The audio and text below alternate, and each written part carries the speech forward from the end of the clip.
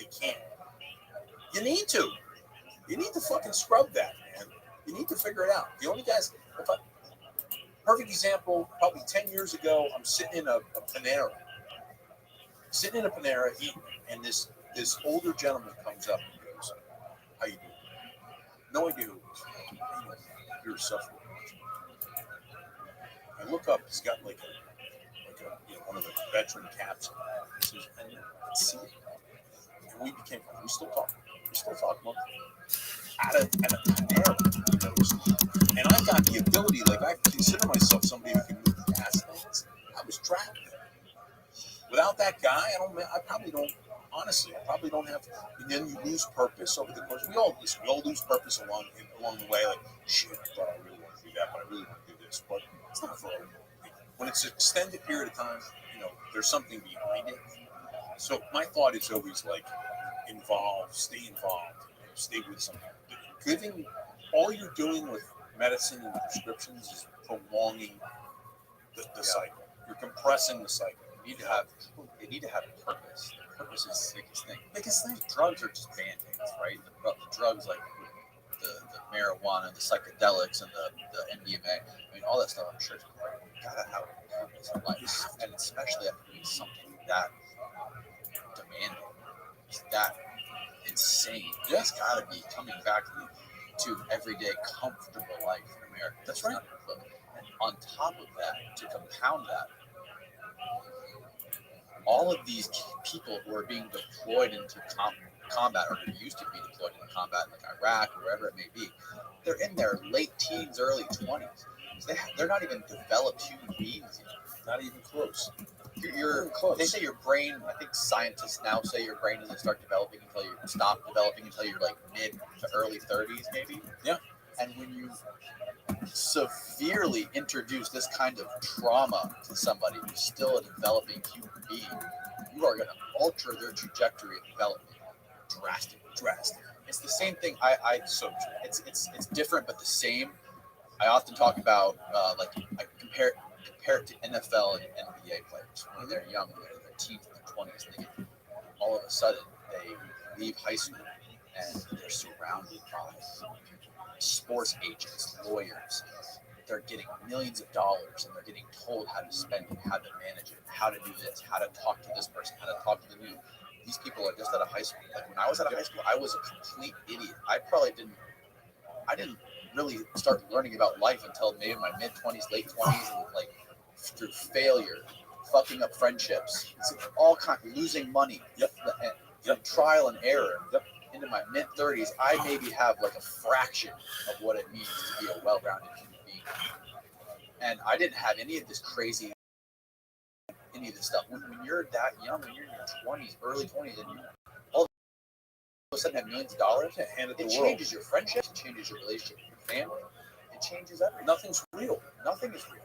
No relationship is real. And what happens to you all of a sudden in your mid 30s or your early 30s, it all vanishes. And how often does that happen? All the time. And it's just, and that is such a point. And I mean, things to come. My partnership, plan to kind of, I can't share. Well, tell us a little bit about what you're doing now since you've come back, since you've been, left the FBI. What have you been doing since then? Yeah, definitely. So the funnest thing that I'm doing is Jersey Mike's restaurants. So we own 2 of those, and so it's doing great. And working children's shoulder with your kids is pretty cool opportunity. But what we've since done is a company that my company's called J3 Global, and it's a security consulting firm. But I partnered with some amazing individuals who have similar type companies, and together, we have really taken peace of mind kind of consulting to another level. So we have actually been able to find, and it's all word of mouth. This stuff. This is what's amazing to me. It's all word of mouth. It's like, hey, if you need something, kind of to reestablish your sense of situational awareness, even establish your sense of a security picture, whether it be in your life, whether it be with your company. We focus on high net worth, which all due respect, there's some tough people. Obviously, they've done a lot to get where they are. So we want to kind of help them protect where they're at, help them realize that there's a need in this world more so than anything else, and then provide an assessment of their life, and then give them recommendations of priorities to take care of them and be side by side. It's almost like a hand-holding experience. But to me, the impact that we're having on these individuals takes me right back to my first platoon in the Army, where I had a true impact to teach and to show and to be side by side and to guide them through difficult portions of their life. The things maybe they never recognized or never thought would happen. And what I tell them all the time, and this struck home with me, and it's easy for me to kind of display and to explain. When they say to me, what's the first, when you talk security in this day and age, people say, well, their immediate response is, I'd love to talk in, definitely we have some background checks that we want you to do, but nothing's really happening. So I don't know if I should spend money, or I don't know if I should engage you. Nothing's happening. We're kind of okay. Let me tell you a little something. Back in 2000, I was in the best shape of my life. And then I decided because I was, reading a couple books about being a cardiologist, I decided that I was a cardiologist and that I could take myself off my living because I didn't need it. I was in great shape. I had no chest pain and no issue. I was working hard, whatever. Well, in December of 2019, I was seated in my office and I felt a sense of doom, which is what they talk about, which is definitely something that's intensified since my roles in different situations along the way. And I knew something was really wrong. I got some pain in my chest, I got pain in my arm, I got pain in my foot. And immediately I said, I gotta go to the doctor. I gotta go to the hospital. Started to take myself to the hospital, realized I couldn't make it, called 911, rushed me to the emergency room, ready to do a CAT. My doctor, I told him, hey, I'm going to take myself off a little bit more that day. I didn't tell him before that. I told him. He was shocked. He was like, what's the matter? You're on your drugs. I got a problem. I didn't take my drugs. 9 months. Because nothing's going to happen. He said, well, here we are. He said, you're 95% in your widow. In your LA. He said, I'm going in right now. He didn't save my life. And for that, I'm forever grateful. He's the greatest doctor. I take blockage, massive blockage. I had about 2 days to leave. It was that close to closing down, right? So that's what I told clients who say, well, I don't really want it. I'm your lipid dude. I'm the one that's going to protect you. Take the lipid from them. Because when something happens, it's too late. I didn't have a heart attack. I got lucky. So I didn't have I had no damage to my heart. I'm better for it. I've got a better mindset. I'm grateful to be alive. And now I'm going to take that and I'm going to transfer it into helping you, giving you peace of mind. If it's a medical issue, it's one thing. But when it's an issue that you can prevent because you have me consulting, you have my partners consulting, and the stuff we can do, our capabilities is beyond anything anybody can do. I put it up against anybody in the world. So all you big companies that are looking at have 700 employees, we have 3. We'll knock your socks off. So that's kind of what I'm doing. You can tell the passion is there, and the more passionate you are about something and believe, and this, the more things start coming. And it's kind of just a wonderful feeling. So that's what I'm right. In addition to, I make fabulous number of peanut trees in my it's in South Jersey. So, yeah. Well, thank you so much for doing this. Yeah, man, I really appreciate it. How can people get in touch with you or contact you? Yeah, I mean, I'll give out my email address, which is the best way. So it's jdiorio, DIORIO at j3-global.com. Please, send me a note. Website's being redone because we're getting a lot more action. My LinkedIn has everything you need to know. So please direct message me or whatever. Love to help you out. You heard it, folks. Thanks again, Jim. I really appreciate it. My honor.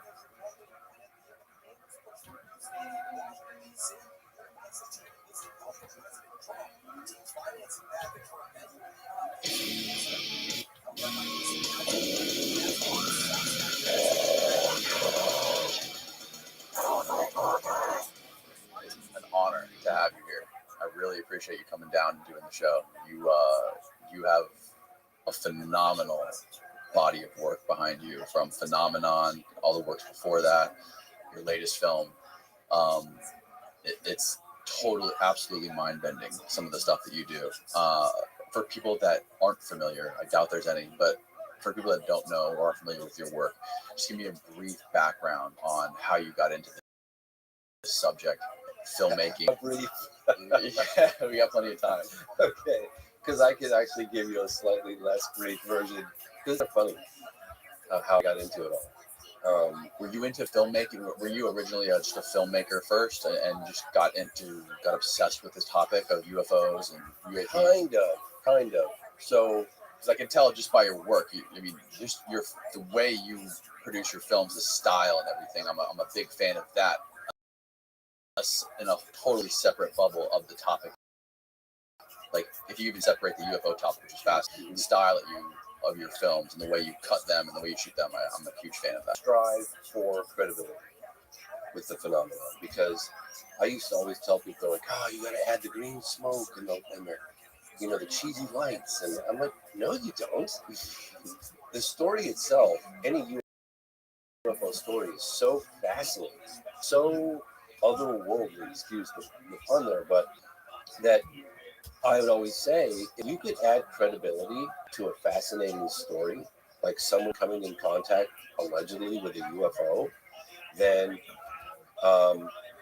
that will succeed, because the story's already so incredible and already so unbelievable that if you could add that element of credibility to your production, then that's a winning, recipe. And so I developed that very, very early on. I remember having like shouting matches with the two older guys that I was working with. They're like, you don't know anything about filmmaking, and we're going to put, you need to add, overproduce and put cheesy effects in. Just stuff that just makes you want to puke in a bucket. You know what I mean? Yeah, we talked about this before. There's a lot of shows out there on the big networks that go so far overboard with the graphics, the motion graphics, and all that stuff, and the production of it. And it's just so, for people like, I don't know, for normal people what it's like, but for people like you and me, it's just, you can see right through it. It just makes it, I don't think it does the subject any favors. I find it unwatchable when I look at it, because if the story is not compelling enough to carry itself, and you have to add those so-called bells and whistles or whatever to keep people's attention, then don't do that story. Right. You know what I mean? Right. But let me back up. My father was a mainstream journalist. His name was Charles Fox. He lived on the East Coast. He wrote for Car Driver magazine in the 60s. And, he was born in England, and he had sclerosis when I was born. And so as I grew up, became sort of his secretary, his chauffeur, his assistant, and I traveled all around and got to do these really cool stories watching my father perform as a journalist. And it was a lot of hard work. I remember thinking, like, all the writing for the stories and all the copy editing that goes into it was more work than you'd expect when it's just words. And so I kind of was exposed to journalism at an early age, more so than I would have been because of my father's condition. And people would be like, oh, you're so lucky, you get to travel around the world and do all these cool things. And like, you try traveling with a quadriplegic sometime, okay? And see how hard that is. Wow. Because it's basically like, having a 200-pound baby trying to make a living. And I'm not referring to my dad as a baby, he's an amazing guy, but I had to take care of all of his needs because he couldn't move. But he would travel, and he was incredibly driven, and he was hilarious and fun to be around. And so we had a kind of a different relationship, father-son relationship, very early on because of his dependence on me and my dependence on him. It was a codependency thing. But we got along great, and we had a lot of fun. We traveled all around the world. I was driving on the Autobahn when I was like 15, basically doing stuff that I shouldn't have been doing until I remember driving to go see this guy, Dan Gurney, who's a race car driver. There was films about him, even on now, I think, Mustang versus Ford, or no, Ford versus Ferrari. Anyway, my dad goes, God, my legs are really bad today. I can't drive. And I was like 12 or 13. We were in Southern California. He goes, you're going to have to take the wheel. I said, Dad, I've never driven on the freeway. He goes, just keep it. I'll never forget. He goes, just keep it in the line. So I've got the big van with my dad in his chair. And Because with multiple sclerosis, he he got to the point where he couldn't walk anymore, but he could still like move his legs a little bit on a good day, where he could activate the accelerator. Eventually, he lost all movement, but there was a period of, I don't know, 5 or 10 years where on a good day things were going well. He could drive if you could get him behind the wheel. He could push the accelerator pedal and the brake pedal and all that stuff. But I just remember, and then we pulled up to interview this guy, Dan Gurney, and who won with the Le Mans, I think, in the 60s. He goes, how old's your son? So my point is that I got to intimately share my father's career as a journalist very early on because of his condition. And so I remember finding the video camera, just discovering the video camera, and what a great tool that was for instant playback and communication and documentation of stuff. And it seemed to me a really nice alternative than all the hard work that my father used to have to do with writing stories. I mean, I was shocked at how much work they were writing an article. Of course, later I realized, once you document things, you got to edit them, and that process is very tedious. But in any case, I picked up a video camera, and I thought, wow, this is great. I could really get into this, documenting stories. I did some PSAs, public service announcements, just basic editing. And then a very good friend of mine turned me on, and I'm not going to give you the super long version of it because you guys your eyes would glaze over. But turned me on to UFOs. And he was like, this is back in the 90s, when it wasn't really out that much, like the early 90s, and I went to high school with this guy, and I remember thinking, boy, too bad this friendship's over because he's lost his mind. He was talking about Roswell. He was, you haven't heard about Roswell and UFO that crashed and recovery? And I just dismissed him as quickly as you could. I mean, I literally was like, what a pity. My very dear friend, Renee, I'm going to have to write our friendship off because he's lost his mind. And then I was apprenticing at a video production company in Northern California. And I started talking to this guy, Richard Van Sickles, running the company. I had a respect for him. I looked up to him a lot. And I said, yeah, my buddy Renee is really UFOs and Roswell. He goes, oh, you don't know about that? I was like, no, I don't know. Roswell? I mean, an alien spaceship crashed? He goes, yeah, you didn't know about that? I was like, no, how am I supposed to know about that, And so I started to look into it. And I realized, wow, the military really did put out an official statement that this happened. And then I went to a couple conferences and I met some ex-military guys that were talking about, gun cam footage of UFOs in the 50s. And I thought, oh, these guys are really credible. Maybe there's something to this. And I was just kind of interested. And so I was like, I got my video camera. I'm going to make a documentary on UFOs. And my father was horrified. I mean, he was like, son, please come back. Like, what happened? What did I do wrong? And he was begging me. He said literally, I'll never forget it. He goes, it's a dead-end street, son. There's nothing to it. It's going nowhere. Don't waste your life. And I thought, my father's so supportive for so many things for so long. He used to say to me when I was a kid, I don't care if you're a garbage man or if you want to be a teacher or whatever it is that makes you happy. That's what I will support always. That's the only thing that matters in life. And yet he was so opposed to it. He had members, because I was born in England, he had members of my family writing letters just saying, please, your father's begging you to reconsider. Don't waste your life, kind of thing. And I'm like a Taurus, so I'm kind of stubborn. And I thought, well, I'll show him. So I probably worked like 10 times harder than I've ever worked in my life just to kind of show him, And it was hard. Boy, it was really hard. And it took me about 4.5 years, and I got some incredible interviews. The final coup for me was I got the opportunity to do a phone interview with Apollo 14 astronaut Edgar Mitchell, and that really kind of solidified the credibility of the film. It kind of stepped it up a few notches. And I went to Roswell for the 50th anniversary towards the tail end of production, and I got some some never before seen testimony from alleged army officials that were involved in Roswell. Because, like, in 1997, that was the tail end when the people were dying. You know what I mean? With Roswell, Right. Like, it was 50 years. So the people that were, they were like in their, they were in their like 20s. They would have been in the 80s.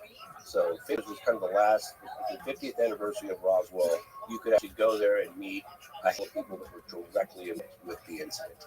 They're dead now. I don't think it's anybody left alive. So anyway, I went there and I made this film, and I ended up selling it to Discovery Channel.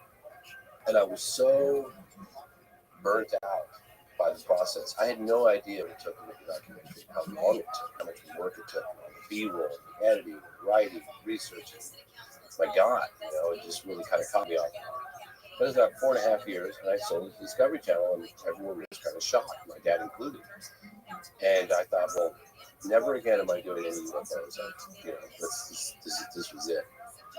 And then, and if I'm going on too long, just tell me. No, you're not. Just trying to tell you how I got involved with this whole thing, and I never intended to be where I'm at today, nearly 30 years later, of still producing documentaries on UFOs, because never in my wildest dreams did I ever think I'd be that guy, and I never wanted to be that guy.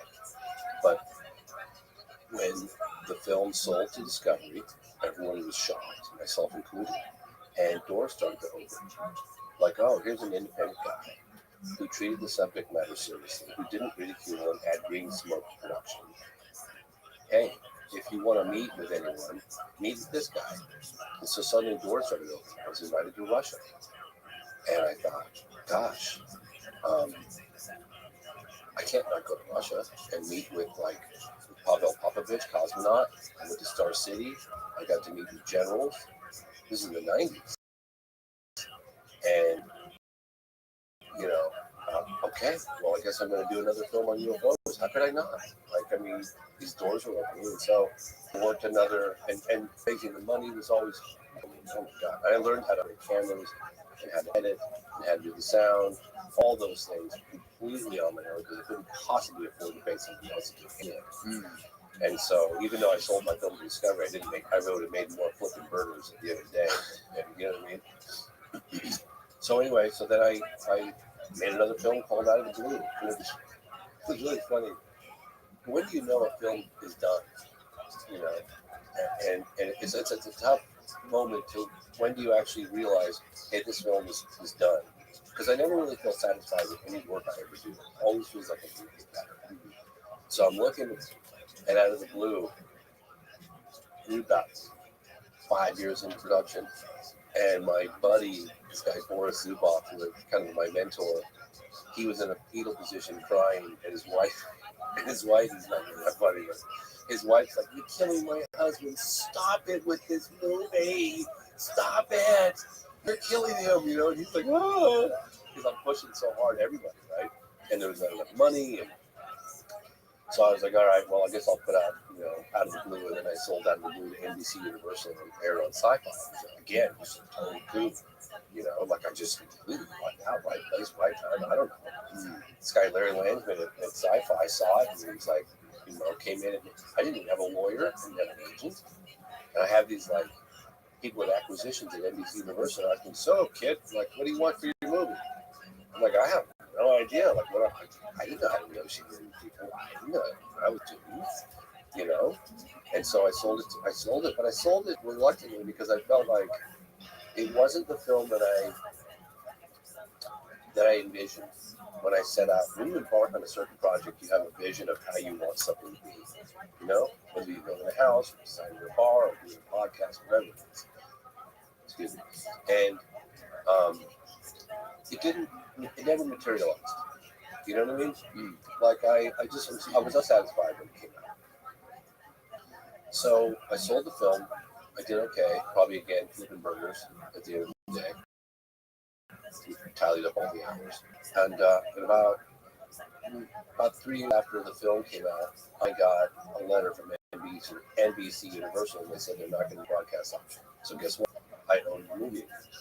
Well, I'm going to make a checklist of all the things that I was unhappy about. I'm going to redo this film. And I remember at the time, my partner was like, you know, what are you doing? What are you talking about redo the movie? You did that movie, we sold it, it's done. I was like, yeah, but it was never the movie I wanted it to be. So they were like, you're out of your mind, okay? Go sell crazy somewhere else, we're done. And so I ended up having to bring in new investors and new partners and to redesign out of the blue and raise more money. So I made a checklist of things that I wanted to accomplish for the film Out of the Blue, to revise it, make a director's cut. And that was about 10 people long. And the ninth one was like I wanted to get more direct eyewitness accounts of the Rendlesham Forest case back in December of 1980 that happened in England at a joint U.S.-British air base that housed nuclear weapons that had a UFO land. It was a fascinating case. You can look it up, Headwaters, Rendlesham Forest. And then there was a very, very compelling close encounter, like a mass sighting that happened in 1997 in March in Arizona. And it's commonly referred to as the Phoenix Lights. You talk to witnesses, they say, don't call it lights, call it a massive, UFO flyover, because the object was not lights, it was a massive boomerang-shaped object that was from 1 to 2 miles across. And that's something that you wanted to include in that film? Well, I investigated the case and I did include it in the film, but in I think it was like June, the sighting happened March 13th, 1997. And then I think it was June, there was mounting pressure from the people, from witnesses. It got like a national story. And the governor of Arizona, the then governor of Arizona, Fife Simonton, was like, we're going to get to the bottom of it. We're going to find out what it was. I'm contacting the local Luke Air Force Base, Pentagon. Isn't that the guy? Is that the guy who like walked out of the press conference dressed like an alien? Yeah. So a couple of hours later, he has one of his aides, and I was investigating this case when this was all going down. I was into production. It's either 15 years or out of the blue, probably out of the blue. In any case, I was in deep investigating this case, and that was so. Fife Simonton, the governor, then governor, was like, we're going to get to the bottom of it. He was serious. Like, he really was. If you look at the press conference, it's in out of the blue.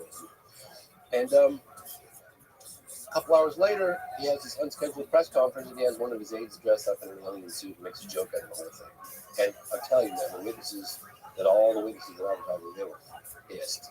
They're like, I put you in office, we're your constituents. How dare you make fun of us like that? What's wrong?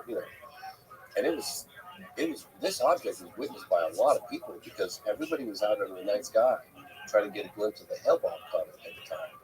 So, and this object flew from the north all the way across to the south of the entire state of Arizona. It's a fascinating case. Anyway, my goal was to get Fife Simonton on camera and find out, why the hell he did what he did. Right. So, and this all takes many years to do all this stuff. And so, to my complete astonishment or shock, I got 9 out of the 10 objectives done for that film, including an interview with Governor Fife Simonton, who was no longer governor at the time, but I got an interview with the governor. Can you hear me? Nobody ever got an interview with Fife, right? So I'm driving down. Ghostly. One of my partners in the group. Hello. Well, what's Fife going to say? How are you? He's going to say. We got the former governor of Arizona willing to meet with us, Ghostly. So on the way down to meet him in Santa Barbara, he said, well, I have a house in Arizona, but I also live in Santa Barbara.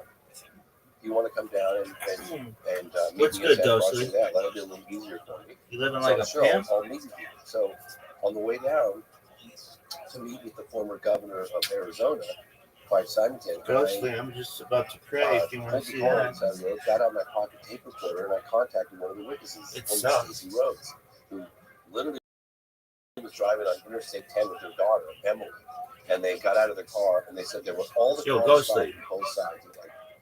How are you? Maybe 7 o'clock in the evening, 6:30, 7, something like this. And she said that every Ghostly, car. do you remember that time I asked you how you were doing? And you were just dead fucking silent? And they got out of the car. Everybody remembers that. Boomerang-shaped thing like this. It was amazing. Floating like a city, super slowly. Sat there, just looking at it. Shout out to Floated right over, Ghosty. huge, like a mile. She goes, Everybody loves she Ghosty. goes, if I held This is up known an as a open up Ghosty song. newspaper What up, like Miss Aquarius? this, How you living, girl? directly over my head, I could not have blocked out this crap. That's how big it was. Okay, Can you hear me, Miss and a Aquarius? lot of people saw it. I mean, I interviewed people all across the city that saw this thing. Are you ready for me? Yeah, I'm eating too, so hold Okie doke. Just one moment. Let me get my phone. on. There we go.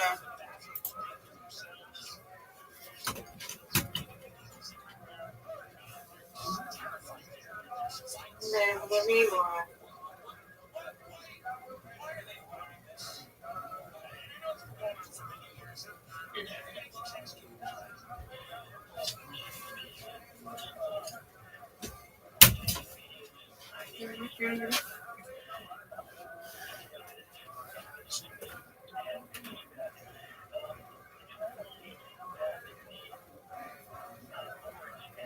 Oh, my mama ain't look. I'll get that out. I'll take it upstairs. Then she clean it up.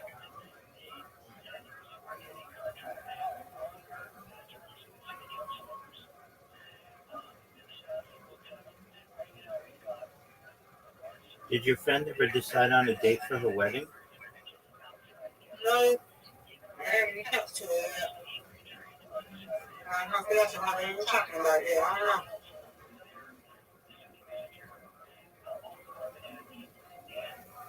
She going to her family reunion and you gotta meet them on the other side of the house. I don't know. I don't know. I'm trying to talk somebody here up in the morning.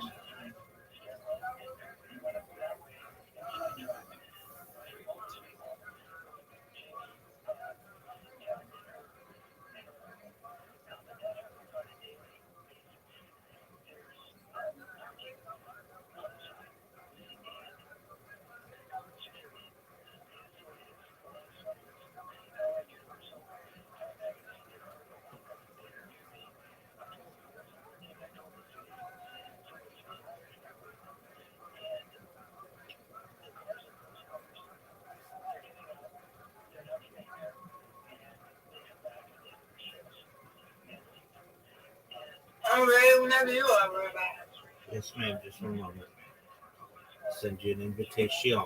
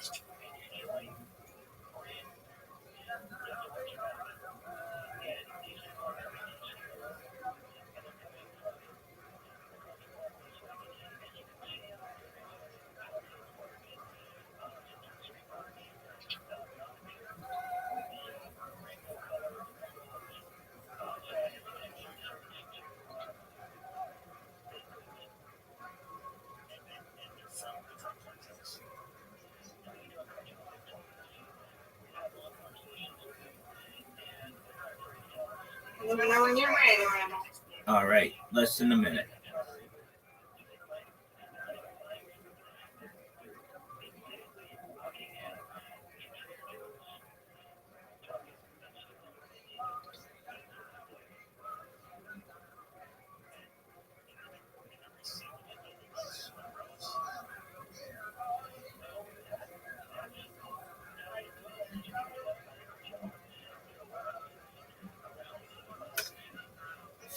All right.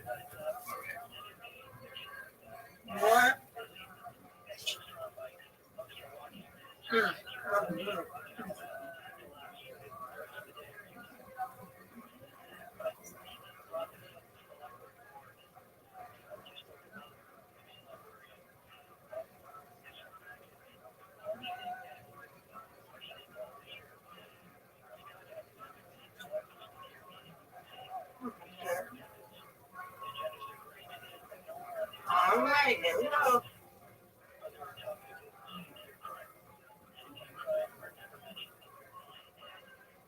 What was that? I've never seen that. What? Did it glitch? Your I ball. don't know. I missed my cup. Tell you now. Okay, maybe my thing glitched. I'm gonna close and reopen.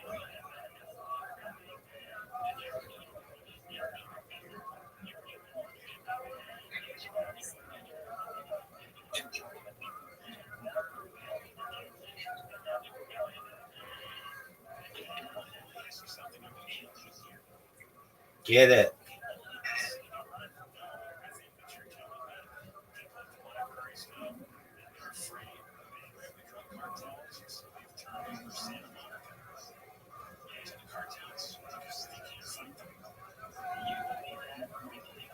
All right, you got 9. Nice spare. Thank you.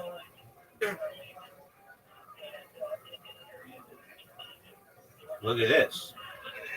Ooh. Mhm.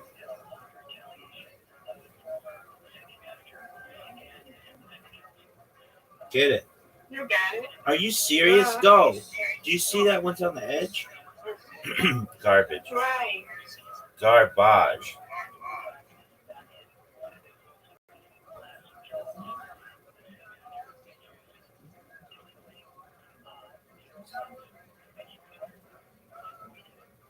Yeah. I won.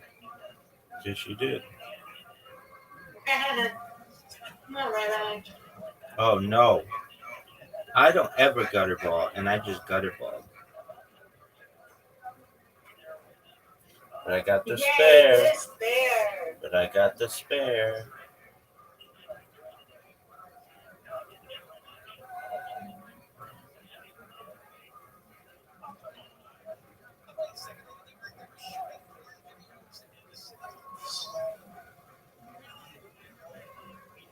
Nope. Okay. You got this, Rabbi.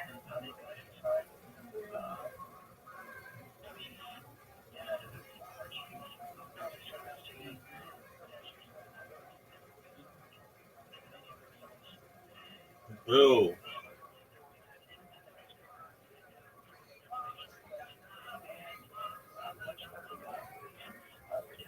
Me. No. All right. Hmm. There she goes. How are you watching?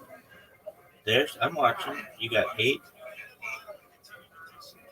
Yeah, I'm talking to my auntie. Get these 2. Get these 2. What's she laughing? You got one. You got it. Come on. No. Come on, Rabbi. You got it.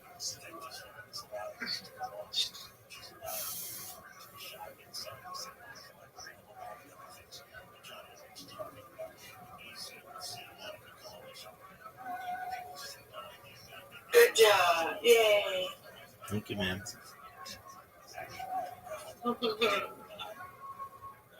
I win, you win. That's right.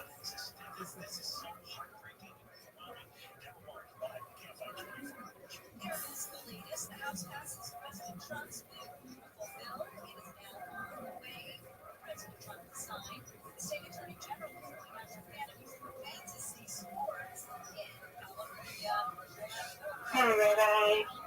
No doubt. Go.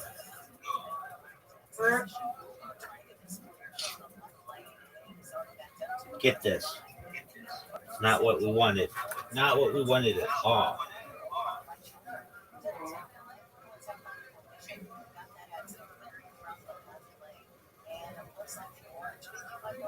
Look at you, girl. Look at you. Strike.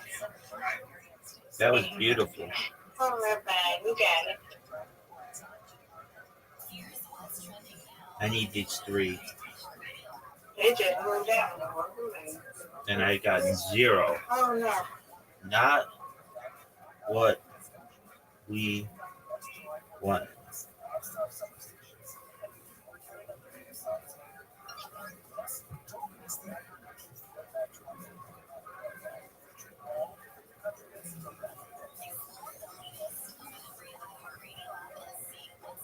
Nice spare. Thank you. You're putting up numbers. Hey, get a strike. Thank you. That's what I'm talking about. That's what I'm talking about. That's what I'm talking about. You got it. Oh, for sure. For sure. I'm gonna get this. That one. All right, come on. Come on. 2 strikes in a row. That's what I'm talking about. Good job, good job, good job. Going for a comeback. Big time comeback. Big time comeback. It is what it is. You got it. Miss Aquarius. Uh-oh. Comeback time. Get it. Nope, but I got the comeback. There we go. Strike, strike, spare. Get another strike. Cherry on top. That's all right. Man, still leading. Good job. You win, I win. It's okay. I win, you win, Miss Aquarius. Yeah. Yay. All right. We will play later, okay? God willing. Excellent. We'll see you then. All right. See you later. Bye-bye. Bye. Shout out to Miss Aquarius. Like the nicest lady ever.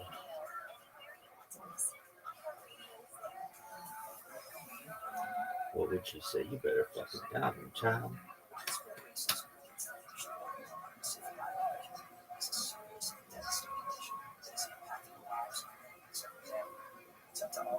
Dog, then you get a fighter and the kid. Your favorite podcast. Maybe the greatest podcast in the history of the world. What do they talk about? T-ball. Cruises. Cause we back at it again. It's a fighter and a kid. What do you like more, the fighter and the kid's theme song or Golden Hours?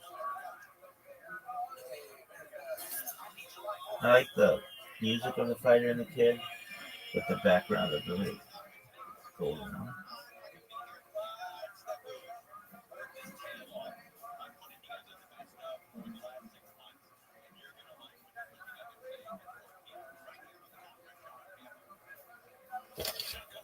Yeah, because we're back at it again. It's the fighter and the kid.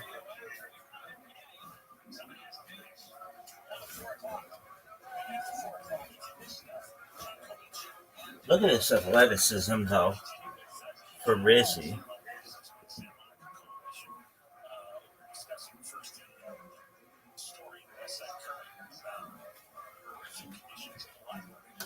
All right.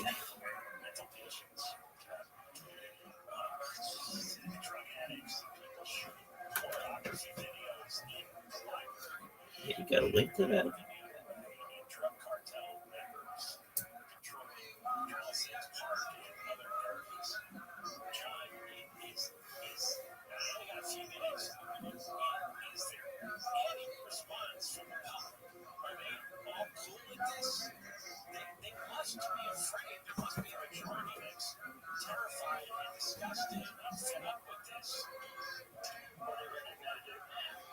Play-Doh?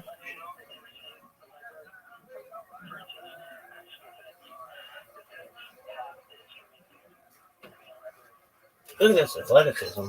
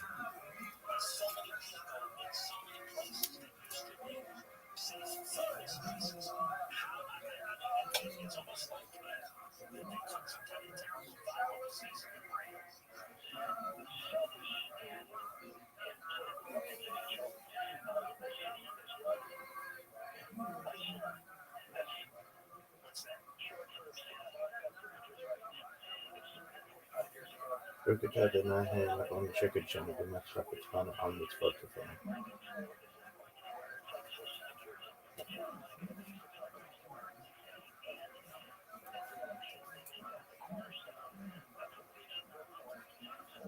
Bird shanked about the hotel and on the edge.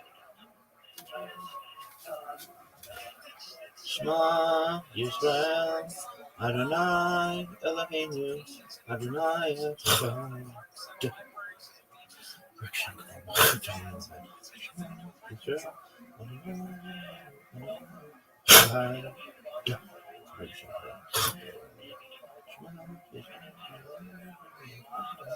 Adonai Echad. Bird shanked about the hotel.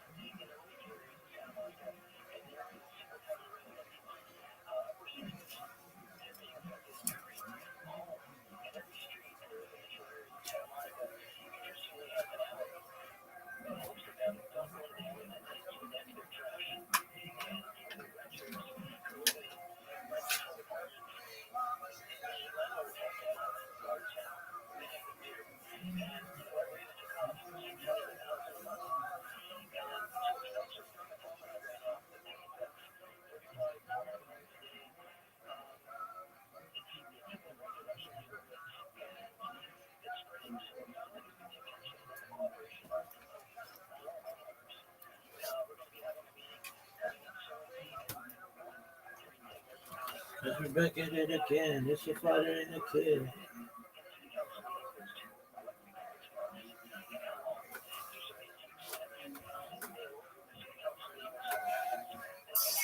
Yo, dog, what the fuck is going on with this bullshit?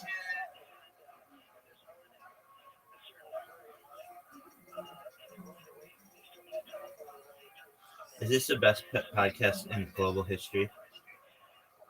Pretty close.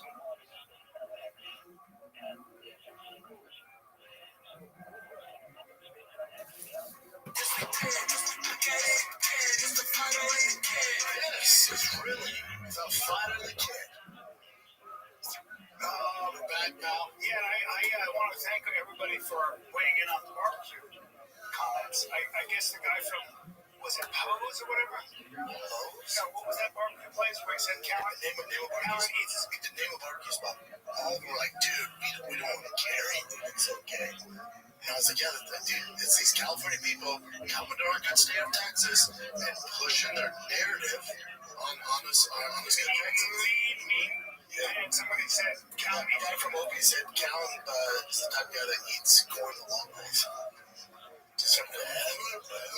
People take their barbecue so fucking seriously. That's just gay shit. But you can't help it. You know, like, you don't mean to be gay. No. You know when you see, like, a kid just, like, running, he has a little flare, and you gotta get sugar in his tank. Yeah. He doesn't need to, when he runs, to go, like, yes. I was at Salt Lake. I saw a kid score a touchdown. He goes, yes. And I went, that's cool. I don't discriminate, too. I went to, a lot of dicks are having kids when he gets older. You're 58 or whatever, and it's just like, come on, bro. They don't need to. Like, you were in your head going, man, people are think I'm gay if I'm getting Tesla. Yeah, it's just what you do. I went to Salt Lake and they said, what would you like? I got the bison ribs, delicious. The bisons are nice. And then I got I got the pulled pork, delicious. Pulled pork, gross. And then they said, you want sweet tea or unsweet tea? I said, of course, unsweet tea. And then no mac and cheese for me. I had a double serving slaw. It's not bad. Yeah, it was delicious. I don't really fuck with any salad. If I'm cheating, I'll go with that potato salad. It's a nice potato salad. The one place Don's potato salad, a little more. Dude, I like a nice potato salad. Slaw, overrated. Good potato salad. It's something. I love potato salad. Dude, a nice green corn. Green corn is good. Dude, but the boys yesterday, I bought the boys in case he's in town shooting content. Right up the road, dude. It's Joe's Smokehouse. It has a reggae theme, which I can't stand, but whatever, that's the thing. Dude, for definitely for a food truck, top 3 I've had so far in Texas. 6 minutes up the street. Is that right? Fantastic. I keep learning those very delicious. Yeah, morale. Oh, it did. But how are you still Texas? Who are you talking to? Oh, sorry. I just. Who the hell are you talking to right now? Okay, that's all right. Because you live in California and you just come in. Where am I right now? You're in Texas right now. Yeah, you kind of got in my face a little bit. About the lane? Just in general. You said like, oh, I just had one of them. I don't give a shit what you have. What did he say? He's like, oh, I just had one of those. I'm like, oh, do I care? Yeah, he kind of got in my face. There we go. What's up, gangsters? A lot to handle. He's feisty. He's very strong. Athletic kid. Floating the ground. Trying to move him around. I couldn't do it. He's feisty. Look at this athleticism. Look at it. Look at it.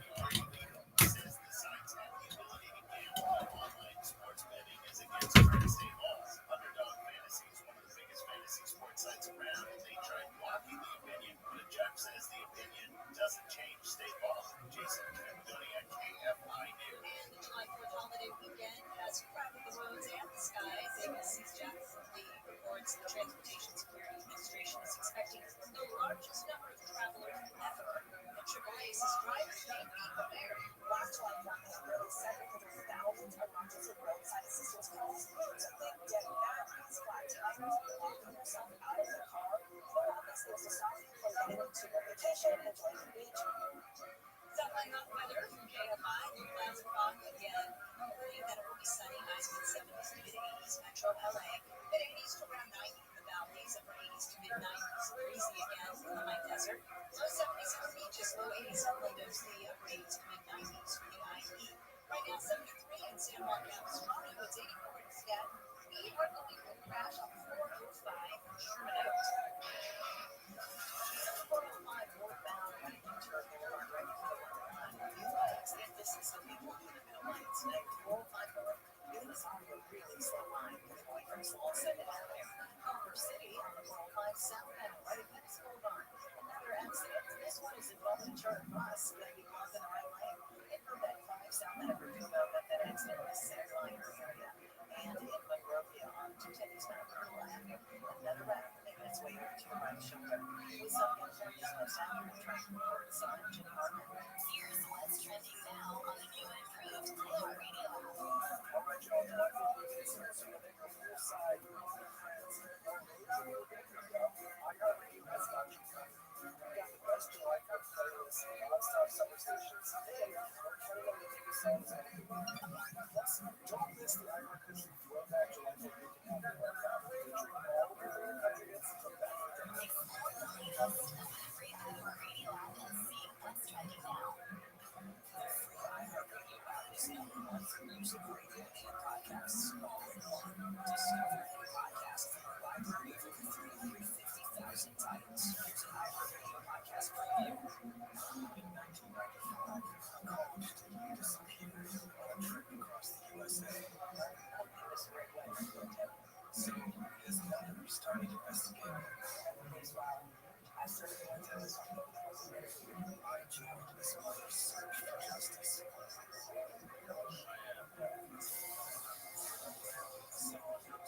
Season 6. Listen and follow this podcast for free on the iHeart Radio app. Number 1 for music, radio, and podcasts all in one. iHeart is America's number 1 podcast network. September 1979. Virginia's top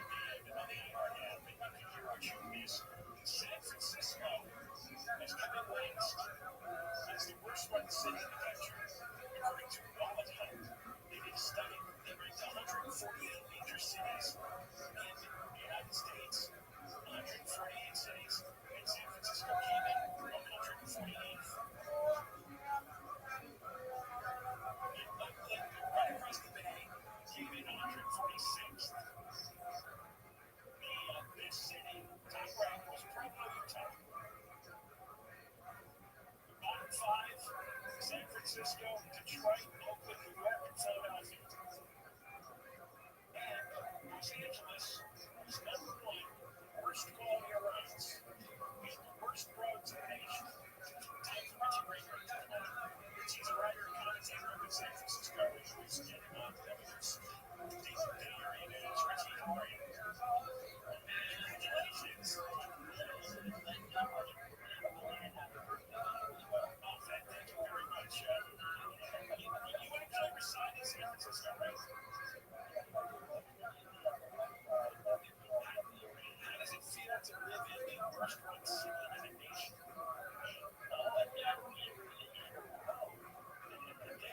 Worse than Detroit.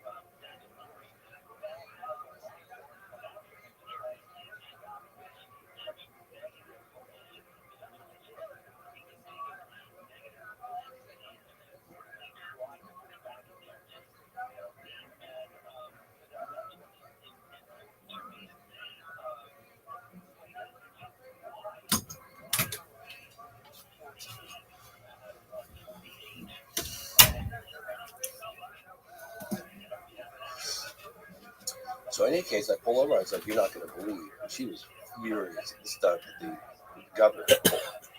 So I was like, "You're not going to believe what I'm going to believe." She's like, "You take a guess." I said, "Governor, I'm sorry.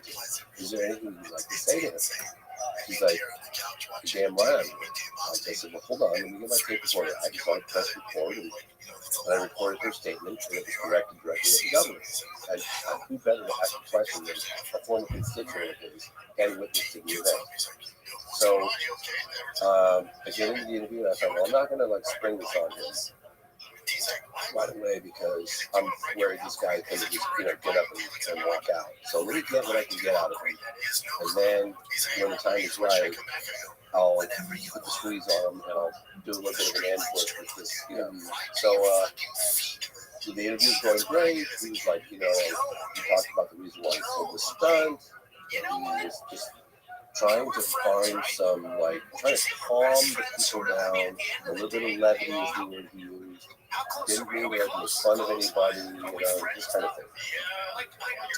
So then I said, "Hey, Governor, I've got a little something I'd like to share with you. It's one of your former constituents and a witness to the event. And she'd like to ask you questions if you don't mind." He's kind of squirmed his feet a little bit.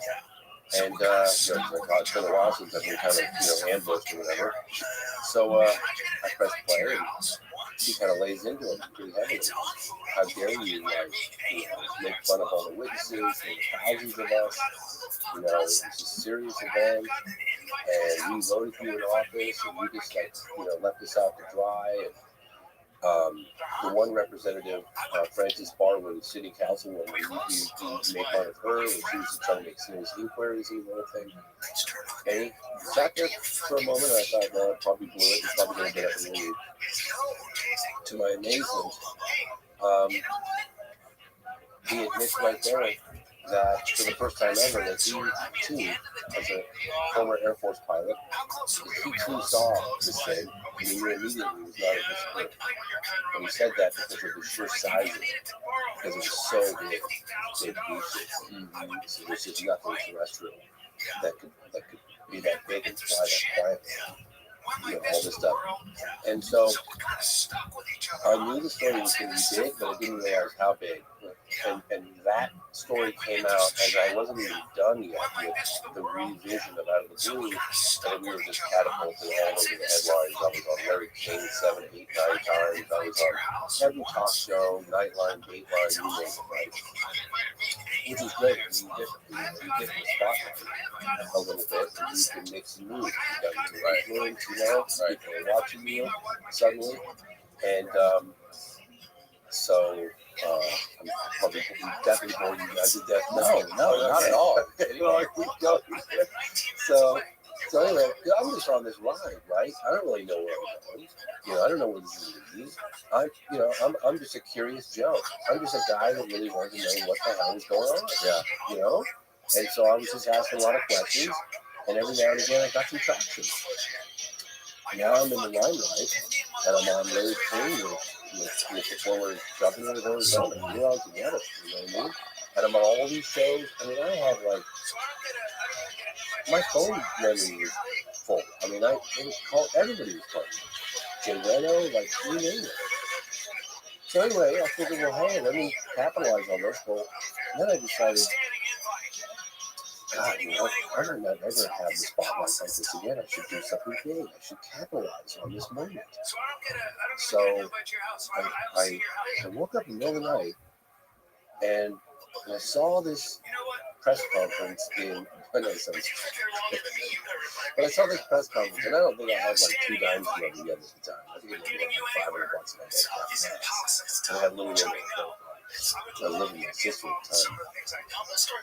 And I woke up in the middle of the night, and I had this dream. I just kind of I just saw this event at the National Press Club where I got military and government officials from all these different countries to come and testify and do this thing, right? At the National Press Club in Washington, D.C. Well, I had the attention of a lot of the media. I had their numbers in my pockets, and I think I called my contact at Larry King, and I said, hey, I'm thinking about doing this again. I didn't give any details, I don't know. I was like, I'm thinking about doing this again in the National Press Club.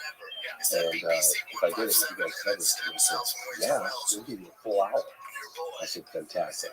So then I contacted this woman, Leslie Kane. She helped break the story of the New York Times article in 2017. It catapulted this whole phenomenon on the front page of the New York Times, and that was the secret Pentagon program. So I contacted Leslie. This is way years ago. I said, Leslie, I'm thinking about doing this thing. And she's seen me in the news all over the place. She knew that I had an exact.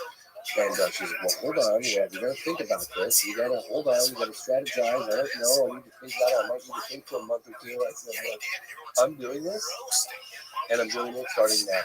Are you in? Yeah. And she's like, oh, I'm in. And so now all I needed was the money to put the event on. So then I was like, okay, so now I got the media coverage, now I got this, now I need some money. So I contacted the National Press Club, and I booked the ballroom, which is the biggest, most fancy room they had. And I had to put $500 down to hold it. It was like, $1,000 to book it. So I called the National Press Club that morning, and we take a $500 deposit, right? $500 in the credit card. So I booked it, and I heard my sister earlier, did you just book the National Press Club? She's like, yeah. She goes, how are you going to afford to ever do that? I was like, I don't know, I'll figure it out, And because I was getting a lot of media coverage, that really helped. I was able to buy out my 2 other partners and bring in new investments. And for the money that I bought them out and that I sold their share of the production, the new production, I was able to fund the National Press Club. In fact, I was a little short. Somebody ended up sending me some. My point is that, you have an idea, you might not have the resources, but an idea can lead to something big, because a lot of people are too scared to go for it.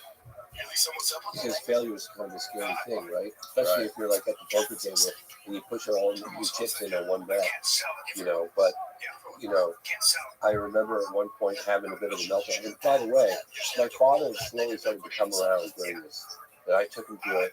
When I got back from Russia, I went and met with rookie astronaut Gordon Cooper. He's an iconic figure of my dad's generation. He was the last American astronaut to go from space alone. And, you know, everybody knew of my dad's generation. Knew rookie astronaut Gordon Cooper. He was in the right stuff.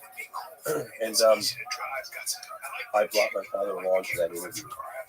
And Gordon Cooper had talked about a landing flying saucer that was filmed at Edwards Air Force Base in 1965, and how he chased these discs in fighter jets over Germany in the late 50s, late 57, something like that. But in any case, my dad was like, here's a man whose credibility's on the line. He's got nothing, he's not getting paid. He's got everything he needs, nothing to gain. Why on earth would he make this career up? That was a bit of a turning point for him. And he also saw, you know, some of the success, and I was, you know, things were really taking off. And my dad definitely started to reconsider, more than reconsider, he became a very big supporter of mine. He was very, very excited about what was happening. It was all just kind of unfolding, you know, as it was happening. So getting back to the National Press Club event, so we did that. And I didn't have, I'll share another story since we have the time, I guess. It's kind of funny. We didn't have an alternative, a plan B to promote the National Press Club event. Okay? It was a big deal. We were flying in 15 people from 7 countries, from all around the world, military, government, FAA officials, people from Tehran. I've got a photograph of a fighter pilot in Tehran that had one of the most dramatic encounters with a UFO in 1976 over Tehran, Iran, where we literally tried to fire it. The thing walked up and seized his plane and tried to fall out of the sky. I'll show you a picture of that real good. Incredible encounter. Nobody had ever gotten Parviz Jafari to come to the United States, ever. And it was right after the Bush administration had called Iran the axis of evil. So I'm like, I was like, don't say that. I'm trying to get visas to get this guy over to the States. Yeah. You know. Anyway, the time was very, like, you know, sketchy. So we did the National Press Club event, and I was like, I'm going to make a movie on this National Press Club event. I'm going to fill it all in HD. And everyone's like, how are you going to make a movie about a bunch of old retired guys standing on a podium testifying of the UFO phenomenon? I said, well, who's the guy? Al Gore made a PowerPoint presentation on a film, and that, you know, if he can do it, heck, I can do it, right? So I ended up making a whole movie, and I was still in production. I still hadn't finished production with Out of the Blue, the revised version of Out of the Blue. But suddenly, this whole new thing came along, and so I made a film on the National Press Club event that I did with Leslie Kane. And it's called I Know What I Saw. And I continued production with that. But the crazy part was, as I was saying earlier, sorry, I keep going off these tangents, is I never really had the money. I never ever had any money up front to do anything I've ever done. I always kind of found the money because I really believe that I've lived it. People will see and be inspired by you going for it, right? And it's a scary thing to go for it. It really is. Because, you know, you're shouldering this project. You don't know the ultimate outcome. You don't know what decision you're going to get from forward or not from forward. You don't know where your next check's going to come from.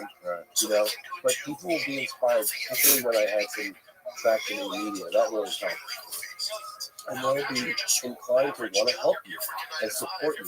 And so there's this upswell of support coming from the. I had one guy, I never even met him. Bless his heart, I just went to thank him the other day. I found out he was Joe Bellotti. Never met him. It was a lovely joy to send me a check for $20. That was like $1 million to me. I did so much with that money. Yeah, and I contacted him recently. I lost contact with him. And I reached out, and his daughter goes like, "Yeah, Joe Bellotti, unfortunately, in the past couple of years." I was like, "Oh my God, I never really got that." Anyway, my point is, so then I did. I could go on. The sweatiest war in the history of humankind. Some anonymous. Plus milk lover. But then I did. I know what I saw, and I sold. I know what I saw. And, I like the clarification. it was all just running precarious, and you know, you've got The a really sluttiest whore. Things have changed in the last decade and a half a lot. But I remember finishing the movie, and it was a pretty good movie. It's the sluttiest whore in the history of mankind. No, it's humankind. Did I say mankind? And Tom DeLonge It's humankind. Plus love letter. recorded some sound in his studio in San Diego. I like that their name has to clarify that as the sluttiest in the history of humankind, that they are also in which otherwise might be indiscernible. Miga, Mina, you get it. You get it. This side, that side, independent. Text this version, texted version. Oh my god! And I had to do it on DigiBeta. DigiBeta tape. I was like, what the hell am I doing this on DigiBeta tape? You guys are gonna digitize this stuff anyway. It's already digitized. Like, what are you doing? And it was like the last year or two of the stupid process. It was a nightmare. It cost so much money to be done, and I kept failing. The delivery process. Black Labels had to be a certain this, and they were very. Amy had very high standards of like delivery. And it was like, you know, super expensive process to use data tapes and everything.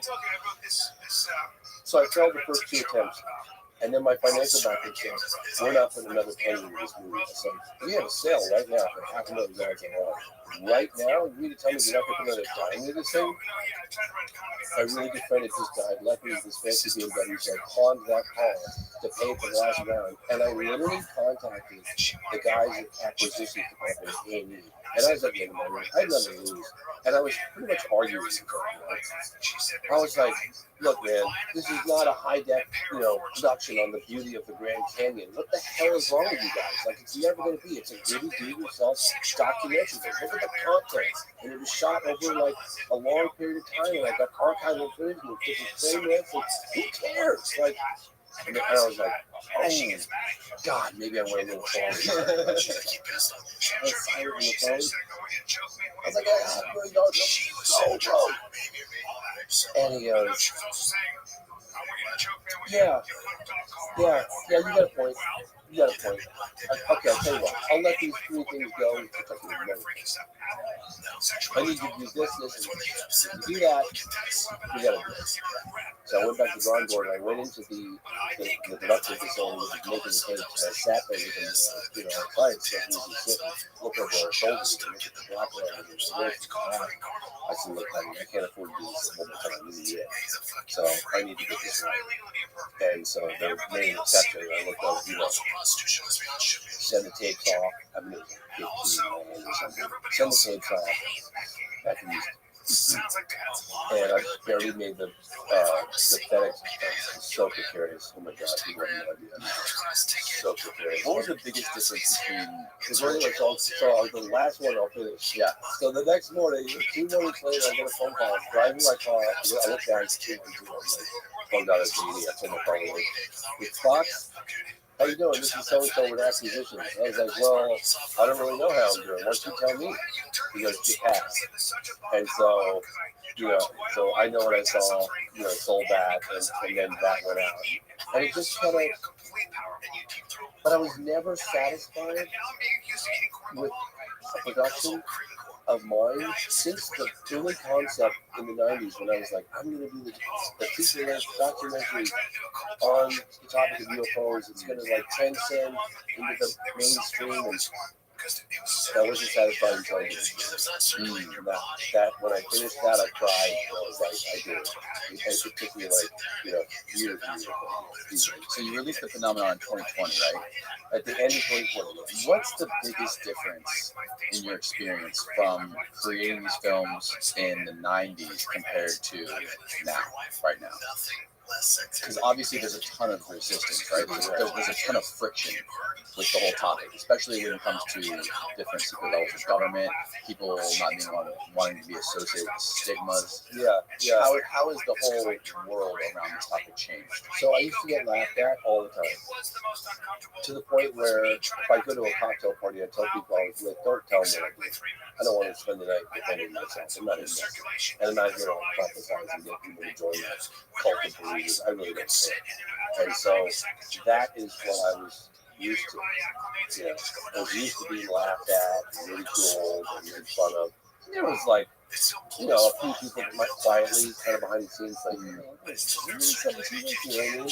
Well, I had a friend that frankly saw something. That all changed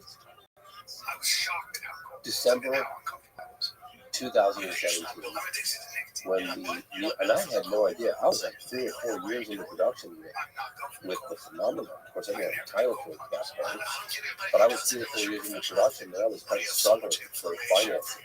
You know, a lot of times on making a doc, I'll get, you know, funding, and then it takes me so long, and that funding will dry out. Then I got to find more funding. Well, right around the time when the New York Times revealed the secret Pentagon UFO program, that changed everything, because it wasn't just the fact that they revealed this secret Pentagon UFO program, but they also revealed or released evidence. That was the cockpit recordings of those UFOs, you know, and then you had slowly the pilots coming out, right? And that, and then you have the former Senate Majority Leader Harry Reid talking about how he initiated this with a couple of other senators, and like they gave the contract to Bigelow. And anyway, this whole thing would come out, and I had people from all around the world apologizing to me. I'm not kidding you. Like, we're so sorry we made fun of you so long. Wow, I guess there really is something to it. It really changed. It really changed everything. That something new. Sorry, yeah. So, the difference in terms of perception,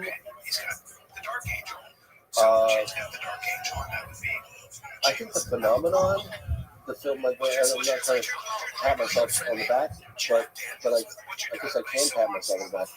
I was terrified. So there are 3 categories of UFO sightings, according to Dr. J.L. Hynek, who investigated UFOs in an official capacity as a scientific advisor to Project Blue Book. Project Blue Book ran from 47 to 69, sometimes 70, but they announced its closing in 69. They investigated 12,000, this is the United States Air Force, they investigated 12,618 cases, out of which 701 remained unidentified. Remind me about that number. I'll explain the relevancy with that number from the report that came out yesterday on the Hill.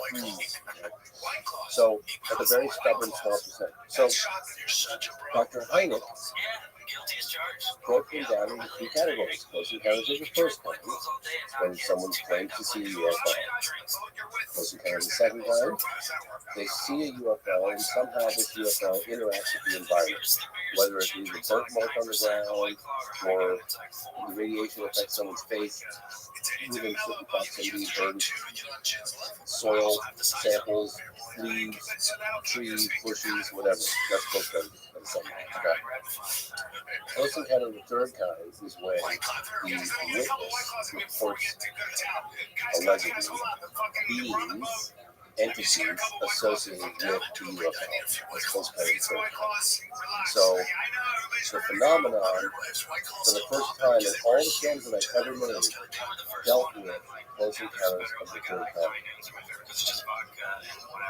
Alleged beings. And it's very different between objects in the sky and beings on the ground. Yeah, it's a big difference. You can talk about Russia or China all you want. And when you talk about beings on the ground, that's just a game changer. I'm going to get to the relevance of what the close encounters of the first, second, and third time. So all the history I've done, I did 50 years ago now, once I sold the Discovery, I did IDB version 1, I did version 2, I did version Saw. I've never ever dealt with Close Encounters of the Third Kind, where the witness report, there was court scene beings associated with that. Okay? I felt it was a slippery slope, and well, it's kind of a difficult one to kind of swallow. Yeah. With the phenomenon, I went for it. And honestly, I was terrified because I had high-level government and intelligence officers in the film, several of which, including the former Senator George Reed, refused to sign a release form until they got to see the movie. I don't blame them. Right. So I got a movie that starts in Alabama in the 50s and it ends in Africa from an alleged landing of a UFO, multiple UFOs, and the occupants getting out in broad daylight with 100 witnesses and interacting telepathically with these witnesses. That's just nuts, right? I mean, come on. Like, I thought the Harry Reeds and Cadettes and all the other intelligence people that were in my movie at the time, like, take us out of the movie. I was terrified. Nobody had ever done with the mainstream reporting with all that and dealt with alleged close encounters of the third kind. It's just such a game changer because we can no longer like talk about whether it's Russia or whether it's a drone or whether it's, we're talking beings. These beings are very different than a human, right? In fact, if you want, I've got some illustrations. Yeah, no, we'll definitely get into that. But anyway, my point is that that was the first film, the phenomenon, where I broke through to a much broader mainstream audience, and not only that, but we reported on very compelling close encounters of the third kind. Yeah, the stigma, when you talk about the stigma associated with just UFO sightings, encounters the first and the second kind, it's definitely been largely erased by the New York Times article. But there's obviously still a lot of it when it comes to actual creatures or beings being reported.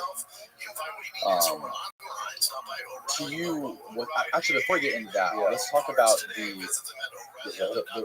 Yeah, the latest news that just came out yesterday regarding the Hill. And I also want to ask about what you know about the new bill that was passed to protect whistleblowers. It's to, maybe you can find it. We'll talk about that after, but it's a new bill that was passed to protect whistleblowers of private organizations that are working on some of these secret programs. For example, in Lockheed Martin or Raytheon, whatever it might be.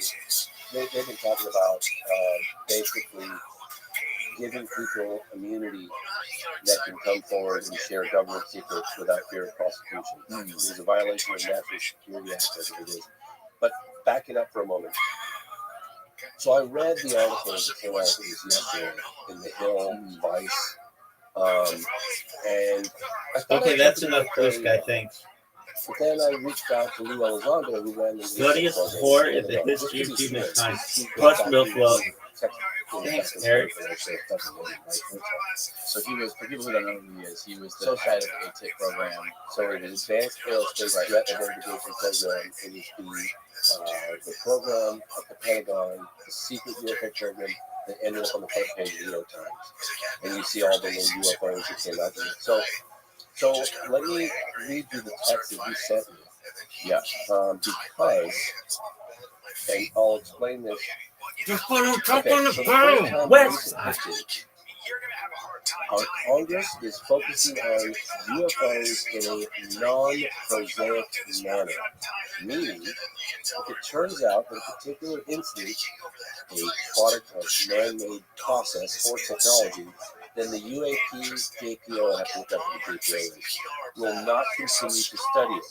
Only those phenomena that fall outside the category and are truly anomalous will be focused. So basically, what he's saying is you've got to select committee, right? And they're saying, I talked earlier about the 701 cases that ended up in the unidentified category. They were investigated from the Air Force, right? Out of 12,618. So that's that very stubborn, small percentage of cases. So what the history of humankind plus we're only going to look at stuff that's non-human. All the other stuff we have no interest in. So by them saying that, they're admitting that a small percentage of UFOs, we're not trying to find out if all UFOs are of extraterrestrial origin, right? It's are any.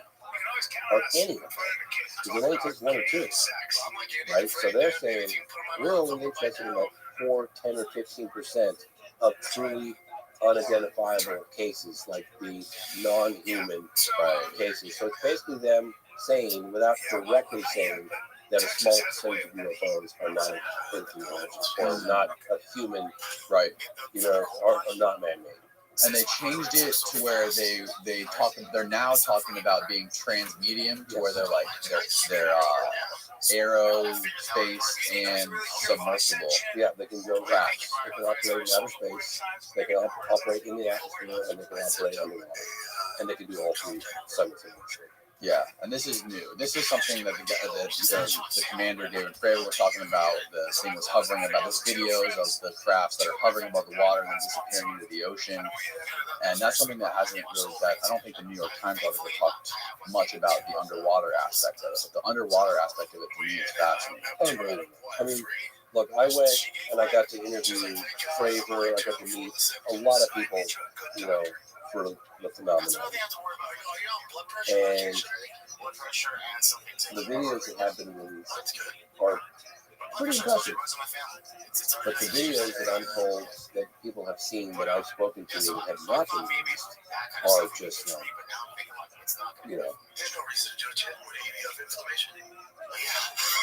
more in focus. They'll exhibit like a flight characteristic. Like, for instance, there's one out right now called the Go Fast. According to people that I've talked to, you see the Go Fast, and the guy is trying to get his radar on it. He goes, I got him, and he finally gets it. It's extremely across the time. Go Fast. He goes, Go Fast. But apparently, that video is much longer, and then it does it run to be able to turn and then shoots off the screen. So there's that. The famous TikTok that David Fravor talked about, where it's like stationary and the jet's flying towards it, and then it shoots off the other side. That was in 2004, the Nimitz UFO encounter. That apparently, according to David Fravor and others, there's a much higher resolution version of that. Somehow it has not been released. There's stuff underwater. I mean, I just heard some incredible stories. Look at this athleticism, folks. I've done my best to describe video and photographic evidence that has yet to see athleticism to you all over the course of the past 3.5 years. But you're really just seeing it right now with your own fucking eyes. I'm putting up Hall of Fame numbers. Same room with the guy. He confirmed on camera, which was a very, very big gotcha moment in the phenomenon. I'm putting up Hall of Fame numbers. I said, wait a minute, are you suggesting? Gotta take a shit though. There's evidence. Look at this move. West Side. I'm telling you that most of the evidence. I gotta take a shit. So, some intelligence. Tell me lies, tell me sweet little lies. Tell me lies, tell me lies. Oh no, no. Look at this athleticism. West Side. Or that they've seen the evidence. They've seen the video and photographic evidence.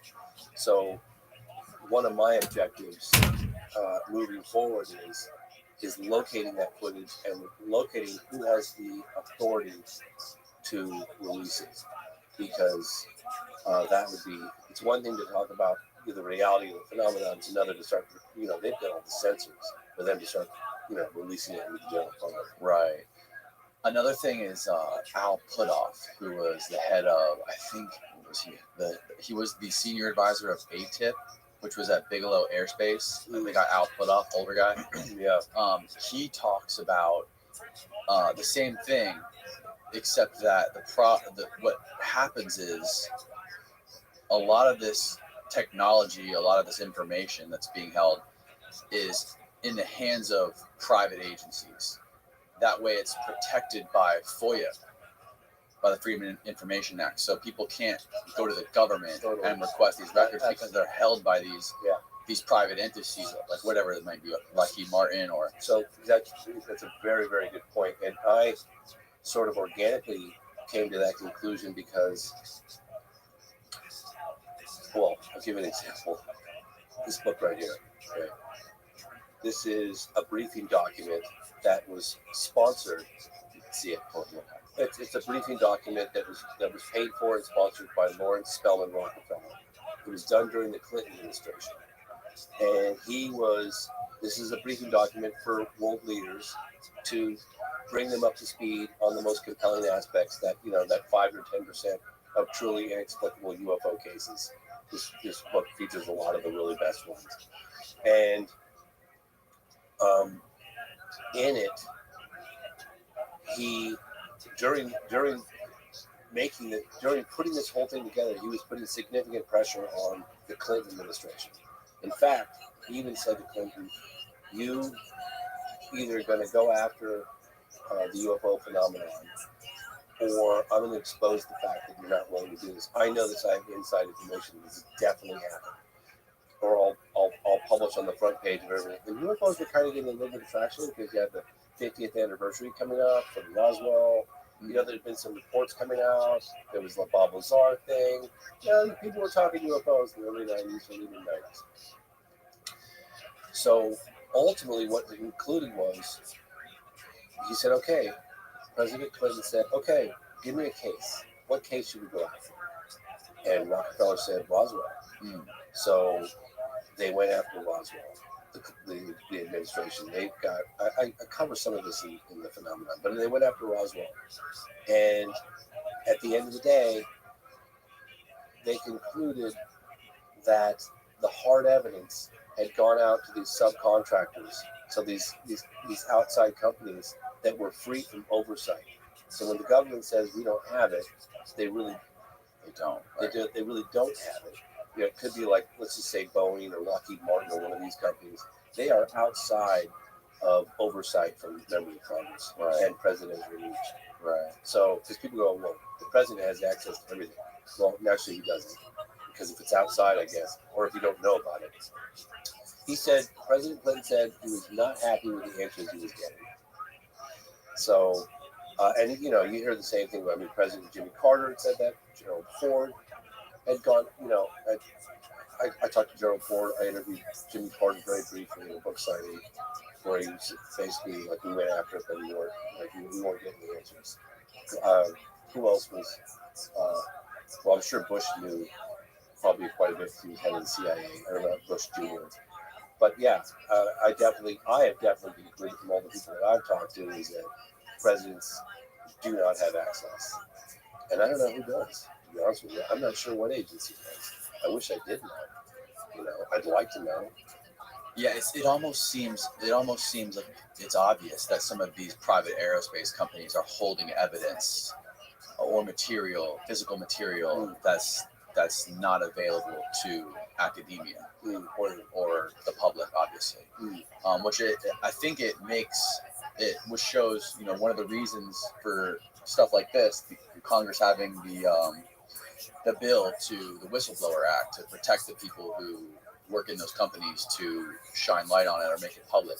But at the same time, it seems like those people, it would be hard for them to do it because they would just be sacrificing their career. Also, think of it this way. How do they benefit by sharing what they have with the general public? How do they benefit? Right? Like, you have to reveal your vulnerabilities and the things that you don't know in order to reveal what you do know. Because as soon as you start talking about these, just think about it. If the president of the United States tomorrow said, my fellow Americans, it's been brought to my attention that we have structured craft of unknown origin whizzing around with impunity in outer space. We don't know. They fly rings around our fastest jets. They exhibit a technology that's light years advanced from what we have. We don't know who they are, where they come from, or what they want. Thank you and good night. I mean, that's honestly what I believe. I believe that they know that the phenomenon is real. I believe they have hardware and bodies. But does that mean they have all the answers? Does that mean that they understand whatever the agenda could be of whoever these people are? Do we know where they come from? Are they interdimensional? Do they live under the ocean? Are they interplanetary? Are they time travelers? Are they all the above? I have no idea. Do they know? I mean, they got more answers than we do, but they might not have a whole lot more. So they might be opening up a can of worms. There are people right now fearful of what the level of transparency, and don't get me wrong, what's been happening since 2017 is unprecedented. It really is. But remember, somebody forced the government's hand. The former intelligence guy, Christopher Mellon, who's friends with Lou Elizondo, who ran the ATIP program, they walked those tapes out of the Pentagon. Granted, they found a loophole that they didn't necessarily violate the law. They took advantage of that loophole, but they kind of bend the rules a little bit, right? Those tapes came out of the Pentagon and they went on the front page of the New York Times. That was kind of forcing the government's hand. They can't put the genie back in the bottle. So there are people that want this out, and there are other people that do not want this out. And they don't want it out for fear of A, they've been lying to us all these years, but B, it exposes their vulnerabilities. It exposes our vulnerabilities. Just imagine for a moment, like I said earlier, if there really were these unknown objects that could just fly rings around our fastest jets. They turn off our nuclear weapons, turn them on, turn them off, mostly turn them off, right? They whiz off at an unbelievable rate of speed, and we don't know who they are, where they come from, why they're here. That's a little unnerving to release to the general public. Wouldn't you think? I'm not saying that your audience to believe what I'm telling you. Just imagine if that's the case. You can kind of see the justification for secrecy, right? Not that you agree with it. I don't agree with it. I don't care how scary it is. I want to know the truth. Right? Let us all know the truth. We're all entitled to it. Let's know this. Do you think it's possible that one of these private aerospace companies has some sort of has figured out in any capacity anti-gravity or anything like that? Some of these projects that Bob Lazar was talking about. I think it's possible that they have some of this technology and aren't letting other scientists in academia know about it. I think that they have the technology, and I didn't just believe that overnight. I mean, it didn't just it was a very slow process for me, because I am, believe it or not, I'm actually quite skeptical. A lot of the cases that I cover, like my new film Moment of Contact, I'll talk about that a little later, which is the UFO crash case that happened in 1996 in Brazil. I didn't believe that for over 10 years when I heard about it. I didn't believe in the Ruhr case, in Africa. Absolutely didn't believe it. Didn't even look into it. I was like, there's no way that happened. So the fact that I believe that crashes have happened and bodies and debris have been recovered was a very slow process for me. It was witnesses after witness after witness after document after intelligence person I've talked to. I finally was there's more evidence to suggest that it happened than it didn't happen. And that clearly went somewhere. Right? I've even asked, I jokingly asked, I always kind of do it with a smile on my face, but I say, all right, hey, to some intelligence guy that I'm talking with, all right, so here, I want to know where the bodies are. Let's talk about that first. And then we can get over the debris, where they hide the bodies. Right. And I think they kind of know that they are being hidden somewhere, but it sounds like crazy talk. And we were talking about it last night. The bodies from Roswell are apparently in the Air Force Base in Florida. Yeah, so I'm also in California too. Maybe we go back and forth. I don't know. But that was in the 70s. Right. Yes. The 70s, the story of Jackie Gleason and Nixon went to go see the Air Force Base. Yes. How did that story go? Well, so I've heard it before, but nobody seems to know the whole story. Okay, so a really good friend of mine, a guy who's very high up in the entertainment industry, he's been very instrumental in getting my foot in the door with some executives over the years to help me out. Since Jessica. And one day, quite a while ago, actually, I was here, I know what I saw. I said, Jeff, you're so nice.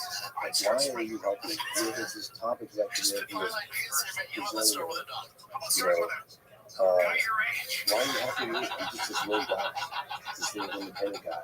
And he goes, James, I was friends with Jackie Gleason. And Jackie Gleason told me one time, Jeff, don't ever believe anyone that tells you you're okay to know.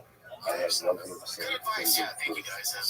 Excuse me, whether he saw it or showed it, I think he was somewhat reminiscent to exactly what happened. But he said, don't ever believe any of this events happen. UFOs are real. They're real. It's a fact. So he said he always remembered that being part of the police, and when he told me that, and when he saw this independent guy and myself just striving to get the word out and find out what's going on, he always offered help and he was always helping. Then I think it was maybe about 2 years after Jackie Gleason died, his wife came forward and said that one night in the early 70s from a meeting with Nixon at a Florida military base. Yeah. Homestead, right at the tip of Florida. And then his eyes were wide and his face was white. And he said, I was just showing entities from a crash in New Mexico. And they were floating some fluid or something. The airplane cruise. That's what it's like there. Now, that's probably what Gleason was referring to, I would imagine, when he met with Jeff Sagansky and told him that. I would imagine. Right? He had that level of confirmation that what he said to Jeff. He didn't say to Jeff, Nixon showed his bodies. He just said, I had definitive proof. Don't ever believe anyone tell you anything. Absolutely. That's what he said to Jeff Sagansky. And so when his wife came out with that, probably what happened. Do you get the feeling that when you talk to a lot of these people that you interview, that obviously there's people who worked in the government and worked on some of these top secret programs, do you get the feeling that they're holding things back, a lot of things back sometimes, where they're talking to you? Because obviously there's times where you're talking to people like witnesses who aren't tied to anything, and they're just talking to you freely, just having a conversation with you. And then there's people you talk to who are influenced by organizations, and it's a different kind of conversation. Yeah, I'll give you an example. This is kind of funny. I'm not gonna he's an intelligent person. Put together he was helping me put together some language for something I was doing. And he said, no, change that wording. And I said, okay, why? It was like, I don't know if I said like extraterrestrial or if I said other words that kept me together on crazy. And he said, no, delete that, change it, make it to this. And I said, okay, sure, why? He goes, well, they might be living under our issues. And I was like, okay, can you elaborate a little bit? He's like, no. What? Yeah. So he said, hey, where does this guy work? Who's an intelligence guy? I'll leave it at that. Okay. You definitely would be in the position to know, But that's all he said. He's like, they might be living under our issues. We might be. He said they did. And but you were so nonchalant about it. He was just like, I'll tell you. Robert Bigelow. Yeah. He talked about him last night. Yeah. So I know what I saw. Now your audience knows a little bit about my history, so you'll have a reference when I tell you. When I finish it, I know what I saw. And it was based on that event I did the last test, which was a pretty credible civilian effort at the time. It was like, you have all these retired military and government officials and pilots and FAA officials from 7 countries. You had Chile, you had Iran, France, Belgium, England, Anyway, Peru. It was incredible. It was incredible. Listening to these officials from all these, it was incredible. It was pretty incredible civilian effort to get this stuff out. The film comes out, and I get an email from, which I showed you last night. I get an email from Robert Bigelow. He's in aerospace. He's designing movies. He's a billionaire. He lives in Nevada. And he has contracts with the United States Air Force dating back God knows how long, decades, where any reports, any pilot reports, things of that nature of UFOs all go to Robert Bigelow's, get like a think tank and his organization. I think it's just really getting the contract with the government and UFOs. And he's working at one point with Tesla, Elon Musk.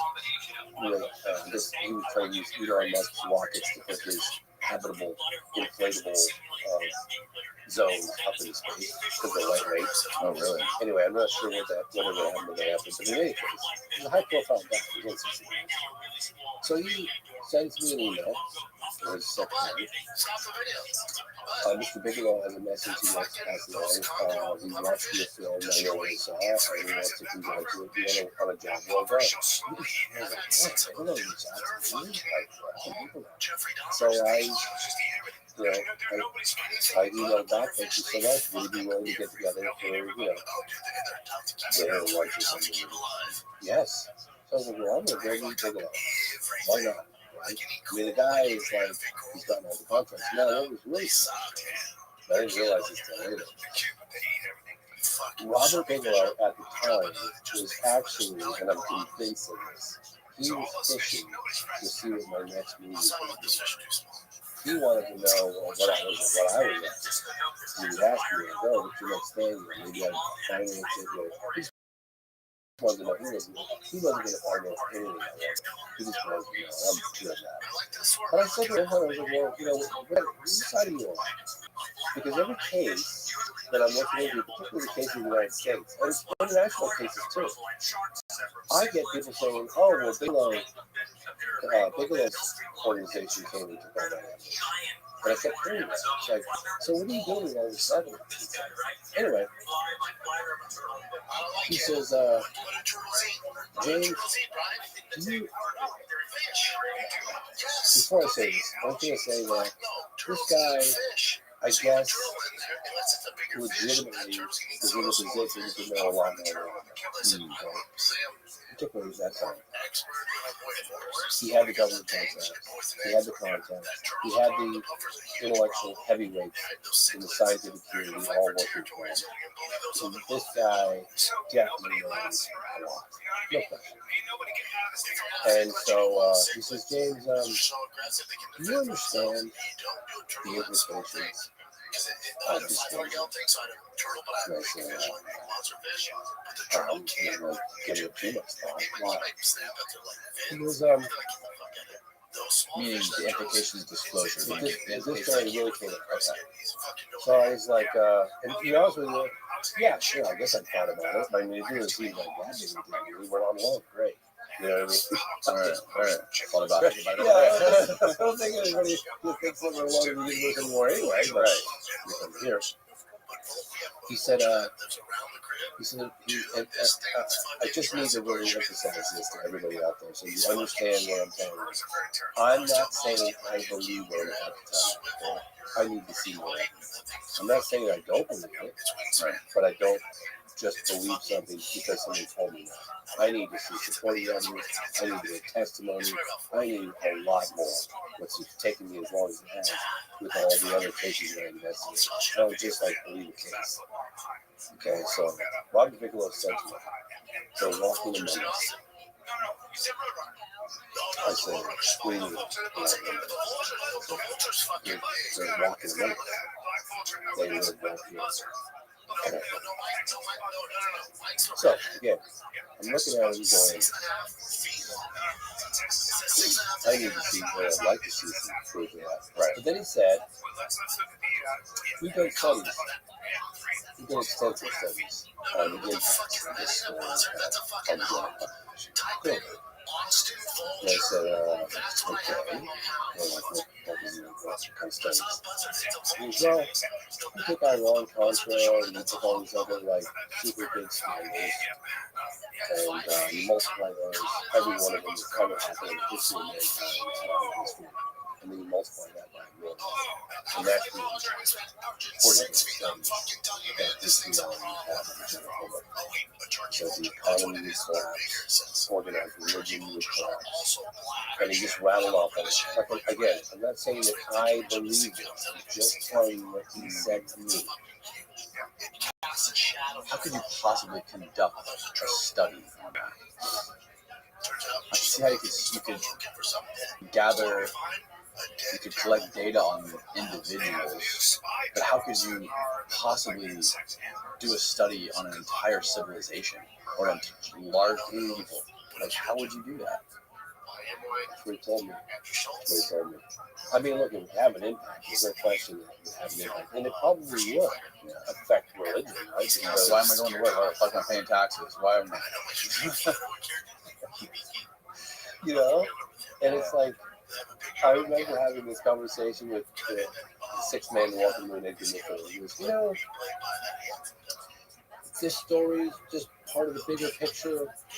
Let it out. People should know about it. People should be okay. He goes, yeah, you know, you still have to take out the garbage. You still got to pay your mortgage or your rent, you know. I think it's kind of funny every time I get the garbage out. You know, Yeah. I believe we're not alone in the universe and it's being covered up for us, but I still got to take my garbage out. Imagine the kind of power you must feel holding on to that information that would, you're holding something that could potentially alter humankind. Yes. Alter the mindset of every one of our species on Earth.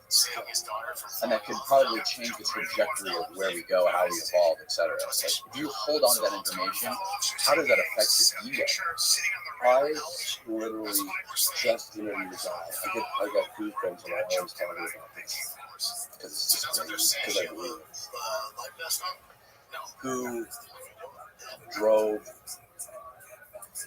a being, called a creature or a being, or they called it kind of ET, on that UFO crash case in Brazil in 1996. And I said to him, do you have a level of confirmation that only a handful of people in this world? What does that feel like? Because I don't know. And this guy was serious as a heart attack. And he wasn't out there trying to get an interview with anybody. We had chased him down for years. It was like all the money in the world and everything for him. The stars lined up. 36-hour window where he managed to get this guy a camera. But I asked him that question. You have a level of confidence. You know the thing. You drove this thing. What does that feel like? And he responded like it was more of a dirty. It's actually kind of dirty. Like a level of secrecy. He gets phone calls from the base. They ask him, like, hey, how you doing? How's your family doing? You guys having a good time? Did you move yet? Or are you still in the same spot? Right. Great. Well, I'm glad your family's doing good. I'm glad you're doing good. You know, any change of plans, let us know. That's those kind of calls. Yeah, all the time. Yeah, the main difference between people like the people you interviewed in Brazil, who were a part of the Varginha case, and people like Bigelow, is Bigelow is a powerful, rich and powerful guy who probably has a lot of leverage in government. Like, I'm sure if he chose one day on his, whether it be just because he was in the right mood or because he was on his deathbed, whatever, if he chose to release that information, I'm sure he could do it and wouldn't have to suffer any kind of crazy repercussions. Maybe I'm wrong. But the guys that are in Brazil, like literally, they're dealing with the threats of military and government threatening their families. I feel like it's a little bit different. I feel like Bigelow's in a position of, I hold on to this magic. It's like this piece of magic that he's holding. This power, the power to change the world. Yeah, for me, I feel like Bigelow is selfish. Yeah, because when I met with, I think I might have told him when he was well a couple of times. I can't remember what I said to him, "You siding me?" And I'm serious, because like everything that I do to share everything that I uncover with the rest of the world. That's why I do what I do. I honestly and firmly believe that every man, woman, and child on this planet is entitled to these things. I believe that with all my heart. And it pisses me off, quite frankly, that someone feels that we are not worthy of knowing this, that we can't handle it, or that we don't deserve it or something. You know what I mean? So it's like when I see someone of his like stature, he's got resources. This guy's a killing it. I'm like school trying to get a nut. Very down like that. And then the fact that he's forging it all, and he's under armed guard in his house, like, or his whatever, his office, that pisses me off a little bit. I'm like, what, wait a minute, how is it, does he have an agreement with the government so he has to do that, or is he just being, like, selfish, and doesn't want to show the results of his, work and investigation to the general public, because he's, like, feels like he's general? I don't know. But I share everything. The only thing I don't generally share is stuff that I know for sure, beyond a shadow of doubt, that I'm going to be looked at like a crazy guy. Because I've looked at myself as a crazy guy. I can't tell you enough. Like, I'm putting my credibility on the line for this crazy guy. Because you got this, and I'll say right up front, I honestly, sincerely, and unequivocally do not expect any of the audience to believe any of this without looking at the testimony. In other words, don't believe a word come out of my mouth. Because I heard about this case decades ago. I heard about it within a year or two of it happening. And you wrote it off? I dismissed it like that. I was like, no way a UFO crash would a being survive in a town. No way. In fact, I dismissed it for 10 years. Let's see, no. I dismissed it in 97. I wouldn't look into it for 1 second. Not 1 second. In 97, 98, 99, 13 years. Okay. In 2011, I was going to Brazil on a completely another. I was going to give a presentation on probably I know this song. And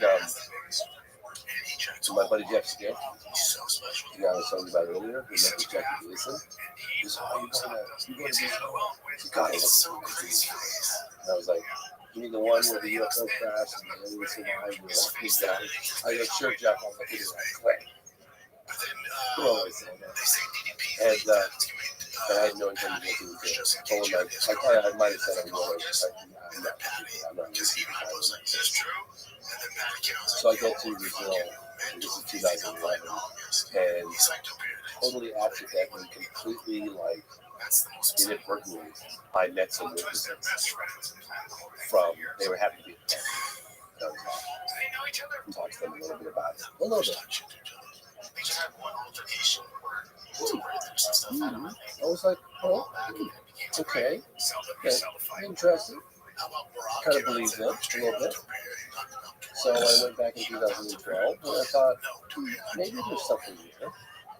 And I was knocking on doors and really chasing it. I went down to downtown Brasília, Brazil. Brasília is in the state of Minas Gerais, which is about 4 or 5 hours north of Sao Paulo. In Sao Paulo, myself used to go to the capital of Brazil. It's actually Brasília, which is way to the north. But Sao Paulo is like the big city. And second time around, I was like, oh, maybe they really is something to this. And then I went a third time, and then I went a fourth time. And then I was filming now. Absolutely was down the shower. completely convinced that a UFO crashed in January of 1996, and that these southern beings survived and were captured by these aliens and witnessed by civilians in television. And the film is complete now? It is And you started working on it how many years ago? well, You started like actually making the film. I know you've been researching it. research is a long time, so if you look at from when I started researching to the conclusion, it's probably 10 or 11 years. Yeah, but I'm not sure in terms of like production, like go there, boots on ground, fully do it, prep work, all that prep work went into it. That was just a lesson. Absolutely mind-bending film. Oh yeah, for full disclosure, I watched it Monday night, and it had me completely. It had me in a chokehold the whole time I was watching it. Like I did not look up for once. Maybe we should show the trailer before we go Great idea. deeper into it. Can you pull the trailer for it? For Moment of Contact? This trailer took like 3 months. Justin Gaethje got 9 million views in 12 months, and Joe Kieran did 11 million. In 1996, the people of Varginha, Brazil, witnessed a UFO event that would change their lives forever. Só que não fez nada. Ia ser lentamente o que tudo ia caminhando. Followed another Rothschild, if you will. There's a crashed vehicle that had beams on board. Mas que eles não poderiam admitir a verdade. A população ia entrar em colapso. Nada temos a esconder. Finally, the facts will be revealed. The Varginha case is considered the most well-kept secret in the military circle of Brazil. My objective here is to put some clarity on what took place in Varginha, Brazil, January 1996. Who is this? That's what it is. And depois posteriormente from the law school, The witnesses are some of the most compelling testimony I've ever heard. meu nome é Carlos de Souza. Meu nome é Cátia Xavier. Meu nome é Liliane Silva. Meu nome é Valquíria Silva. Action. A lot of people in this town have a little piece of the puzzle. Naquele local, eu vi o rastro da criatura perto. Onde ele falou que ouvia uma coisa sobrenatural. Martin Short captured this picture for his data. Ele confirma que seu irmão estava de serviço naquele dia 20. After he captured the creature, he developed an infection that wouldn't go away. Depois você foi de manhã, às 7 horas da manhã, 15 para meio-dia, ele veio a óbito. It can no longer be covered up. They might shoot us because we're on the property.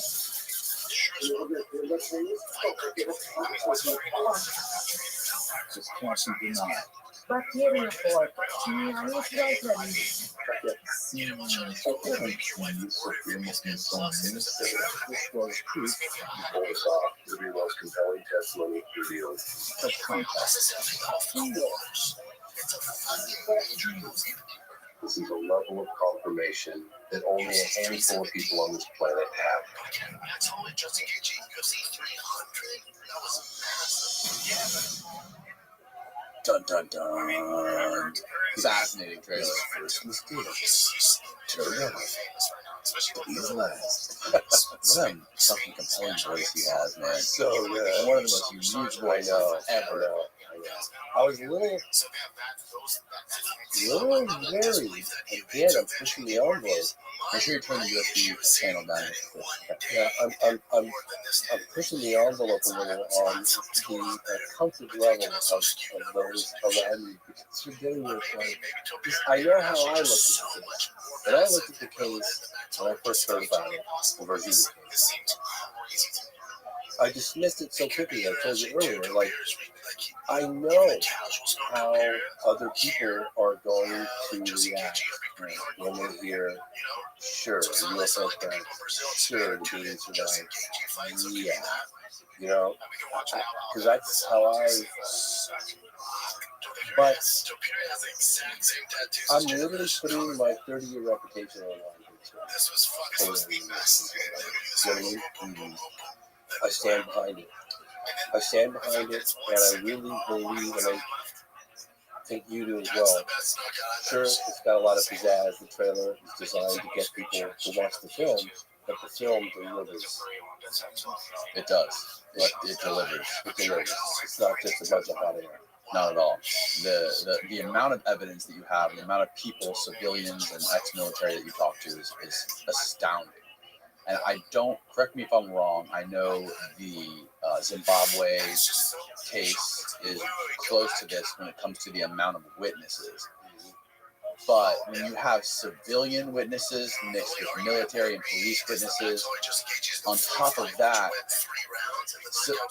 people handling this creature and seeing it come into their place of work, into the hospital, I don't think there's ever been a case where there's been a being like this with all these witnesses running around a neighborhood or a city. Has there? No. I've never. I just. It seems so sci-fi. I get the goosebumps talking about it because I challenge anyone out there in the UFO community, anyone, to show me a say crazier story. It's the most sensational story I've ever heard, and the crazy part about it is that you believe it. I had one of my most skeptical friends who's watched my career from day one. One of my best friends, and he's been moderately supportive. And he watched the phenomenon. He loved it. He watched this one about a month ago, and he's my barometer. And he called me up and he goes, I'm floored. I said, he goes, it's the craziest story I've ever heard in my life. And I actually believe that. I think this is the most powerful thing we've ever done. And it's not my story. I'm just reporting it. But we went out of our way to really, I mean, we worked on some of those witnesses for nearly a decade. We identified some of the doctors early on. And they were like, I don't know. Like, this is never going to happen. And then one of them, allegedly, the guy that did the x-rays, which for some reason, I don't know, there's something about that testimony that really just, like, for me, personally, listening to him, he goes, at the end of it, he goes, thank you for giving me this opportunity. This has been the heaviest weight on my shoulders for so long. The fact that I have the opportunity, even though I'm doing it anonymously, the fact that I've got, and everybody that we speak to and with me from behind, you know, we have their credentials, we have them in uniform, we have all the history, them about all of this, right? So we verify all of that before they even, and then the fact that we get them to come forward was just a miracle, quite honestly. Just a miracle. Yeah. To you, what was the most compelling piece of evidence or interview that you did from all the people you talked to in Brazil? Like, in Brazil?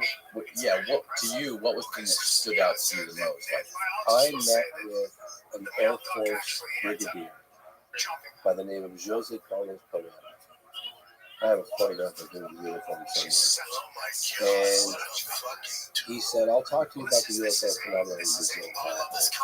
Talk about this case in 86, UFO in Brazil. Talk about the Polaris case, but I don't want to talk about that. It's like, okay, why did we talk about Brazil? Don't even bring it up. I was like, Jesus. So, Marco, my partner in Brazil, we did the interview. I honored the fact that he didn't want it. I don't know how I brought it up, but I basically didn't say at the end of the interview, and I have video and photographic proof with this guy. At the end of the interview, we walked him to his car where he was driving, and I looked him in the eye. I said, I swear on my life and my family's life, there are no recording devices on my body. The camera's rolling. Please, Jeff, please, tell me. Because you have and Marco and I were just posted. I mean, I'd never begged. I wanted to know so bad. And he looked at Marco and he looked at me. And as he was getting into his car, he opened up the back door and it happened. So I had at that early stage. It's very definitive for me. Obviously, this is a story for you or anybody else listening to the thing. Why on earth? What do you not want to talk about?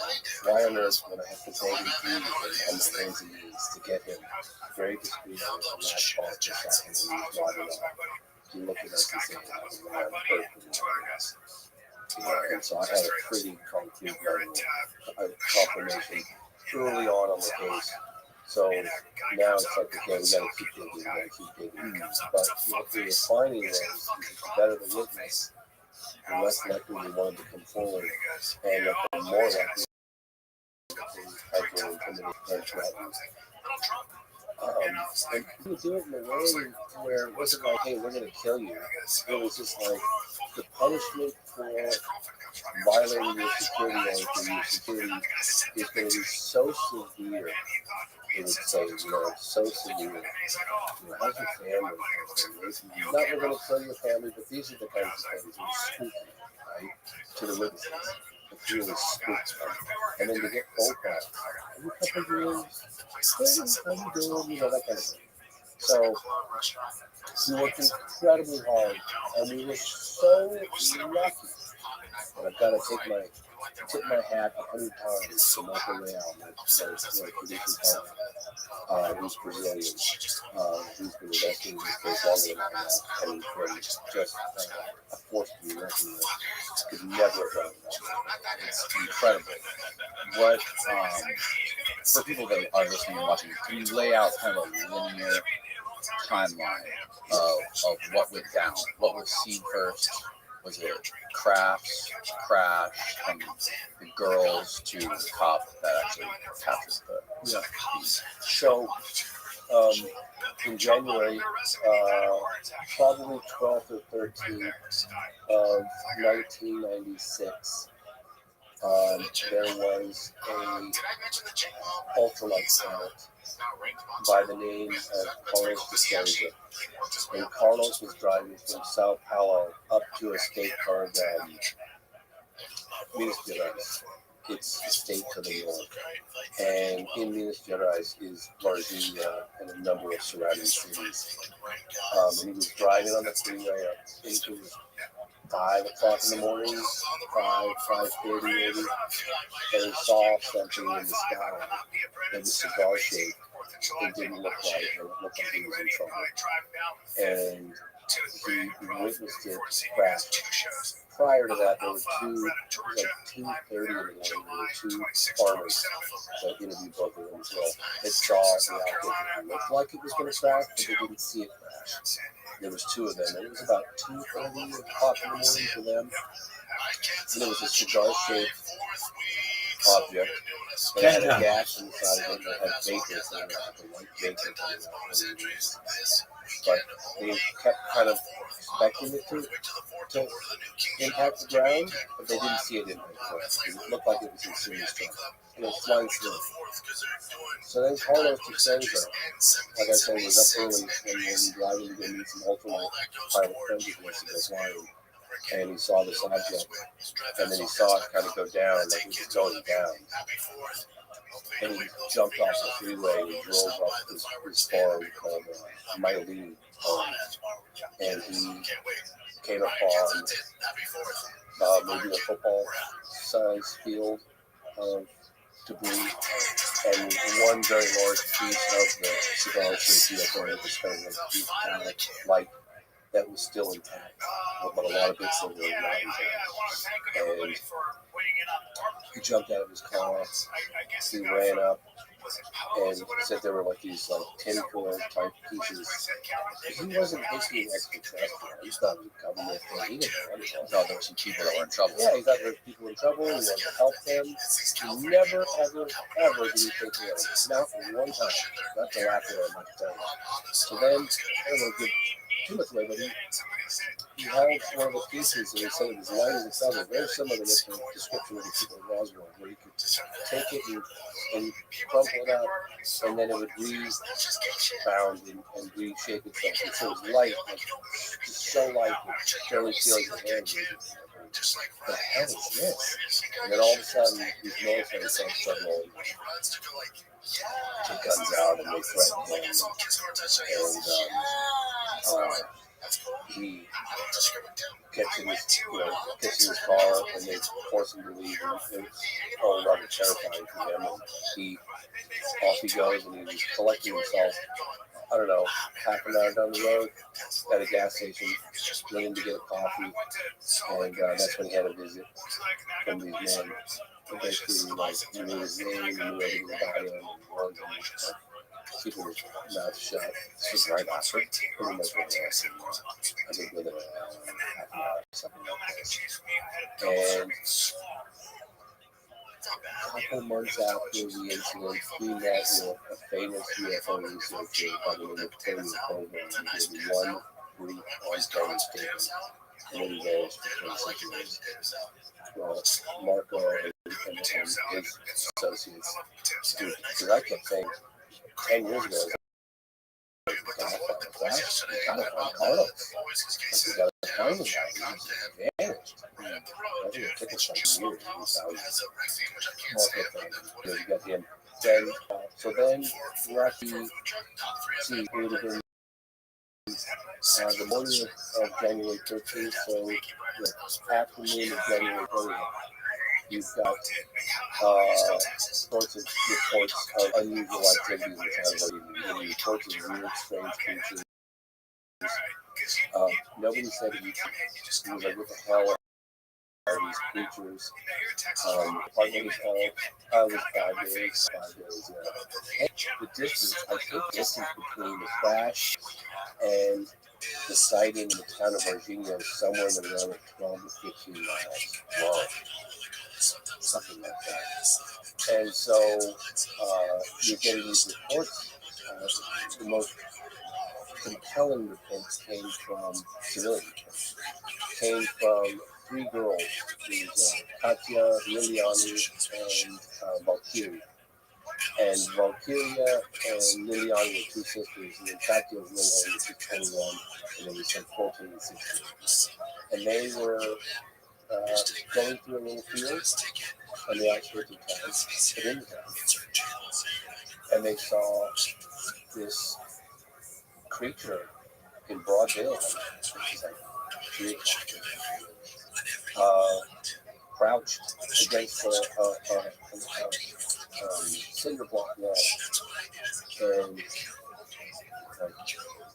looking at this thing, like, what the heck are you looking at? And it was weak. It had spindly arms and legs. It had like a brown, oily skin, almost like a kitty or something. You know what I mean? Like you make it exposed on it. And it had, and they shrieked and they looked at it, and then it turned and made eye contact. 2 of the girls, I think it was Liliani and Valkyria, took off, and Katya got completely mesmerized by making eye contact with it. And some level of communication was happening. Katya was kind of frozen in the past. She was about 8 feet, maybe 10 feet away from it. And it was feeble, it was scared, according to Katya. It wanted help, like, get me out of here, kind of thing, help, according to Katya. And the 2 girls got, I don't know, 50 or 70 feet away, and they're like, where's Katya? We gotta go back and get Katya. And they ran back to get Lily, ran back and grabbed Katya and brought her there and yanked her out of there. And then they, was reported they went running home to their mother, and they were like telling her what, they thought it was something of the devil. Or something. Did she say anything about any kind of communication between the being and her? Yeah, well, I asked her about that. Yeah, because I said, this is what I said, but I didn't even realize this at the time. I said, because I wanted to know. I know it's very brief, it's probably just a couple of seconds, but a lot can happen in that moment. In a couple of seconds, time slows down, and you kind of get, you know what I mean? Yeah. Like, so I said, during that moment of contact, was there any level of communication? If so, what was said? What did you feel? And she then was on some words. I'm scared. I'm weak. I'm scared, and I need help. That was what she got. And Katya was staying behind and really arguing like we were back together. Katya was the one that she was 21. And so they went back to the mother's house, the two sisters with Katya, and the mother said, "We're going to go back."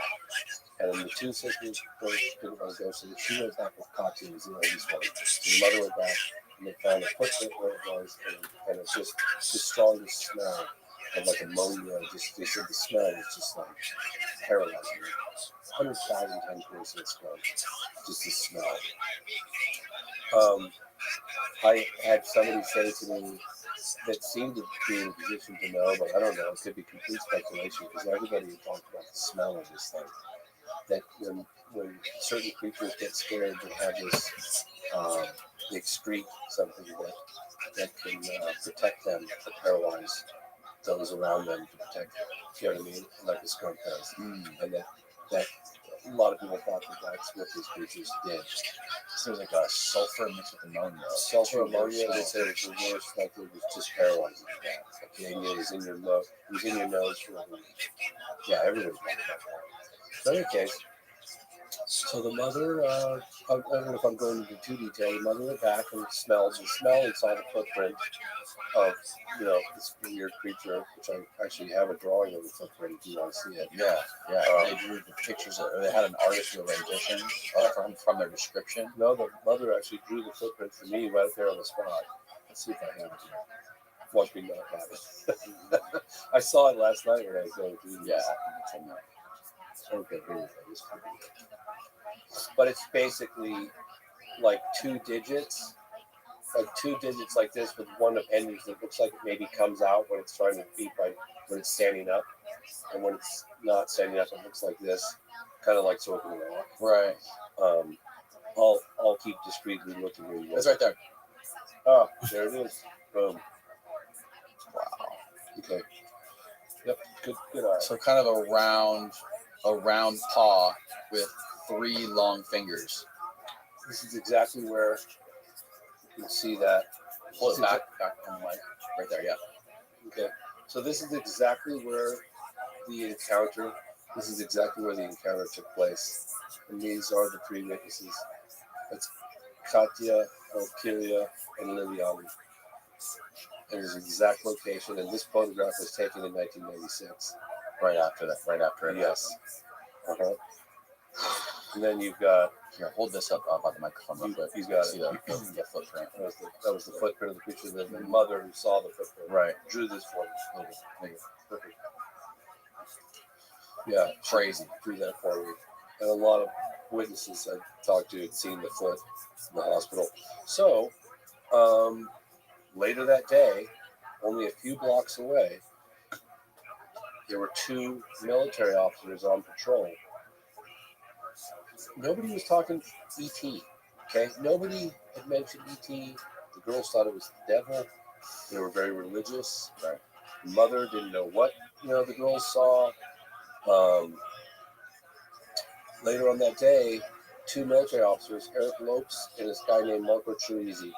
And when you're in the police, it's like the fire department's part of the military, the police is part of the military police. So these 2 officers were on patrol looking for something unusual. It is a UFO crash and there was ET walking around. Right. So they're driving around and they're just a couple blocks away. It's around 5:30 p.m. They're a couple blocks away from where the girls encountered. And by the way, I talked to a lot of people that had that area of Varginha completely cordoned off by the military, like military blockades all around there. And I talked to a lot I had it on camera, but they were armed and like you're not walking one step further, including the local news outlets. I interviewed them as well.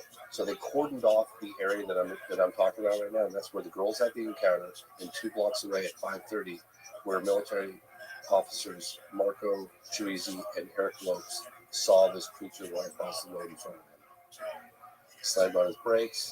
Marco jumps out the passenger door and grabs this thing with his bare hands. And he takes it and he puts it in the back seat on his lap. I believe it was the back seat. On his lap? On his lap, yes. And they take it initially to a clinic in the town of Virginia, and the guy comes out and says, I don't know what the heck that thing is, get it out of here. I have no, what are you guys doing? Kind of thing. So they go to another hospital called Hospital Regional, and at which point the creature remains in regional hospital, sorry, the creature remains in regional hospital for, I'm not sure exactly how long, but it ultimately ended up in Humanitas Hospital.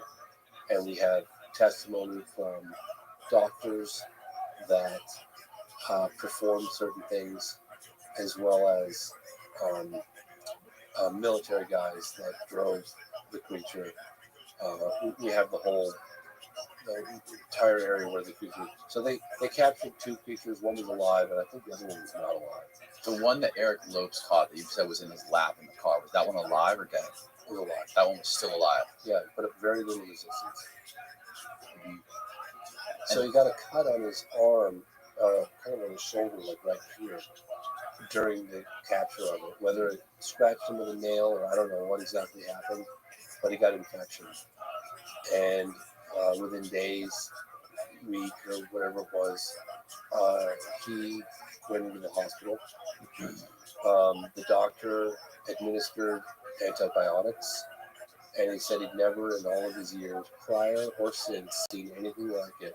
Marco Trees, perfectly healthy 23-year-old young man, got this like complete immune system failure, and he died.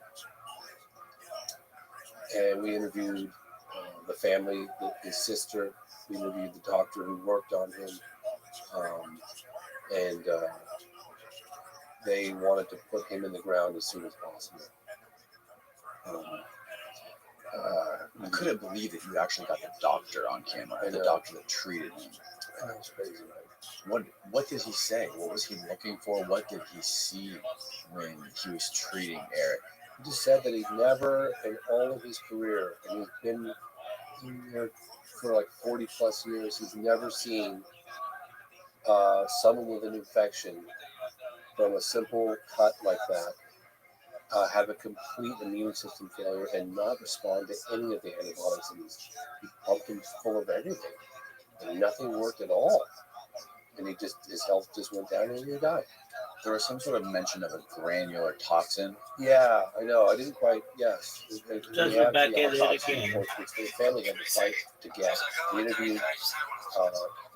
I didn't interview him. His wife was interviewed one time, very briefly, never seen the light of day, by Roger Lear. Roger Lear, Dr. Roger Lear is a UFO researcher who used to take allegedly in France on people. And when Roger Lear found out that I was making this movie years ago, Seconds funniest when I get there. Oh, we got a challenge. I sincerely wanted to talk to him too, but I was investigating Lou at the time. I was kind of backburning Virginia case.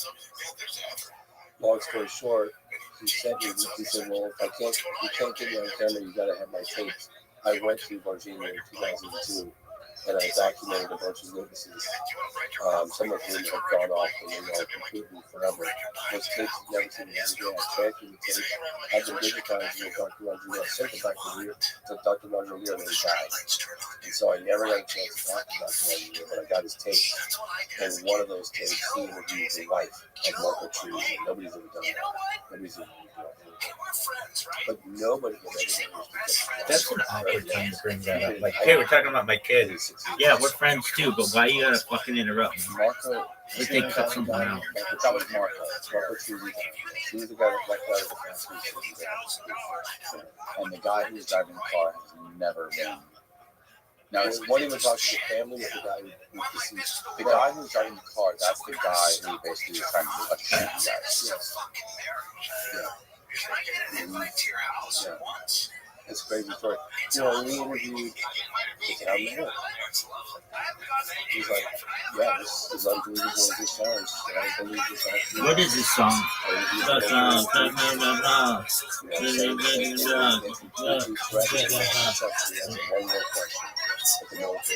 This is the worst. They came down so hard. And then, you know, I don't want to give away too much of the film, the storyline, but I don't want to ruin it for anybody. But they shut it down. They shut the story down, and then we came to the realization, not for about 10 years, on my last trip to Motion, which was just last year, we came to the realization that the U.S. government was 100% involved. And that they arrived, and they took, we talked to later off, where we saw the plane come in. Saw U.S. Air Force plane, United States Air Force airplane come in. It came into the exact area where we knew the body was. We interviewed the guy who drove the body to the location, and the United States Air Force plane came in. Yeah, and, you know, wow. So, highly likely, extremely likely, one of the reasons for the level of secrecy is that the Brazilian government would be exposing the U.S. government by revealing what they know. So, I'm just guessing here, but there are some pretty crazy aspects that we uncovered during meeting witnesses. Stuff that you just go, Jesus, like, really? Guys in suits from some unknown government agency coming and trying to intimidate, influence, testimony, offering large sums of money, bribes. And then you've got like the lead UFO researcher on the case, Uberajana Rodriguez, who's a lawyer in Virginia, who suddenly, after writing a book, does a complete 180 and won't even talk to anybody anymore. Cappuccini, the same thing. Still your president before she passed. But so they managed to like get the lead UFO researchers to either report what they said previously or make it true, or just go silent altogether and never come out and say something. And then threatening witnesses. I never heard a witness say to me, they said they're going to kill me. They just say the consequences of revealing what they know, they can seriously punishment. And then so yeah, so now, that's crazy. Oh no, you can't do this, guy. You can't do this, guy. No, you can't do this, guy. Tell me the little lies. What did she say specifically? How is his description of it? Just working in the hospital one late afternoon, and no thing pulled up. And this is the lady doing the work for us. Okay, that's exactly what I did. And they had an object in a black body bag. This is step, smaller. He said that they were armed guards in there watching his every move, looking him in the eyes. You just pretend that you can't look at the That's not a fucking thing. Because he always verifies to make sure that he couldn't look at the x-rays. They just looked at him, and they said, and then performed his duties. And then they said, don't you ever talk about any of this stuff? And they said, he did x-rays of the skull, all torso, all of it, the whole thing. He actually thanked us when, at the end of the week, Martha and my partner, Revolution, was Brazilian. He said that, I think it's been 8 years, so we found him in the hospital through a student that he revealed the story to. If I could turn the page, time never coming, just to be close. And then we finally agreed. Like a fine place. So I will fall one thing, just be you.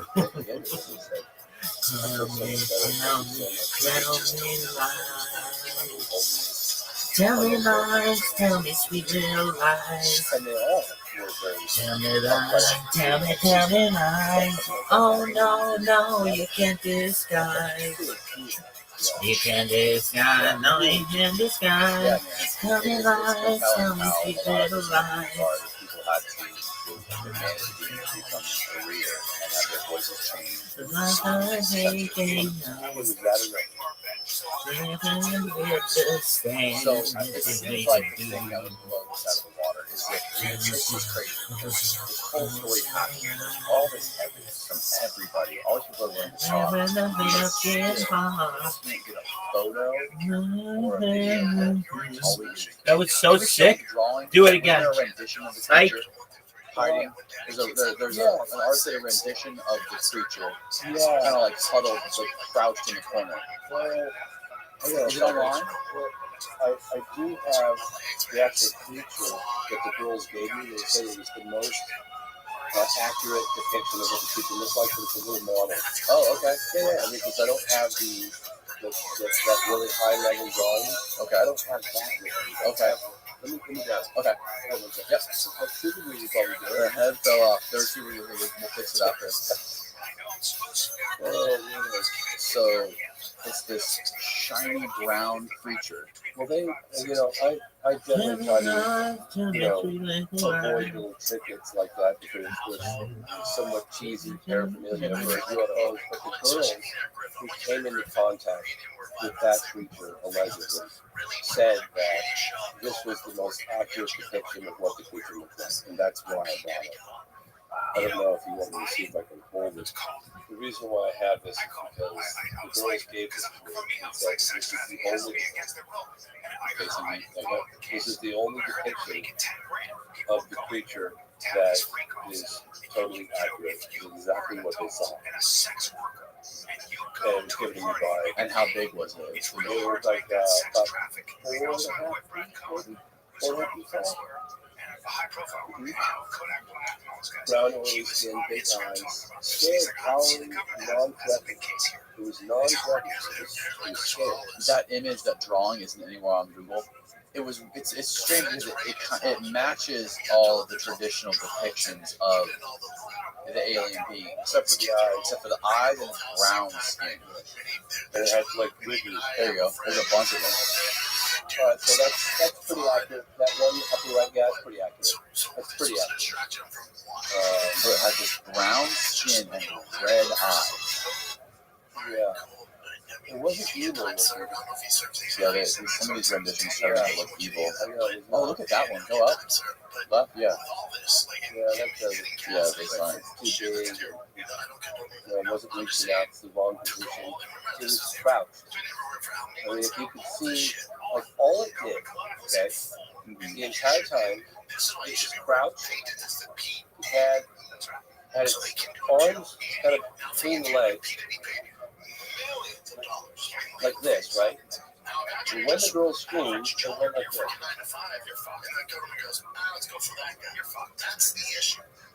And that was it. When you get up, you come after them, just turn and look right at them. Are they saying it in noise? No, they did, but others did. There were witnesses, and we actually have them in the movie where they say, kind of sounded like a cricket. Like a cricket. And there were people in the hospital once they took the alien and died. They were partly covered up, but there were people in there who said they saw the feet of it kind of hanging out, and they were all just looking at each other in bewilderment. Not knowing what to say. Yes. I said to them, Yesterday gone. right. What was really what was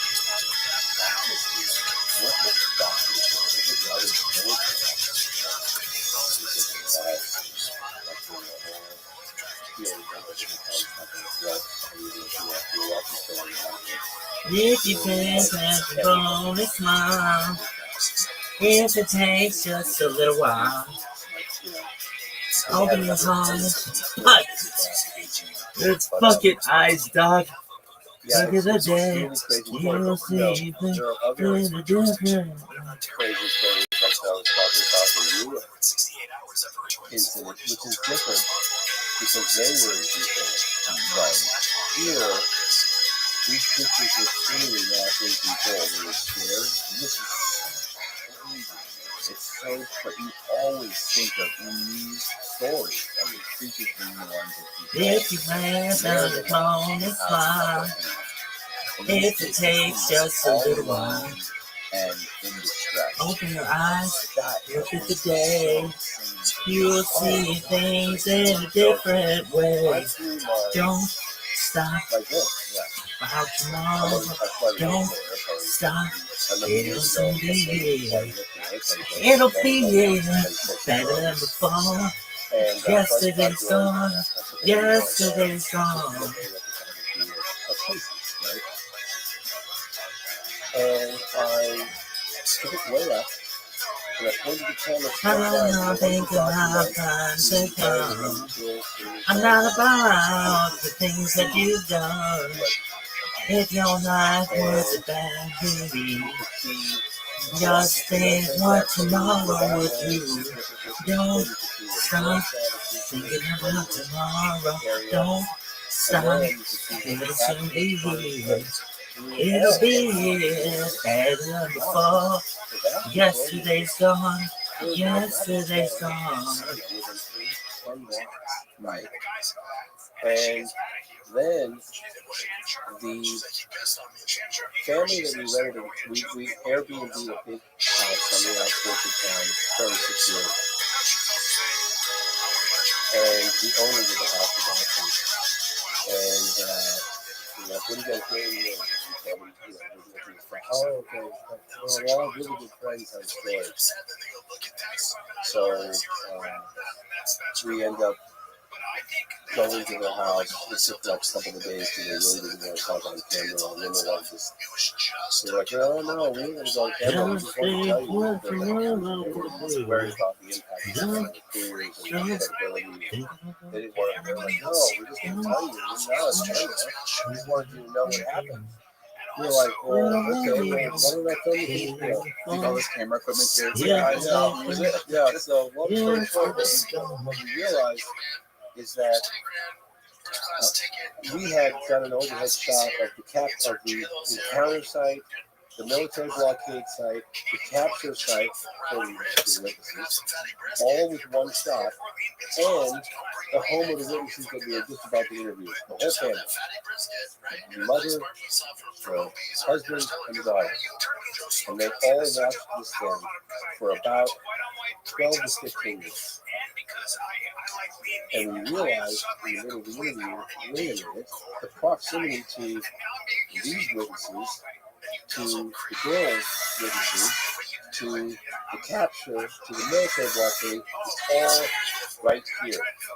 So we have testimony from an entire family that watched that night in January, right around midnight, a UFO went into the entire family of doctors looking for that. And it was doing a grid search. All I want is to see you smile. If it takes just a little while, and don't you know, believe that it's true.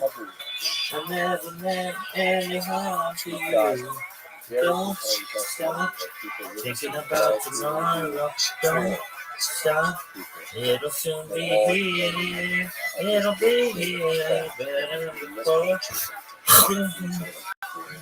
Yesterday's gone.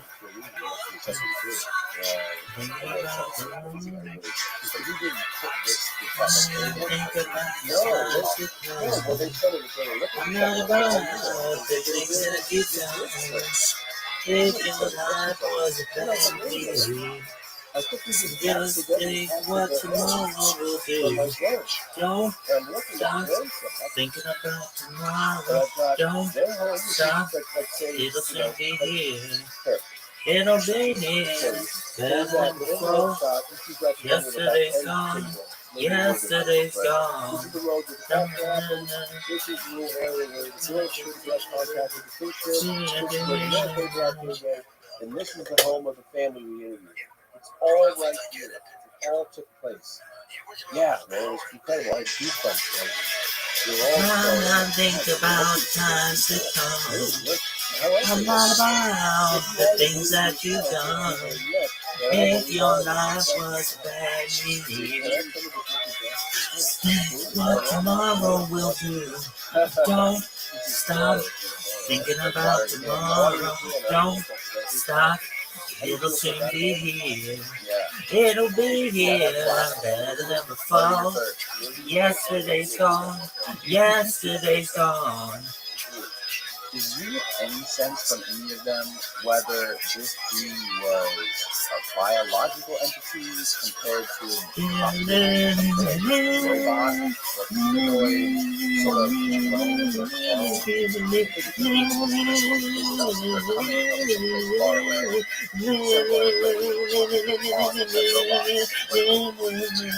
All I want is to see you smile. If it takes just a little while, I know you don't believe that it's true. I never meant any harm to you. Don't stop thinking about tomorrow. Don't stop. It'll soon be here. It'll be here better than before. Yesterday's gone. Yesterday's gone. Don't stop thinking about tomorrow. Don't stop. It'll soon be here. It'll be here better than before. Yesterday's gone. Yesterday's gone. Don't you look back. Ooh, don't you look back. Ooh, don't you look back.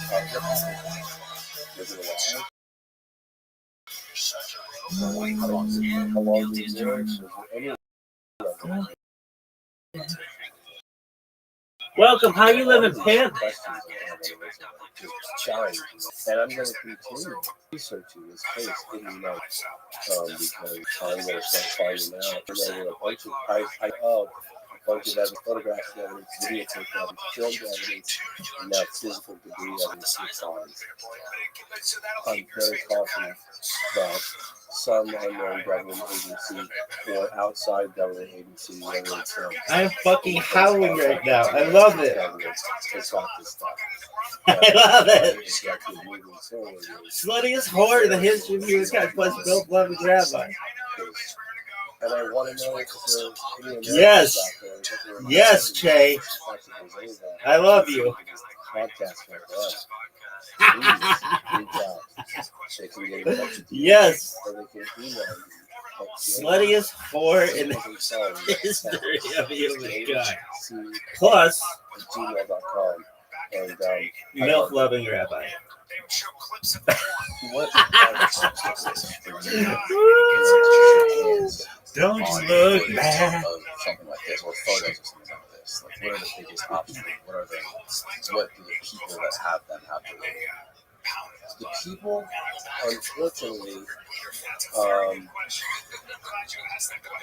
terrified. Oh, that shit is hilarious, son.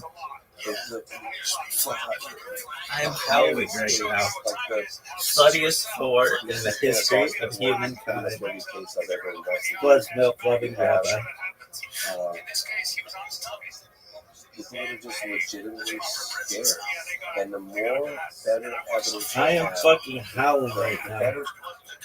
Bad part of the show, the quote tweet, my post laughing at myself are the most ridiculous rabbi account name, and why I am absolutely howling right now. Please see Sluttiest for the history of milk, the history of humankind plus Milk Loving Rabbi. Hilarious. It's the game. Photographic or videotape evidence are terrifying. I can't emphasize that enough. Let's just don't stop thinking about tomorrow. Don't stop. It'll soon be here. It'll be here. Better than before. Yesterday's gone. Yesterday's gone. There's nothing. It's the Holy Grail, right? How do you execute? Let's just say, hypothetically, that you did identify someone with and you offered Is the right thing to do. either they don't know Looking out when you want young and young to feel. they do with you to take money. Baby, I kid you my world. Knocking on when you won't change your need. You can go your own way. Go your own way. You can run it on your own day. You know, how do you do the You can go your own way. Go your own way. Tell me I'm and turns around. Maybe not when you're dancing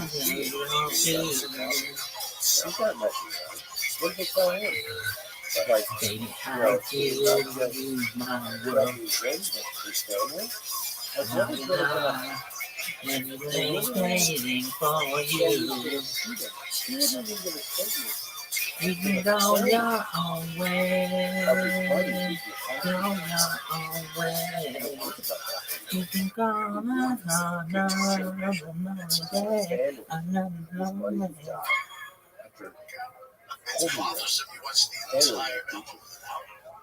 What on earth? He grew up. Those two grew up together. They were good friends. Like the fact that he, you know, I mean, isn't that? So you just kind of have to, fill in the blanks a little bit. It's not easy. It's not easy going after, that stuff has a weird way of disappearing. It's horrible, I know. It's like, I mean, there's nobody on the planet probably trying harder than I am. I mean, that's the really I'm giving it 10%, 24/7, And I look, I'll be incredibly satisfied if our film comes out and it triggers other evidence and testimony and things, and it, maybe that's part of another project that somebody else does or I do. I don't really care. I want it out. Well, of course, we know there's that kind of evidence out there. We know that. Now, John Mack, the Harvard psychiatrist, he interviewed the girls in Zimbabwe, all the girls and the boys in Zimbabwe after that thing happened. But he also interviewed. Did he also talk to the people in Virginia? Yes. That's fascinating. How did he get in touch with them? How is it that almost no Americans, and even the UFO community researchers, know very little about this case? We had two people that I know, Americans, in Stephen Wonder and Dr. John Mack. They're both deceased. Dr. John Mack is really funny because I was investigating the years in Zimbabwe case. That's that long area school in 1994 in September.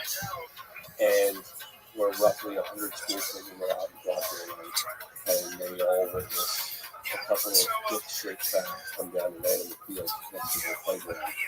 And they all got out with great curiosity and came face to face with being very similar to like the big eyes, spinning arms and legs, something that we call, telepathic communication. It sounds totally unbelievable, but I'm pretty sure that's going to happen. But I'm convinced it. But Dr. John Mack was investigating the case, and he was doing so at the behest of Lawrence Spelman Rockefeller. He was funding a lot of these efforts. Rockefeller was putting pressure on the Clinton administration. He was funding researchers. Harvard psychiatrist Dr. John Mack. Harvard tried to fire John Mack because of his association with UFOs and alleged abductees and the work that he was doing. And apparently Lawrence Spelman Rockefeller picked up the phone and called and said, those grants you guys like getting from the Rockefeller Foundation? Well, this guy just fired and did all that. Anyway, so he was coming in. So you had John Mack investigating with the camera crew in Africa. 2 years later, we got this another amazing case in Beijing, Brazil. He's interviewing the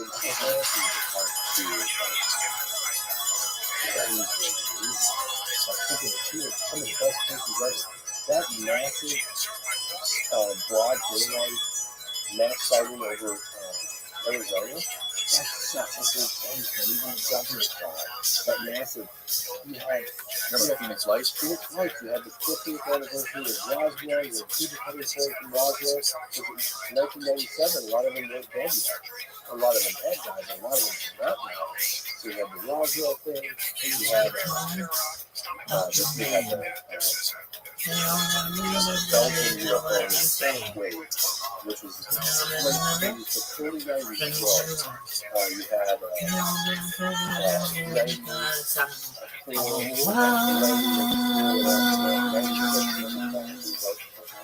I wanna be with you everywhere.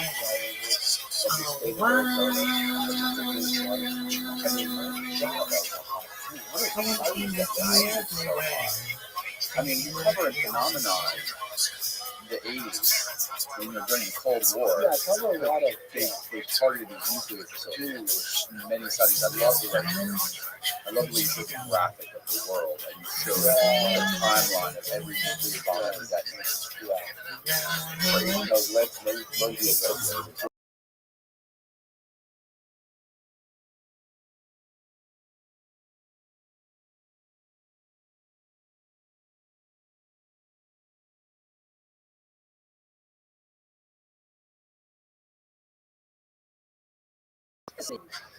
that was I was pretty much wrapping up the phenomenon. Of course, we got to take more time to and then I was interviewing all of a sudden the majority of the employees who had initiated research. And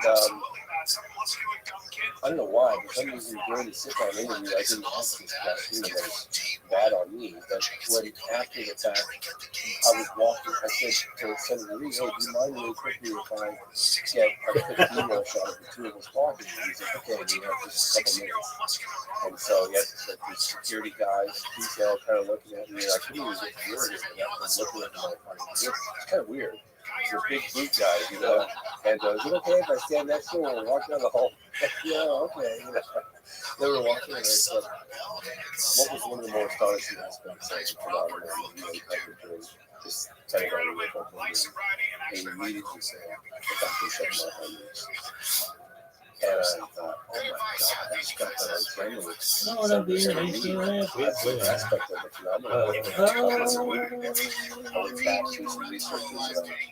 That was the last thing we did. That was the last aspect of the phenomenon that we put into the film. But in any case, getting back to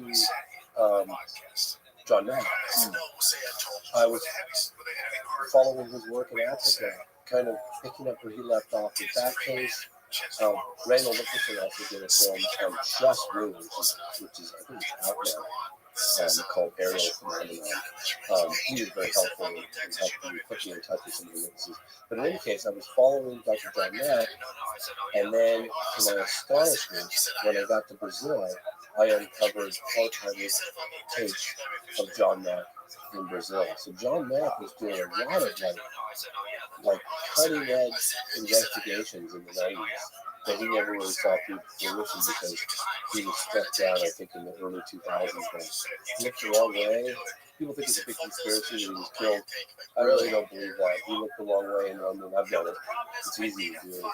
You go across the street, especially if you spend a lot of time there. You got a couple beers in your belly, and you just look the wrong way. Yeah, you know, you still check across the street, so you used to looking this way, you know. So, unfortunately, he was going down and down. But it was amazing to see him. He was like the forefront of a lot of these incredibly compelling cases. And I'm so glad they're coming out now. You know? Yeah. Like Varginha happened how many years ago? That's 1996, 28 years ago. Is that 24? Close to 28. My wife was born in 96. She's 28. Okay. So it's almost 3 decades that you're saying when you come out in the United States. All right. Varginha is known pretty well. And it's funny actually. They put this kid out the same way like they did Rothschild in the United States. You know, I think that's changed a little bit recently, but like when I hired a local talent from Rio de Janeiro, this audio guy, twice, two different audio guys, and they were laughing, oh, we're going to go investigate Virginia, kind of thing. And then at the end of it, after they met the witnesses, they're like, whoa, this happened. Like, yeah. But they kind of had that level of disinformation that kind of swirled around the Brazil. But that too now is changing. And I think there's going to be a lot of questions when this film comes out. Yes. It really exposes this case unlike it's ever been exposed. Well, the most fascinating thing to me about the Rio incident is the telepathic communication that they all explained to John Mack. Right? The videos of John Mack are fascinating. How he's talking to them and explaining this. Like, I don't know how long after the incident it was. People that don't know, maybe people that don't know, you can get kind of like the bullet points of that encounter. Sure. So there was a sighting of a UFO over probably a 3 or 4 or 5 day period in South Africa, as well as, which is just to the north, Zimbabwe.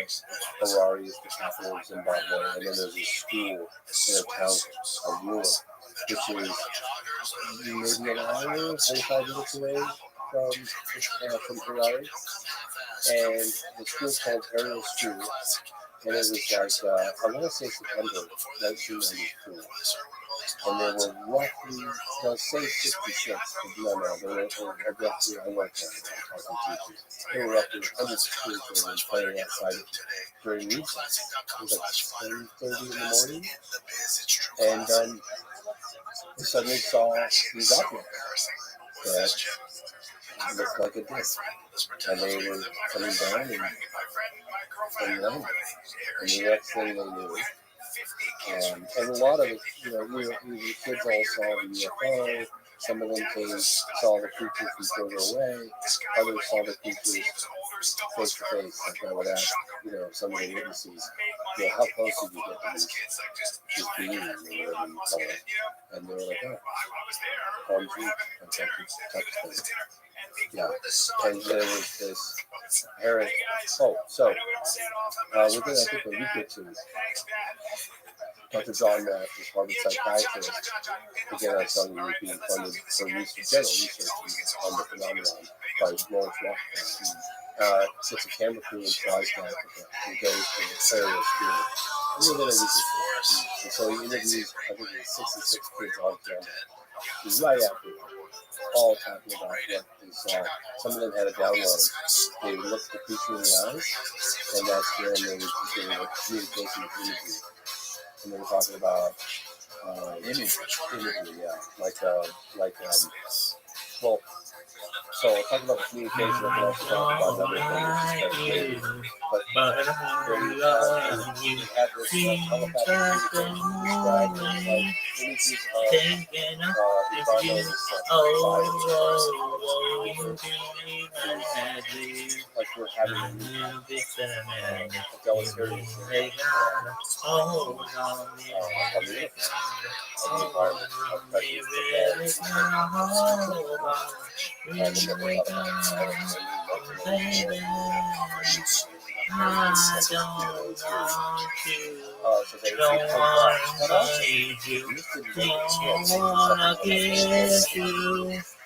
but I made you. Oh, you do me well. My love is strong. You got a hold on me. You got a hold on me. You really got a hold on me. Really got a hold on me. I love you and all I want you to do is just hold me, hold me, hold me.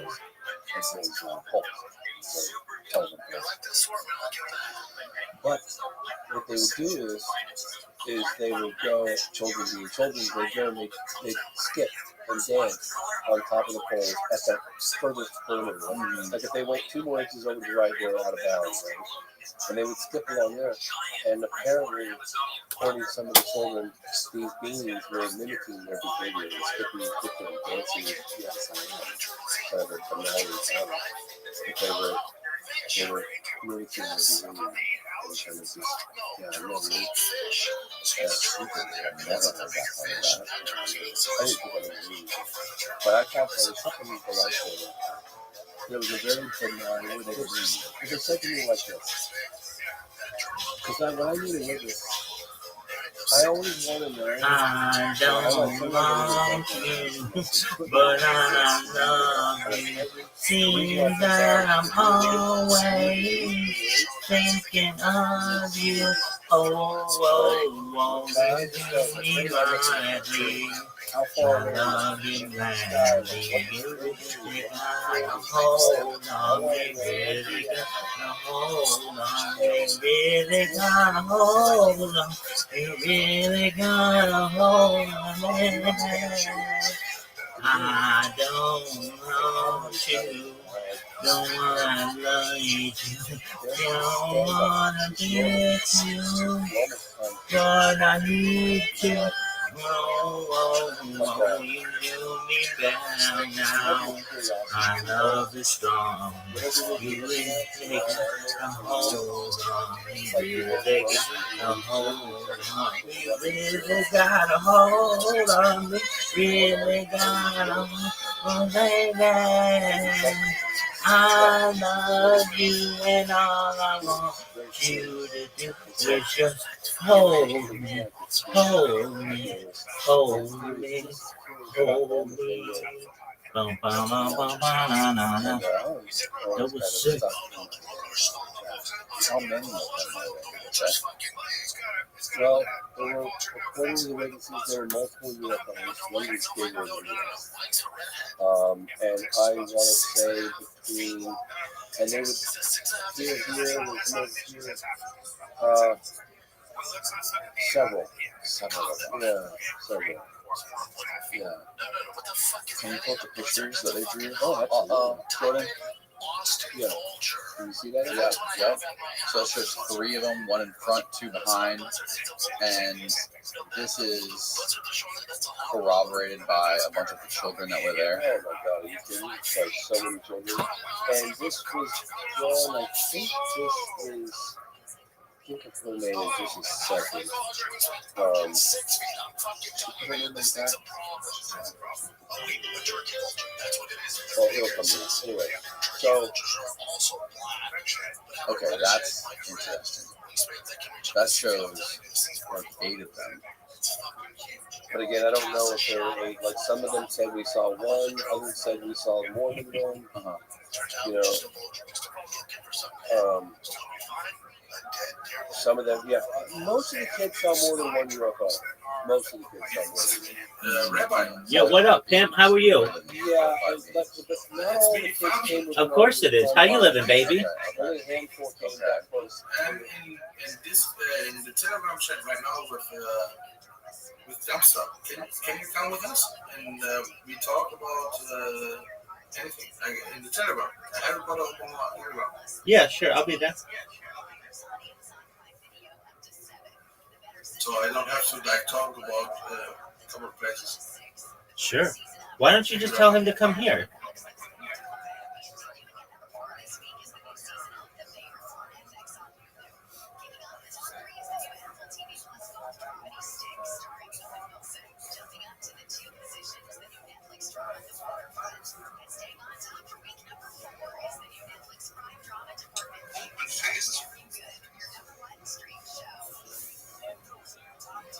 What's up, slutties?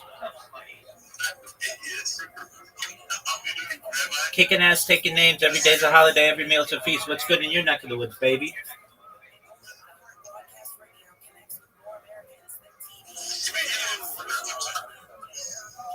Dumpster, you slinging dick like it's going out of style?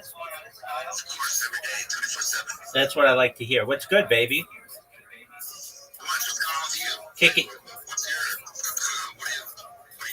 Well, currently I'm making videos on Instagram that are going to change the world, and I've also created 3 robots that are inundating people on a platform known as Blue Sky, promoting myself so that everyone in the world knows what I'm doing. I've seen screenshots of people saying, "What the fuck is this?" Yeah, definitely. So it definitely gets the people going. You know, it's my sexual energy being cast throughout the internet. It's really what I can do to change the world at this point. What are you doing? What are you? I mean, I know you've got like a whole brothel waiting to get fucked, but what else? I've been grown and dressed by the virgin grown. You've been what?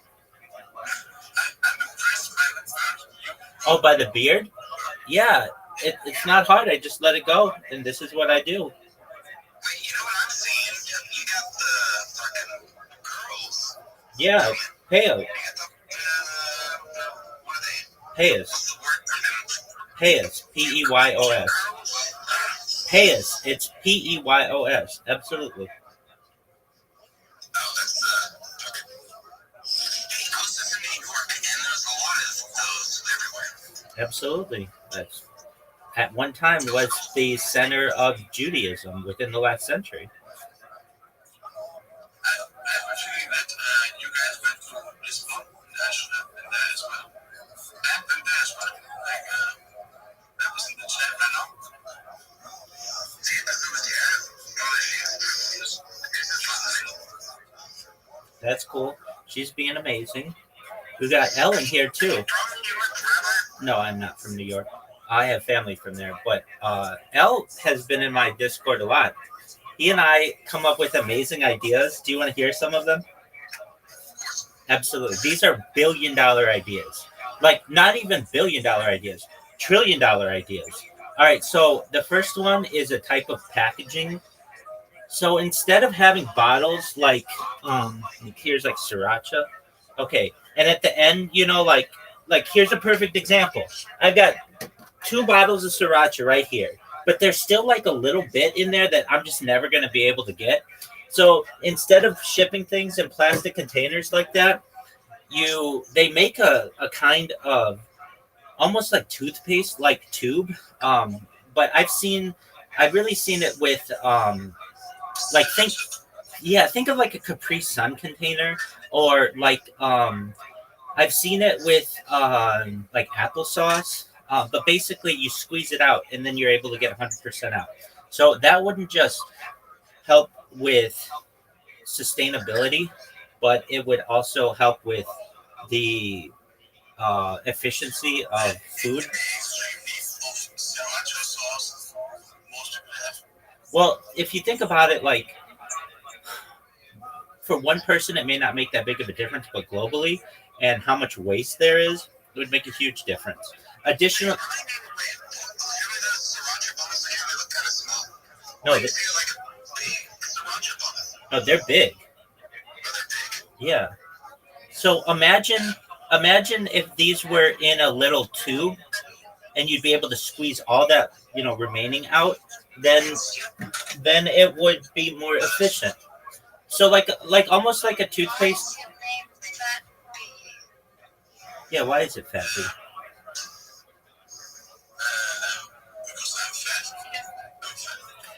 All right, here's another.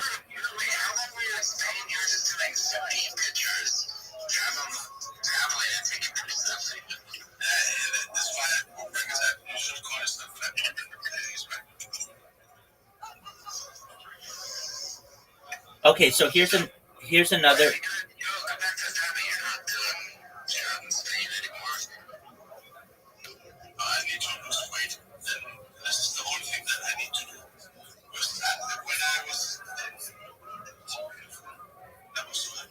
You are thin and you are beautiful.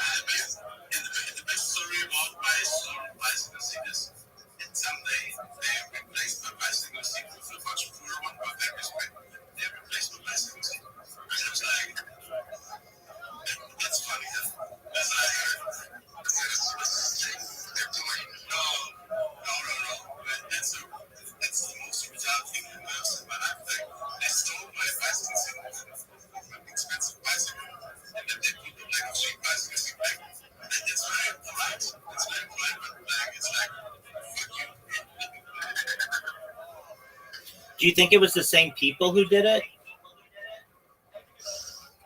I would think so. I would think so. Who knows? I don't know. Okay. You ready for another? You ready for another million, if not billion, if not $1 trillion idea? E- Excellent. I just say that one time I was like in Tuscany, like going on like a wine tour of all these places, and this was like on a family vacation, and we had this fucking Italian little guy that was taking us around and shit, and I had to like for like 3.5 hours, and I wasn't really prepared for it, and the fucking seat of the bike was so like hard and dense that my fucking like butt hurt for like 5 days after. That's my story. Caspian Sea is calling it. Yeah, you gotta get your butt used to the seat. Yes. Right. Uncomfortable somewhat. Like I think your butt does adjust and calibrate, but it takes a few like sessions for sure. If you're not used to it and you just go for a 3.5 hour bike ride on a very intense seat, you're gonna be in for a world of hurt. And maybe that's a conservative business. Rabbi is the most comfortable bike seat in the world. That's just your eagle feathers. Yeah, I've seen a bike like this. This was like 25 years ago, 30 years ago. And I'm sure they still make it, but it's basically an electric bike where you sit back and it's like almost like a recliner. I feel like that would be much more comfortable.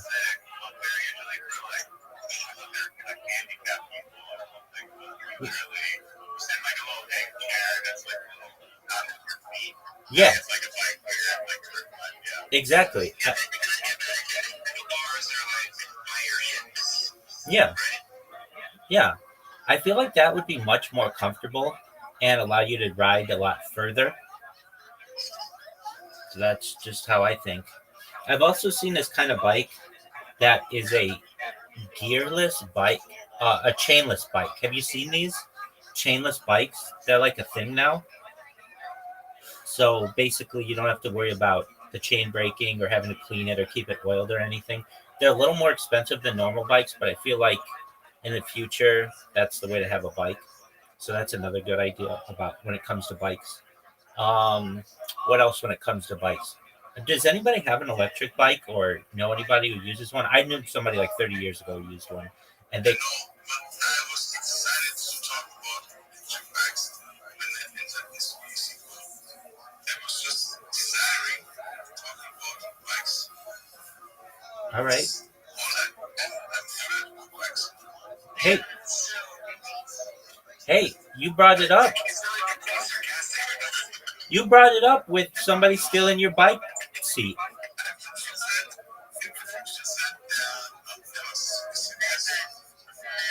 I wanted to talk about inventions, and we had Riser or L who came in with the Tuscany discussion to prolong the bike discussion. All right, here's one to blow your mind: gravity batteries. It's a battery that is charged by the microgravity of the Earth. What are your thoughts?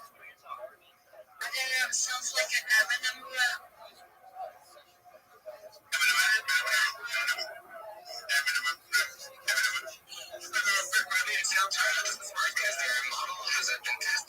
Yeah, so it does work. There are models of it. They're just the patents are owned by mega corporations. That isn't to say that we can't get it out to the masses. It's just probably going to take education and some publicity. But I think it's something that could change the world. I mean,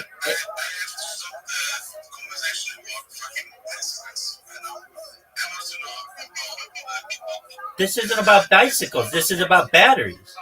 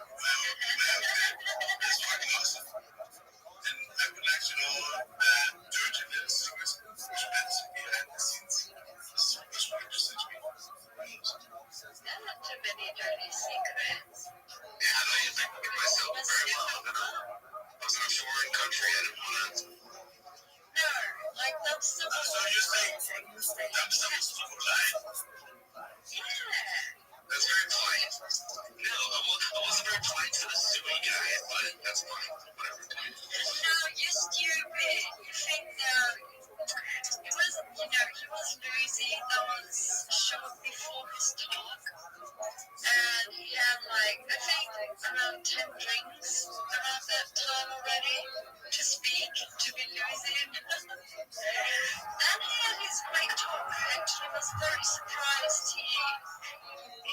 Like, if you were asked him for dumpster, he was getting dumpster as like we know him here. There was nothing different, nothing.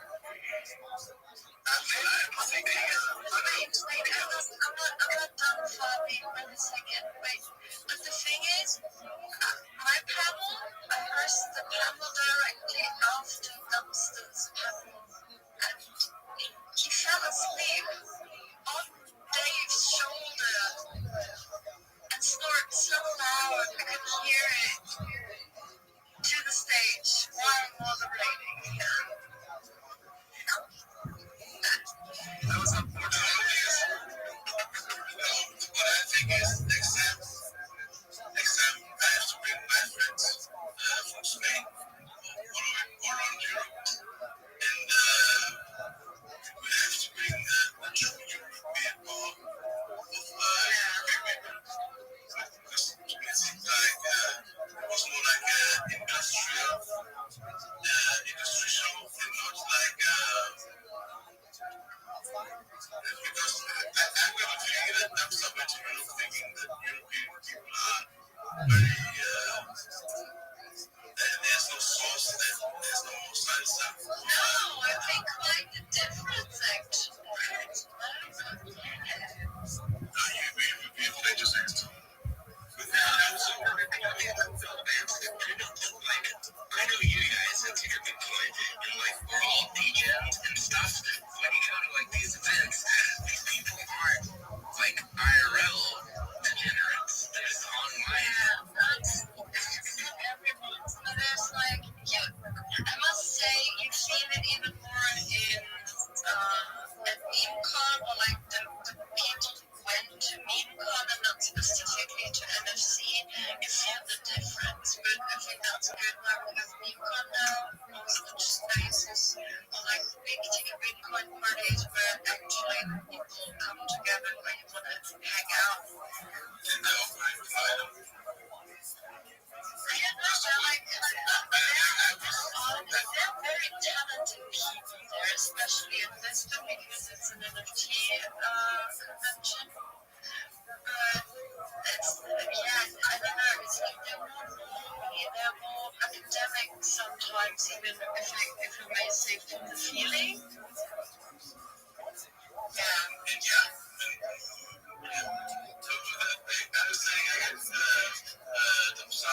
Next time, I will have to check with my friends, and then they will show you the profile and experience. I have no problem seeing playing for free with you.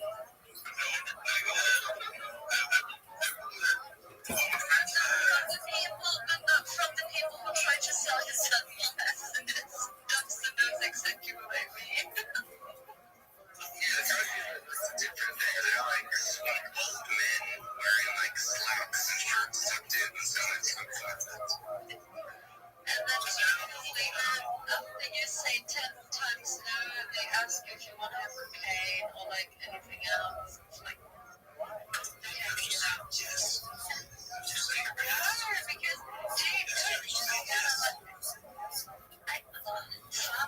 I have enough of my own drugs. No worries. You don't, like, if you're with me and you're like, to smoke weed, you're gonna have a lot of weed. I think even Dave said after hanging out with me, he got like a bit of a passive high. Yeah, how much great weed did you get? But I think you left with more weed than you showed up with. Oh yeah, because the gum guy gave me hash there. Yeah, in the end I ended up with more drugs than I came. Alright, so I have been MGB, I mean not GB, but also GB is the same happening. Abby is gonna plan your trip for December to Miami. I will absolutely. I will.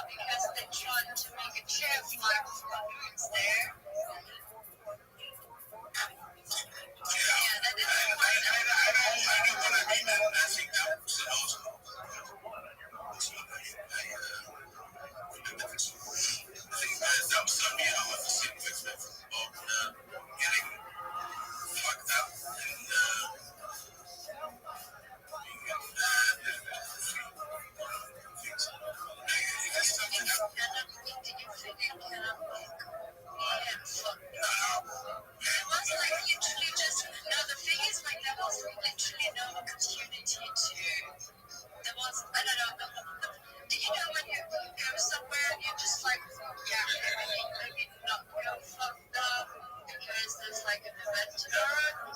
Yeah, whatever. It was a bit shocking. I think last year, especially as some people have been using it, but if Dude had been there, it wasn't as full as last year. So,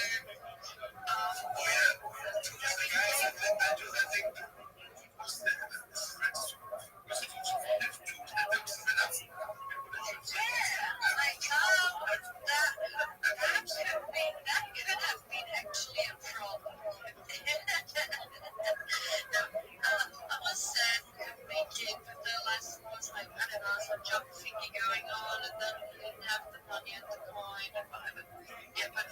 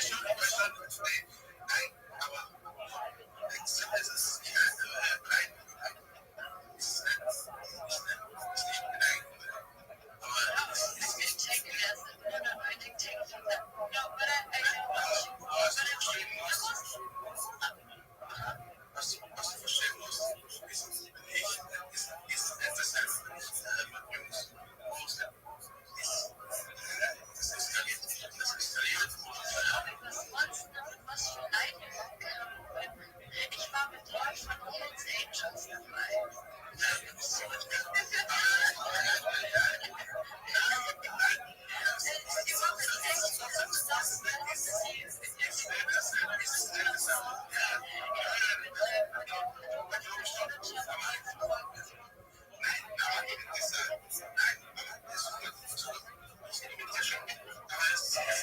Everyone's trying to figure out what we are just like babbling. I'm just trying to convince Holly that I know exactly how we're going to go with his power and they're taking it over. But Flavia actually wished all of that live at these events because this didn't happen, you know? There was no... It did reach that some point people went creative on that drug way.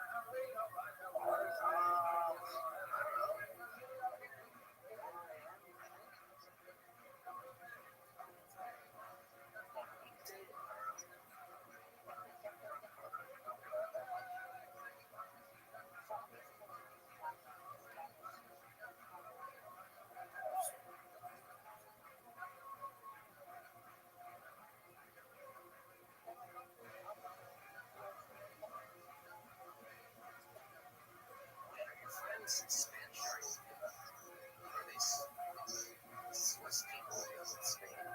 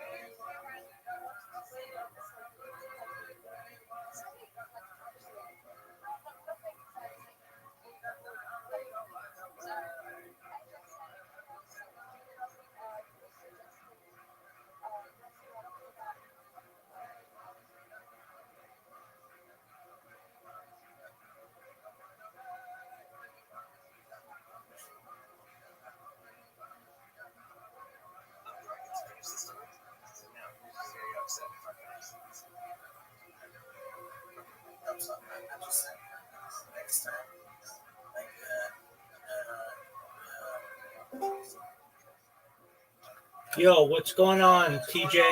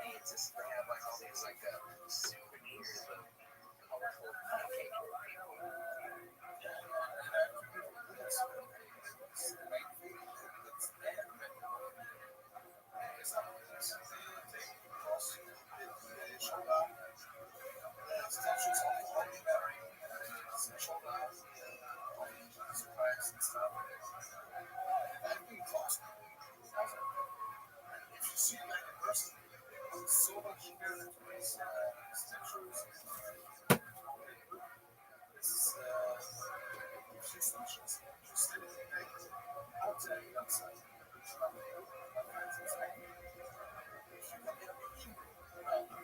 boy Andrew Schultz. He's in the film for Street Fighter, and he's cast as this character. I know my Street Fighter. What character? Hibiki. I'm not familiar with him. They have a picture of him. Yeah. And then Blanca is going to be played by that handsome devil. Hibiki. Yeah, good for Schultz. Dan Hibiki. He's like a cocky, funny guy, so I don't know. Schultz, that announcement is mom and dad. And I did tell you playing this game all night was more important than you. Yeah, I said that's so. Yeah, he's out. Yeah, he is. Why are you like that? He's just so funny. Yeah, he's great. Really. A brilliant idiot. Did you guys see this thing about the Disney cruise? Father saving his daughter from falling off? No. Yeah, jump right in the water. No hesitation. No hesitation. But, so I'll tell you. Daughter fell off. She was taking a picture sitting on the railing. How old is she? That's what people were saying. 5 years old. Fell overboard. Dad jumped in without even thinking, of course. So that's what they're saying. She have a life vest on? No. How are you doing? Yeah. I can play some TikTok videos of it. So they're that little boat? No. Yeah, so when he already, little boy now. Little boat. So when he jumped like a cruise ship. Yeah. But when she fell over, he jumped in. It took 20 minutes for them to rescue him. 20 minutes? It's like going Disney. I mean, dude, that's hard though. Like, you get the Mickey Mouse crew fucking saving your life at ocean. That's why you don't ride fucking Disney. Get a real crew out there. Unless I'm bringing them in. But the main thing is like, the official reports won't tell you exactly what happened with Brian. Everyone's saying what Brian's saying. Like the dad or the family was trying to put her on the railing, which is illegal. You cannot do that. And try to take a picture as she fell over. I've never done that. Sorry. That's not, remember Michael Jackson's whole baby? Yeah, so I mean, thankfully she survived, but obviously that fall was probably like so messed her up for that. Or she becomes fucking the next Travis. So they little kids have what's called green bones. Their bones are hard to break because they're just so flexible. It's kind of what keeps them healthy. Yeah, remember kids like fall down. It's so big. Jim Brewer has the best joke about it. Is that your children walk around looking for death all day. It's like, fucking be careful. This is pretty cool. So, there's some MMA stuff in here. So, Elite Temporary has a reality series right now on HBO Max. I always see this happen, and I'm always like, dude, it's a lot to do. Stick to fighting. It's like messing up anything. Stick to fighting. When you sign up for that, it's so much more than you think. It's so much more. It takes a lot of your attention. And I do stuff I normally would do. HBO, the producer, my team, maybe just run a little bit more. Hey, at the end there, when you're doing the shadow box, you do one more round. You know, it just adds up. And over how many months? I think he'll be okay. Your mind is over there, whether you know it or not. That adds more pressure. Yeah. How's this thing end? Yep. Now if they're following him up into the trough of the verified. Okay, cool. I remember when Ronda ends when he fights this on it. Yeah, I remember when Ronda was doing a movie in Bulgaria, and she was trying to get training in between. Like, I remember just knowing how movies are shot, and I was like, that's such a bad idea. Yeah. You got a fight coming up. Again, not her fault. Her age and stuff. No, you can do it. You're so much better than these other girls. And she was, and then people caught up. Well, it's hard to say no when the iron is hot. And everybody wants a piece of you, and it's like... But this is a really good way to... I wish Netflix was doing it, though, because how many people are going to watch this on HBO Max? It's just a really good way to kind of draw your attention away from virtual. Everyone can handle this around. So, I wanted to share something really crazy because I was in Africa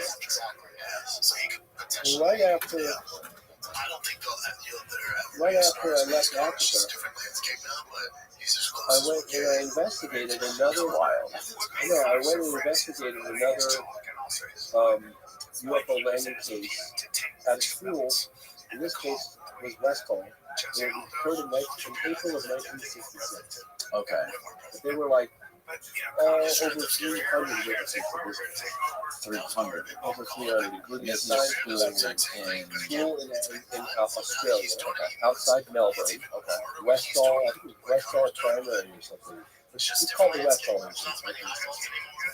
So I was just in Africa, okay, and I had some of these drawings with me. I was just kind of sharing them a little bit, you know. And It's very much a classic alien, spindly neck, long neck, with big head and big eyes. anyway, so I'm kind of sharing this, and I had someone say, "Oh yeah," and they're like, "That looks just like the one Gina." I said, "The one Gina." He said, "Yeah, the one Gina from the 4,000-year-old cave paintings here in Australia." So I looked up one Gina, and I don't know if look at that on the upper right hand. 4,000-year-old rock art. Yeah, so click on that one on the upper right if you can, the big one. Yeah. And I just have to remind your audience, this is 4,000 years old. I mean, hello, do you see some resemblance? I mean, Yeah, it's kind of crazy, right? they look exactly the same. That's what I'm saying. It was spooky to see that. The resemblance. I mean, these were children in 1994. It looks like a snake slithering in between all these heads of these creatures. People that are not watching and only listening, they're these 4,000-year-old cave rock paintings from Australia. And these heads look like the traditional UFO heads with the big eyes, the big heads, spindly bodies. And they're looking at a snake slithering through it, two tall, skinny-looking beings off in the background, and a bird. Anyway, it's just, I mean, could that possibly be a coincidence? I mean, I don't know, man, but that was just, I know, obviously, And this is, so these are apparently in some cave, and how do they get it to 4,000 years ago? that you're going to have to talk to, specialists, because I don't know, but that's, according to everyone I talked to, this is thousands of years old, on cave paintings in Australia. In fact, I almost went to one of them, and next time I go to Australia, I'm going to go and look at some of that, because it's just, public, I don't know, but interesting. I mean, just the big eyes, that shape, and it's just fascinating stuff. I think this is like the historical, for the audience listening or even watching, you can check out probably, there's a book put out by Jacques Vallée, and it's called Wonders in the Sky, and he documents ancient sightings, whether it's cave parts or tombs or paintings, sort of topics. Called taking what cannot be interpreted as any other narratives, UFOs. Anyway, there's one drawing that I thought was creepy back to what we were talking about earlier. Yeah, pull it. You can pull that one up, Jordan. I think you have that. Yeah, looking at it earlier. With the Madonna. It's in a right there. Yeah, there you go. So you're The Madonna with Saint Giovanni. that's correct. Yeah, there's lots of the old Renaissance paintings from like the time of religious depictions of Madonna, Jesus, and the Virgin Mary with strange objects in the background. I think this one shows the dials of that Yeah, if you can click on that, if you zoom in, you can see there's a guy standing over the flag. So, can you go back to Australia? Yes. This is Westall UFO. So, I went to Australia right after Africa. And I'm fascinated because it's so hard to do as a researcher for a land base how a mass sighting like a school could happen in broad daylight. And like I just had a really hard time wondering how is that possible? You know what I mean? So I started investigating with the help of a number of Australian researchers shares a Hold garage me, hold me, hold me. 9 miles or less, 8 miles away from the school. 2 days prior. Usually when there's a UFO sighting, there's always a couple of days leading up to it, whether it's a big event like a landing or something. It's almost like the kind of case of the world. I don't know. You'll always, there's UFO activity on a big mass sighting, usually for a few days before it does something. There was a guy that was about, like I said, 8, 10 miles away. His name was James Kibble. He'd never come forward ever. He was out in his garden with a four-way. It was, I want to say, April 4th. I'd have to look at these out, but anyway, April 4th, 1966. And he wanted to share the progress of the flowering garden at his mother's place. So he had his Polaroid camera out there. And then he saw something blinking in the sky in his eye. And he looked up and he saw this disc that was, according to the witness, James Kibble, who's deceased now. He said this to me. It's a direct scan of his. He mailed that to you? He mailed this to you. Fuck yeah, hell yeah, So like you would it's descending speak like all. this. And yeah, please. It's descending like this, and then Fuck all yeah. the images of the The sun weird and internet, sun are Rabbi. taken off, they're sending You to got it, this, girl. and then like this. It goes up like this on its side, and then it shoots up straight up in the air. So that, according to James Kibble, is the disc that flipped up horizontally like this before it shot off. A moment later, he said it was like a bullet leaving a gun shot out of it. Now, I'll share some interesting aspects with your audience, and that is, if you ever see a UFO photograph with crystal clear defined edges, it's probably a thing. We don't know why, but there's something to do with the propulsion we're addressing that causes the edges to blur ever so slightly. Like if you look at a legitimate, bona fide, good photograph that has been like scrutinized to death, like 1950 McKinneyville, Oregon, or 1964, 65, the UFO work which snapped off 3 or 4 payloads. I'm looking at his face right now. He'll come to me in a second. But you'll see that the edges are slightly blurred. And according to witnesses or specialists that I've talked to, that's a pretty good indicator. That coupled with the testimony of the person who shot it. Santa Ana, West Texas, 1965, he shot, I think, 3 or 4 Polaroids. And the edges, great picture, points of reference, light reflection off the object, fantastic. Zoomed in on it, and the original, the edges are slightly blurred, just like this one. But this is like a metallic structured object that went from this position to this position and then shot off the other feet. Well, it's interesting. That's exactly how Bob Lazar described those things flying when he was on that Ford testimony crowd. I learned about that later on. And you talk to the witnesses. I've never talked to, prior to Australia, I've never talked to somebody who described it. I mean, this thing was sitting on the ground when the kids ran after it. Okay? Sitting on the ground. Right there. Broad daylight. It lifted off, got like 20 feet up, and then it flipped on its side and then that's when it rocked them off. That's what the kids described? So, yeah, Bob, this was his father who snapped the picture of it. In that position, right? He said a moment later, it shot off. So, described the acceleration. He said like it was being shot out of the club. Yeah.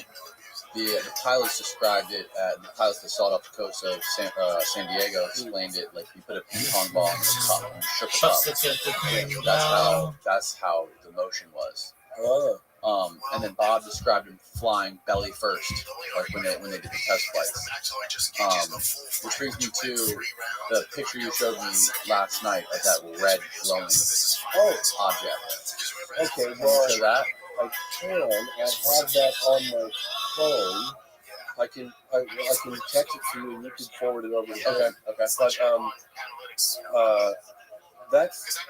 kind of a bigger story behind that whole thing. I don't know if that's something that you want to go into Well, detail as on. much as you're comfortable sharing. I'm happy to do Absolutely. it. I'm happy to do it. But Because that is, if that's real, that is one of the most compelling photos I've ever seen yeah, of a UFO.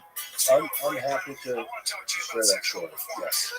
I just shared a single frame clip of an object. That's what Listen to the wind saw. blow. Watch Watch the sun. Yep, I just got it before you see now, Jordan. Very cool. So then I'll tell you the story about it. Because Living in the shadows. Living there on dandelion. So it's the first time you told the story about this to Logan Paul, the first time you told the story? well, You don't I was love always me kind of now. hush about it for a You long will time. never I mean, I love was me trying to again. Yeah. I can't because I still was very hear honest. you say you will never break I was very chains honest. on me. Jeopardizing my You don't reputation. love me now. Blow it You up. will never love me Oh, again. yeah, there you I go. can't So, still hear you say but you I've will told never the story a break couple the of chains. times publicly. And the most detailed is probably when I was on Logan Paul's show. Because he's like, evidence, where's the evidence? And so it's like, I feel evidence. I feel the same way. I mean, I got some evidence, uncovered some photographic evidence. So let me tell you the story behind this, because it's pretty crazy. I was doing my first UFO documentary way back. They had cameras back. I'm old, but not that old. But and I interviewed a guy who lived on the outskirts of Area 51 in the area where you can live. It's not like restricted, space. His name was Chuck Clark. He lived in a double wide. He was a former military guy, an amateur astronomer. And he had a sighting of something out at Area 51. And remember, this was kind of around the time that Bob Lazar story was coming out, really big. This is early 90s. I couldn't tell you exactly what year, but early 90s. And Chuck and I, And yet you don't love me now. spent 50 years You with will each never other. love And me again. we I were going can't back and forth. still We said, look, hear now you you say see you what's going on. will never break the chains. So I stayed in touch with Chuck, and we communicated often. So one day, he called me, and he goes, I got something to show you. And I said, okay, well, can you tell me what it is? He goes, no, but I'll tell you this much. When you see it, your jaw's going to hit the ground. I said, really? And it's not one shot verbal. I mean, Chuck's pretty loud guy. I said, really? He goes, yeah, really. I said, I'm getting in my car. So I'm driving to the like 16 hours drive, 14 hours drive. But I was like, if Chuck says, so I get to the little alien. Chuck lived just a block away in Rachel, Nevada. Going to do double wide, super clean family, very nice, like beautifully air conditioned, nice, very clean, nice situation. And he's got a TV and he's got a VHS tape. He pops his VHS tape and he's showing me. And I see two guys on all I can describe is like the typical road trip. There's these tunes that come out the window, they're goofing off next to they go into like the little alien, they're posing next to the little alien, just good stuff. Just a road trip. Go to the chat Area 51 after all the publicity that Bob Lazar gave Area 51 was a 10. The first time, right? Mm-hmm. Oh, it was actually came up in the 80s, like 90s. Still, it was like making tours and everything. Areas that you go to and look down on the base that had yet to be closed off. If you knew what you were doing, you still see the that doesn't happen anymore because they bought that section too. But anyway, so goofing off, the closing next to two signs, blah, blah, blah. And then all of a sudden, the car's parked. They're in it. The camera is on probably the armrest. So it's crooked. It's not like level. It's just cocked. The camera's filming the dashboard, a little bit of the windshield, and the like the Peter and Vic and they're arguing. And what it sounds to me is you can't see them. She's a pocket full of horses, It sounds Trojan like they're trying to fall sons. in deep.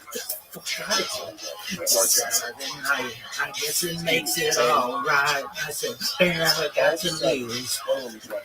I said, baby, call back. Baby, it must too fast. Little red call back. It's light. This is the car.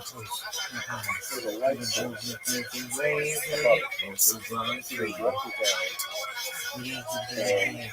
it's lighting up the inside. Believe it or not, sometimes I worry, knowing I'm not in house class. But it was Saturday night, I guess it makes it alright. She said, baby, I ain't got enough class. And I said, little red Corvette.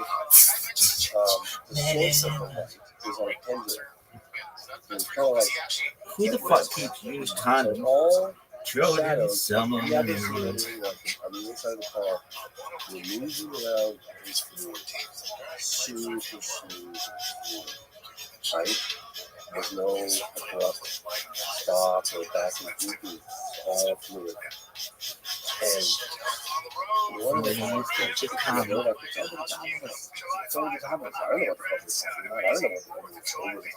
you're talking about. I don't know what I'm looking at. And at this point, the camera's still filming just the dash. Just the dashboard. Nobody has it in their hand. And I hear this, I'm getting out. And the guy's like, no, stay in the car. Stay in the car. I'm getting out. He grabs the camera. Opens the door. Are you alright, though? I don't know. Just so the camera pans up. You can see like it doesn't forward. You can see like tumbleweeds. It doesn't see like a tumbleweed. I think I saw tumbleweeds. It was dark, and it wasn't like it was You dark. are so hot. You can still see outlines of the desert. Right? There, outside, 100 feet is that. Okay? Now, here's the crazy part. What I remember is that I'm looking at this thing. So hot. Probably 30, 40 feet in diameter. You could have easily written it. It's sitting in the sky, and it's like floating silently, kind of rocking, like floating, like it's like a ship on the water, doing this. And the spin of the car Just hit again. looks like it's a rock. Dude, I wish they had the golden hour. I love that one. That fucking hair tickler is funny as fuck. Like phosphorus on the beach or something, right? And I'm looking at it, and all I'm looking at is all the Little red witnesses that I've talked to who've seen these things at a loss for words to describe What what is ever it? looking at. Photography? Do you know what I'm saying? Yeah. Like, because it looks alive. It looks like magic. Like you can't even speak. Like, I was just like just, you know, Chuck Parker's right. My father was right. Prodigy, no, I want prodigy, prodigy. That means my kids are going to be amazing. Oh, like this. And then, bam, the camera shuts off. Did he shut it off? Or is it just shut down? I have a vague memory of something like him saying something about a battery or something, but the camera shut off very quickly. The camera shut off. And that was that. I looked over at Chuck Park and I went,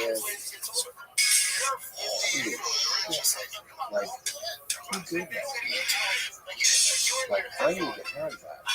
I was still in production with my first piece, and I want to have that. And I just went, it was like, oh, they're really scared. They shot something like a secret, super secret, you know, stealth government, whatever. And they're terrified. Okay, fine. Give my telephone number. Tell them I'll work in. They can be anonymous. Don't get raised whatever kind of money. Are you kidding me? Like, just get them. What was this bitch wearing? Chuck? Like, what's the wacky? Hey, you have a copy of this video. Yeah, VHS copy of it, yeah. And, I hate to say this, probably one of my biggest regrets. I don't know that it would never see the light of It's day. only from the time that he didn't like my time. Cause I was a bit too leisurely. You know, no problem. How did you do something close to nothing? How you got It's different than the day before. somebody, there's a photograph of When I taken saw in her, Fred. ooh, I saw she walking through the outdoor. She wore a raspberry I beret. do have screenshots Time you find in a second-hand store. Raspberry about beret. a year and a half ago. If it was warm, she wouldn't wear much more. Raspberry beret.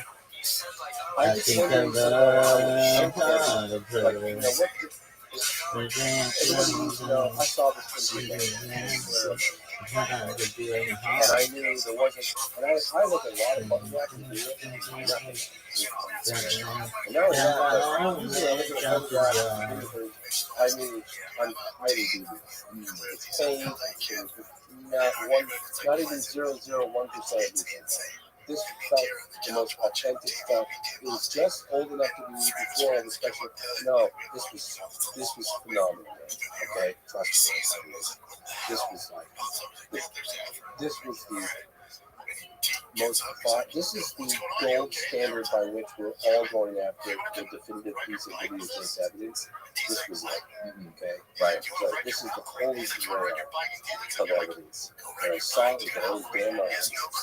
And the fact that it would be anyway, about a year and a half ago, maybe it was 2 years ago. I sit on it and I'm publicly told the story. And I get contacted by a guy who's a PI. So he does private investigating crime.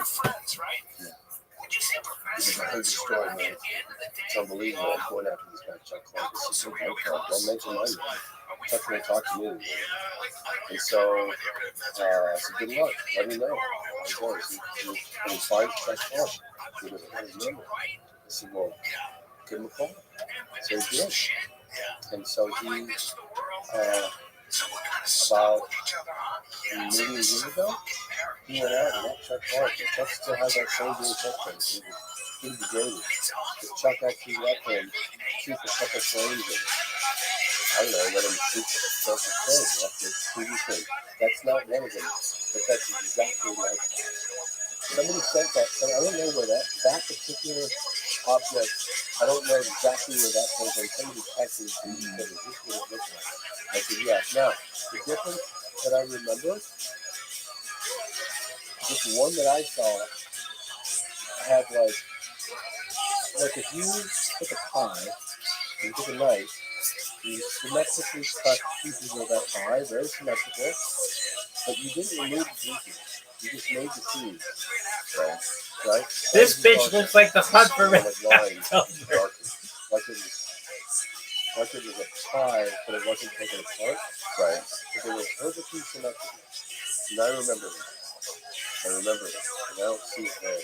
But in terms of like the color, orange and yellow, and glowing like that, that's what it looked like. I thought it was a lot. Like it's phosphorus. You watching this bitch again? Dude, why didn't they do a fucking golden hour? There must have been a test flight by one of the people there. Could very well have been. Could very well. I have no idea. But that's what I saw. It was flipping. It was magic. It was like you look at it and you have nothing to relate it to because you've never seen anything like it, not even remotely like it. It's so foreign to your eyeballs. Like seeing those shadows on the dash, the way they were moving. Like the only way you can recreate that is to have a light or a pendulum above the car at night with bright enough. Like it was moving so slowly. Like the shadows were moving around in this fluid motion on the inside of the car with this light source coming above the windshield. It's just like you've never seen that before. I wish to see that before. And then when you see the object, then it's like it's not stable. It's kind of actually like maybe slower, but it's so wobbly. Right. You know what I mean? Like if you thought of a boat on the ocean, where it's kind of move around the ocean like that. Yeah. That's where it wasn't stable. It wasn't like, you know what I mean? The camera shut off, but did the kids describe to Chuck or anything what happened after that? Chuck didn't tell me. I mean, Where's Chuck at? We gotta find Chuck. Chuck's in Arizona. Yeah, he's in Arizona. Chuck, goddamn it, release the footage. Right. When this private eye went out and checked it out, he said, yeah, Chuck said that he was going to talk to you. Because Chuck said that he told, because he said to me, he said, if you ask me again, I'm never going to speak to you. He asked me, of course I'm going to ask you again. Like I was selling, I think it was out of the blue. I just sold out of the blue to NBC Universal. Sorry, my and there was this guy, Larry Landsman, who was at NBC Universal. I told him the story. You know, you can find a movie, sci-fi, and he goes, 30 grand. We get 30 grand, no problem for that. So I was like, okay, I'll reach out to him. I know I like him. He was the other guy, I reached out to him. And he goes, I'm not talking to you. I said, well, I just got 30 grand. You just offered to the kids $30,000. Like, come on. Right. Just talk to them. He wouldn't even entertain it. No. Do you think he's in a similar situation as some of those people in Brazil, maybe? No. Or those kids are in a similar situation? No, I don't. Why don't you show it to everybody? I mean, you know, I think he keep it in the vault. He never got it transferred. He never got a discount. That footage should have been transferred to Beta SP from that bloody VHS tape from when I saw it. Because I can assure you, VHS tapes deteriorate in ways. Right. You go over and you play it over and over, the half-inch tape. You know, so that tape is like, who knows how bad it is now, but it's not great. It's not like, you know, what I saw was pretty phenomenal. I mean, the VHS was, wow. Dude, I mean, it was like a couple weeks old when I saw it. I didn't dilly-dally, man. I was straight out. I'm not kidding you. I was like, okay, I'm going. Like, I don't know how much more time we have, but there's a couple of things that I could share with you, or however you like. Let's share it. Let's talk about everything. So this is kind of interesting because, well, I'll start with this one first. This was just something that we stumbled upon when we were making the phenomenon. I think they call it a telex. What was it? Were you saying a telegram or a telex? I have no idea. It's in 1952, we didn't have fax. So that you communicated directly with somebody. Sorry, I telex maybe. I don't know. I know. But in any case, this is interesting because we came across this. This is from the White House, from the Truman Library. In 2 consecutive weekends of July 1952, the White House Capitol was bombed by UFOs. Right. I actually found through an archivist, testimony from a guy named Al Schock, who was in the radar room the night that the pilot, one of the pilots in 1952, streaking across the night sky over 500 miles an hour in the pitch black, and suddenly was surrounded by these UFOs. Yeah, like kind of self-luminous testimony. They would give you warnings. You have the powers. You're giving me authority. And apparently they did shoot. This is a very hostile here. I mean, it's used over sensitive airspace. I mean, you know, the White House, the Capitol building. And it was 2 consecutive weekends. So there's this guy, President of the United States, and he wrote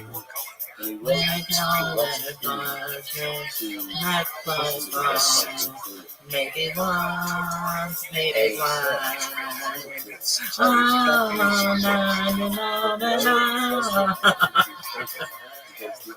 Here's the old gypsy.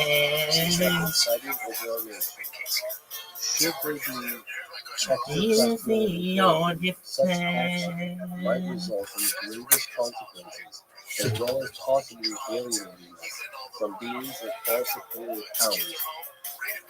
Friendly contact should be sought as long as possible. Anyway, this is kind of a cool little came right out of the Harry Truman Library. Yeah, I got it directly from the Harry Truman Library. And I think that was neat. And what I wanted to share with you is this photograph. This photograph here. This is, you got it? This is Parvis Ghaffari, who was a general. And in 1976, he had an incredibly dramatic dog and cat, what was it called, a dog fight, but he had an encounter with the UFO, him and several other pilots. And he tried to shoot it down. Got it in his sights, and he pulled the trigger to fire it. And his entire cockpit froze. He started falling out of the sky, and he was running a few seconds or two away from Bailey. When I interviewed him, we flew him out from Tehran, Washington, D.C. to testify at the National Press Club event that I did not go about, as I never said. And on camera, all Thanks for the support and history of mankind plus milk lover. Welcome, Lefty Jellyfish. My biggest regret is why did I try to shoot him? I should have tried to make friendly contact. You know, that really kind of left an indelible impression on me. Really saying that. Like, why did he have to have an aggressive posture? Why didn't he try to make friends? You know, we're such an aggressive species that then you have to ask yourself, and it's all speculation. Nobody really knows what's going on. But these athletes chose a school to learn in Africa. They chose a school to learn in Australia. They chose a school to learn in is it cheerleading? On the children that they see as a benign presence. Damn. But, you know, the military takes an aggressive posture. We choose these things. We have very credible reports of landings and contracts at schools. I mean, with hundreds of witnesses in some cases. So I don't know. This is part of my personal journey. Sometimes I think, like, maybe if you were so aggressive in war,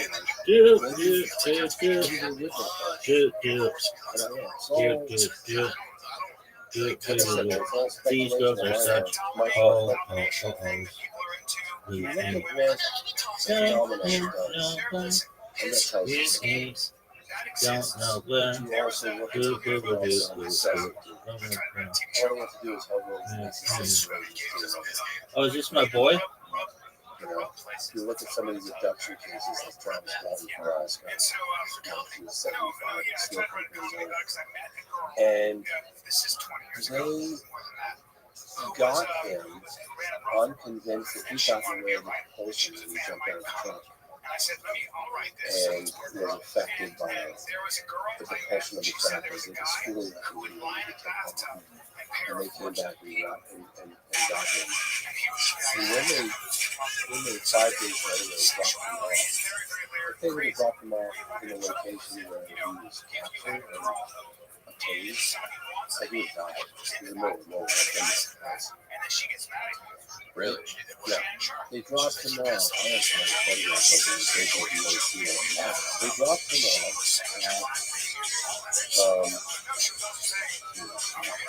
they dropped him off on the outskirts of town that was just far enough away in a valley where they could shoot down quickly. Yeah, you can get it. My little prize. This was a drawing that, 10 or 12 years ago, Travis Walton, the key witness to the Fire in the Sky case. Wow. Something about This shit is such garbage. and he signed it. Get It's me out of it. amazing. Look at that 10 years ago. So turn it going. And then this, Get me out of it. That's at the site. yeah, you got it. It's cool. Yeah, that's at the site. And the weird thing was proximity to where the object was seen hovering. They cut some of the immediate trees as samples to look at their growth rates. And there was a pattern of accelerated growth within a certain proximity of where that object was over like a 20-year period since the mid-30s, since that sighting. But what I wanted to mention that I thought was rather interesting was so much of what these alleged beings did with Travis. It's a very credible case because there were so many eyewitnesses and several polygraph. But when they dropped off Travis, they did it so right on the outskirts of town in a little valley, so they could like dip down quickly, pause again right on the outskirts, and then shoot off, minimizing the likelihood of them being spotted. Why? But they also cared about his well-being, because if they would have dropped him off and picked him up, he wouldn't have been. Right. And so that tells you something too, right? Excuse me. It's a fascinating. So you have to look at like what UFOs do, and you also have to look at what UFOs don't do. I mean, they do some pretty provocative things, but they don't make overt contact on a mass scale. Right. Which is interesting. Very interesting. And the children aspect of it is Children aspect very nuts. I mean, Children, think about it. Children they're the most open-minded. They're not set in their ways. They're closer to the source than you are. Yeah, they really are. They really are. Well, James, thank you so much for doing this, man. It has been fascinating. I'm grateful for you coming and sharing all this information. Thank you so much for having me on the show. It was a real pleasure. I hope I didn't talk too much. No, you didn't. We should talk more. Where can people find? When is the movie coming out? Moment of Contact, and where can people find it? So, Moment of Contact is coming out in mid-October. There are a lot of streaming platforms that are currently looking at it. It's right now scheduled to be released on TVOD, which is iTunes, Amazon, Fandango, Vimeo, Hulu, all those streaming, those platforms of transactional download. But it'd be great if anyone out there could just look up the trailer, Moment of Contact, and just spread it out, because the more views the trailer gets, the higher profile the film and the more leverage it has. Also, if anyone's interested in seeing the phenomenon, you can watch it for free on TV. If you don't want to get commercials, you can rent it for $2.99 or something like that on iTunes and Amazon. 306 posts. Buy it. Some people go, fuck yeah. Because I don't know, I never think about it. But if you do decide Ball to tray, buy it, Ergay, you sideline to can buy it sideline, on pimp. iTunes with 3 On the hours sideline of to sideline, Oh, wow. and a lot On of the people sideline are to the same price sideline, you buy pimp. anywhere else. But it's Yo. on iTunes. And check it out. It's really, I'm pretty sure it's iTunes. They have Party characters people. and they do get when you purchase it for Hirsch. But if people that are really Hirsch. want to know that, Yeah. so unless you're gonna watch it for free, watch it on Tubi. If you want to spend money, go to the cheapest place to know. He's on my Don't be confession. cheap. Just when I Spend the money. You can watch it for free. I don't do this for money. Yeah. But yeah, but thank you for having me on. Absolutely, man. Thank you so much, and thank you for bringing all these amazing photographs and everything. It really makes the experience so much more incredible. Well, thanks, man. It's a lot of fun. What's your drink of choice? Honestly, I don't like to drink hard liquor unless it's like a special occasion. Things weird and like. Okay, how many beers can you drink? You saw how many beers you saw on the boat. It's like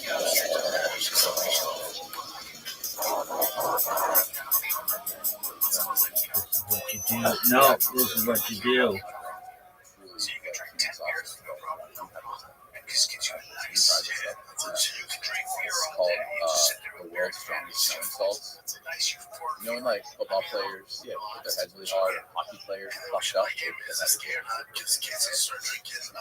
this is. I mean, like a body, but this is made by like some power lifter, like the world's biggest power lifter. He uses this. And then he's fucking deadlift. This is what you do. This is what you do. Yeah.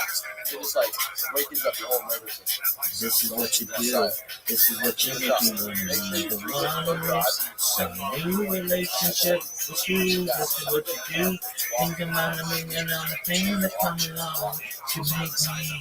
Make me start a new relationship with you. This is what you do. Think about a million other things that come. I'm just get a couple white claws. I'm down to do it. I need a few How white do you feel? claws. Relax. I know everybody's ready to go. Wow. White claws. Yeah. What you do. I didn't think it was that bad. Oh, that's right. This is what you do. This is what you make me want. Good morning.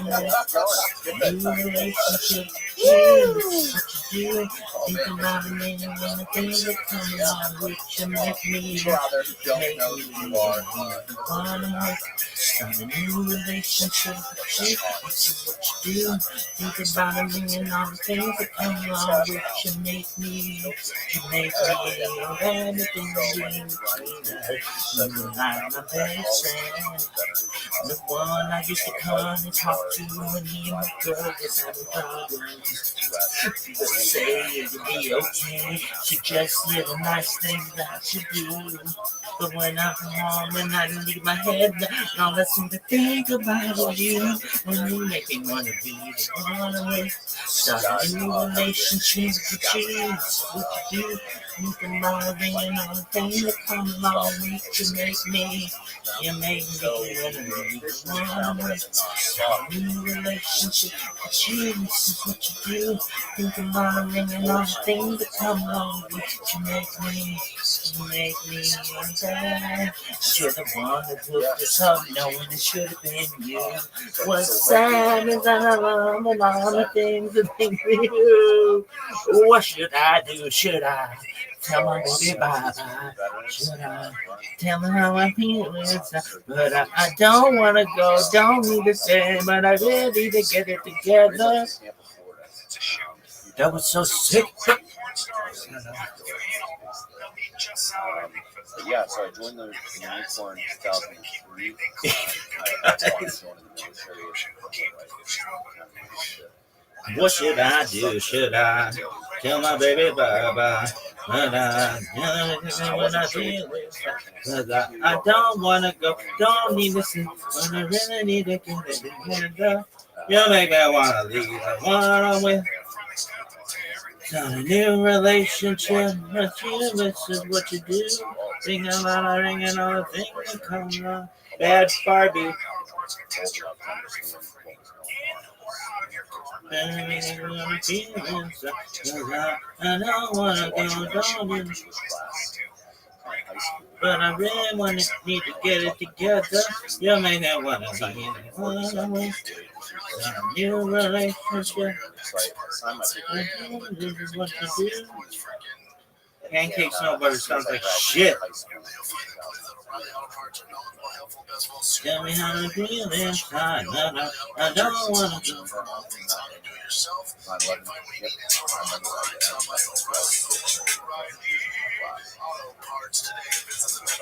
No, what the fuck?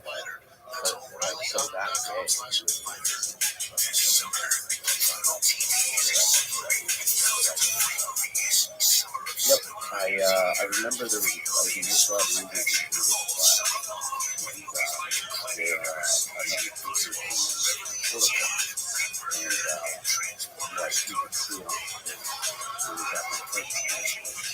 And you could see, I remember it vividly for everybody. But I remember him coming into the class and he was, I don't remember. Busts into this Rodriguez. He always had this happiness. You used to say it'll be okay. Suggest little nice things I should do. But when I'm the woman that had to make my head down, all I seem to think about is you. Now you can leave one way. Start a new relationship with you. This is what you do. Think about women and the things that come along with to make me. You make me leave one. Start a new relationship with you. This is what you do. Thinking about women and the things that come along with to make me. You make me happy. I'm honest with this option. I should have been you. Let's say I was gonna run with you. What should I do? Should I tell my baby? Nah. I can tell the reporters like, did he keep up with the fires? The strength of the dog is insane. Yeah, you should. Yeah, you should. I don't tell them.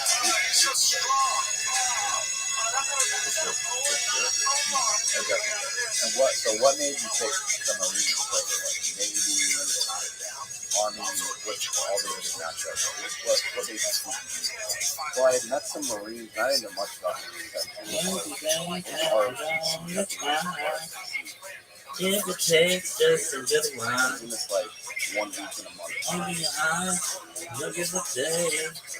You'll see things in a different way.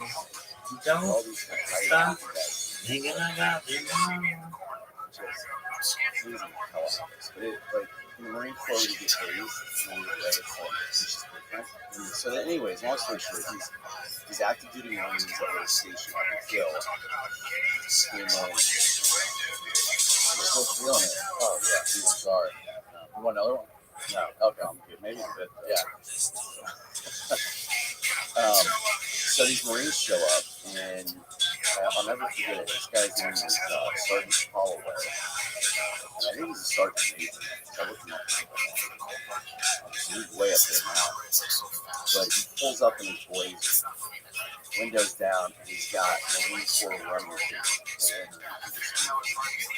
And the stuff that he's running to left, right. And he's jamming out to, gets out of the car, chest is all further. So tight, pumping, and then here comes these two corporals around the corner, one and two, Chris, back, and I wanted to do that. The way they talked, they presented themselves, and again, nothing with the Navy, which I was great, but the way those Marine pays us versus the Navy is a lot harder, but it's extremely so we're going to destroy you in the best way. Maybe that's what I mean. They thought we were somebody really quick. I don't know. It's just hard to explain. I think we don't want to see them. Yeah, like destroy all these 16-year-old kids. And these Marines came out and they're like, we're going to destroy you to the point that it's going to make you. You're in my door. It's weird how that works. Midnight at the oasis. Send your camel to bed. Shadows falling on faces. Faces. Romance in our hand. Heaven holding our hand. Shining just for us. Life's been off to do sand dune.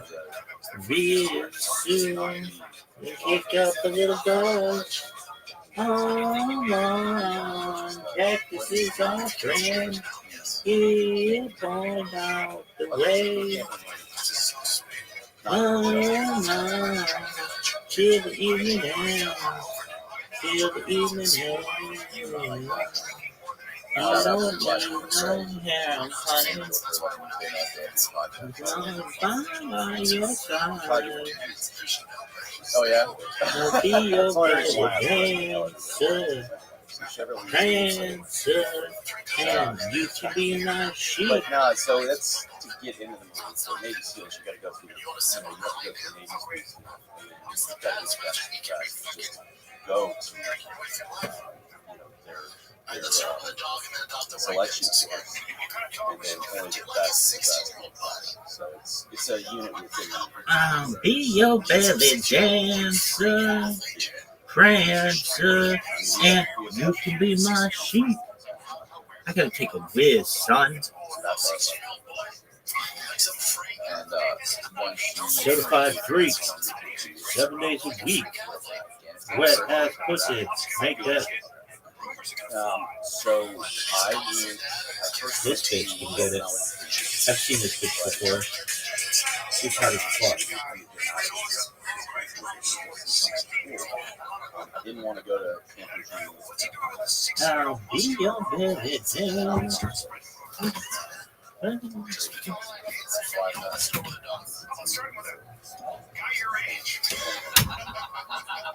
I love the movie.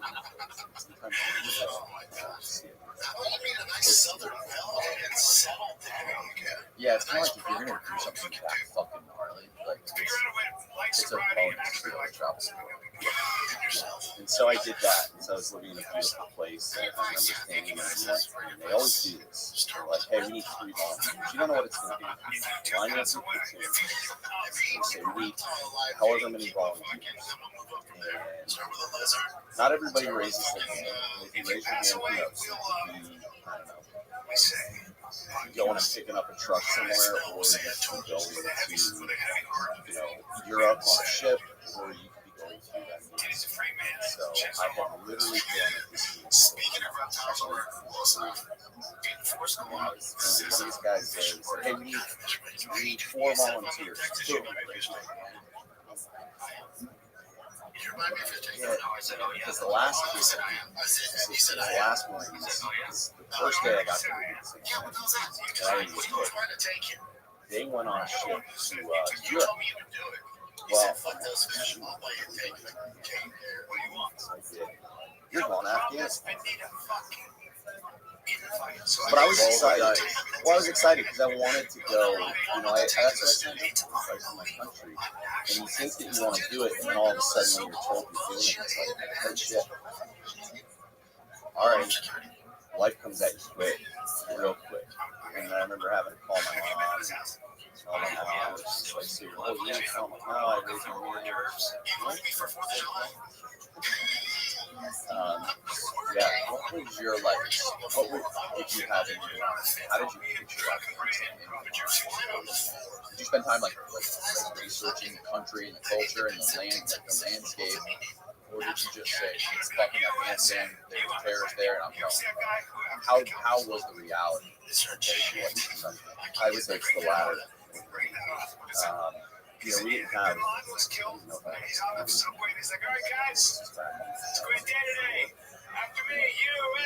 And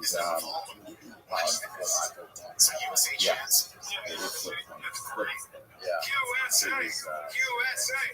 Yeah, there was no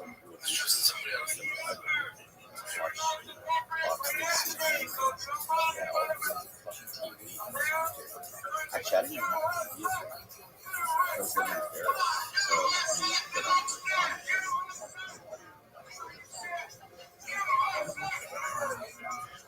So I trained up for that. Ended up going on ship and get to Afghanistan. And Congress says we have to.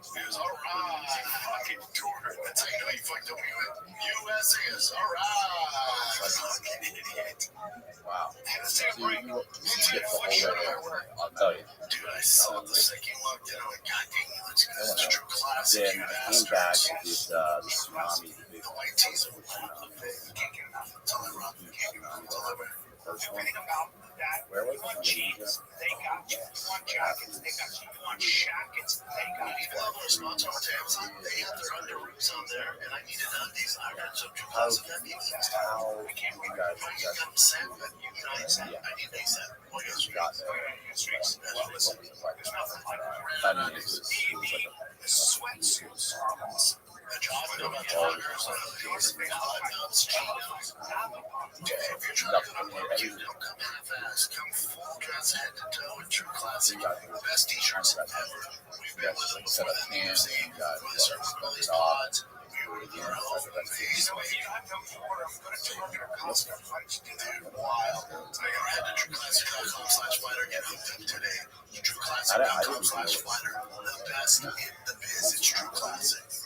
Yeah, it's different, right? It's different when you I always imagine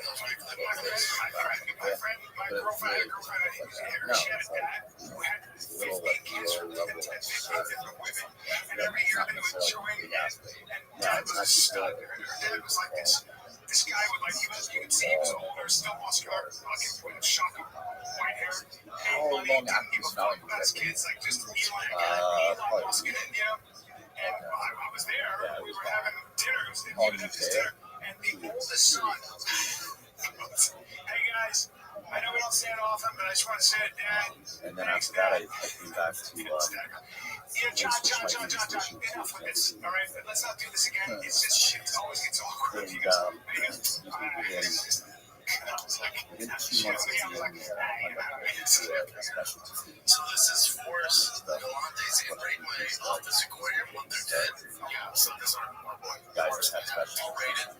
Check out shooting, all this kind of stuff. all kinds of stuff. This stuff they They have. just kind of made this all start. I don't know how much it worked, and we meshed really well, and within 3 months we were off to Ramadi. Time was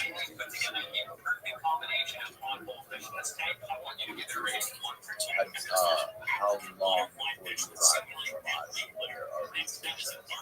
Oh, they've been there for a while. So Ramadi was the last big city they did. So in order to get to Ramadi, you had to take Fallujah. South of India. That fucking, those Congo pufferfish destroy every guys at that pufferfish. That pufferfish I've had 6 of them. They're fucking after Jeffrey Dahmer's thing. There's no anything but a pufferfish. They fuck up everything. They'll eat everybody. Oh, dude, they're tough to keep alive. Might actually might be. They fuck up everything. Like any coral, like even a big coral. Yeah, I remember exactly what I was talking about. Kristen Jack, she had a picture sitting, her and like her rotary, just a picture of her sitting on his throne. Yeah, I lived in one of his palaces. And he dropped me blown up because the rooms that were set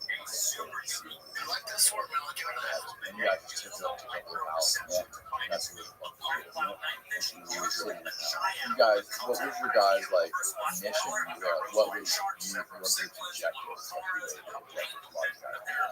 So we were doing patrols, presence patrols, but there was a really nasty area that the army was so stretched thin. And there was a nasty area in Ramadi.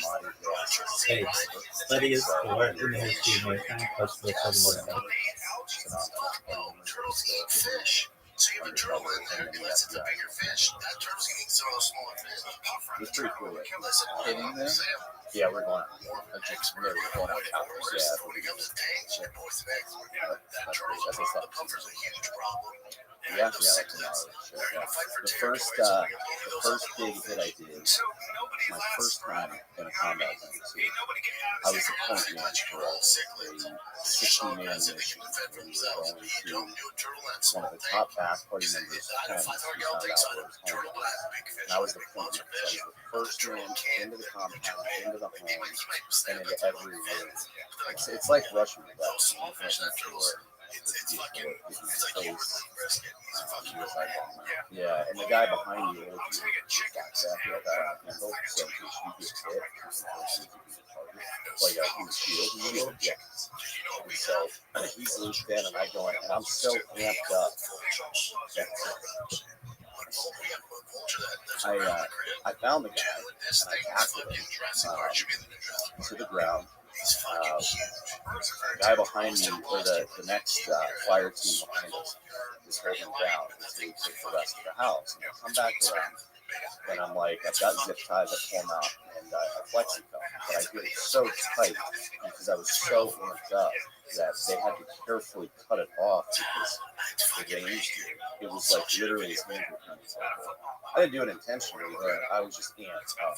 20-year-old kid from Florida is now going out for total scumbag in the Middle East. But it was pretty wild. It was cool. It kind of set the tone for the rest of it. You guys mainly taking people alive, which is like the objective, like just getting people alive so you can talk to them, figure out, get intel. So when it comes to bath party members, yes, but then there are other targets that wanted dead or alive. I mean, not segment. I know there's a lot of guys who don't really disagree, but you don't really want to go into a place and escalate. You want to dominate that situation. You definitely want to bring it up many times higher than anything else that can be thrown at you. But when you start shooting, it takes it to a whole other level. And my objective, and I think I speak for most, all veterans, my objective is to bring you guys home. And shooting, being the first to fire. Now, if you fire on, then you let hell ring. Absolutely. But no, I mean, I only fired when, firefighters.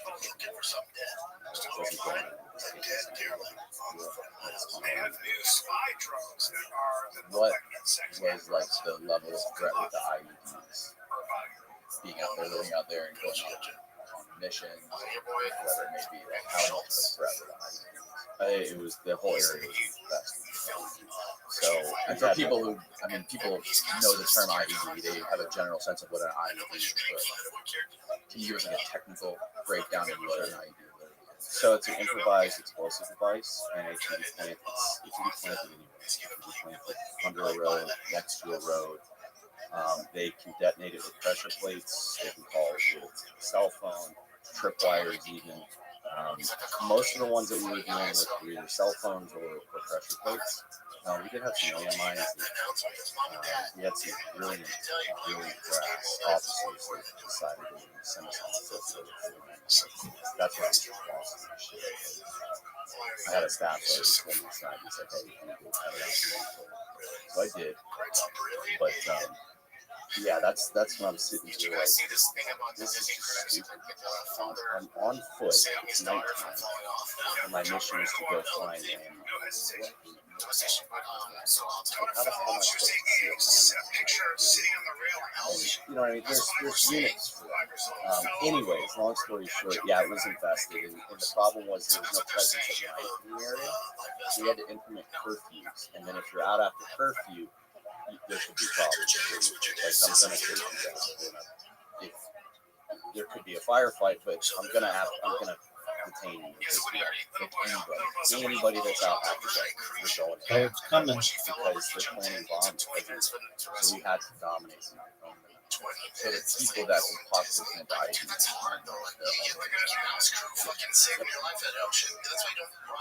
So did you ask anybody like what? How far did you take it? Did you guys go out on foot? Did you ask questions? Yeah, so we had a staff sergeant out there with a SWAT rank. He was just there to authorize air support if we needed it. So he wasn't in charge of that mission. I said, say what you want, but we're almost done with this deployment, and I'm taking all my guys back. So we are not going to do that. We are going to go into presence control and make sure nobody's getting bullied by insurgents, by Al Qaeda, and we will mess around.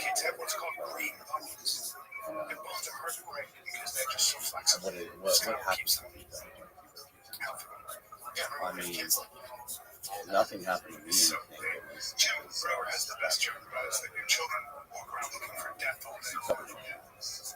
It was terrifying. Okay, because I was mouthing off. Listen to what you're telling us to do. Grab this guy was on the elite course, wrestling, snack was inside. I don't know, stop. What do you do? And I'm skinny. I was I don't stop. I don't know what to do. and he's really straight right there. It's just like a child. Not At just the end there, when you're doing the shadow box, you know, because do what you it's just want. adds up. This is your And over control. how many months? Do what you want. I think he'll be Just okay. cut it out. Is over there. So you could tell it. He was like, yeah, I don't know. Yeah. How's this thing end? Like, screw money. Now they have well, they're falling up into the troughs all over everybody. Okay, so when you guys are going out, And 25 Tesla. how do you guys avoid accidents? I I mean, I'd rather be on foot than on in a vehicle all day. We were on foot there. You just stay off the road. Yeah, stay off the road. If you gotta cross the road, you just do anything. She was in the Relax that. Anything they can hide. I mean, they were hiding IEDs in the set. Whoa, pretty. They can be pretty fucking small. They can. So what they do is they'll take like an artillery round with big shells, and they'll put accelerators, so some type of high burning fuel around it, just styrofoam. Styrofoam, once that gas or whatever it is, once the bomb is shrapnel, then you have the gas that goes hot and the styrofoam on fire. It's so much. There's dudes that literally hide out in like buildings and watch you and watch what you're going on that song for call it. Yep. So anytime you leave a gate on base to go on a patrol, no matter what time of day, there's always someone who that guy. Yep, that guy. Who are either in their binoculars, rifle scope. There is somebody watching for everyone else. So what we would have to do is we would embed with a larger patrol, and we would get dropped off to do hits or something like that. It's not a real hit. It's something else. Again, 4 or 5 of us would stay there. Most of the time it was and the rest of the unit we take off the trucks and we sit there for a couple hours, and then when folks get here, we sneak out of the so it was really quick, so you can't count these people. And then the 4 or 5 of us would sneak out.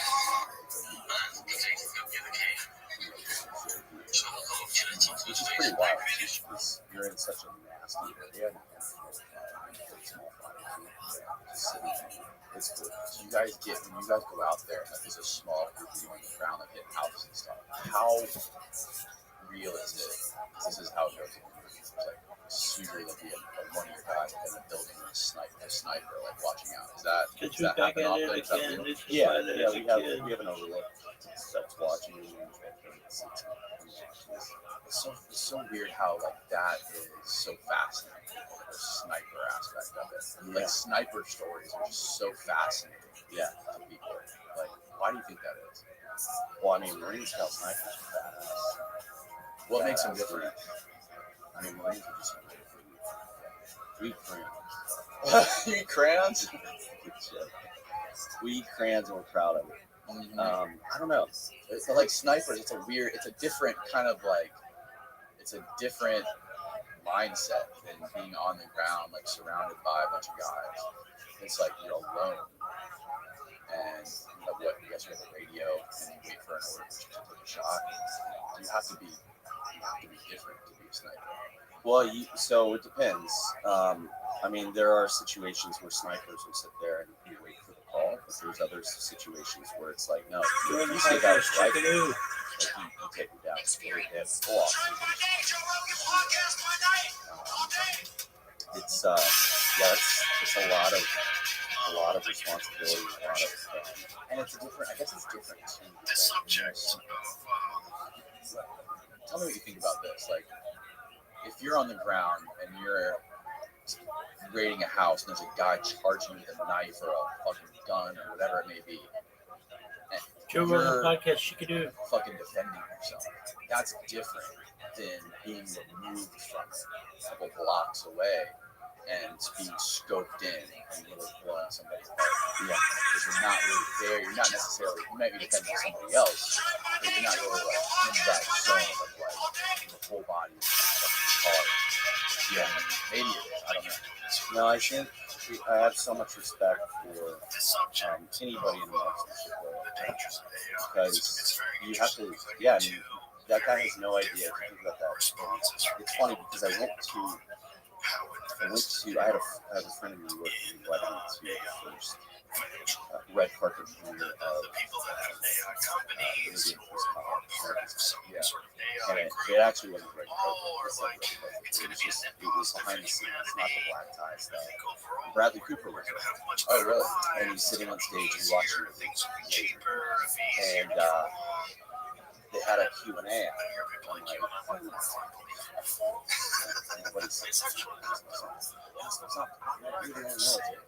all right. I was like, when I said, Bradley, first of all, amazing interview. It's incredible. I actually had the privilege of meeting Chris once in a court operating I didn't know who he was at the time. Anyway, I said to him, I was like, I know what a sniper goes through when they zero in that scope. And they have to squeeze that trigger. I was like, you being a brilliant actor, did you have to put yourself in the mindset of actually convincing yourself that you're in that role and you're about to kill somebody when you squeeze that trigger? And when you're sighting through that rifle? He said, I 100% did. I said, well, how was that for you coming in? Because I know that, after I fired at a human being coming back to the United States after, like, I know what the PTSD that I get from that and the stress. I was like, did you experience any level of anxiety after getting yourself out of that role? And he said, absolutely. He was like, it's mind-blowing. So I don't know what you guys experienced over there. But so imagine that if an actor has to put themselves in that kind of role, so deep into the role to convince himself that when he's looking through that sight, he's going to say, well, right now, imagine like he's doing it in real life. And then taking his life. The famous sniper line is reach out and touch somebody. I can reach out and touch you anytime. And, it's when you think about reaching out and touching somebody like that and what that means. It's pretty wild. I wonder how much of it was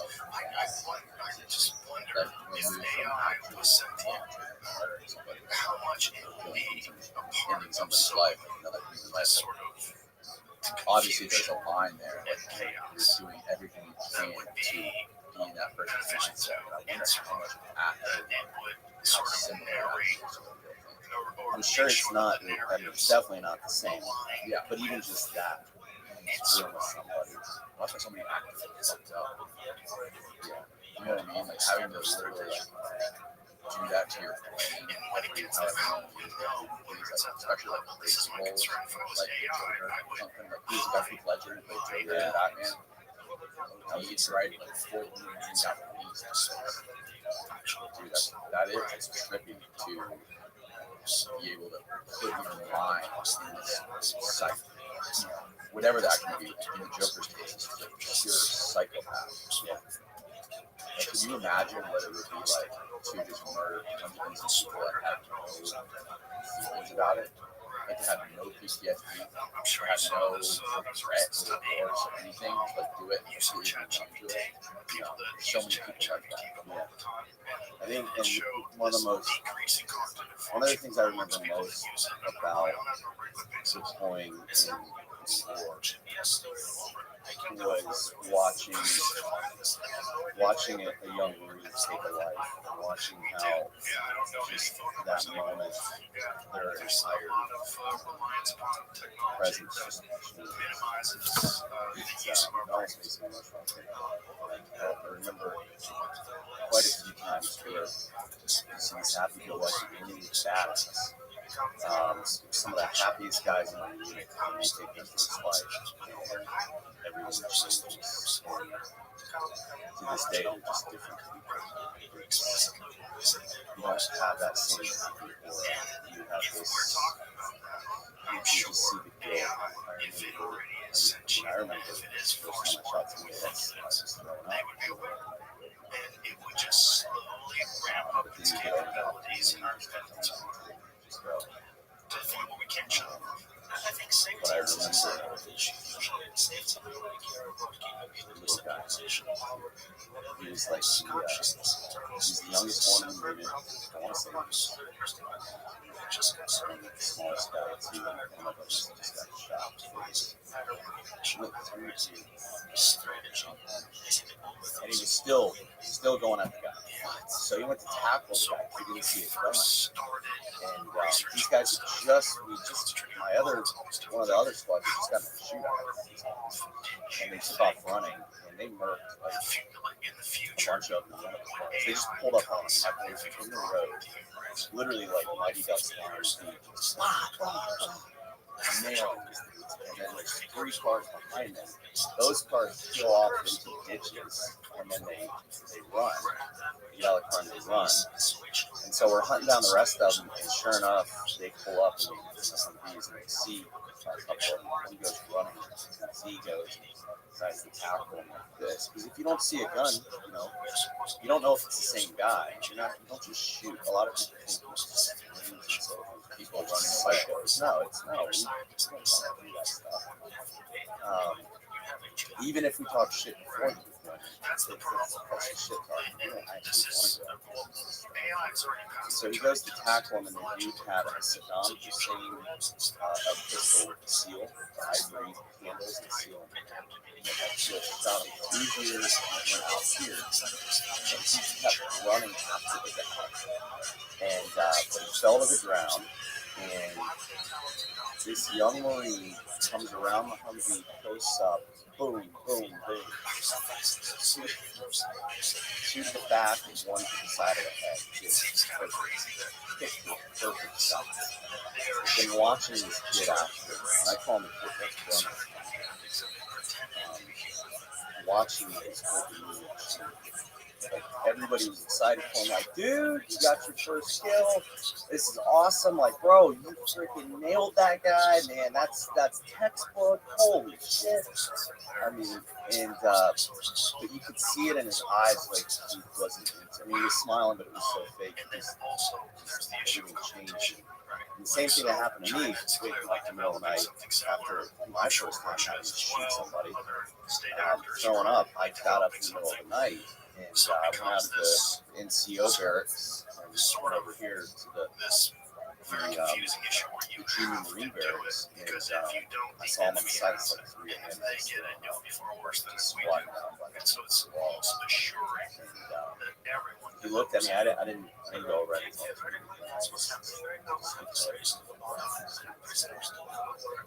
There's some other guys too. Yeah, after they took a life. There's a life to come. It's just, you have to, like, I would imagine one of the ways you have to cope with that is, I know it sounds so poor, especially, like, given the hindsight of history and all the wars that, so, like, if you're that kid and you're in your shoes, like, you want to be able to, I'm trying to imagine how, I will never get close, but if I was just trying to imagine how I could cognitively cope with that for the rest of my life, like, I would have to, I would imagine I would want to think of that person as subhuman or nothing. The person that I took out, you know what I mean? If I think about that too much, think about that person being the same to me, that hurts. But if I think of that person as like, who knows what the truth is about them? We know we're on a mission. You're on a mission. You have your orders. You have to do this. There's no question. But to cope with that, no matter what the fucking context is, who cares? Like, that person is not a real person. That's how I was coping with it. Yeah, I mean, that's the battle. I mean, I agree with you. It's not the mentality that you have to take through. Then as you grow older in life, like I think war teaches you, especially those moments, make you at another level. And I think you just have to have more empathy for yourself. And whether they're right or we're right, who's wrong, I don't know. I'll never know until I meet my maker. But while I'm on this planet, I choose to say, hey, politics aside, here's my life after. You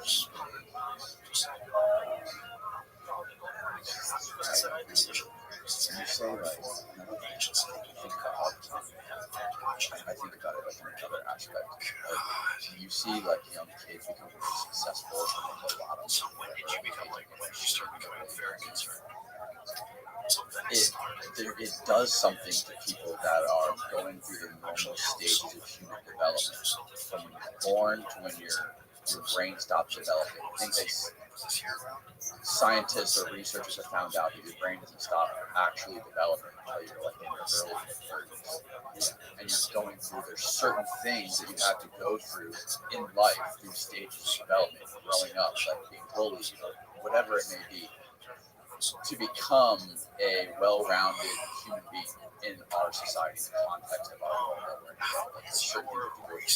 But there's things that can happen that can fucking alter that trajectory so hardcore. Like, the greatest example that I come up with is NBA players or NFL players. These kids that are straight out of high school making millions of fucking dollars. What does that do to your mind, to your ego, to your fucking relationships at that young of an age? Compared to think of somebody who's already been through it, suffered, struggled, broke, fucking cheated on, whatever it may be, and then you finally, like in your 30s, you've been through all this, then you achieve something like, I've been broke, I've been nobody, and now, I can enjoy the fruits of all of this. I've made whatever it is. Like, in this example, of people making millions of dollars.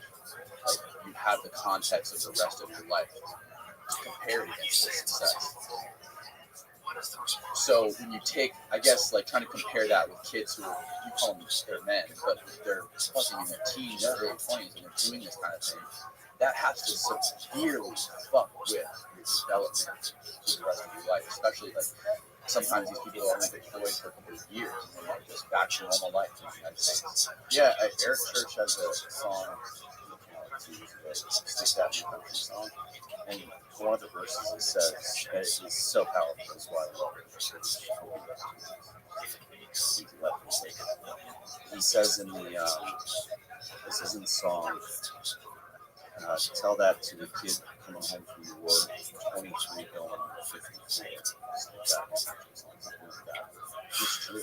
Because your brain just sees things. It's fast moving.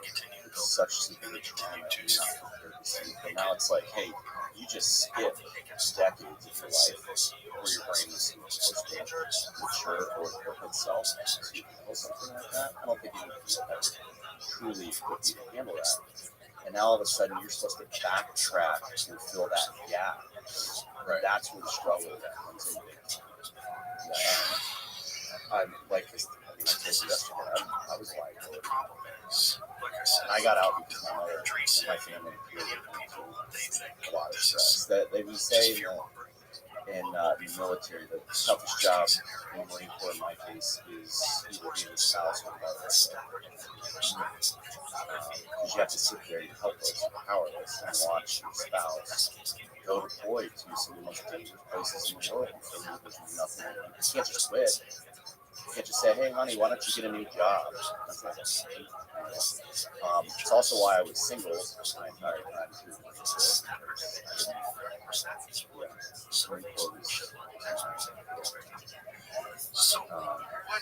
But yeah, it's brutal. And coming out was harder than anything that I've ever done. Getting out of the Marine Corps. I was a Marine operating, literally walking the streets like I was still in war. I was so hyper vigilant. My head was on swivel. If I saw something stupid or something fucked up, I was going to fix it. That was my plan, to fix the old one. So Jesus, that's terrible mentality to have. We've got a lot of stupid people. But yeah, it's who knows how many years have been taken off my life due to stress and PTSD. Not just war, but the war itself. I love you. But I mean, there's just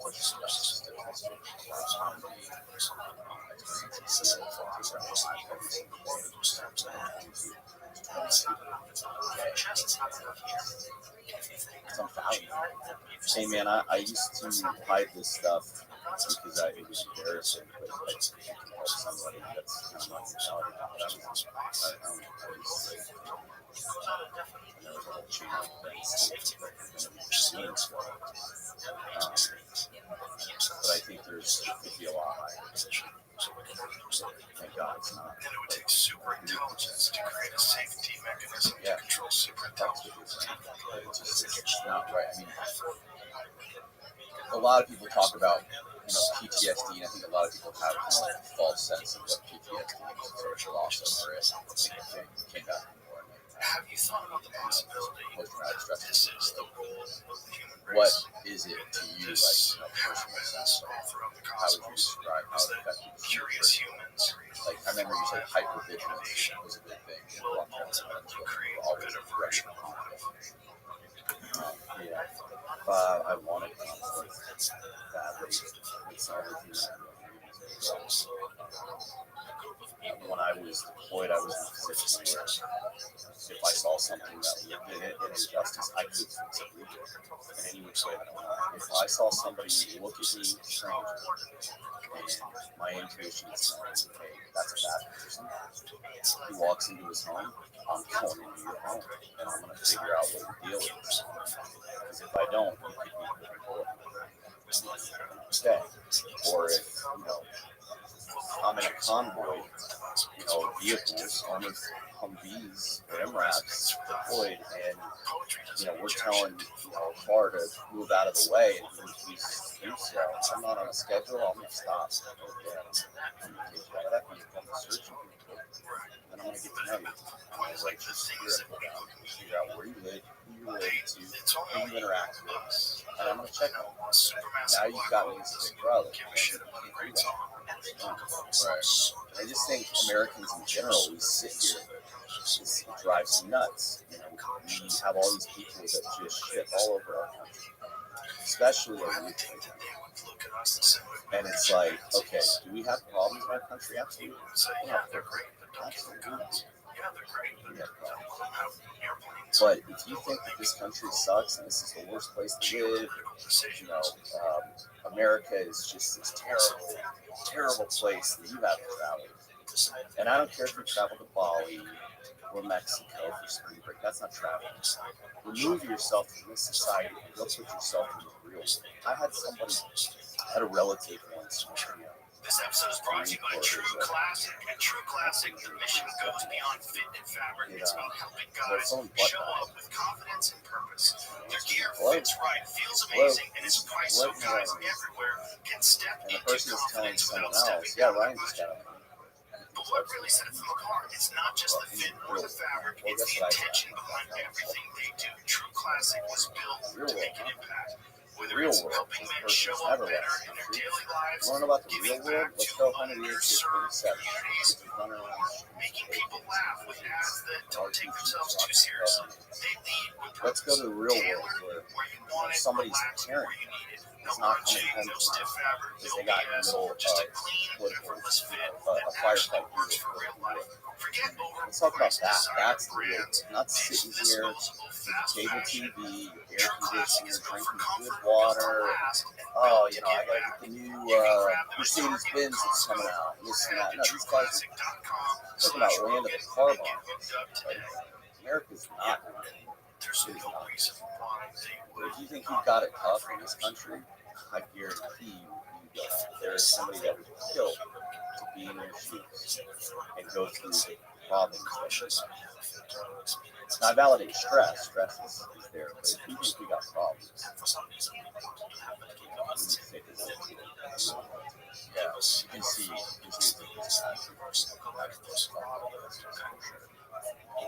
not the attitude, but kind of just like perspective, how they view other people. That's such an egotistical I mean, even when it comes to like, there's so many people that just get stuck in the news cycle and it's like labeled certain countries or certain parts of the world as this or that or whatever it may be. Don't understand the nuance of what's happening trying to survive around people like that. Yeah, and honestly, like, yeah, the Marine Corps was tough, and I saw a lot of things, and I felt a lot of trauma and depression, but I wouldn't take it back from just having the perspective that I have now. It makes me who I am. It makes me, I just think that, at least in my mind, I'm able to contribute positively to society and not stress over dumb stuff that people lose and obsess over news. It's a different time, and the technology, the way technology is I have so many questions, but it's just how much different the problem is we just got to the chase right away. Library The chase seems to be versus now. it's something that must be confronted because it is. It's right there. That's it. That's the whole thing. I've tried so videos about people on Twitter, listen to these people that don't think that it's a problem. Listen to these people that think that it's going to be positive for humanity. Somebody It's going to feel better now. It doesn't work. And how much of it is propaganda? Like, how much of it is because propaganda is real? You know, countries try to, I know, in Russia, here, everywhere, China, countries try to paint a fake narrative of what's really going on. That would be so much easier before it. I mean, yeah, probably. Yeah, the technology has its upside. Exponentially increasing in their. I don't know how. Like, I wonder how hard it would be to have to send in. Do you think we'll ever have another war, like a World War II, like ground, like troops going out fully armed with weapons, like shooting each other? I mean, I think we're already in it, or we're in the beginning stages of what could be some war. I mean. And let's talk about Russia, Ukraine, it's Bosnia. What's going on in Bosnia? It's Bosnia. Yeah. Also, yeah, there's right here. It's interesting. And then, but here's the thing: there's all these different standards showing like, commercial drones the Ukrainians have dropping, mortars into bombs into tanks, Russian tanks below. Yeah, it's like that is sick as shit. Like those young kids, like, they don't want to be there. And even if they do, they have no idea. That's propaganda. Yeah, quit cheering this on. I don't really. Some of these guys, like, do you hear them or because that's sick. It's offensive to me. You're sitting here looking at it like football. Like, hell yeah, throw that freaking 272 up. Like, they're also like super. I don't know how else to put it, but they're just fucking horny for that kind of stuff. Yeah, people that have never really been in combat, that are just fucking sitting in front of Fox News and are horny for the war.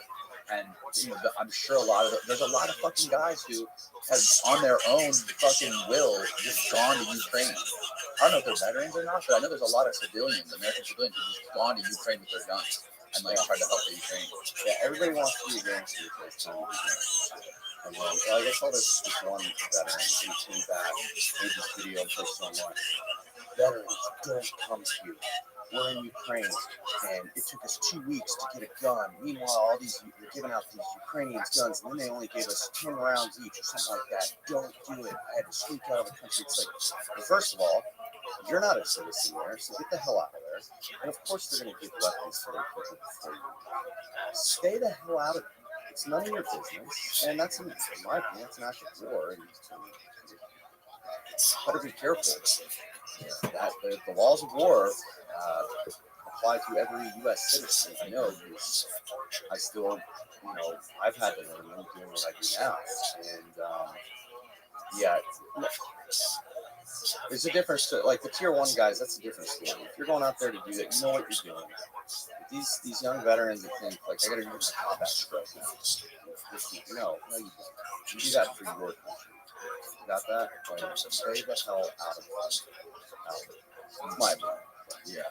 All of my stuff. It's I mean, it's also like it's kind of weird when you have that kind of perspective when it's what our government is like intervening in this thing and giving billions of dollars in fucking rockets and drones and whatever tanks and all this to Ukraine for a thing that for a purpose that we don't fully, I don't think anyone really fully grasps what it's about, but it seems to be all about money, power, and control.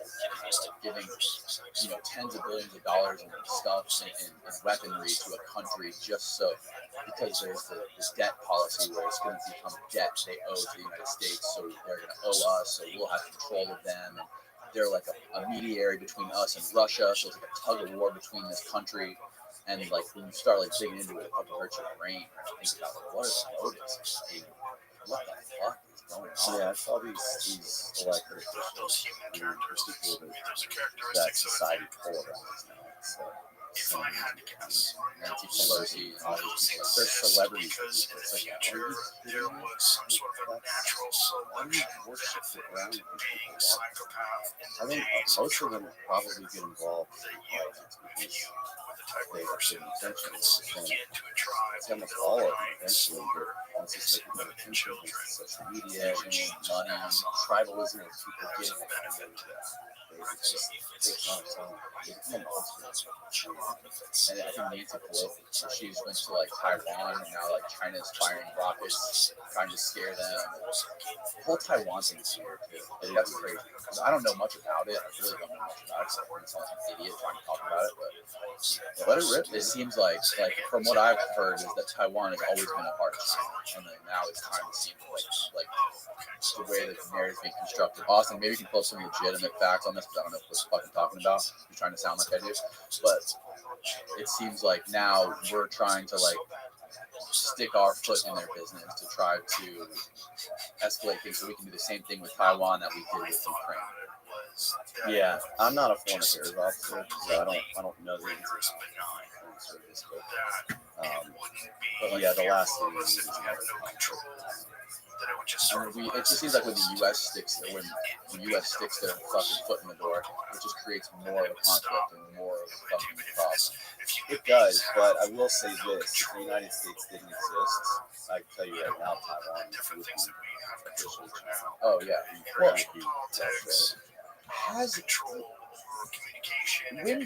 can you find out the history on Taiwan? Like, when was it actually like? Is it a country or is it a state? I don't know what the fuck it is. And when is it? Because I know that it used to be like just a part of China. Period. So I think we're the only ones that recognize Taiwan. We're the only. You know what? I should shut up. No, who cares? January 1st, 1912 is what happened. Okay, that Taiwan was founded in 1912. Okay, in October of 1912, Resolution 2758 was passed by the UN General Assembly, and the representatives of Chiang Kai-shek were expelled from the UN and replaced by China, by the PRC. In 1979, the United States switched recognition from Taipei to Beijing. Okay. So click that one below. It says, when did Taiwan become a country? Sorry. Yeah, sorry. Go back one. Click on when did Taiwan become a country. Oh, right there. Okay, so it's, 1912. Who knows? Well, it's in Taiwan officially Republic of China. Okay, yeah. And so now China's pissed off when people recognize Taiwan as its own country. And, China's weird too. It's so weird. It's all so convoluted and hard to understand. Yeah, people that pretend like they know what they're talking about off on YouTube. Yeah. Like, oh, okay, I'll take that guy's point of view on it. Yeah. They see a little square meme online that says something that sounds But yeah, I mean, the future of war is vast. You know, it's going to be weird to see what happens. You know, it's different in third world countries, places like Ukraine, like in the future, it's not going to. There's no way it's going to be that. It's just going to be power grids and controlling. Like we are controlling right now. We're like with the sanctions, not letting Russia pay back their debt and starving their people, taking away Netflix and McDonald's. Like, it's a weird type of fucking war. Like, it's just taking away money, taking away resources. Yeah, and who ends up suffering? It's not Yeah. people that started it. We don't have Yeah. enough capacity to understand what it was, what it became Um, to do within. I want to ask you, what happened to Chris Paul? I know, I don't know how he passed away. He was murdered. He was murdered by Marines. I've never seen the internet, but he called out this guy. And this guy signed up. Chris Paul had this program We talked about this on this podcast too, but the ability to have safety, sure, maybe GPT-5, maybe GPT-6, but when you scale out let's years from fire some rounds off. now, Shit. It's just all about right. And the kid called out, I guess, signed up for the program. He didn't realize that resources. Keep scaling up. It's no similar laws for safety. If you give someone $1 billion, you can produce $1 billion worth of safety. and especially when you have it's a crazy people. No. Yeah, and it doesn't scale. I want to talk about how you kind of parlay, how eventually did you parlay this whole experience and suffering, listener suffering you had to deal with after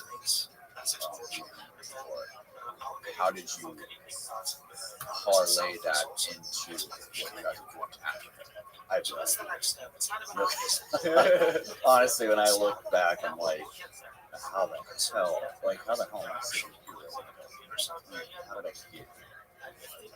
Hey, Austin, can you crank the air down a little bit? No, I'm just fucking. What do you mean by you don't think there's good quantum computing? This whole fucking cool me down. It's going to be sweat harder.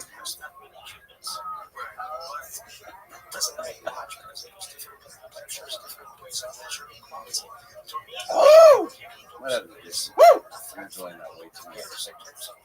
I'm gonna think about it.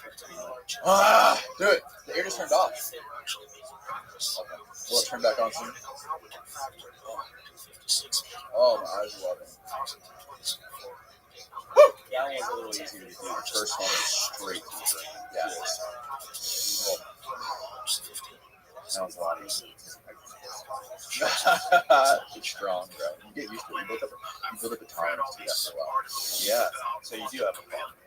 We just established. Yeah. We're from Florida. So what's really in that thing, man? It smells like a pneumonia or ammonia. Oh. So, how did I parlay amidst struggling to break you? So when I got out of the Marine Corps, this was back in 2009. I got a job in the Southern State, assisting in diplomatic security, making sure diplomats got where they needed to be, safety, security, all of that. And it was kind of a cool job. It was walking around New York City. That's where I was based out of, in a nice suit, earpiece, armored vehicles, When you see these articles, oh, no shit. Yeah, driving a motorcade and researchers are equating it Lieutenant General, and all of a sudden I'm like Obama's motorcade, but Obama should say. And it was pretty cool at first, and then like I started realizing, this sucks. Let me pause it real quick. I just had a thought. You seen those photos of motorcades? Look who was this on photo just the other day. Of a president walking down a street, and there was a man and a woman there, and they had fake hands. They have like they're wearing big suits and they have like fake hands. You can tell they're not real hands, like rubber. and you can see that their arms are really in their jackets. You gotta pull this up, Austin. Google president security guards fake hands. That's got I don't. So is it Secret Service that works that is mainly surrounding like diplomats or presidents and shit like this? So Secret Service protects heads of state, presidents, state fund. This is crazy. It's evidence Oh, of the okay. multiverse. So maybe understand what's happening with you guys. I mean, do you see what I'm talking about? Put in images. This would be something you can probably figure out. There it is. Click on the one with the circles. Down. Oh, had red circles. Down to the right there. Look at that. So see those guys walking? They must be Secret Service, but like, that's a bad photo. But there's photos of him and another woman, and you can tell that those are fucking rubber hands. It makes them look like they're real. It looks like they're fucking rubber. Maybe it doesn't look like it. Go to the one on the very left. Yeah, right there. You see that? Does that not look fake to you? Yeah, like they maybe have their hands like on their guns or something in their jackets. Like, I mean, it's quite possible. I don't know if you ever had Tiki or something like that.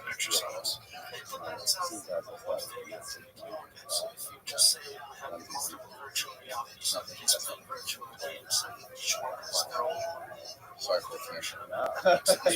If that is real, that's real. Man, Yeah, for real. Yeah, I mean, just look how big his jacket is. I mean, his jacket looks. Yeah, look at how long his finger is. It's an alien. Yeah, for sure. There's so many photos that people obviously notice not. Well, if he's a real human, Well, it must just be. I mean, it has to be just guns in their jackets. Have to be ready to shoot. Simulation theory. Because you're also Department of State, Motor Base, Hillary Clinton's Motor Base, Obama Motor Base. yeah. What is your job? what do you think? Just What do you think's going on? making sure they get to where they need to be. And on time. So it's actually Susan Rice's she was the U.S. pastor.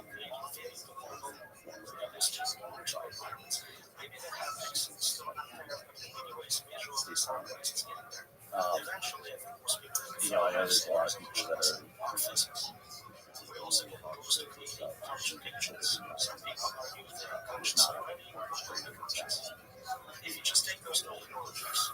Oh, so he studies.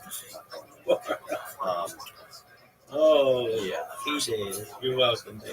But anyways, she really helped me out. Oh, so the studiest horror in the history of mankind. No, it's humankind, baby. Those are important letters I had to use. So I had, this is relevant. I had, I was in the State Department for 4 years at the time, and this was 2012, and it was one Sunday night I had just watched Anthony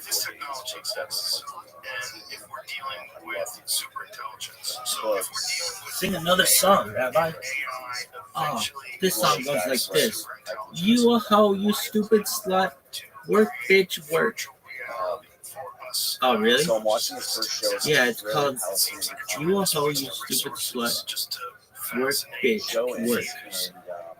I'll be your belly dancer, prancer. You can be my shank. Amazing.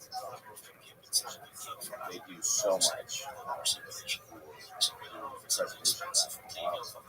So it was about their collaboration with Some motherfucker howling. I'll watch it, but I wasn't one of those people, and I've never been one of those people to where I need to see it. How about drop it like it's hot? That will absolutely flip the insanity switch. And as far as my animal welfare and animal activism was concerned, was the only capacity that I did it in. And if a rabbi get an attitude. Probably the greatest opportunity.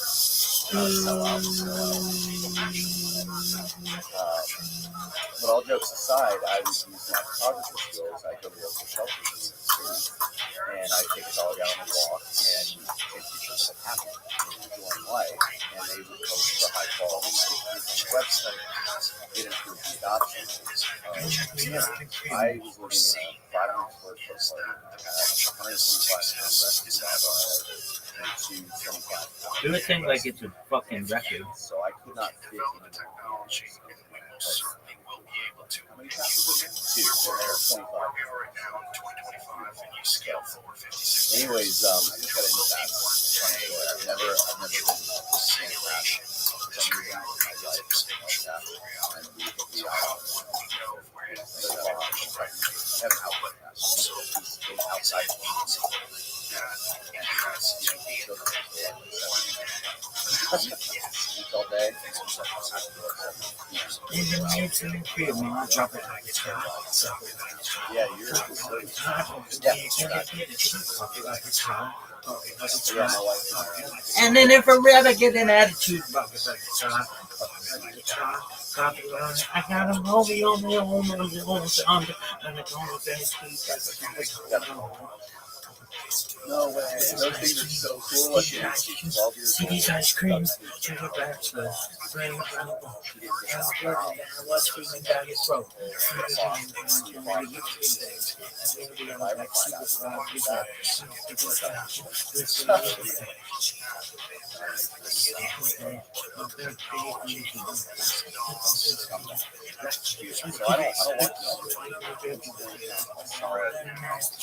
Trying to ask you so after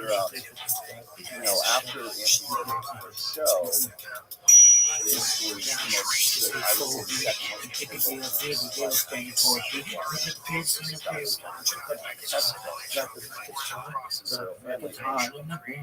It started off great. I actually that was so had no interest sick. in ever going to Africa. I had somebody invite me on a safari, and I'm like, nah, dude, I'm good. Africa's cool, but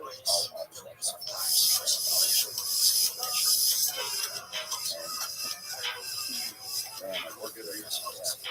Yeah. And so what I saw was three just punches to the mouth. Metaphorically. And the first was an elephant laying on a tar road. So it's an asphalt road in a park. Massive no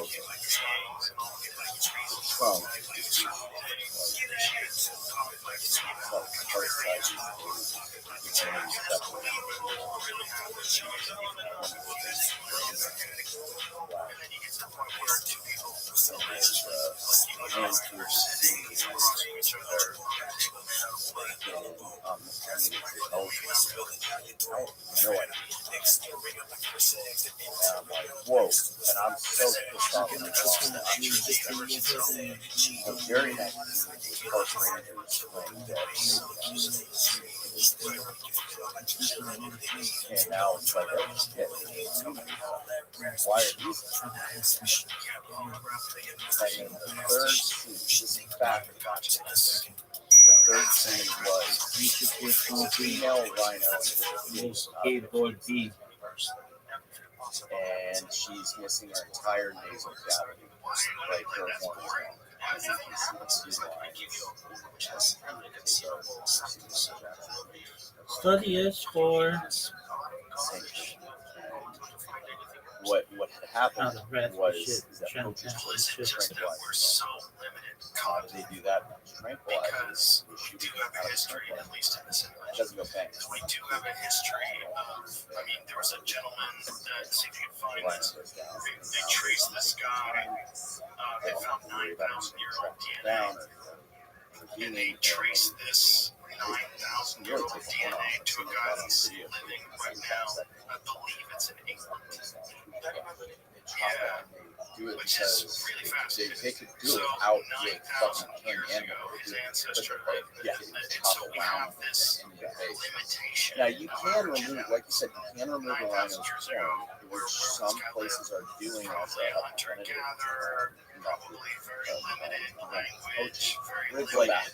It does grow back. Oh, really? It's just scared in terms of making what you're thinking. shelter, who knows if even But what we're noticing, so we have a headquarters, we have teams, and then we deploy training teams to other reserves. But this is our footprint. Our reserve has 400. We've worked with reserves that do initial homes.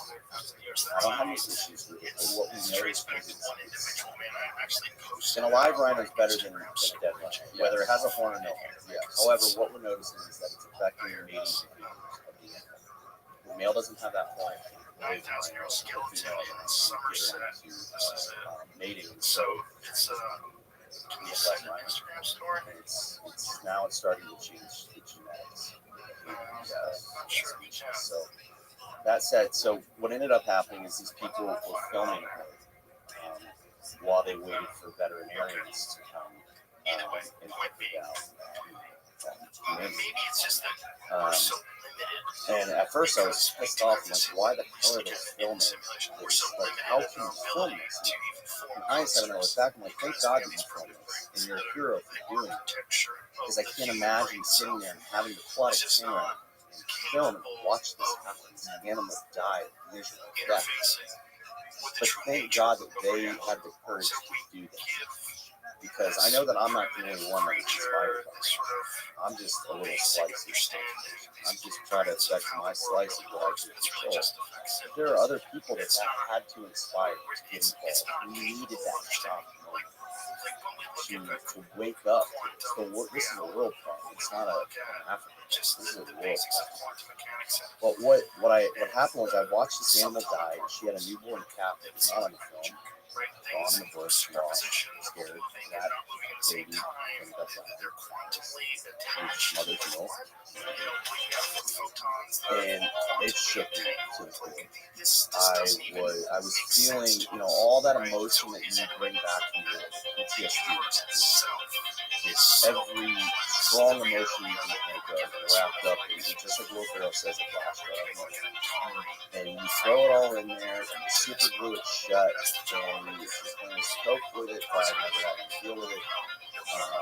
And what happened was, that rhino situation, it got dull. I was pissed off, I was depressed, I was sad, I had anxiety, I was embarrassed, humiliated. Everything that animal was crying, tears dumping out of her eyes.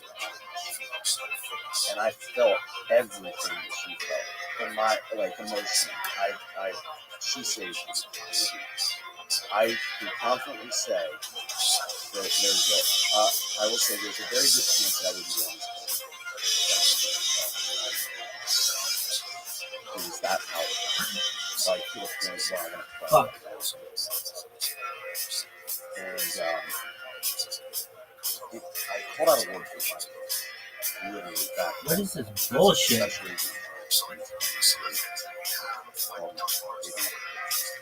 Yo, dog. Yo. I don't know. It might be out of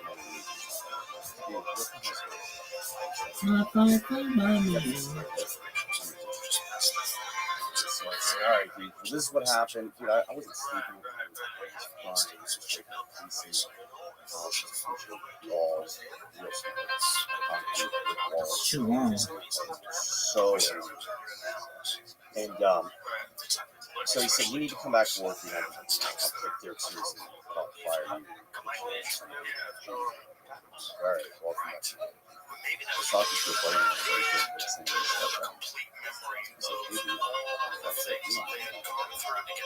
I gotta take a whiz. I go see what's going on. Like a grade A whiz. Remember, everybody else thought I was doing that. And she'll tell you now, I knew you. But it's like, hey, dude, I remember. I gotta take a whiz. I believe in you. It's the same day I went to NYU to see CGI I gotta take a grade A whiz. So there was a young student doing a last question. She says, what advice do you have for young students going into life? He says, The best advice I can ever give you, I believe, is that if you feel so passionate about something that it breaks you, not chest, right here, you are not better at I'm hearing you feel. Well, this one's tough, kids. When he said that, I'm like, that's it. I'm doing it. That is God telling me, you gotta go do something. I mean, dude, I get chills right now. I got goosebumps. Tell me that is not. You don't have to believe in God, but you better believe there's something. Right? Because, I mean, why the hell was I at NYU in an open lecture? What made me go there? Why did he say it? Why did I stay till the end? I almost left. He was born. And when he said that, like, holy shit, I'm like, I just don't believe it's coincidence. And so I'm like, that's it, I'm doing it. But what I did do was the advice to some family, they were like, before you go to Africa, just start exploring with US politics. So I asked around Susan and US Ambassador Joseph Costello, who's the Treasury Secretary of Pennsylvania. I was really close to him. He's a great mentor for me. I just asked him, he said, have you heard about this? And whatever. And he said, no, I haven't. Let me look into it. He actually went and looked into it. He goes, so what is it about that you're asking me about? Like, why are we sending all these veterans that we pay billions and trillions of dollars to train to go to war? They have the skills to go over here and counter this terrorism. Up to 40% of ISIS's operations are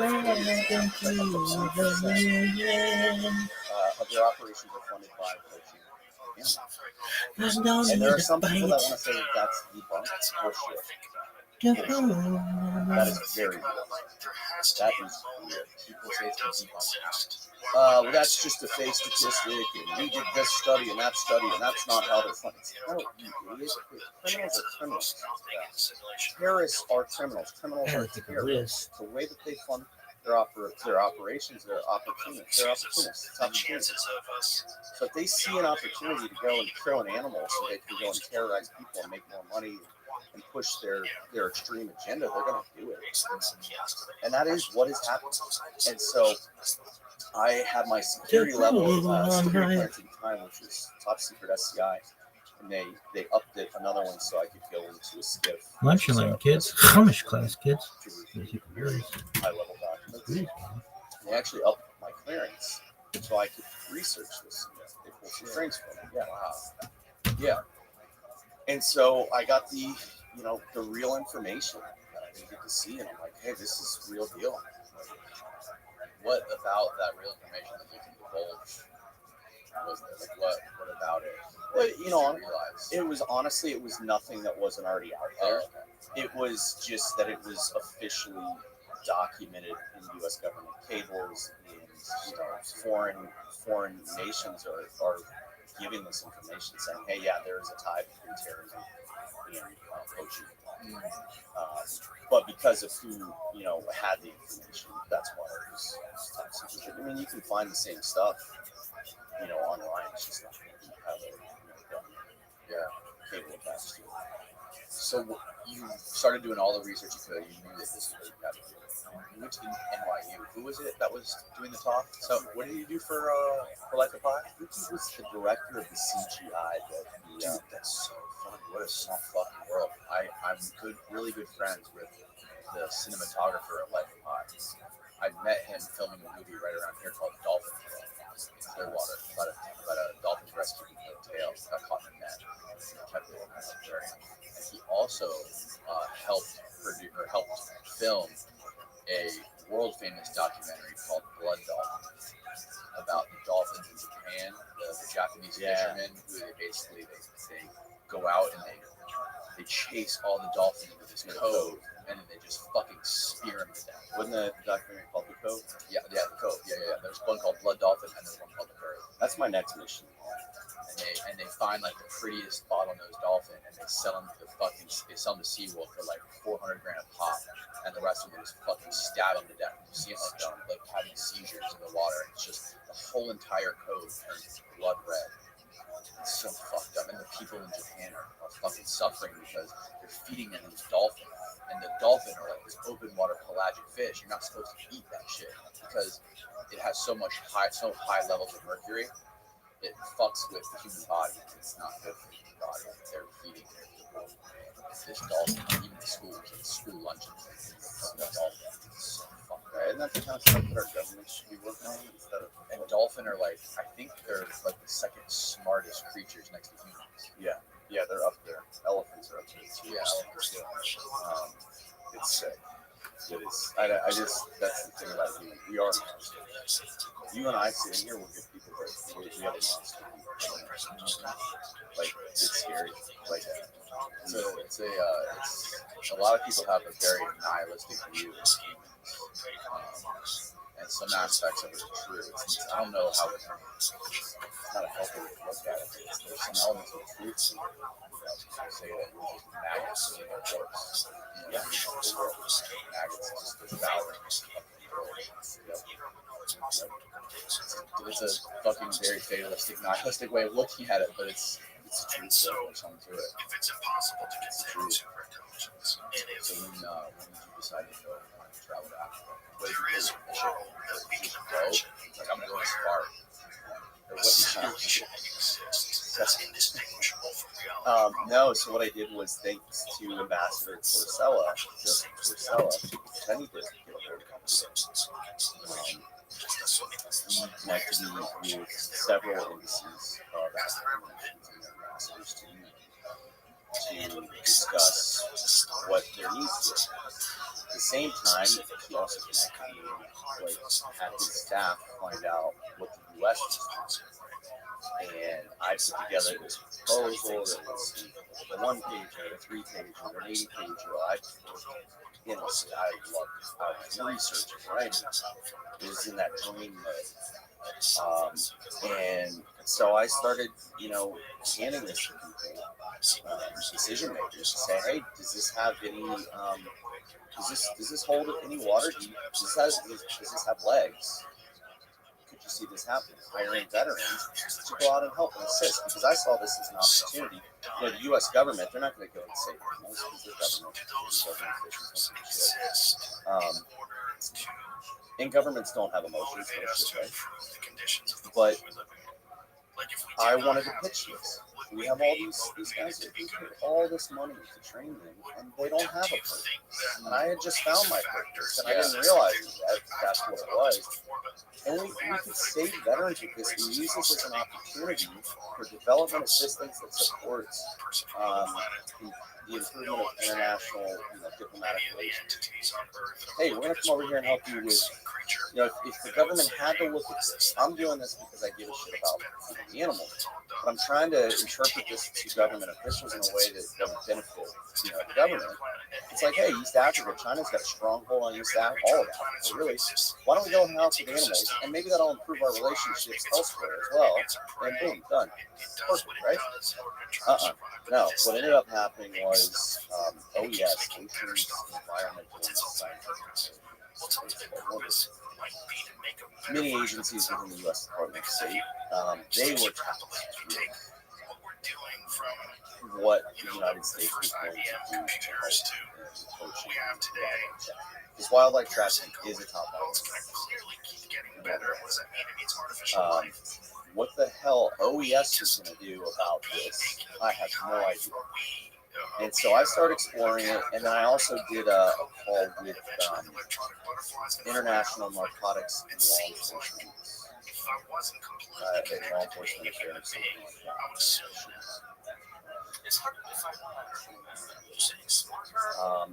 And they both kind of tried to get it. The only reason why they were entertaining the call, though, is because a political appointee. Political appointees do this, and you're a bureaucrat. And so you could tell. So what ends up happening is, one, they start getting in a fight. OES is like, why are you talking to them? This is our thing. I'm like, well, because I was told to. And number one, they're and also they're long. Like, it's more than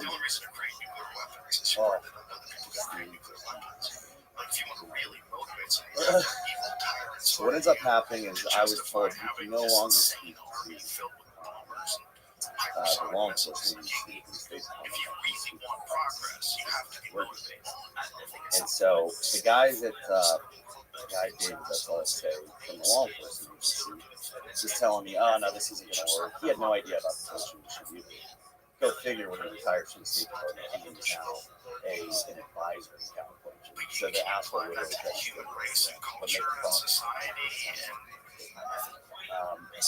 but you know, whatever.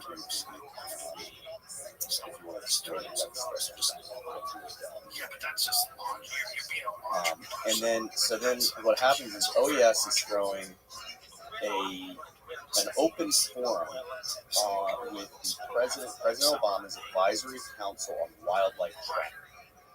The White House designated $12 million. Not a lot of money, but hey, at least it's something. At least there's a president. Presidential administration is carrying $12 million. Yeah, that's a better than nothing. They were deciding what to do with the money and where to designate. There was an open forum where they were going to discuss it and then a Q&A. I went as a private citizen from New York to DC to train down. And sitting there, put my name Ryan Tate. I don't even think I put state's name on the back, but I signed up to ask the question. I'm sitting there. Out of nowhere, Christine, an assistant secretary of state, walked up to me Assistant Secretary of State, she says to me, you Ryan Tate? I said, yes ma'am, I am. She goes, see, you're going to ask a question. What are you going to ask? And I was like, I was simply just going to ask this. Give me this $12 million. You're going to go with training the guys on the ground, the guys that are dying. The guys that are dying and their family members are being killed to protect these innocent animals. You got a range of men and women, not just guys. A lot of people, badass women.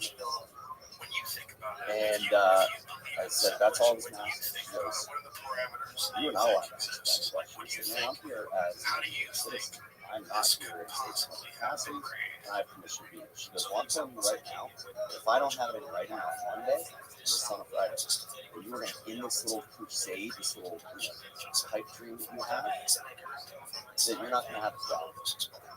And she said, you got that? I said, yes, ma'am. And then she turns back around. By the way, we've done our research, and veteran skills do not translate. Now you've got me about I found my purpose. I'm doing this. This isn't about the animals. This is just about you guys. You are exactly what is wrong with governments. Because you see this as an opportunity to bolster your career. You're not actually doing it because you give a shit about the animals or the people that depend on these governments. That's why I'm here. I'm not here to make money. I'm not here to get somebody. I have to get two shits about words. I care less about politics. I'm here because I want to save these animals. I need to save these animals. I have to save these animals. And so what did I do? Instead of agreeing to what she did, instead of causing a big uproar, I had my buddy traveling from overseas that works in conservation, and I told him, I said, hey man, when they call my name, I said, I'm going to get out of here before I start running. When they call my name, it's another Hi, my name's So-and-so. I'm here on behalf of Ryan Tate, who works for the U.S. Department of State, and here's his question. He asked it, and then I went to the White House and told him, and then on Monday,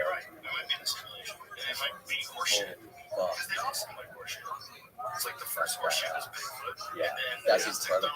Looking back on it, I was definitely of what I was doing. Like, but I'm so glad that God, I'm so glad.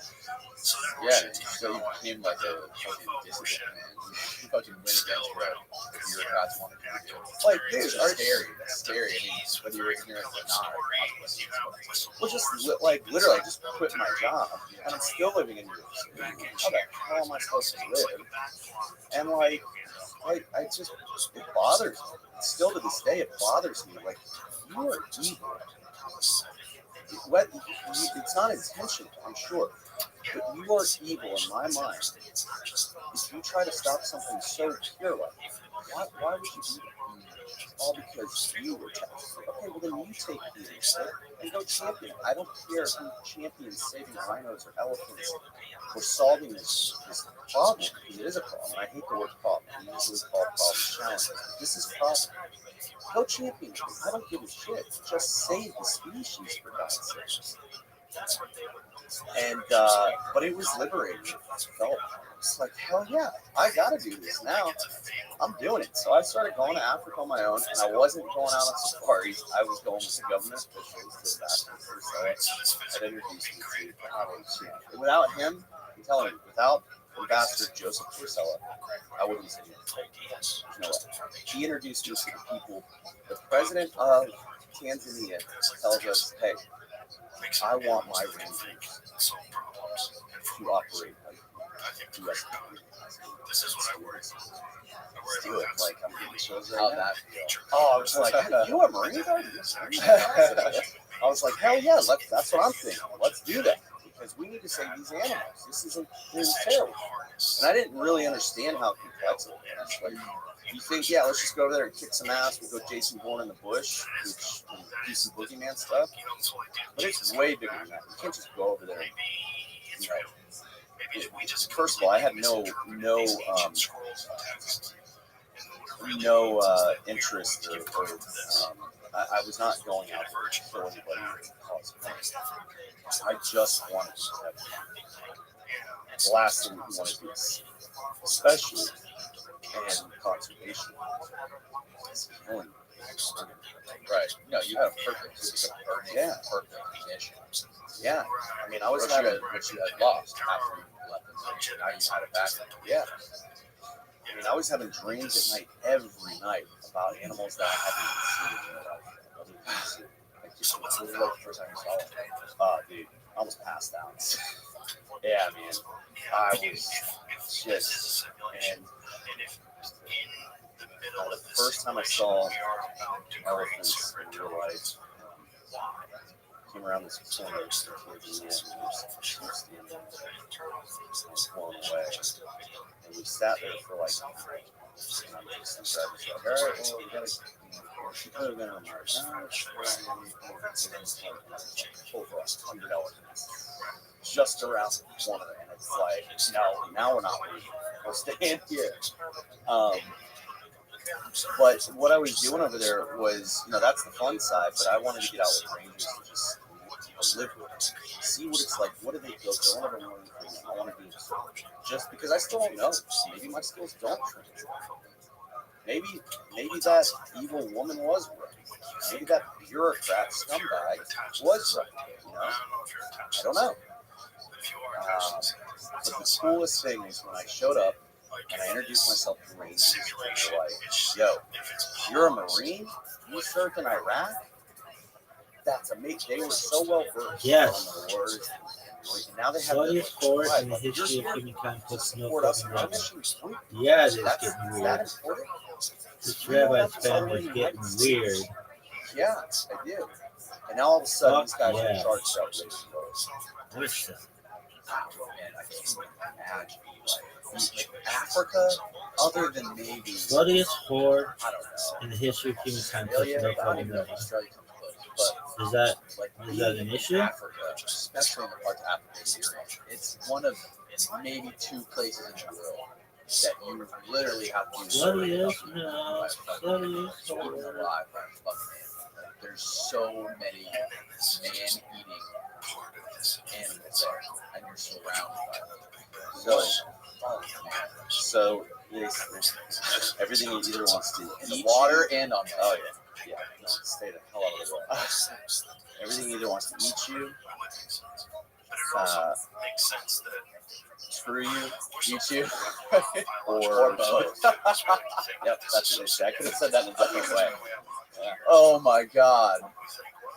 What the fuck, man? What kind of animals are gonna fuck you anyway? Starving. I don't know. I think it's more fucking molested by a rhino or a lion. You surf out there? I don't surf anymore. Just have surgery in my hand. I grew up surfing. We talked about that yesterday. We got a guy on our team, Connor. Connor rips it. He's a he's got some badass surfboards. He's got a buddy in Thailand. Yeah, he's an army veteran from Thailand that did a custom rhino boards for him, like out there and stuff. The lost boards down there. So he's got him out there. But yeah, our headquarters reserve is like 2 hours out. You know, we'll be in the helicopter just going to the reserve, and you'll see a massive great white shark just I sitting think what you're saying earlier about this right off the shore. the answer to the Fermi paradox. How often are there That makes a lot great of white sense. sharks? They're not often, right? I mean, last I'm October trying when to I think was about this. there was one happened. I wasn't in Shea Bay, like to reserve. Ramping up its capability. It's like If we not do really do eventually anything create because super they're always intelligence, there. if this Yeah, is- they're always there. this That fucked up thing about the exists over white the sharks universe, is that when you you probably wouldn't have this. oh, that's like the bites are so devastating. There's actually more like bites. Civilizations, they wouldn't exist because everything would be inside. Yeah, some my sort wife was of just surfing there. Because her mother lives there. There'd be no Please need to stay out of travel. the water. She always tells me, don't do any stupid apps. And I'm like, you were literally in the water or in the water the same day that somebody got bit. Why do you need to surf there of all places? No, yeah. Please go to Daytona. Well, they're in Daytona too. They're on both sides. They are, but the more bites happen up there. Yeah. I grew up surfing there. Yeah, they're everywhere, man. We'll be fucking surfing and there'll be just little black tips hydroplaning right across, right in front of us, everywhere, man. Badass. They're just eating bait. And the only time they'll grab you by accident. And people go to the hospital. AI, unexplainable, unpredictable, and uncontrollable. It's like you get in South Africa. I had a guy here a couple of months ago who was from South Africa. I think Durban. And he does these crazy fucking ice swims. He swims from land to one of the islands out there off of the southern tip, off of the Cape. Oh, yeah. Cape Hope over there. Yeah. So he'll swim, but he'll have 2 boats, and 1 boat on each side of him. He'll swim like in a speedo all the way to the island and back. Do the site why? Pushing himself, farther than he goes, like pushing the human body, seeing how far he can push himself, and where that takes him. I'm sure you get into some interesting stuff. He also did a crazy thing when he went to Russia. He went to Siberia. It was a crazy fucking thing swimming in the water, Siberia. It's like everyday life. Yeah, they were supposed to go swim. They just drink vodka and swim in ice water. But yeah, dude, fucking Africa. I can't think of any other place where there's more man-eating creatures. No, there's not. Yeah. Africa is the last real continent. Well, it's really the one. When that's this what so when you first went to Africa, you started working with the government. I did. How did they sort of help you set up? Well, it was the nice thing was that I had government protection, but then what I realized was I got this like corruption quite a few times, not quite a few times. I mean, I was living in government housing, driving government vehicles. I had a government land cruiser that bashed. It literally had like 800 pounds. My test options. Interesting. Why do you define it that way? Yeah, drive it up too close and move back. I explained it. Apparently, it's my fault, even though the driver was told not to. Get it up rolling a car behind us.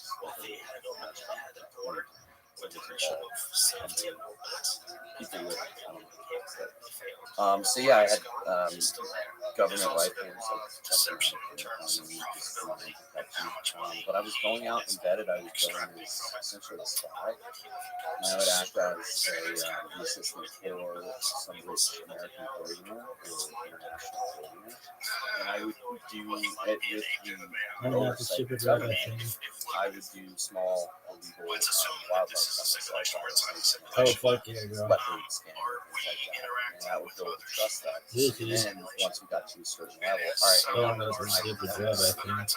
simulation are they artificially generated?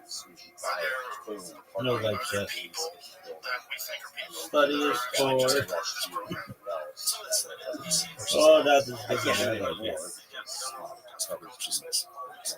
Oh, for sure, dog. How long did that last? That's the thing. Passionate, Kind not people, like but you won't meet people in this life. Like, this guy's such a fucking idiot.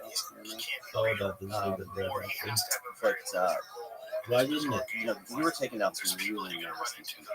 We took down in 36 hours. We assisted and empowered the Rangers to do it. We were on the patrols. We would only jump in and help in these takedowns when we saw a potential, safety threat.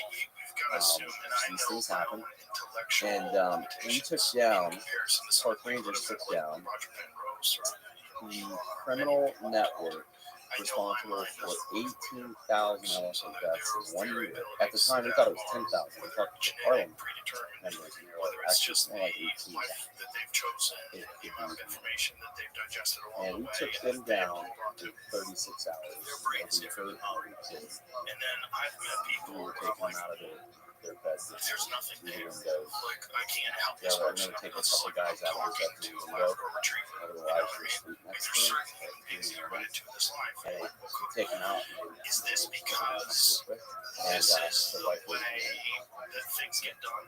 It's sad that you have to do it. I mean, but like, and these are scumbags. There are some coaches that are poor guys that are exploited by these bigger networks. But do I have empathy for them? Yes, but I have more empathy for the animals. There's only 300,000 elephants left. They're on the, they're coming back thanks to a lot of very amazing conservation innovators, not just that fall, but there's only 20,000 white rhinos and 5,000 black rhinos. I have more empathy for them. And when my mom said, "Hey, why do you have to do this? Why are you doing this? You have to do this." I said, "Hey, listen, I'm only thinking that much. They're just kind of existing, and they can't wait for 5 o'clock so they can go watch Netflix." You look at it that way. I mean, you've got kind of like we talked earlier about kind of that nihilistic view of humans on Earth.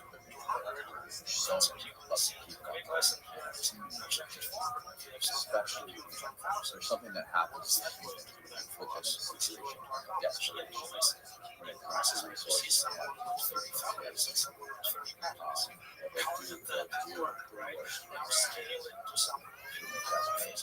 Yeah. So the person who has the largest IQ, the largest accepted registered IQ the fact, have you come to terms with the fact that you value the lives of your Dog, why can't a microwave be an air fryer? Great idea. I know it sounds That's a very, fucking very dark. $1 trillion idea. When you look at it from a certain perspective, Why can't the microwave be in that on context, air fryer? when you have I don't even know what a that is. population of 8 million people and there's a certain amount of them that are just No, why can't it? these atrocities like murdering these innocent beings that have no control, that they don't know what the fuck's going on. You're not only you're murdering whether it be a rhino or an elephant, and their offspring are going to be lost and probably die. The microwave cannot function as air fryer because outdoors fundamentally different. Microwaves use electromagnetic waves. I Air value fryer uses elephants convection alive. technology. I can see that. What about a 2-in-1? Yeah, I guess so. In a sense, yes. I mean, personally speaking, not as the president of that party. That said, who am I as this white American? If Goobers can get it, It's not my business. The biggest issue in the world. I mean, we're in the middle of the next mass extinction. People don't realize we're losing species not just in Africa, but all over the world. And it's not because of pollution. It's because we're taking their land. It's habitat. So yes, I do. And here's the thing: humans are just another animal species on this planet. isn't So this ultimately, creature tired of getting we bugged really on want to save every ourselves. account? We Damn. need to have empathy for Sluttiest our whore races in the history of where humankind, we're not plus being- milk-loving grandma. we are valuing and being stewards of this planet. Because if we don't become stewards, I haven't we found start one by one of those weird rabbis that might cook. The effect of Oh, that great. problem is massive. Oh, Lizzie deleted their comment and came back. It'll be the detriment of human. Isn't this creature tired of getting blocked on every account? Damn. yourself. No, they're not. This is the greatest motherfucker on earth. They have been researched. Every species. Here's a good example. We reintroduced black rhinos into a region that they've gone extinct in over 80 years. That region's flora and fauna was so imbalanced. Plants, so many plant species were extinct. Black rhinos are grazers, they're browsers, so they have this lip. Pick out thorny bushes and they eat it. White rhinos are grazers. Well, that population of white rhinos is on the decline. There's no grass there. Why is there no grass? Because the bushes grow. We introduce black rhinos, they start mowing that down. The sun gets to the soil, grass is growing, and now the white rhino population is coming up. And now you have new plant species, not new, but plant species that went extinct years ago that are coming back. Think about it. Isn't that wild? Which is really charitable. You know, like that's a very. We have cheetah we introduced into areas they've gone extinct years ago. We had a serious warthog problem. We still do, but it's not as bad anymore as we introduced or cheetah or mowing down warthog. How do you feel about hunters that go okay, or I don't know if there's any other animals. Yeah, I mean they do antelope, buffalo, actual rhino. Listen, I'm not a hunter. This is going to sound corny as hell, at least to me. But once you hunt it to man, I have no interest in shooting something or just shoot that. I just think it's not me. However, if you shoot, if you're going to hunt an elephant or a rhino or an endangered species, like you're a piece of shit. That name's I big. don't care. Can Amount of be money. explained. I'll tell you what. Yes. That amount of money. Sluttiest whore in the history of humankind plus. I'll take one bullet. You can have as many as you want. If you win. Yes, I love you, David. If I win, and I get David, you're amazing. That's Sluttiest whore in the history of humankind plus milk loving Rabbi. Now, listen, I love it. This is a controversial topic, but hunters with antelope species, it's the same thing. Like every reserve in South Africa, every healthy ecosystem has hunting too. So even if they say they don't have hunting, they're part of a greater ecosystem, so they get away with saying no hunting in this reserve. You're part of greater Kruger. Kruger manages that. You just don't do it. And I know several reserves like that. I'll probably get that's not true. Okay, all right. Well, you're telling me. I can use their full time. You want to party this place. They did a shit ton of money and listen to what people tell you. Anyway, it's the same thing as hunting deer in our national parks. Our government regulates it, so does theirs. If you do not balance that population of impala, they will mow down what they eat, the plants that they eat, at a level that will affect the other plants and the other trees. Bigger species with different gestation periods. It takes 18 months for a black or white rhino to give birth. 22, 3, 4 months for an elephant. I'm talking like 9 weeks and 16 weeks for some antelopes. You got. I'm sorry, humans. We like to have this idea. We want to have our cake and eat it. We're so overly emotional. It's like no, we can't. This isn't Burger King. You can't have it your way. Tough decisions have to be made, and scientists come in and we were in a position where we looked at biology and said, hey, you have 5,000 too many pollen. If you don't hunt or cull, and culling, for those that don't know, is you round up the animal and shoot them dead. It's one of the most traumatizing things I've ever seen. Sharks in some places. Yes. Thinking about AI in terms of super intelligence and just computing power in general in terms of but like okay, well the ability to solve so you don't want hunters to come in and do this. So then if they don't come in and take some of these animals, harvest these animals, then guess who's got to do it? I got to do it. I don't want to do it. So all right, then you come over here and you do it. You know everything. Yeah. Listen, I don't like it either. I don't like it. But the real problem is humans. If we stop, destroying this planet, then we don't have to do this. So, what is it about the fucking folk? What is it about people who want to go out like this? I've actually saw that on CNN, which is really hilarious. Get an elephant tattoo on this country, picture of a big dead elephant. Still have billions left over. What is it about these people that want to do that? They'll justify it. They'll justify it. Like, we take, hundreds of thousands of dollars for this. That means that you care. No, well, if you really care, then you just pay that money to the reserve and have the veterinarian go. Because in many cases, it's an elephant. It's one. Not in many. I don't know if it's many cases. Oh, they take one. That's the teeth are rotting and they're dying slow death. Which still, I don't. Why not just pay a vet? If you actually did it, very strange, and then everybody, it would be chaos. But if there are, Just like it's chaos, like if you look at the history of people that went wandering, that no one does sick well. fantasies, It's almost like a curse. some sick fucking billionaire who was a kid when he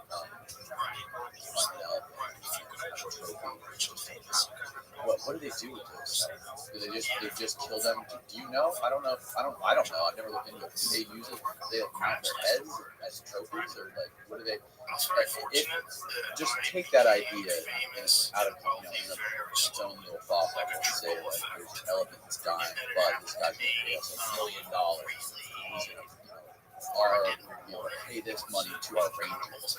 Our rangers are going to make $50,000 a year now to kill this elephant that's not. Yeah, most of that money is going to rich guys profit. And then that led to all these things, and it led to this podcast. And in some cases, like hunting in general, hunting does, whether people want to believe it or not, having conversations with leaders, and I'm turning down a lot of them because I don't want to talk to them. The facts are that I'm not talking about elephant and rhino hunting or endangered species. The dentist, I'm not talking about that stuff. But antelope hunting in general, I mean that's arguably contributes to more funding because they're chasing this thing that they think is impossible to achieve. It definitely doesn't equal tourism. Because tourism also, and I'm a big fan of it. Then they're terrified of losing that. So then they change. It's not like high-end five-star. It's really cool. But ecotourism has this huge carbon footprint. Purpose of getting there in the first place. So for one guy that comes over to the sun and wants to, take antelope, like kudu or something, because the scientists deem that that's appropriate for a tag. Population supports it. He pays a boatload of money there, whereas in order to get the same amount of money that he paid, you've got to have like 50 guests come and stay, flights from America, drive cars, and all this food and all of that just to stay around. Because I've seen that happen to a lot of some of these reserves have staffs of 400 to 1,000 people. Public intellectuals that took a stance against something, and then all of a sudden they're prominent in the public eye, and then you watch them turn into Why is that? It's because they're reading social media. It's a complex issue. Yeah, and there's people that just want to like reconnect. And this very bizarre version of themselves that other people sort of created. It's not. And there is people that make arguments about not towards elephants or lions, but towards other because it's a very complicated problem to solve. Or elk or antelope or whatever, saying like eating wild animals is way better for them. The worst thing in the world is flying. So I respect how you can just be a human, a normal human. It's not an easy fix. It's a lot more complex than just going on social media. How do the rangers get paid? It depends on the reserve. And what are the issues with the rangers? Is it real that some of the rangers are like stressed? Like trade shoes, trade positions, like the ranger will maybe not get paid and have to coach on animal weekends, feed people's family, and go back to being a ranger. How big is that problem? Yeah, I don't buy the feeding thing. There are some. You're talking about places There's a in South difference, Africa. right, with public intellectuals, right? Because So your it's in ideas, as controversial and as most they of may it's be, Zimbabwe. Those places there. are very valid. They're very interesting, and So so it's like, it sparks you know, discourse. if you have a It job, sparks a lot of people that feel voiceless because they disagree with you, and they want the to top they want to general attack you. or top I'm dog sure you've heard ranger that, at right? proving Not out just the that won so many awards. But the people that pay rangers, like government rangers, they get paid by the government, and then private parks, which a lot of people don't realize this. Private parks in South Africa, I believe the number is 35%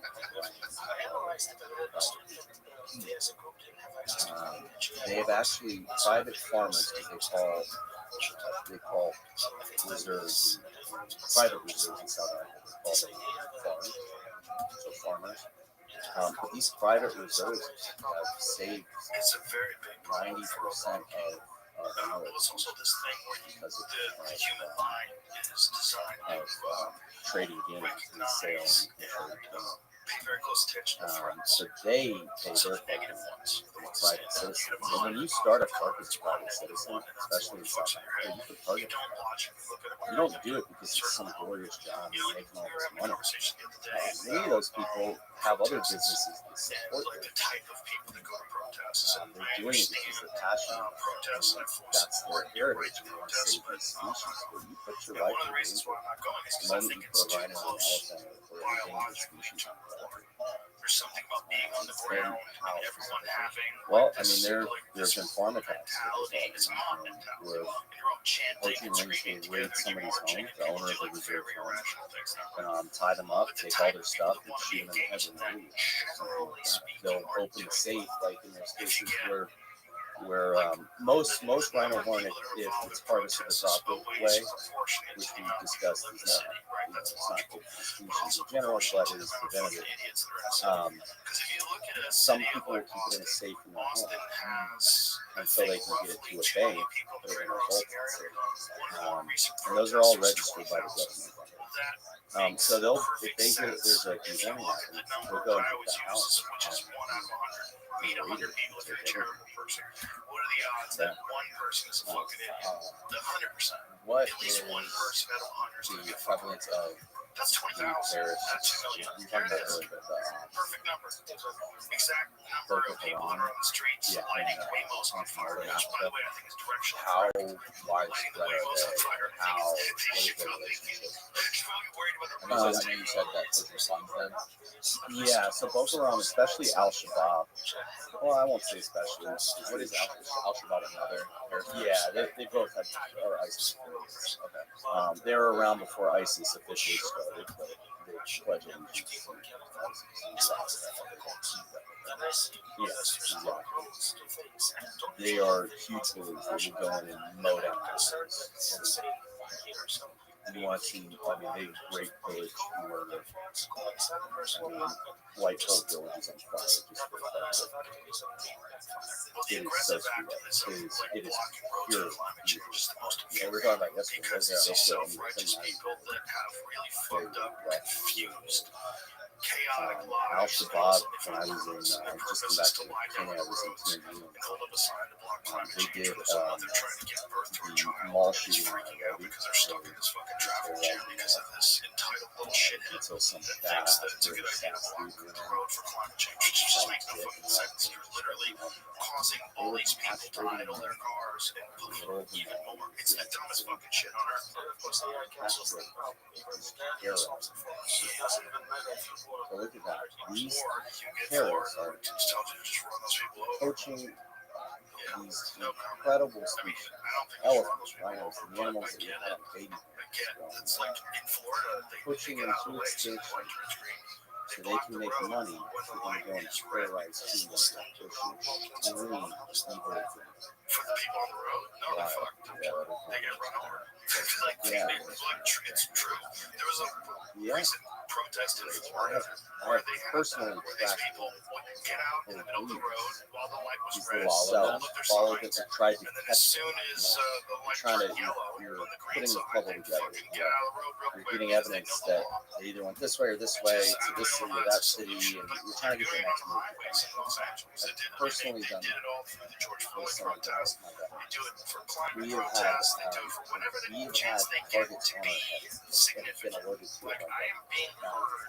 You know, my because you're voice is affecting your meaningful. body. You affect And that's what it is. There's a lot of people that just don't feel They heard. got nothing And to lose what better except way one. than just to That's get in the way of all these people? whatever they can. And somehow or So another, you that guys gives them for a value. and like are you guys really like sat at headquarters like tracking these people and tracking each cell and trying to like figure out the next move? Like, are you like strategizing this like a war against these guys and trying to stay one step ahead of where they are? You guys have people on the inside that are close to them that are reporting back to you. We do have informants. We do. When we do these operations, It's chaotic. whether or not we have them preferable run with because us. I think there is progress in all these voices slowly Um, making a difference. But then which you can do very easily. you have the problem with Well, Um, Meerkat Day. giant Kids, percentage but, what's uh, Meerkat Day? No, we don't do that the necessarily. giant At percentage of we these do that on voices the are fly. I mean, pups we're very smart. or at We as least a nonprofit, state my actors that are being paid to say certain things and we inflammatory don't have all responses this to fancy people, technology. which is we probably love that. also the case with anti-AI. No, we do a lot on a You big know, show. when you did this podcast, what was the thing that they were upset And at I you think for? that's a testament Like the to mostly like, negative comments. organization. But no, we put these investigations together on the fly while we're moving and going after these guys. We're on the road and stuff. You don't That's see really it. all that. Just We do have informants in the locals. They will these are Africans. well, that's also a thing. I'll say this though, our biggest success in counterpoaching there is not, you know, the flashy stuff. I mean, we've had people live that's not how you fix it. What we do that has the most effect is like taking subject matter experts from around the world, different trades, whether it's crocheting a blanket to making stuffed animals to cups and household goods and items. And we bring them in to hand up approach, not a hand out. And we teach the locals gardening. They're gardening so much now that they can sell their produce to other locals instead of spending all their money to pay taxes, wasting all there. They're growing their own food, feeding their own family, and selling their goods locally and making money. So we want to help approach. So it's like, and it takes time, you know. But now these people, they can care less about poaching because they know that, number one, there's some badass rangers on that reserve that were trained by U.S. war veterans or international war veterans. We do have international. You got an Italian guy over there now. It's awesome. But anyways, they know like, hey, it's not worth going in there. I'm gonna work with these guys. This is cool. Like, we got a relationship. They're helping us. Like, you're watching people from two opposite ends of the country. These way different backgrounds come together for one common purpose. And that's to save the ecosystem that we consider ourselves part of. That's what I was going to get to next. Because if there is a way that the human race does make it out of this, my fear is that it's integration. My fear is that we stop being. Okay, so we didn't actually bust them. It was the Rangers that were instructing. So Lynn Westover Jr. is one of my best friends. When you think about human, I'm gonna say he's 5'6". interfaces where there's literally ingrained in Bad. computer products He's a good that are Marine, that Force seems to Recon be Scout Sniper. sort of the only He's biological probably 140 pounds soaking wet. Well, now he's capacity for disseminating quite tatted up everywhere. And the nicest guy, he's brilliant. You should have him on your show. What's the He's best way like, to what he enhance that? The teaches best way is to enhance incredible. that is So some it's human sort of training that artificial injection. the only ones out there to teach it. Biological evolution is He very was our slow. director of operations for his company. We're essentially the exact same as that. Like that So he's gentleman back to his company. 9,000 years old. He's It's biologically essentially the same thing. And they teach you how to think like a criminal and pick up different dress him up, take him to the mall. So they're teaching it to police departments all over this country, and it's a good thing. teaches you how to work smarter, not harder, and how to mitigate risk and mitigate a potential for escalation of force before it happens. So it's like, hey, you're coming to me. Let's say you're a police officer, or let's say you're a park ranger, and I'm a local. Well, I know that you just got trained by these vet park veterans, war veterans. Now I'm really I'm nervous. If I get pulled over out here, I don't care who it is. I'm nervous too. It's not just, everybody gets nervous pulled over by a figure. So Danny, park ranger, comes up to me and you're talking to me. I don't have anything to hide, but I'm nervous. I'm just last time a ranger talked to me, beat my ass or something for no reason. That's a whole other thing. We've seen that happen. Extinguish that type of thing. Oh, park rangers, yeah, because poachers kill their family. Long story short, I decided, you know what? I'm in fight or flight mode. I'm flying. I'm done. And I take off running. This guy's doing exactly. Does that mean that Danny, the park ranger, should turn and shoot me in the back? No.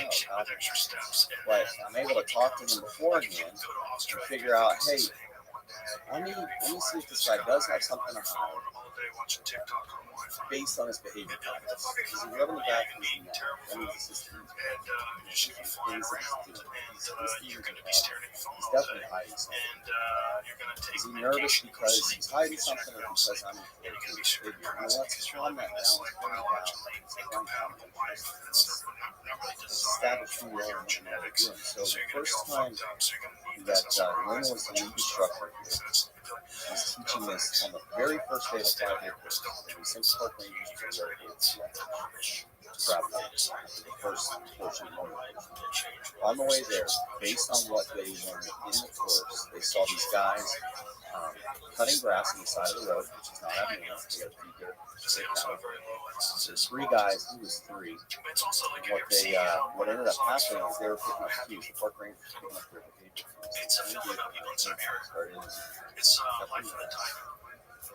All of a sudden, there's 5 more guys on the other side of the fence. They just stashed their machetes and firearms. And the park rangers came out so excited. We did what you said. We did what you taught us, and it worked. It worked. They didn't have to chase them in the bush or anything. These guys just straight up admitted it. Shooting them. Nope. They didn't get the park rangers didn't get beat up or shot. Yeah. It was a win-win. Yeah, it's interesting how much more you can accomplish when you can understand the way that the other person's done, the way you anticipate what the opponent or whoever it is, the adversary, anticipate what they're going to be thinking, everything else. And even with a big part of war is being able to integrate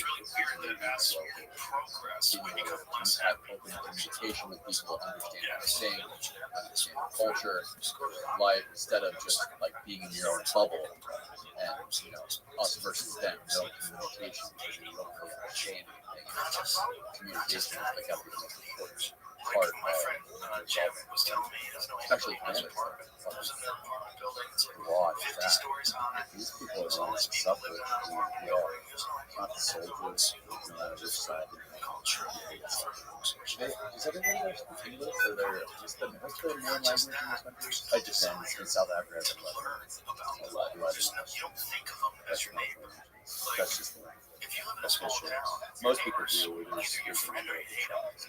A lot of my guys do. I do not need to. What is the second most prevalent? What is the most prevalent? I'd say English, Afrikaans.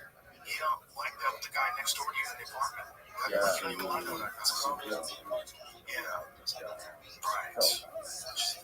I'm gonna try. Yeah, I always wonder how much right next to you.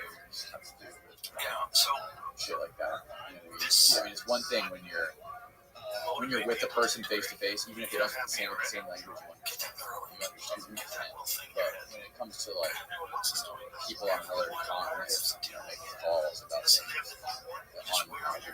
making calls to people that are commander troops on another continent they're in control of, there's not only the barrier of space and time and everything else, there's the language barrier too. And you're adding a whole other element. You don't really fucking know what people's thinking their intent is. Maybe by and large, what their objectives are, what like the military objectives are.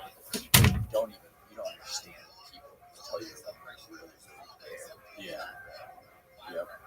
And I wonder how much of that language barrier has to do with conflict. That's just not everywhere. It's an interesting idea. Even if you think of like Russia and Ukraine, you know what I mean? Like, we don't understand Russian. We don't know how to speak Russian or Ukrainian. Like, I wonder what these people, what they really believe, what they're really being told. All I know is what fucking is translated to me in English on fucking the internet. You know what I mean? Yeah. So I always think about like the difference between that compared to being on the ground actually talking to people. Because no matter what you're told anywhere, if you're told something by whether you see it on TV or hear it on a podcast, in my experience, actually being there, first person talking to people there, it's always good. I mean, hey, at the end of the day, no matter the language, no matter the frustration, no matter the conflict that you're in, you always just gotta treat people with respect, and try to have somewhat of a healthy one, because there are second and third order effects that come with conflict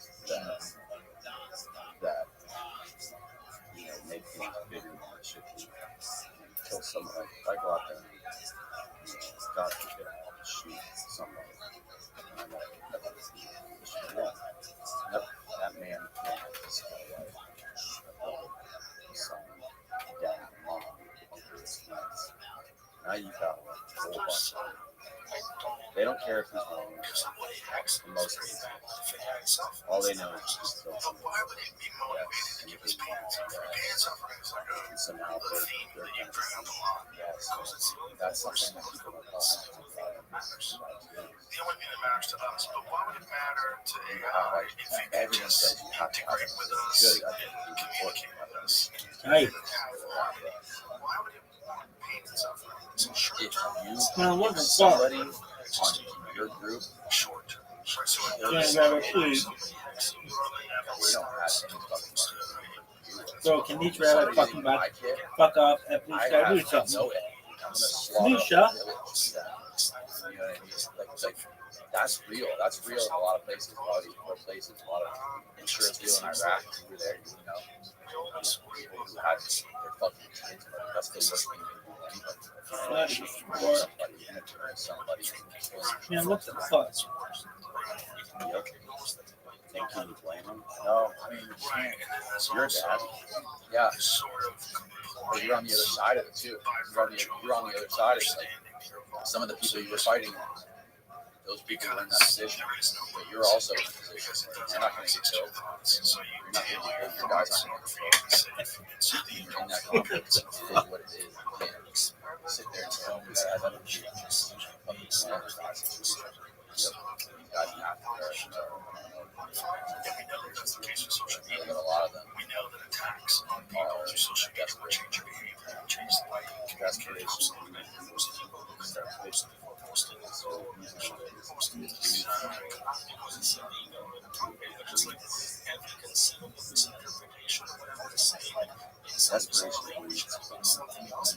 Yeah, we talked about the X-ray too. Guinea-Bissau, a country in northern Africa. We talked about that. There's a country in northern Africa called Guinea-Bissau that is essentially a cartel with a flag. It's so corrupted that the head of the nation is literally spearheading all of the cartels trapped. All the heads of every department of the world.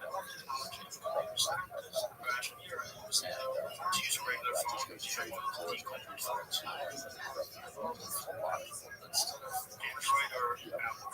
That's why, hey, ecotourism and one health approach is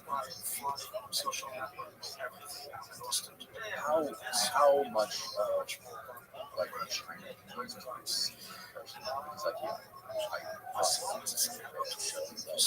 China's investing in us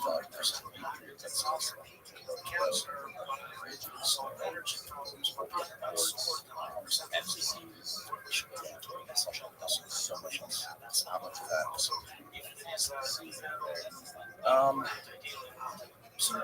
I mean, it's not really in my face a lot. I mean, East Africa was in my face a lot. I mean, they're driving. I mean, they're driving coaching. Yeah, I mean, it's not racist to say, hey, China is the reason why. So they're the buyers. What about a lot of the 90% of the world? 90% of the world. So now, if you say that too much, really? Who said that? Somebody called us. Oh yeah, and then like when the COVID thing, just bringing up the idea that it could have been because of a wetland and then trading. Oh, now we're finding out that there is a high price. It could be. Who knows? There are. I'm not saying that. Well, you bring up that idea in conversation, now you're what do you call it? Xenophobe. Yeah. It's like, okay, so anyways, I'm here to say the animal like gives two shits about your feelings. It's all about intent. It's the fact. It's ancient Chinese medicinal medicines like rhino for cancer, erectile dysfunction, and all kinds of stuff. Yeah. Like, that is it. If you can't accept that, then you need to do some soul searching because it's this tiptoeing around people's feelings that is destroying the planet. But I'll say that, yeah, China is a big reason, probably arguably the biggest reason these animals are going extinct, because they're exploiting desperation. These desperate communities, like, I get it, have empathy for xenophobia for anything that's wrong. People are timid to that way. We have more people on the ground in Africa, this heritage in the future will be destroyed by these bullshit, proven to be bullshit philosophy. What is being done to preserve the things that are buying?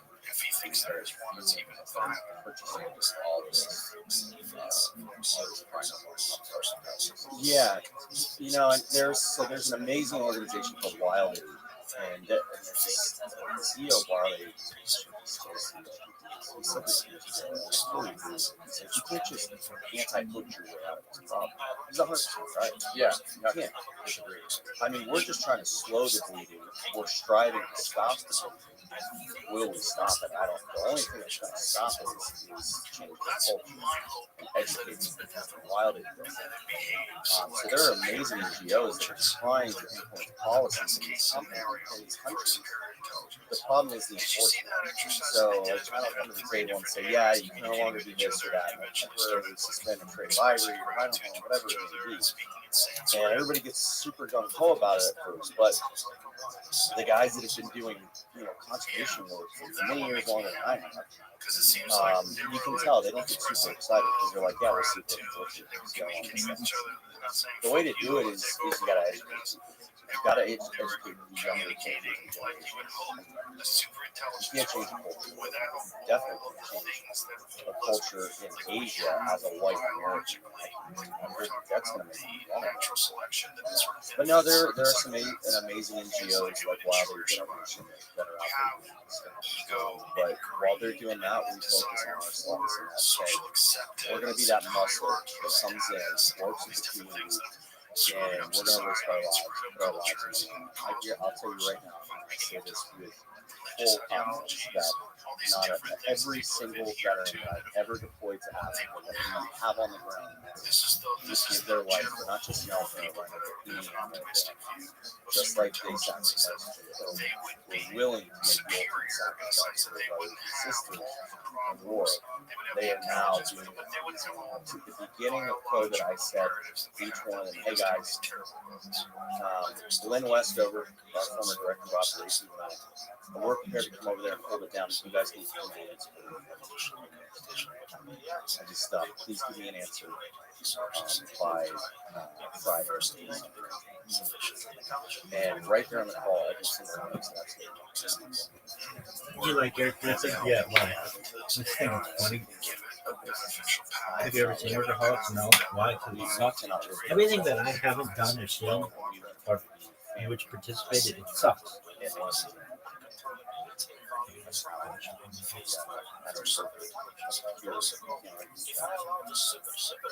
Yeah, man, how cool is it that, I mean, it's very rare when people are able to find something like that, it hits every parallel, every value, it lines up with all of your values, and not only does it, repair trauma and, past holes in you as a human, but it also helps other people too. Not only that, but you do cool fucking shit like saving Africa, travel, do all that kind of stuff. But you were able to repair a part of your life that was suffering and be able to do something badass and help other people. You literally lined up all these things that you can do simultaneously that also helps other people. You have one mission that's now your job that is fucking doing so much cool shit and you love it. That's so rare for people to find, especially somebody who's had to deal with what you had to deal with coming back from the war. The most 22 people a day are killing themselves, and you've been able to literally turn your fucking life around and change other people's lives. Just for a normal person who didn't have to deal with the anxiety and the depression of dealing with trauma and war. Most people can't figure that out anyway. It's rare that people can figure out something like that. You were able to do it. And that's fucking cool. It's rare that people are able to do that. Listen, man, I don't make the money that I used to. My wife and I do well because we live in our means and we just appreciate every day that we have something that great if they answer. We don't take anything for granted. And, there are people that have a lot more than we do, but I guarantee you we are among the happiest people. And so if they do learn to avoid, could this be a super intelligence that's completely different? It's such a blessing that God has given me this ability to help veterans. If I could deploy every single good veteran, I'm not talking about guys that just were on SEAL Team 2000. I'm talking about guys that need this, who want to do this for the right reasons. If I could deploy every single one, it's going to be transparent to the super intelligence. And it's my mission now. I mean, there have been times where I sat there and this is so hard. Yeah, this is so hard. I don't think I can do this anymore. I'll never. This is my life. It's just, I wish more people felt the intuition. Your intuition is not just that's not just and if they did that, it's a lot more happy. That doesn't mean some speed. You know what I mean? But hey, do it with the right reason. Just keep going. It's rare, man. It's very inspiring. Tell people where they can find out about that. Information from very flawed entities. All the information that's acquiring this large language model is information that's being put out. So we're 100% a nonprofit. We don't receive federal government money on or domestic. We'd love to at some point. But I take pride in that. That Paul is only here because people have donated penny to $1,000 or more. Work.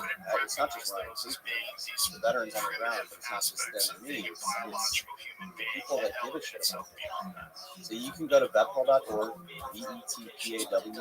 vetpaw.org. We have a donate page. You can donate stock. You can donate gear and equipment. We need uniforms for rangers. Anything.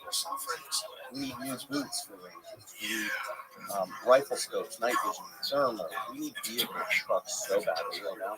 I need to get 6 new vehicles. They cost like Yeah, what kind of trucks you guys use again?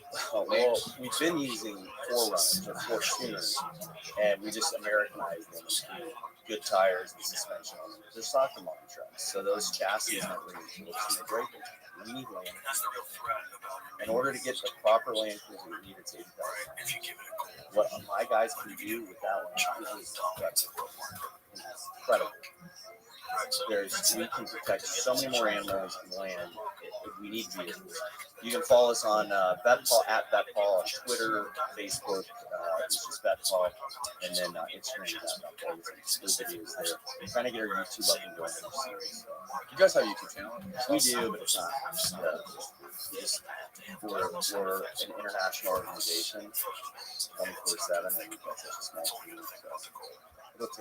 So you got to come to Africa. Yes, me and Julian are going to come to Africa. I can talk to my wife and let me go. And you can pay to come out to stay in our small farmhouse lodge too. It's really cheap. Okay. 100% of the profits go towards our operations. So you spend time with the veterans. Very exclusive. You don't run into tourists.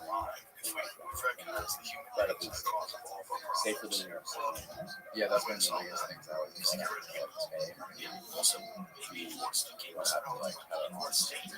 Nothing is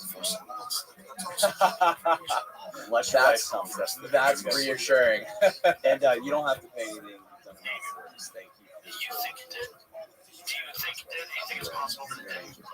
Thank you, Ryan. I greatly appreciate you and everything you're doing. Super grateful.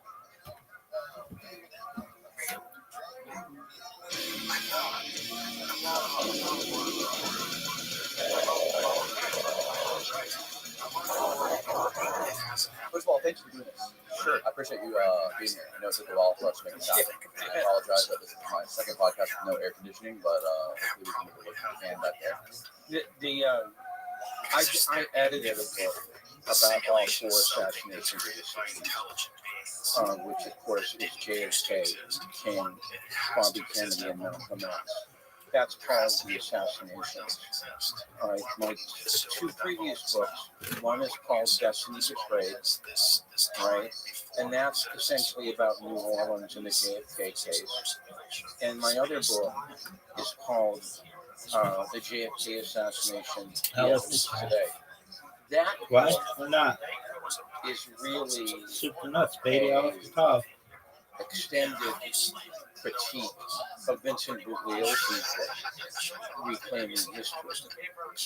If you recall, that has to be one of the longest books ever written. If you combine the actual text with the footnotes section and the resource notes section, that book is over 2,500 pages. And I kind of figured that nobody was actually going to read the whole thing and actually review the whole thing. So I decided to go ahead and do it because I knew since Bugliosi had such a big name, you know, he's passed away now, of course, that he would get some press notices.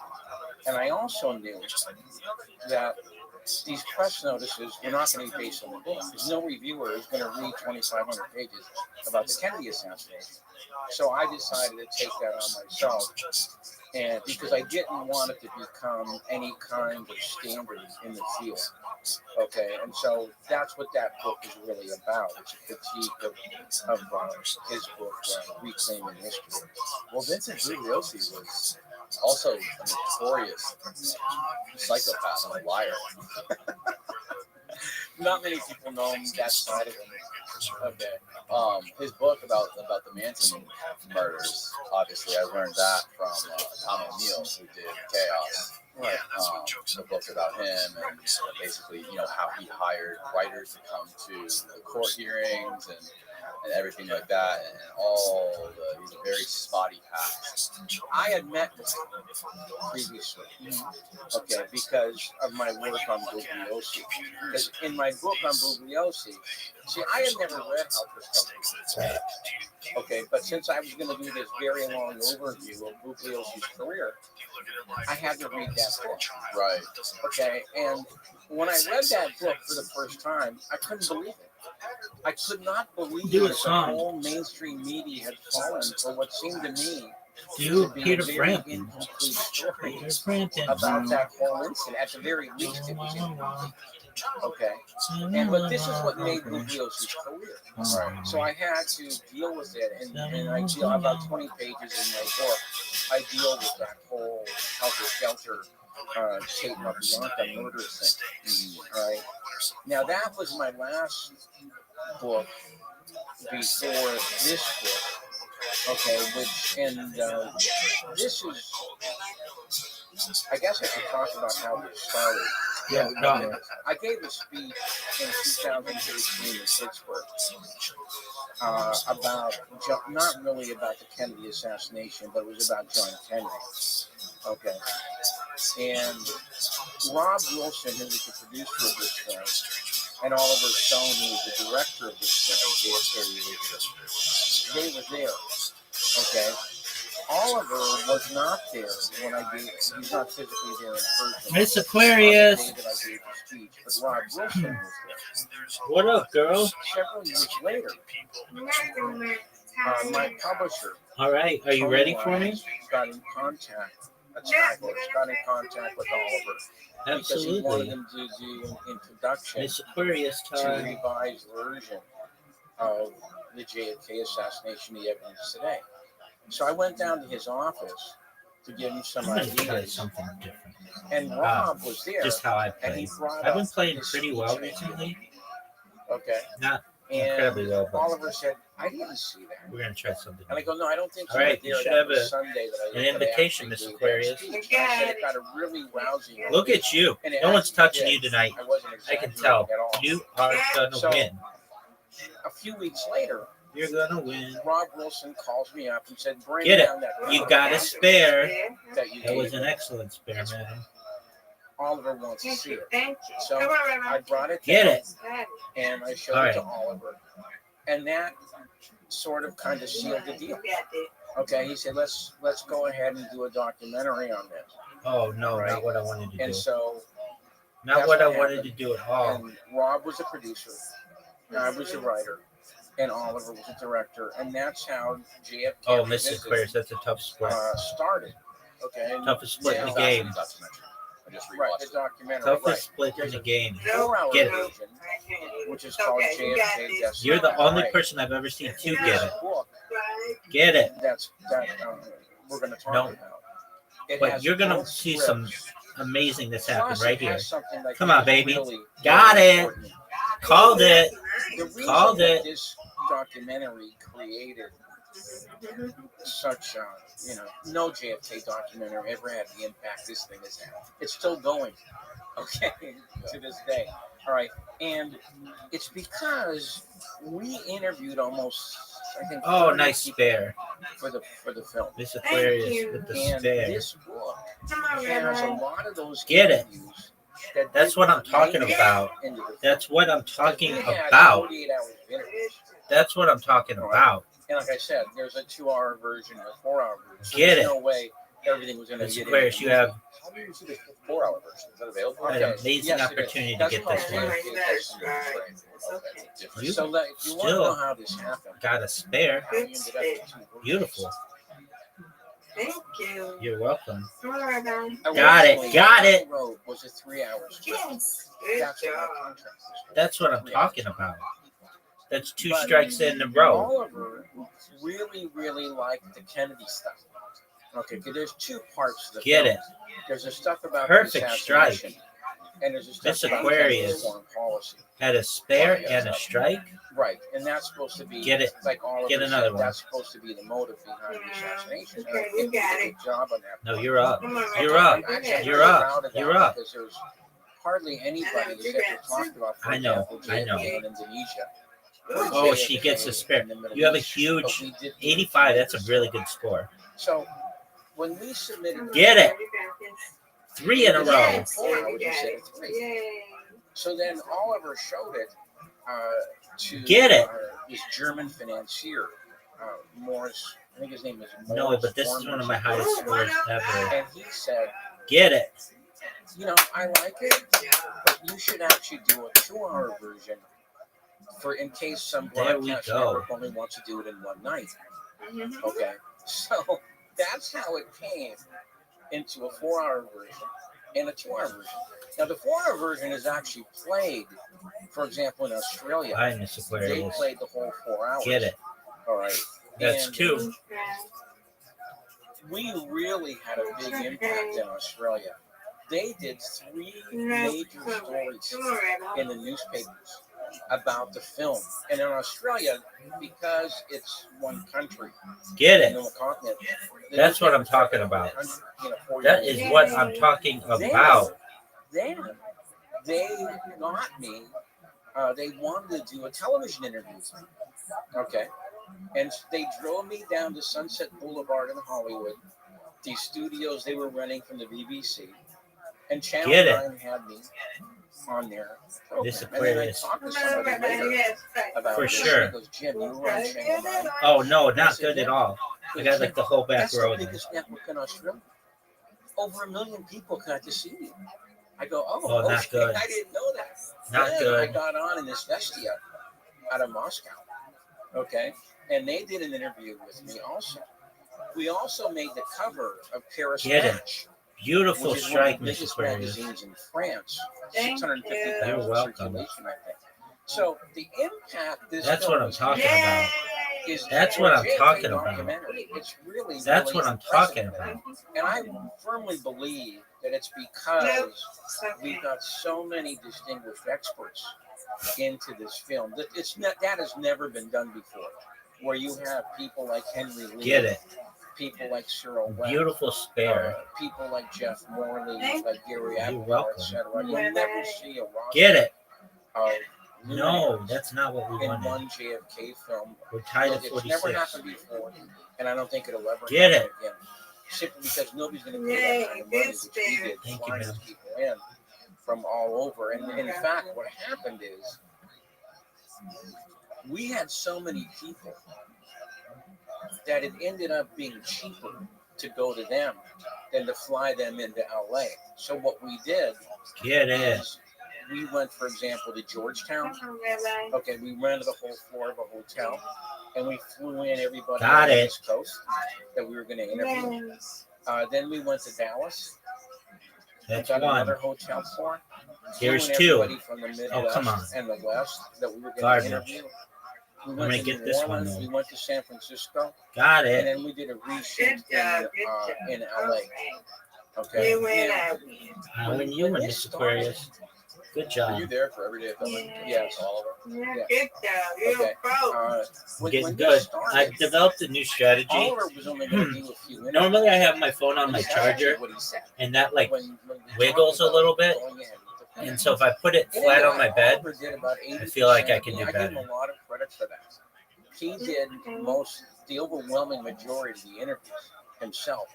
What we would do. All right, Miss I would Aquarius. write the questions. Sweet dreams to you. And wherever we were, he would call me into either his office or his hotel suite. We would go to the questions. Sounds like a plan, And you then he patriotic would thing. do the Take care. interviews. And I think that really Thank helped you. the film because, like for example, Henry Lee, he brought his wife. I think we shot him in Dallas. Okay, and during that whole on-camera interview, his wife was running around taking pictures of him being interviewed by Oliver Stone. You know, like this was a big deal. I guess maybe it is for a lot of people. Yeah. You know, and so and I think that really and by the way, let me say another thing about this. Oliver did. I give him all the credit in the world. He did a lot of work to sell this thing. Okay. And in fact, it was him going to the Cannes Film Festival. All right. And you can see that, by the way, on YouTube when they introduce him at the Cannes Film Festival. This huge amphitheater, like 2,000 people, and he gets a standing ovation. Okay. And it was because of that Cannes Film Festival that he went there personally to promote the film. That's what I think really allowed it to be sold. I think it's been sold in 11 countries now. Okay. And he did a lot of interviews. He was doing like 3 interviews a day for about a month. Okay. And that's what I think really kind of gave it the impact. For example, when he got back from Cannes, we knew that we weren't going to get the MSM to really seriously discuss or debate the film. Why did you know that? Because they don't like all of it. To put it mildly. Okay, they essentially trashed this feature film JFK. But you're on TV in other countries. Yes, yes, but we knew we weren't going to get it in America. So what Oliver did was he went around the MSM. For example, he did an interview on RT with Barry McCaffrey about the film. That got 1 million views. All right, and so he kept on doing that, and I thought the MSM was just going to ignore us. All right, but the fact that he kept on doing all these interviews and that he came off extremely well in these interviews, okay, that's when the MSM brought out the heavy guns and started blasting us, which I didn't think they were going to do, but they did. Like Tim Weiner in the Rolling Stone, Max Boot in the Washington Post, okay. There was also Airmail, a guy named James Kirchick did a hatchet job on us, okay, and we replied to them, and I challenged James Kirchick to a debate. All right, if you're going to attack us, why don't you get out from behind your computer and let's go ahead. And you know what he did? He blocked me. He doesn't want any part of it. Okay, and so that's. I was really kind of surprised that happened, and I guess that is actually kind of in a weird way a good thing. Oh, because they actually had to notice us.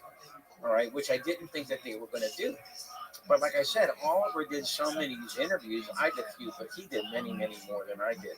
Okay, and that's what made them come out of the woodwork.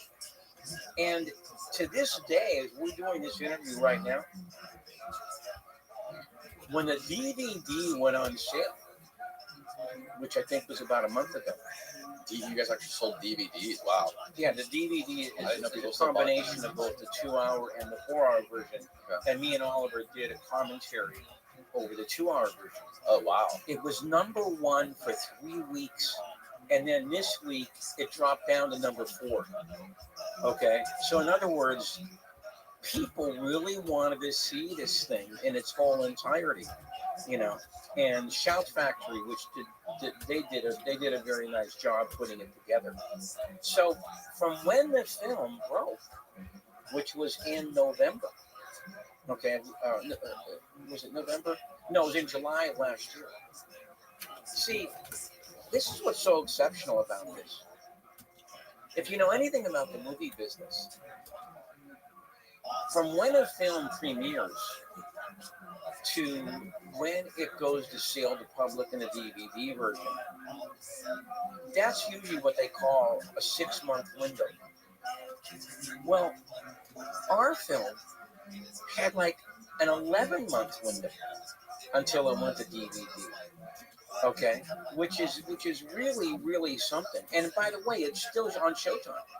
I think they have the contract up until the end of this year. Oh, really? It's only been 1 year. No, it's more than 1 year. Okay. Yeah. Okay, and so and they're still going to show. So the success of this film, as far as a documentary on the JFK goes, it's unprecedented. And like I said, I believe it's because of all the people we had in it. And like I said, and we still have these excerpts in the book. So if you're really interested in seeing the rest of what these people said, and some of it is we had so much great stuff that we by necessity had to keep some of it, you know, out. But like for example, the interview with Henry Lee. For people who are listening who don't know who he is, who is Henry Lee? Henry Lee is probably the most famous criminalist in the United States, maybe in the world. Okay. He testifies at all kinds of trials. He's a specialist in what he calls reconstructing the crime, okay, from the elements that he has, okay, and then he puts together what he believes happened. He's world famous. He used to be a captain in Taiwan, came to the United States, went to NYU, and he became this world famous criminalist. All right. He, about the Kennedy assassination, he told Oliver, he said, No, look, no. in about 70 to 80% of the cases I study, I can render an opinion. About 10%, okay, I can only give what they call a partial, all right? And then in the rest, I just can't give an opinion. In the Kennedy assassination, that was the case. I can't give an opinion. And the reason I can't give an opinion is because this autopsy material is one of the worst I've ever seen. Okay, it's qualitatively and quantitatively, it's one of the worst autopsies I've ever seen. And by the way, a student of his, because he has his college up in New Haven, okay, got online and said, at one of the first classes he was at, Henry Lee went off on the Kennedy autopsy for 20 minutes on how bad it was. It was almost like how not to conduct an autopsy. All right. And so he said that he just couldn't render an opinion. And then he commented, and this is in the book, he says, you have this bullet coming in from a right to left angle in Kennedy's skull, the back of his skull. And then it comes out this angle, okay, left to right, out of his front temple. And Oliver asked him, well, what kind of an angle is that? He goes, that's like a 90-degree angle. And he just sat there and he goes, like it was something that was really kind of very bizarre to him. And remember, this guy has seen so many gunshot homicide cases. I think he said about 1,000. Okay. But this was very, very bizarre to him, this case. Okay. And so that was a very interesting interview that he did with us. And then we have people like Brian Edwards, who was a police investigator for like 22 years in Lawrence, Kansas. And today he teaches criminal justice. And he talked about how he was a sniper. He was on a sniper detail, a SWAT team. Okay. And he said, look, every time you shoot from a high to low angle, which is what is in the Kennedy case, because Oswald was supposed to be on the 6th floor of the Texas School Book Depository, firing downward. He goes, you're going to miss the first shot, okay, because it's going to be too high, okay? It's very difficult. Any sniper will tell you, all right, that this is one of the most difficult shots that there is, all right? And then he talked about how he had been a witness in many, many cases, all right, and a very serious problem in the Kennedy case is what we call chain of custody, which means, and by the way, Henry Lee did a nice job on this also. Okay, how it begins at the scene of the crime, goes to the police headquarters, and comes into court. Why is the chain of custody so important? Because if you don't have a good chain of custody on evidence, it leaves the defense wide open to attack you. Because what that signifies, and they said this, that either somebody altered the evidence or somebody could have substituted the evidence if you can't account for every step in the chain. And so in the Kennedy case, for example, there is no brain. Kennedy's brain is gone. It disappeared somewhere around in 1965 or 1966. And nobody can account for it. All right. And why is that important? Because You say his brain disappeared. What do you mean by that? it's not in the National Archives. They talk about a brain being preserved in formaldehyde, like a Right. fully intact. That's what brain. you have to do. Now, I'm glad you brought that up. See, what you're supposed to do if you're doing a gunshot autopsy with one of the gunshots to the head, okay, you're supposed to go ahead and preserve the brain Okay, in what you just said, a formaldehyde solution. And what that does, and Cyril Weck talks about this in the film. Okay, what that does, it makes the brain more solid. So you can do what they call serial sectioning. And you do that in one of two ways, like either a bread loaf like this or a pie cut like this. Now, why do you do that? Because, and Michael Chesser talks about this also in the film, he's a neurologist, because that's the way that you track the bullet path through the brain. Okay, you can see it more clearly. All right, and if there's more than one bullet, also you can find that. Well, Kennedy's brain disappeared. The only Thank you, record, the actual record we have I of really it was appreciate his your area. commentary. It comes You're in welcome. at 1,500 grams. You're welcome. Now, why do I say that that's on? So fucking Because funny. the average brain weight, and they did a Dutch study of this, about 8,000 specimens, Steady it's as about fuck. 1,350 grams. Man, what the That's the fuck? average brain weight. Dog, I don't know. So the question What do you becomes, want? So like 2.9 pounds or something. yes. A little bit under 3 So the pounds. question then becomes, how is Kennedy's brain way more? When as anybody can see in the Zapruder film, that Kennedy's head gets blasted, blood and tissue, you know, in the air. Okay, all over Jackie Kennedy, all over the back seat. Okay, and all over, you know, flying around Dealey Plaza. All right, and when the doctors and nurses came out to the car, there's pictures of the car, and it's blasted.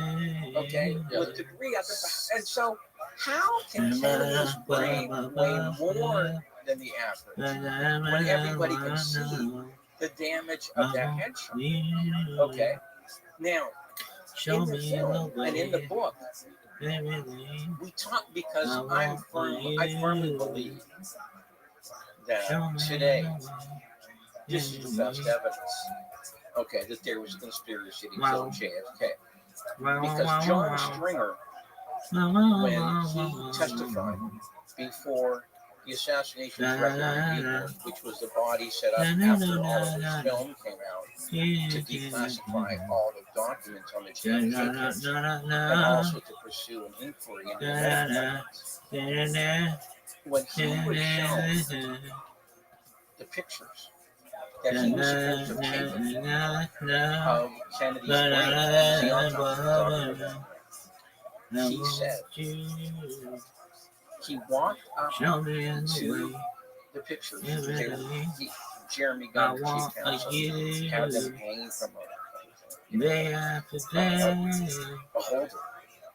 He walked up and he said, "This is Ansco. It's a type of film. I didn't use Ansco." Okay, and you see these numbers here at the bottom? That means they were in a process. They were taken seriously. I didn't do that. Okay, and so Jeremy Gunn then he said, "Are you ready to deny you took these pictures?" And he goes, "If that's Ansco and that's a press pack, I didn't take these pictures." Okay, so this was this is what you call courtroom evidence. Okay, because if you're going to present pictures or an illustration, it's part of the tenets of the law that whoever took the picture of the illustration has to certify to the court that that's what he took. This gets back to chain of custody. Right? And so he said, "No, it's Ansco." And by the way, by the end of the interview, he did say he used Kodak. Okay. All right. And so he didn't take the pictures. And in the film, we talk about this. You know, who might have taken it. Okay. And between that, between the brain weight, okay, and the fact that there appears to be a front to back shot. Okay, and we talk about this in the long version of the film. because there's a little dust-like particles in the front, and the larger fragments are towards the middle of the brain or the back of it. That contains that kind of a front shock. Okay, so this is very important. We got even more of it in the book than we did in the film. All right, it's very important evidence, I believe. One of the most day after day, one of the, like the backbone of this whole conspiracy is the Warren Commission is doing everything they possibly can to stick to the three-bullet theory. Why were they trying to stick to that? Why were they so like? It doesn't seem like it would make that much of a difference if there was another bullet. That's correct. The Warren Commission says that only 3 bullets were fired. Right. Why couldn't they have just said, okay, because there were only 3 shells found at the scene of the crime. Okay. And so they had to do that. All right, because if there's more, that ipso facto denotes a conspiracy. If you only got 3 shells, okay, you only can have 3 bullets. And so if you said it was 4 shots, and by the way, they actually said this. Norman Redland actually said this. Okay, if we don't have the single bullet theory, then it denotes a conspiracy. All right, now let me talk about from before you would do that. It just seems like, from my perspective, it would be way easier and way less trouble to say, we don't know where the 4th bullet shell is, than to, on the other hand, have to like the dog with the vlog, sluttiest. That seems like more of a problem. Then it would be just to say, there's a 4th bullet shell. What's the next one going to be? That's an interesting question. Rabbi. Because Rabbi, the FBI. Thank you, MILF loving Rabbi, who really appreciated this commentary. Ooh. Okay. If your mother had decided to throw me out before me, Dark Fountain, before you met me, would it have made any difference to you at all? Thank you, MILF loving Rabbi, who really appreciated this commentary. You are welcome. You are welcome. Bro, candies, Rabbi fucking boss, fuck off, that blue sky, do something. Man, what the fuck, sluttiest whore in the history of mankind, plus Bill, Rabbi, Rabbi. Milk loving Rabbi. And by the way, it decimated his wrist. It then smashed Just do it. his wrist, his right wrist. And then somehow This is not a fucking piano, went this way into his left thigh. Okay. And which they tested this theory on cadavers. Just do it, baby. Shooting cadavers, right, the same way, and it never duplicated. No, the amazing thing about this is that after going through all that, the Warren Commission said that this bullet, Exhibit 399, and anybody can see it. We show it. All right. That is pretty much only missing something like 3 or 4 brain. All right. There's thinking in my ears. It doesn't look like it hit anything. And I want to relate to sand the sea. One of the doctors who worked for the Warren Commission. But look at me and even. All right. And he said, the floor. Doesn't has to be a false. Okay. Who do I call? Looking like this. And though the sun is shining, but all I really want to know, I want you. Now, show me the way.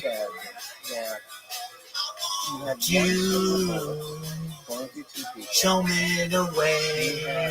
One that completely missed the car, hit the curb, bounced off the bystander named James Ted. And the third bullet is the headshot. That was sick. Okay. So we're supposed to believe that 2 bullets hit Kennedy. Okay, pretty much where a sniper would want to hit. And this other shot completely missed the car. And in fact, Peg was sitting on Commerce Street, which is a different street than what Kennedy was on. Kennedy was on Elm Street. So you have this one bullet that completely missed the car, completely missed the street, hit a curb, and bounced up and hit James Tigg, a bystander. Now, the FBI I don't know if I like this did version. not want to believe it Statistic because they thought the All right. silver bullet theory was absurd, which I think most people would agree. So Hoover, who the head of the FBI back then, he did everything Why he isn't could this one? to cover up the James Tigg hit. He denied it that it ever happened, for years. It goes Okay, and because it then goes to they settings. actually kind of cemented over the curb. Okay, where the bullet struck. All right, this is how badly the FBI wanted that to go away. All right, and so this ended up being a dispute between the FBI and the Warren Commission. All right, the Warren Commission figured we can't cover up the James Tigg thing anymore because there's too many people talking about it in Dallas. So what we have to do is to stay with the 3 shells. We have to make up this magic bullet theory. Okay, so this is what they did. Wow. All right, now let me add one other thing. What most people don't know is that there wasn't just one magic bullet in the Kennedy case. All right, because if you examine Log the headshot, into Pro. the one that takes Kennedy's life, the official story has 2 fragments. But all I flying to really want Kennedy's to head, know, wiki. landing in the front seat of the car. And this is supposed to be Man, I had a fucking vivid dream. Not when I was first asleep, head of the but bullet and the when I tail of the went to the bullet. bathroom and reawoke, and it was about Phyllis, In the X-rays, and she was there pissed. is a Really? Yeah. Why? 6.5 millimeter I don't know, some object dreams and shit. I don't know. evident on the Just X-rays, which anybody can see. I was just Now, like, why is that what the fuck important? going Because on? I was doing my shit's 6.5 clean in the millimeters head. She's like, we're not talking about is it. the I'm like, exact caliber of the Alright, bullet now- that they tell us Oswald was using. nah, but man, it was fucking Most vivid as people fuck. believe that is an object I even remember this from the piece of bullet paper that she went had. through It Kennedy's had, skull. what the fuck? There was like a company Now, if it is, that was on. It was almost like an AI dream. It was so it fucking. has to be from the middle of the bullet What was it? because you've got the head and the base of the bullet in the front of the It car. had like a company So on it. we're and I was supposed like, to believe oh, that this this must be bullet fucking comes official. through Kennedy's skull. I don't It really breaks wanna into 3 know. parts. I want The you. middle part stays in the skull, and I mean towards the back Start of with the a skull. P. And somehow, the rear portion of the bullet either goes either up or down to go around this middle part. Dude, are your people on? Flies out right Eric behind Griffin. the front and ends Dude, but up you gotta in the finish front watching this seat dude. of the presidential limousine. So this is what I mean. You really have 2 magic bullets in this case. And by the way, that was actually going to be in the film. I wanted Yeah, it I'm to be. surprised that wasn't in the film. Yeah, I wanted it to be in the film. Okay, but I wasn't the final editor, of course. By the way, we should talk about that. We ended up with 5 editors on this. I don't think we have that many on your show, but we ended up with 5 editors on this program. We had 3 guys who were really editors. We had 2 guys who did the long version. We get credit for the long version. We have another guy who came in and he did the shortened version, and we had 2 assistants. All are really likes it. Okay, he spent a lot of time in that editing room. I personally don't like editing. Okay, but he does. Okay, and we spent literally months on end editing this film. And then she I bought would say, at least 10 months, editing the film. All right, and I think it pays off. I think the short version, if you've seen the short version, opens with this very nice montage. Come on, Of bitch. what happened in Yes. Dallas that day, before it gets into the actual story. Okay, and what happened was Gonna read Rabbi, please. when CV-19 Wow. forced us out of all of his offices. Okay, and Oh no. Yes. And so what happened was that I was actually there for a lot of the editing, going down to his office every day. And when that happened, I wasn't there anymore after that. Okay. So I didn't really control the final thing. But I wasn't even there to offer any advice after because of that. There's so many smoking guns in this thing. And it seems amazing that they're still trying to hide documents, evidence, testimonies, whatever it may be. Through all of your research and all of your studies, the books that you've written and working on that stuff, what to you is the biggest smoking gun of this whole thing?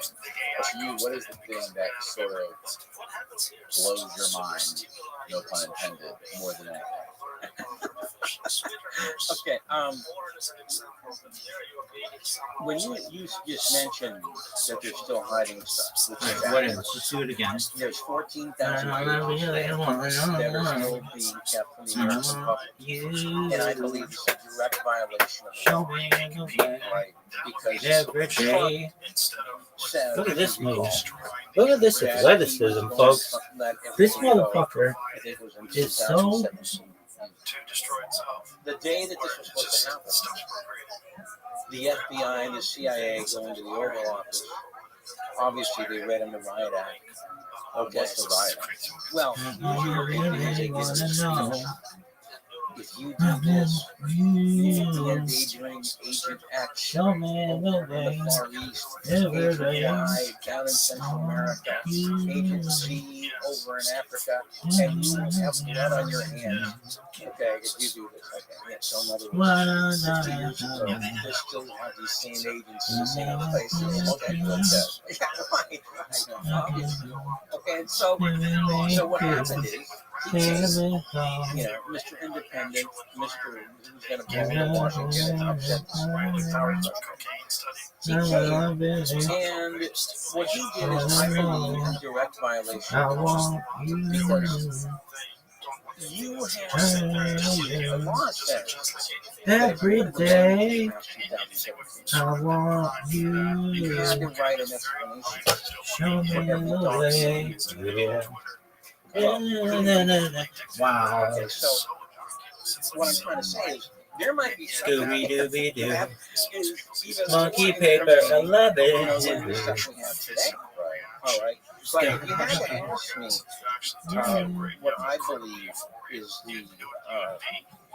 the most serious. Thank you, Mel, from the Rabbi. We talk about the three secretaries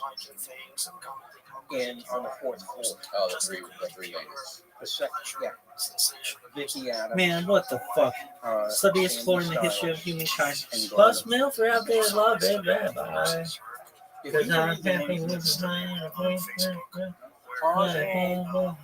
Has to get the shots, runs the other side of the situation, shoves a rifle in between the boxes, walks out the back, flies down the stairs, okay, and ends up on the second floor. Victoria Adams and Sandy Stein were coming down at the same time. I've been on those stairs. These are not the kind of short pushing stairs that you get in the They're the kind of rickety stairs. Do a good version. Do a good version. It's hard enough to believe that they wouldn't have it's almost impossible to believe that they wouldn't have heard him coming down those stairs. Now, what happened in 1999 as a result of the review board declassifying more documents is we found this third witness, Dorothy Garner.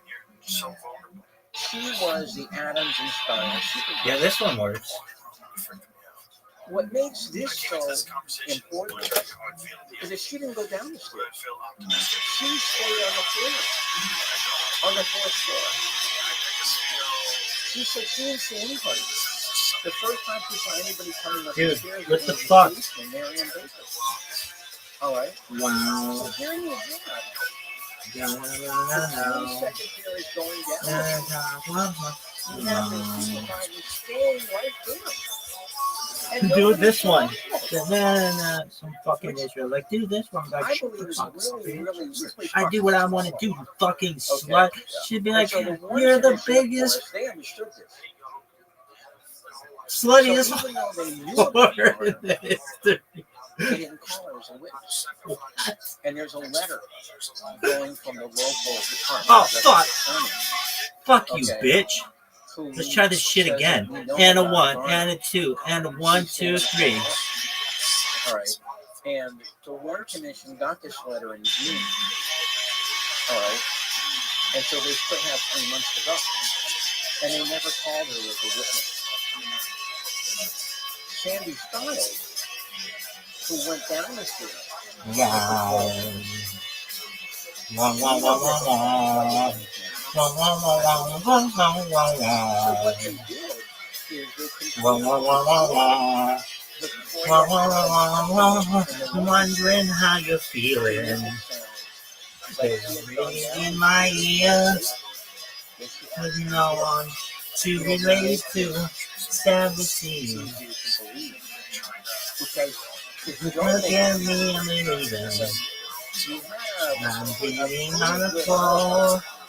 for ours This not has to being be a car. okay, Who do I call?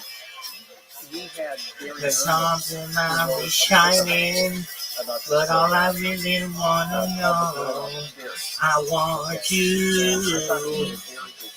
Show me the way. Hey babe, I want you. Show me the way.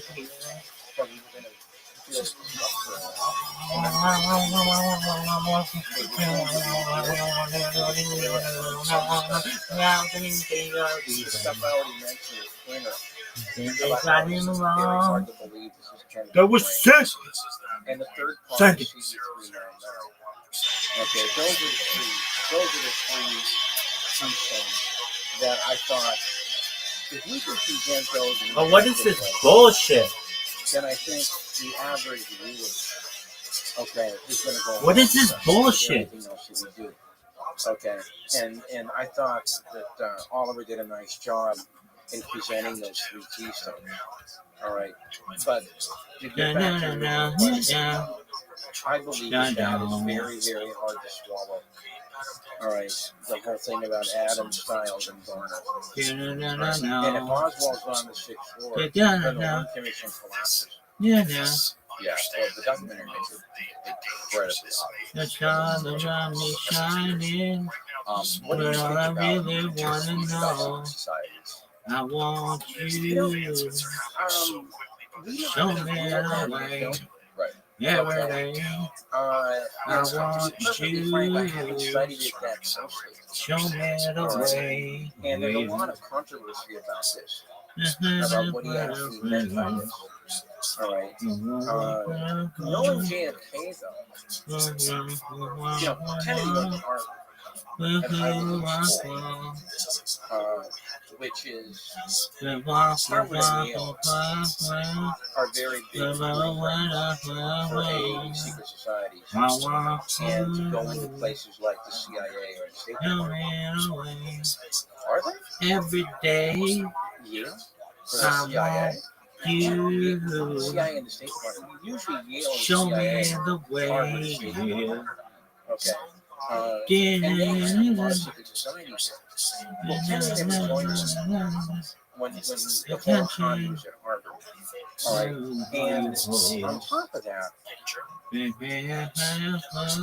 didn't like working intelligence. When he first went in the Navy, he was working intelligence. He didn't like it. And so he got out of it. Okay. And But all I instead, really wanna know, what the fuck? he went into these, you've seen the Oh no. PT-109. Okay. Instead, No. he went into these little No. cruiser boats, these patrol boats. Okay. And which are I really very want dangerous, and he almost got you. killed on one. Okay. Show me the So way he kind of didn't. If every that's day. speech, is what a lot I of people want say it is. I you. can understand where he was coming from Show intellectually. me the way.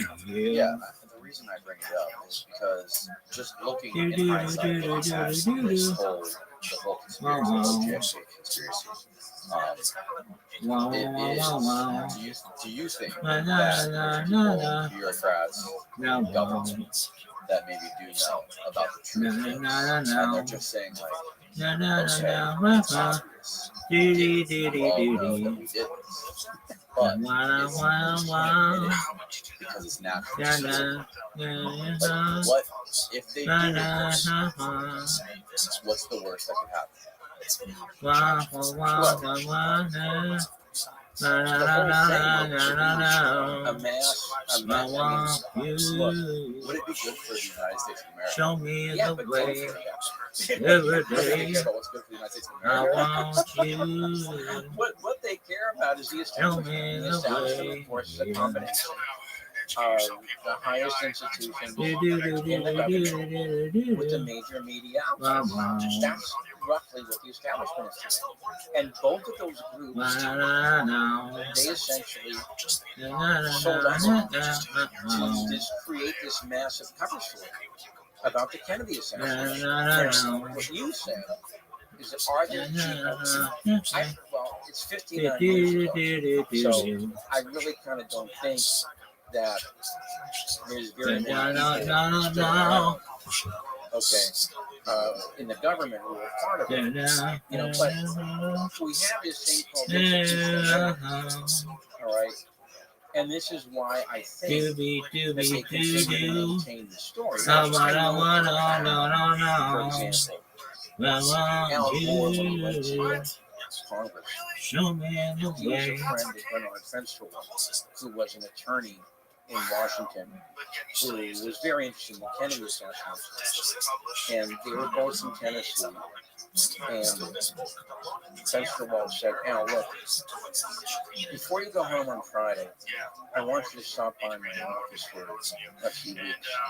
Okay, and I'm going to lay out these documents for you. And I want you to go ahead and what the fuck? And tell me what you think later. Well, about 11 months later, Gore said, Bernie, you're right, it was conspiracy. So this is the kind of schizoid mentality that America has to live with on this Kennedy case, where you have this small group of people that really knows what the heck happened, all right, versus these guys in the media, like people like Peter Jennings, the alive Dan Rather, who spent their careers spreading this BS about the history of Kennedy case. humankind. You know, and I I think that's very debilitating, soul. because what it does is it erodes the belief of Every the day. public in both the media and in our institutions, our government institutions. And I think that's been very bad for the country. Okay, I mean, look what you have today. You have the rise of Junior. Okay, who thought that JFK Jr. was going to resurrect himself? Okay, and have you ever heard of Operation Mindfuck? No, I'm sure you haven't. Operation Mindfuck came about, I think it was in the early 60s. Possibly before, but what it was a plan to attribute all national calamities, assassinations, and conspiracies to attribute them to the Illuminati. And they were publishing all these underground articles, all these underground publications, but the Illuminati trying to tie all of these national and international conspiracies and assassinations and stuff like JFK. Dude, it's golden hour time. To try to attach Sickest podcast aside from T-Fat K. all these things like this. in the Sounds like a world great who CIA listens to this And, garbage. Rabbi does. Why? And, I Because believe Rabbi the loves a documentary train that I wreck. learned about this One was of the one biggest of train the, wrecks of all time. latest documentaries by Rabbi, uh, they love the forget his train name, wreck. the DVC Everyone loves the filmmaker, train wreck. who's done a It lot of great goes, documentaries. Why is his name golden Oh yeah, hour. I know who you mean. Everybody Okay, he did the one on loves Bin the. Laden. Oh, they're doing No, a premiere? Maybe? Wow. Yeah, he did one. Wow, wow, wow, wow. Yes. Same guy. La, So yes, he la, talks la, about la, his la, film. It was la. his latest film where he covers the rise of Mao Dude, maybe they're doing and it live. Mao's Yes, wife, yes. and he attributes and he Are you fucking ties it back serious? to like the history of the United States and all these Wow. other and like the opium Wow, war wow, in wow, China, wow, Britain. It's a very wow, complicated, wow, very wow, wow, wow. hard to follow documentary. It's very good. And Dude. he talks about Operation Mindfuck Oh, and how fuck yeah. It's a Lee premiere. Harvey Oswald Nice job, and Shin. one of his early roommates were both working on this Operation Mindfuck. You like Chin? And I was hoping that Yeah. Why? I don't know much about it other than that. I totally disagree with him about Kerry. He's like one of those fucking violinists Okay, going down on the that's what I'm Titanic. talking about. Is Oswald's friend. Okay, I totally disagree with him about Kerry Thornton. And Kerry Thornton was the guy who also Well, Yes, and Kerry Thornton ended up being a very useful footage witness for. against Oswald. right. Okay, very useful. In fact, of all the Wow, Marine guys, wow, he was wow, probably wow, the wow, worst wow, at labeling Oswald as a real communist. wow, If you watch the film, okay, we don't agree with that. Okay, we think that Oswald was a part of the anti-fair play for Cuba committee operation, which both the CIA and the FBI had. But that's really interesting. I hadn't heard that before. Jordan, maybe you can pull up Gonna a wrap up, proper please. description of that. But that It sounds exactly. Make You know, love with how a the CIA, vodka you know, boy. did something, which resulted in QAnon, I believe. Okay. You know, that's a very, because what they try and do is they try and distract the eye, okay, and do a little sleight of hand and switch things around from left to right, okay, and so it gets all what 10, we call 9, indecipherable. 8, It becomes such 7, a mess. 6, People just throw 5, comments 4, and say, you know, we 3, can't figure this thing out. 2, You know, 1. So here's a Get it. description of it on New York Magazine. Operation Mindfuck was a free-form art project prank political protest of the 60s and 70s, designated to sow the culture with paranoia.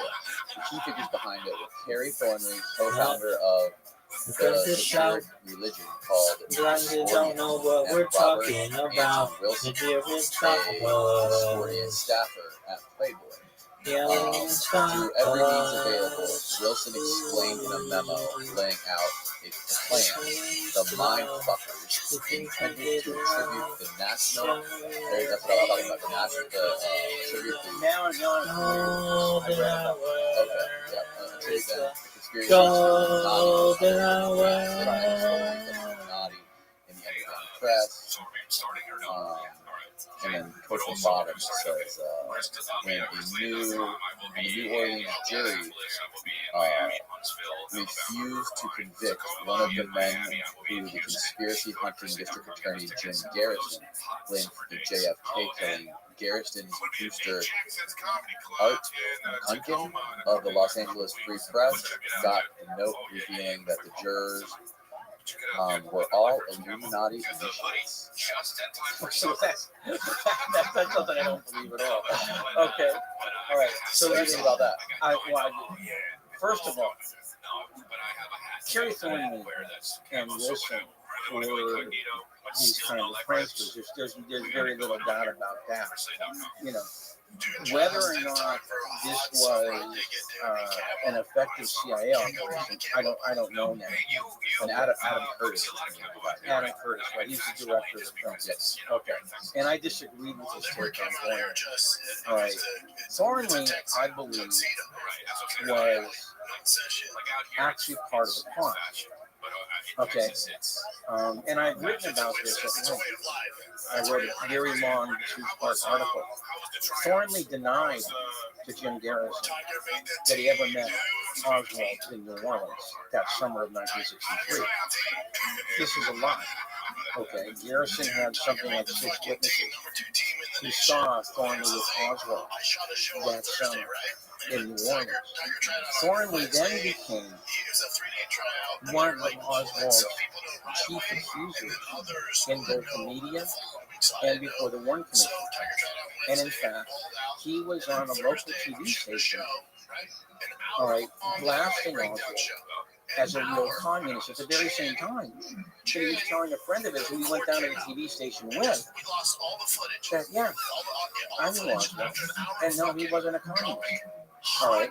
So I have a lot of problems with Terry Thornley, as to his credibility. Now this, it might be true, okay? It might be true. But Terry Thornley is a very suspect person in the whole Kennedy case. All right, from the time he meets Oswald in the Marines to the time where he's with Oswald in the summer of 1963. All right, and I believe that Garrison actually indicted Thornley, all right, for perjury before the grand jury. All right, a lot of people, and there's a guy who actually wrote a book about this, saying that he would have been better advised to destroy that perjury case against Thornley. A guy named Joe Bile wrote a book about this. And he would have been in his prosecution of Faison. Okay. Now, in the bigger question that you brought up, it's hard for me to accept that GMO was just something that came out of nowhere by a couple of guys in their basement, you know, and it attracted all of these, rabid believers. And in fact, what has happened is that a lot of people in the MSM, like Stephen DeLon, who's a professor at the University of Oklahoma, and he was printed in the Washington Post, what they have done is just what you said. They tried to group together the critical JFK researchers with the QAnon people. Okay, and what they do then is just mess it all around, stir it all up, and say that it's somehow all the same. When in fact, it's not the same at all. All right, because what the Kennedy critical community is a logical, intellectual research kind of group that tries to show it's not the QAnon is really faith-based. Okay, it's almost kind of religiosity about it. All right, we don't do that. QAnon's a little bit different because it's more of the people who are heavily invested in QAnon are like outcasts or lonely people who don't have a sense of community that find a sense of community online on these crazy message boards like 4chan.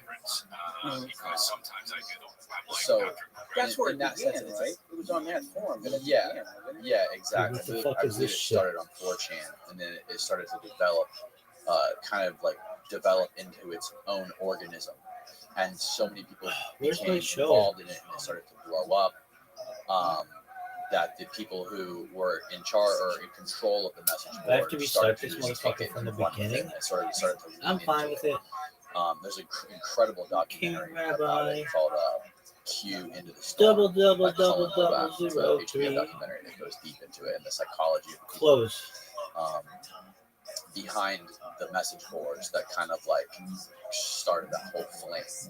And I believe is for a the whole. guy's name has been running it To ever the studiest since. He's in the history of running for humankind. some sort of office, I think. Plus, no weapon lover.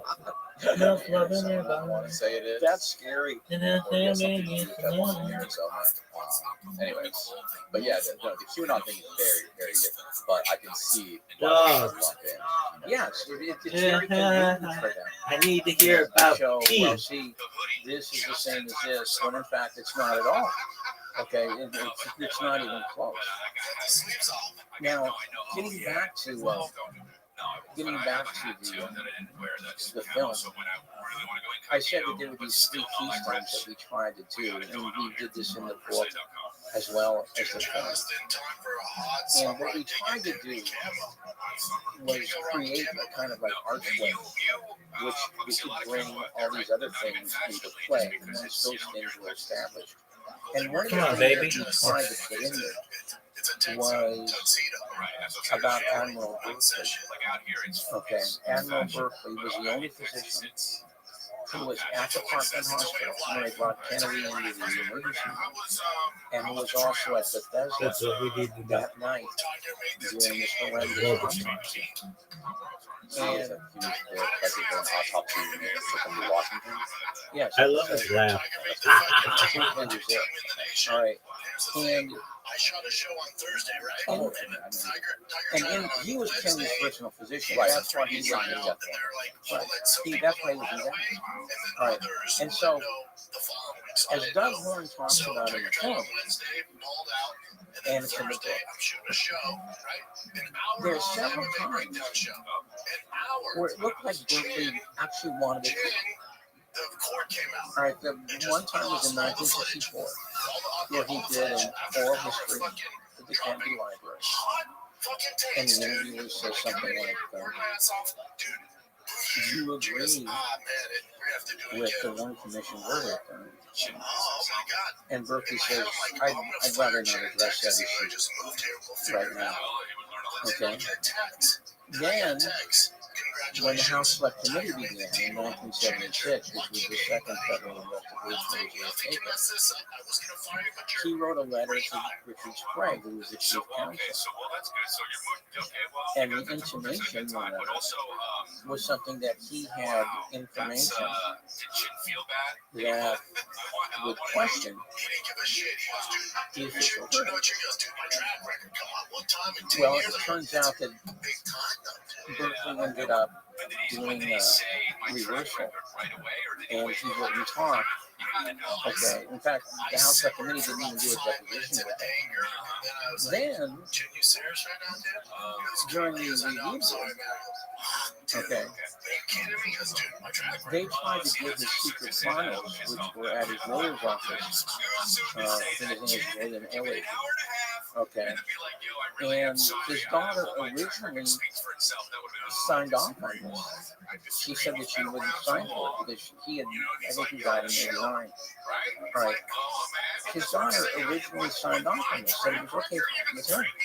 Then when Jeremy Gunn, the chief counsel, tried to get her to sign an official document, it looks like somebody got to it, that she then reversed it. All right. But Berkeley's, I believe, a very important part of the story, because it looks like he has this desire to tell the truth about what happened. Then suddenly he thinks better of it. He says, maybe I should. I want my pension. Okay, and I want it to continue. And by the way, Johnson continued with Berkeley after the assassination, and Berkeley stayed as his personal physician to the day Johnson left the White House. Okay, in 1968. Yeah. Was there a reason behind that? I don't know. Okay, but it's kind of interesting, and Doug Horn talks about it in the book.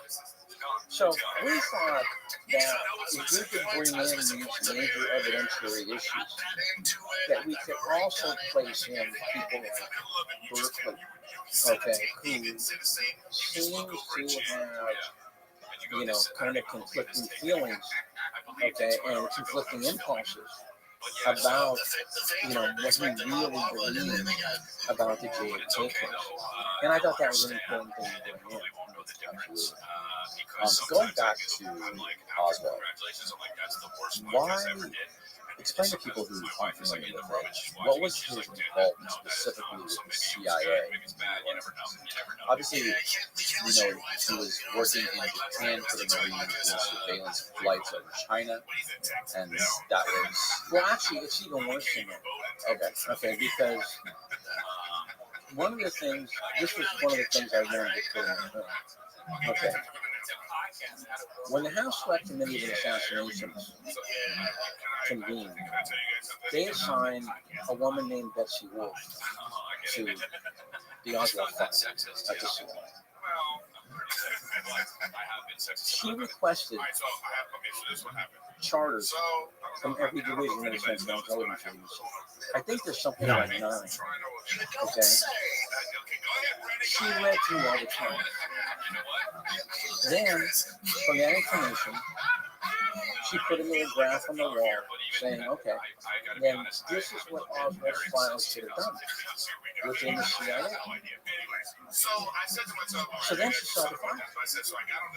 And guess what? It didn't do anything like that. Okay? It didn't go to what she thought it would have done, which was the Soviet Russian division. Okay, because when Oswald leaves the Marines, he defects to the Soviet Union. So she thought, well, that's what this file should do. Is an SR division. It didn't go there at all. Period. So she started interviewing people within the CIA, trying to figure out what the heck happened to Oswald's file. All right? And so finally, in the autumn of 1978, she interviews a guy named Richard Gambino, who at that time was the chief of the Office of Security. Which, by the way, that's why Oswald's file went. It went to the Office of Security. All right? And he tells her, look, it doesn't matter how many documents come in. And it doesn't matter if it's these states, okay, to go somewhere. If you intervene at the first gate, which is called the Office of Mail Logistics, that is where those documents will go to. So here she finally, in November of 1978, she has the eureka moment. Somebody rigged Oswald's file from the beginning within the CIA, so it only goes to the office. And the only guy who had access to all the files was the guy named James Hancock. Okay, who of course is the legendary counterintelligence chief at the CIA. All right, now, how was Betsy Wolf's work? It was not even transcribed in the memorandum. It's all in handwritten notes, which I was very lucky to get from a guy named Malcolm Blunt, who was one of the consultants on the film. All right. Somehow they didn't think this was important enough to transcribe in the memorandum form. All right. And from what I understand, Betsy Wolf doesn't like to talk about those things. I think she's an attorney in Maryland. Okay, the last time I looked, and she understandably doesn't like to talk about that. Now, having said that, if somebody obviously rigged Oswald's file from the beginning, it looks like, Does your wife say anything when you get a little thick? well, it doesn't look like it. It sure as heck looks like that Oswald was sent to the Soviet Union, okay, to try and garner intelligence about what was going on there, because there really wasn't a heck of a lot of intelligence that the CIA was getting. So they sent over a string of defectives, Oswald being one of them. Right. And the problem was that the KGB understood who Oswald was coming in and stopped in Moscow. So what they did is they kicked him out of Moscow. They sent him to Minsk, 400 miles away. And instead of him spying on them, they spied on him. There was a whole ring of intelligence informers around Oswald, as well as there being electronic surveillance in his beautiful apartment they set him up in. All right. And so Oswald realized that, I'm not making money, that's later. And so they brought him back to the United States. And then it looks like, and again, I think it's even stronger than that, the CIA and the FBI had anti-Fair Play for Cuba Committee research going on. The Fair Play for Cuba Committee was a liberal group in New York City that said that we object to what Kennedy's doing with Cuba, okay, and we believe that we should have better relations with Castro. And they have some very big names like Norman Mailer who were part of this group. And obviously the CIA and the FBI were very anti-Castro. Okay, they really didn't like the Fair Play for Cuba Committee. So they set up propaganda and infiltration campaigns against this group. David Phillips and James McCord were two CIA agents who were involved with this on the CIA side. And Carter DeLoach was one of the guys involved on the FBI side. Okay, and these are pretty high-level guys in those two agencies. Lee Harvey Oswald has all the earmarks of being in on this Fair Play for Cuba Committee operation to discredit the Fair Play for Cuba Committee. First of all, when he goes to New Orleans in the spring of 1963, his flyers that he makes up are stamped 544 Kennedy. Okay, which just happens to be the building where Guy Bannister and David Ferry are working on it at this time. All right, and of course, if you're supposed to believe Oswald's a communist, it's very hard to believe that he's hanging out with these extreme right-wingers like this. Okay, So Guy Bannister and their office on 544 King Street. yeah, Bannister's office is at that building, and David Ferry was seen many times at that office. Okay, and of course, David Ferry knows Oswald from his, the Civil Air Patrol days back in the 50s. So when Oswald comes into New Orleans, according to Bannister's secretary, actually two secretaries, right, he had an office at that building. Okay, and he was making up this 544. And when Bannister heard that he had put that address on these flyers, he got livid. All right. Okay, and so then, of course, Oswald gets literature from the Fair Play for Cuba Committee in New York, and they tell him, we don't think it's very smart for you to try and start Fair Play for Cuba Committee in the Deep South in New Orleans. All right, it's not a very, let's say, propitious way to begin a committee.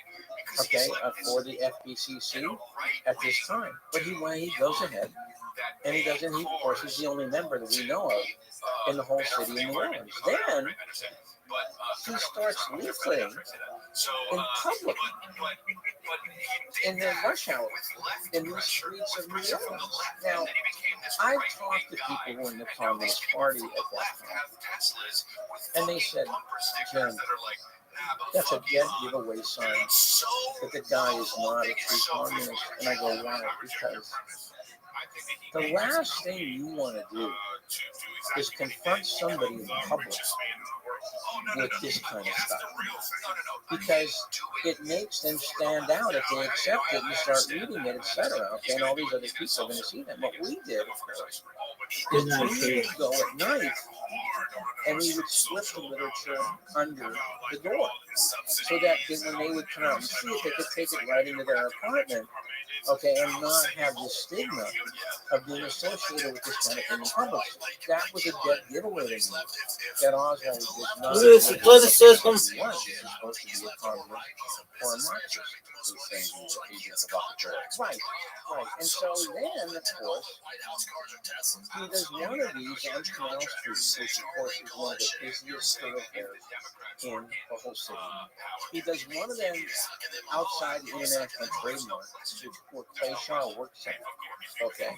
And this is where Clay Shaw's assistant, Jesse Cole, actually called out cameras from a local TV station, and that's why we have films of Oswald doing this. He goes and he hires two people from the unemployment to help him, okay, in this leafleting at the International Trade Mart. Jesse Poor, Shaw's right-hand man, had also been at the Canal Street demonstration. He saw that Oswald had put 544 Canal Street on that flyer. What does he do? From Shaw's International Trade Mart, he sends it to the FBI office. And he says, no, last page, which is where the address was. That's very, well, it's more than interesting, because it tells us that Jesse Poor, working for Shaw, knew what was at 544 Canal Street. And he was trying to tell the FBI, okay, somehow, some way, you got to get this guy to stop doing this. All right, which dictates that the FBI was introduced with Gaddafi, which of course they were. Then this culminates, of course, with the peace fight between Carlos Grenier of the DRE, Student Director of Nationality, okay, the faction in New Orleans, and he gets in a fight with Oswald, and they actually go to court. All right, and Grenier, who actually threw the punch, he walks out scot-free. Oswald goes ahead, is guilty, and gets a $10 fine. He was in detention also after he was arrested. And what does he do in detention? He calls the FBI. Now, I asked him, what kind of a communist calls the FBI when he gets detained for getting in this street altercation? Very, very, very unusual. All right. And then after this is all over, he goes around to the newspapers, gets on TV, gets on the radio, starts talking about the Fair Play Computer Committee. So this has all the earmarks of being part of an operation, this threat of the Fair Play Computer Committee, especially down to this. In the newly documented papers, Oswald was writing the Fair Play Computer Committee in 1962, not 1962. He was writing them in 1962, and the guy who moderated the televised debate, a guy named William Stuckey, he wrote a letter to the FBI in 1962 asking them if there was any Fair Play Computer Committee representative in New Orleans. So this has all the earmarks of being a created event and well in advance, okay, of when it actually happened. So this is why most people believe that Oswald was not really a communist. He was really what you call an agent provocateur. I mean, if you can find any communist that Oswald worked with in Dallas or New Orleans, that's news to most people, because nobody's ever been able to find any communists that he worked with in either place. And in fact, it's exactly the opposite. He hangs out in Dallas with these white Russians, which are the people who wanted to overthrow the, Khrushchev and bring back the Tsar. Okay, and he's hanging out with these rabid right-wing Cuban exiles and sympathizers who want to overthrow Castro, and bring back, Batista. So it's very, very hard to believe, that Oswald was really what the Warren Commission said he was. Now, there were two assassination attempts for Dallas, correct? There was Chicago. Either city. Can you explain what happened in Chicago first? All right.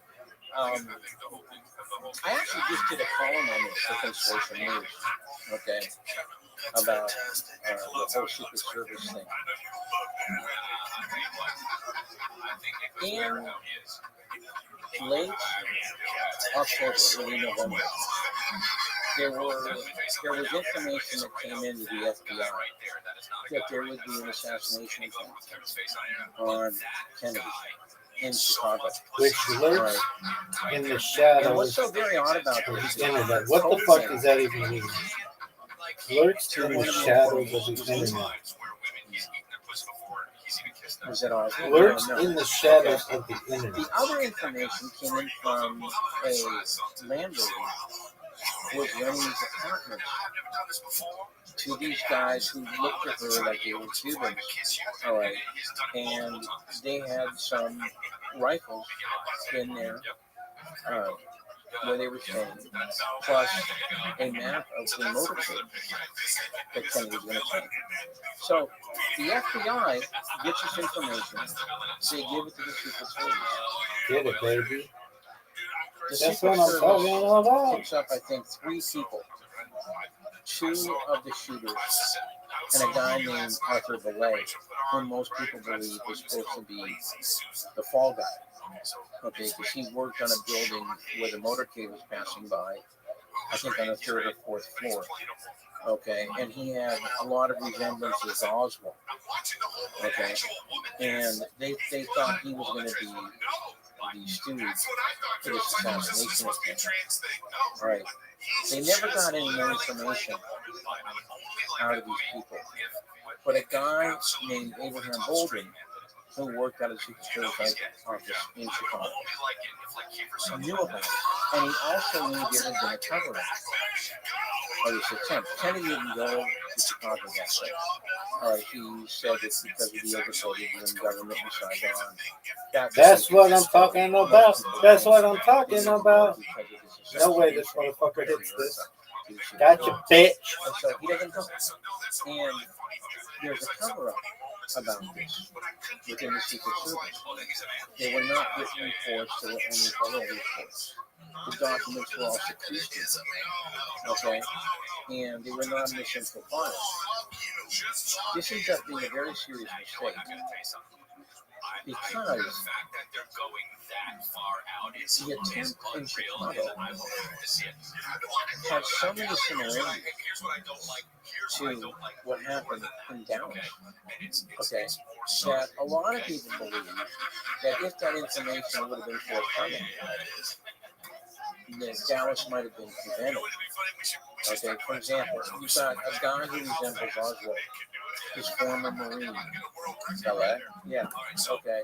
Who had been a trainer. Again, many people think Oswald had been in the training camps in New Orleans. All right, and About the people that are training with Cubans. right, that has to be CIA. So that's yeah. Right, and you had this tall building that the motorcade was going to go by right off this freeway exit ramp. Right. And so the modus operandi looks a lot like Dallas.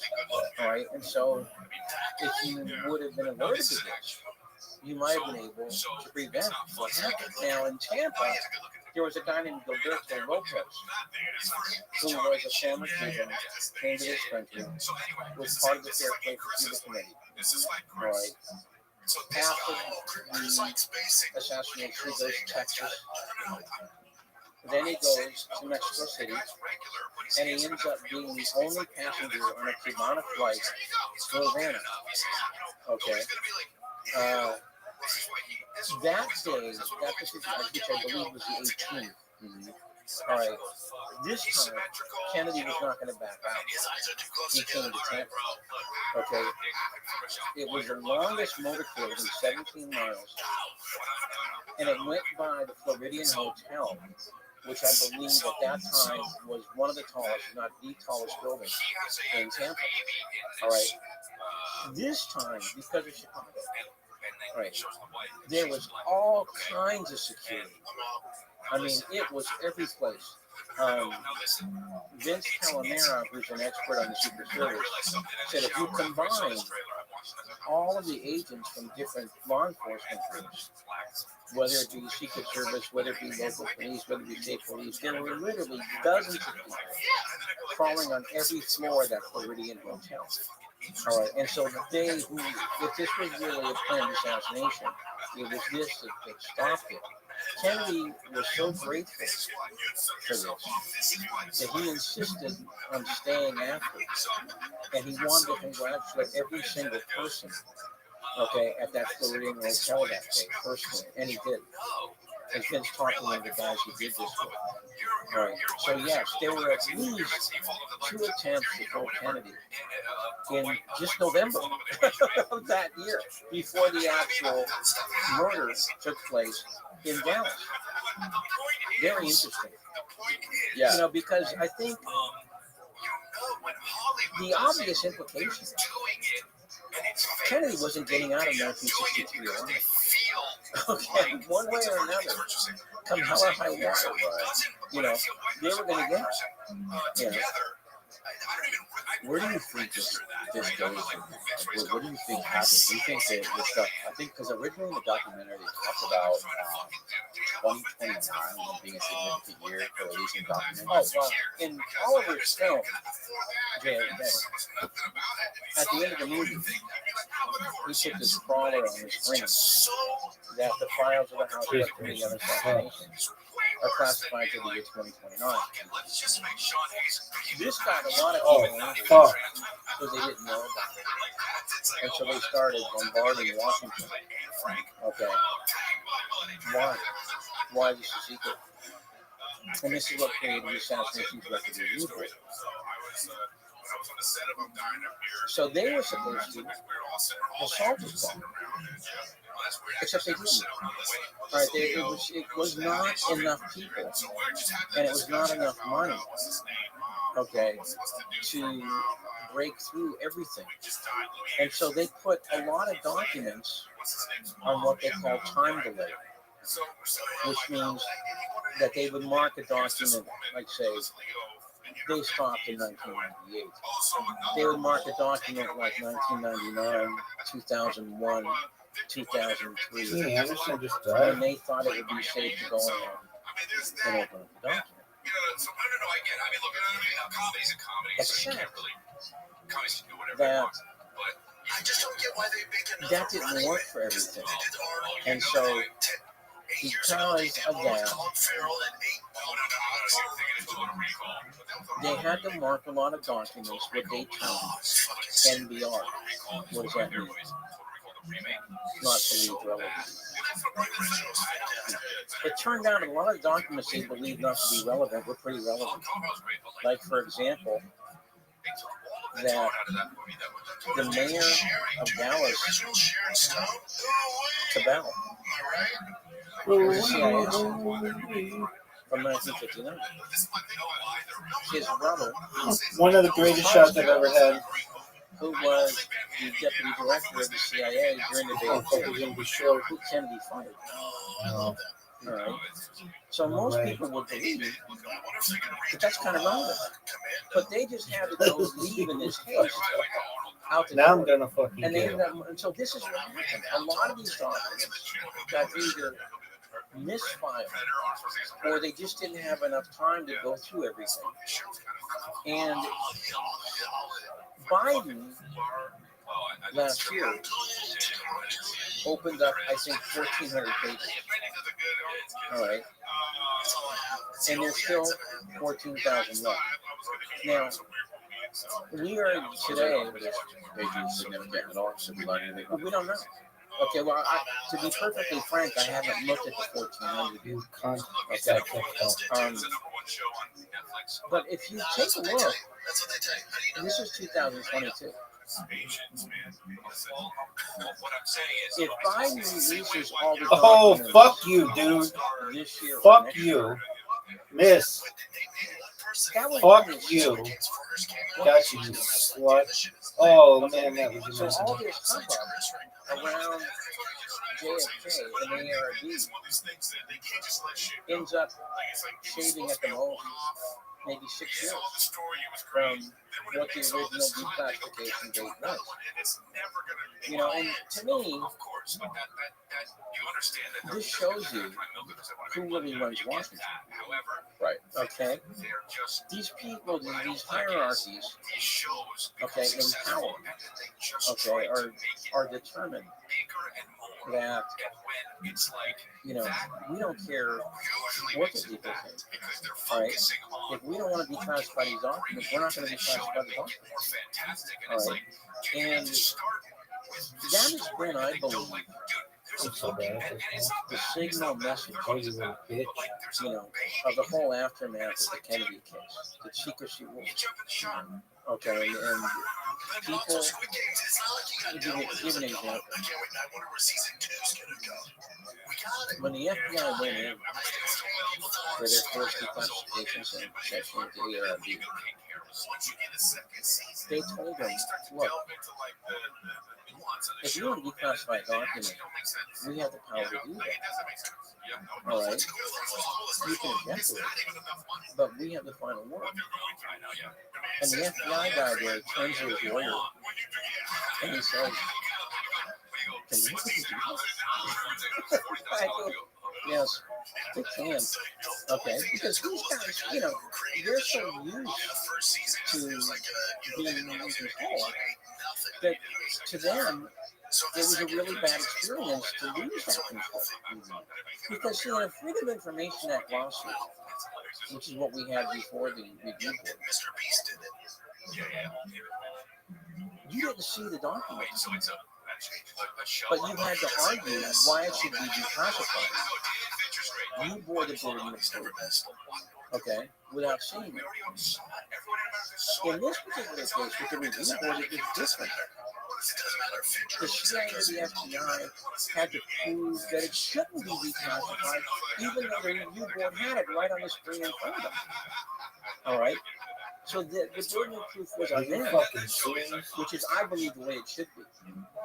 You know, I mean, secrecy, I don't have to tell you this, or anybody listening to this show. You know, secrecy is the enemy of democracy.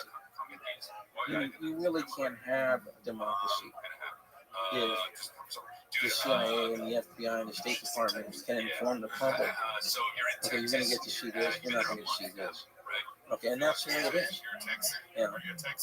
Yeah, I don't know. I don't know. I that was always my position, but I don't know the answers when it comes to national security issues. And to obviously, there are certain parts of the government that have to keep secrets in order to protect our nation, right? Because you have other countries, like whatever, maybe Russia, China, whatever other country it is,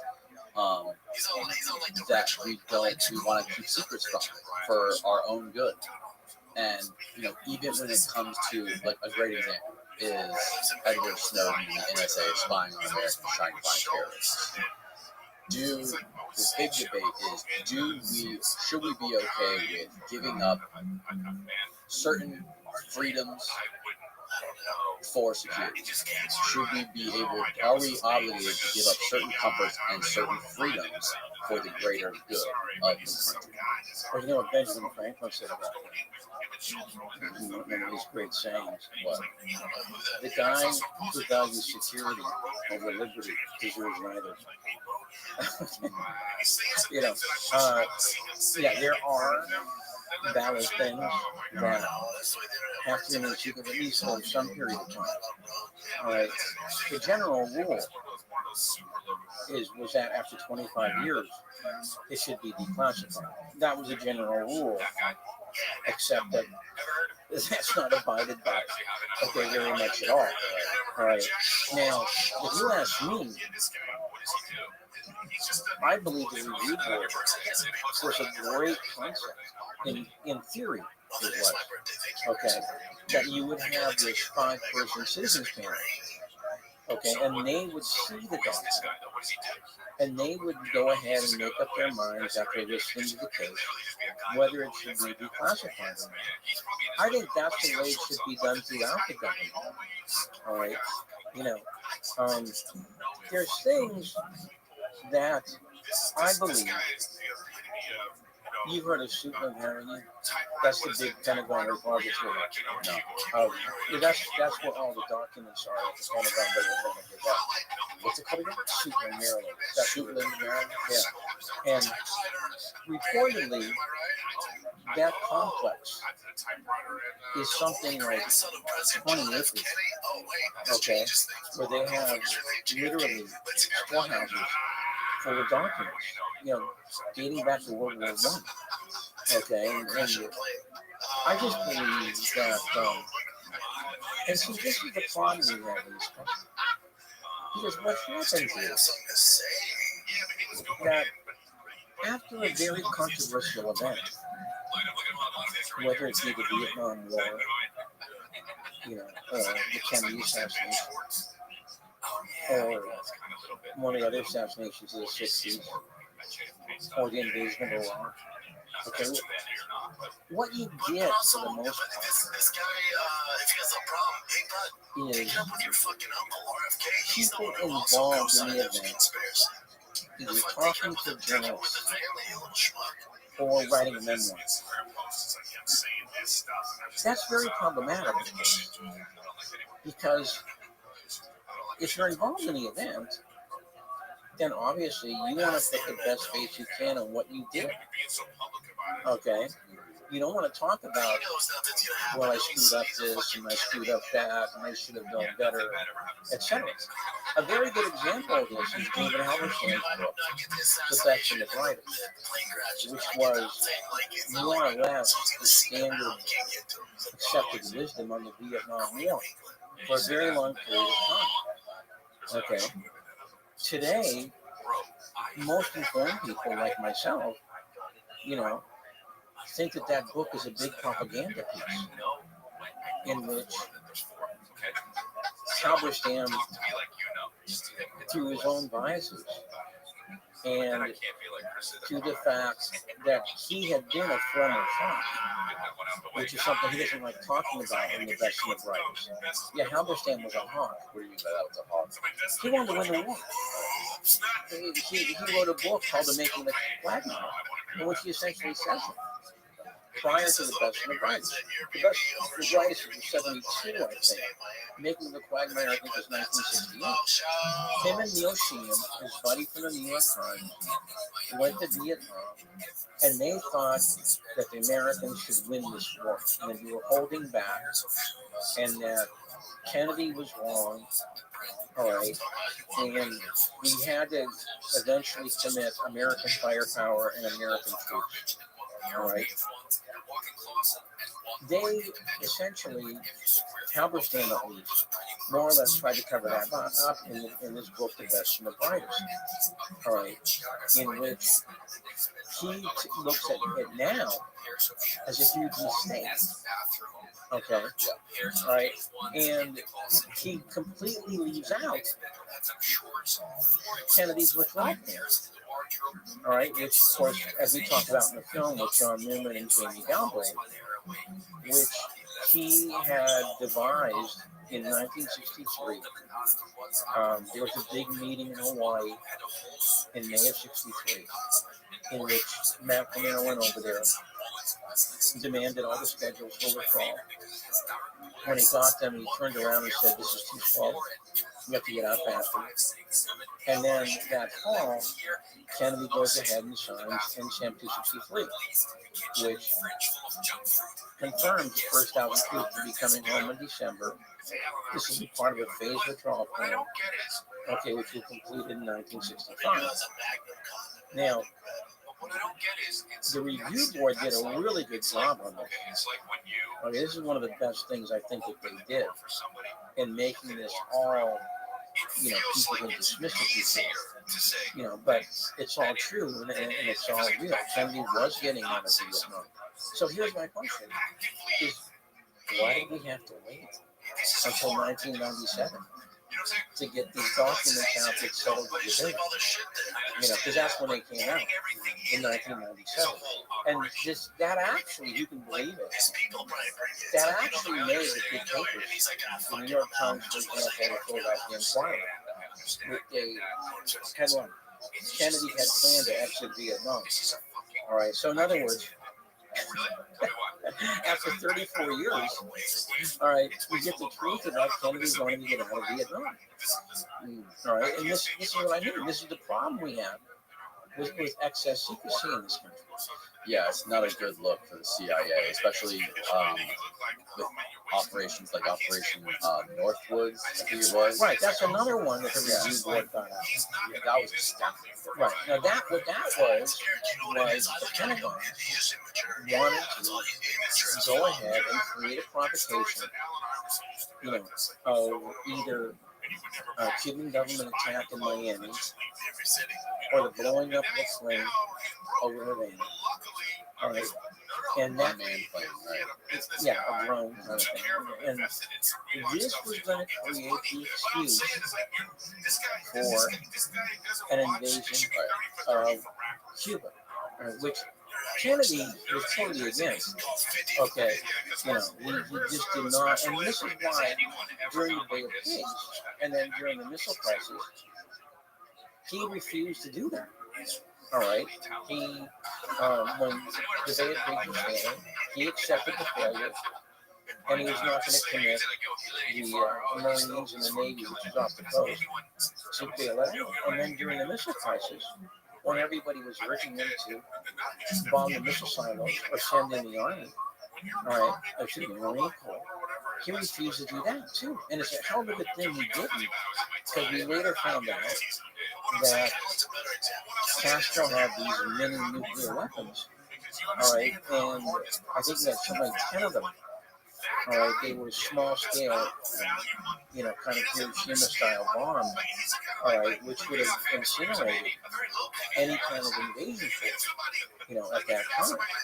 All right, and that, of course, would have escalated. I mean, that either. Okay, if that would have happened.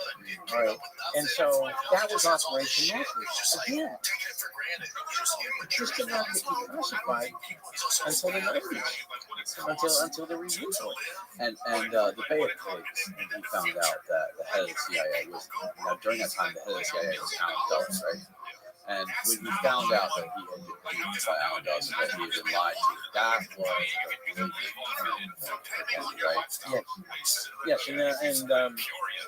and we talk about that in the film. How did he change? How did that change? Well, what happened was that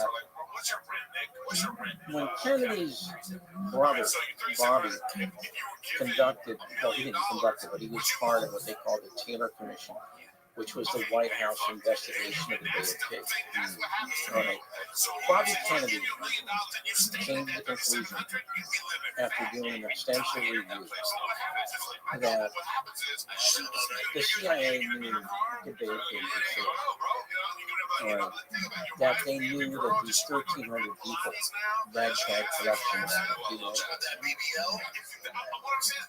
was not going to be able to stand up to Castro's regular army, which was about 30,000 guys, with tanks and mortar and cannon, okay, on this lonely beachhead. Right? And in addition to that, Castro had like 150,000 reservists. Right? And so Bobby Kennedy came to the conclusion that Alan Dulles knew that this operation was failed, and he was banking on JFK caving, and at the last minute sending in American forces to bail out the operation. And Bobby Kennedy essentially brought Robert Lovett into the White House, because Robert Lovett had been a former Secretary of Defense, and he had wanted to get rid of Alan Dulles years earlier. Okay. And he had been part of the report called the Lubbock Bruce Report. David Bruce was the other guy. And they had written a report saying that what Alan Dulles has done with the CIA is unconscionable. All right. And so Bobby Kennedy brought in Robert Lubbock. And he said, look, we tried to get rid of Alan Dulles back in the 50s.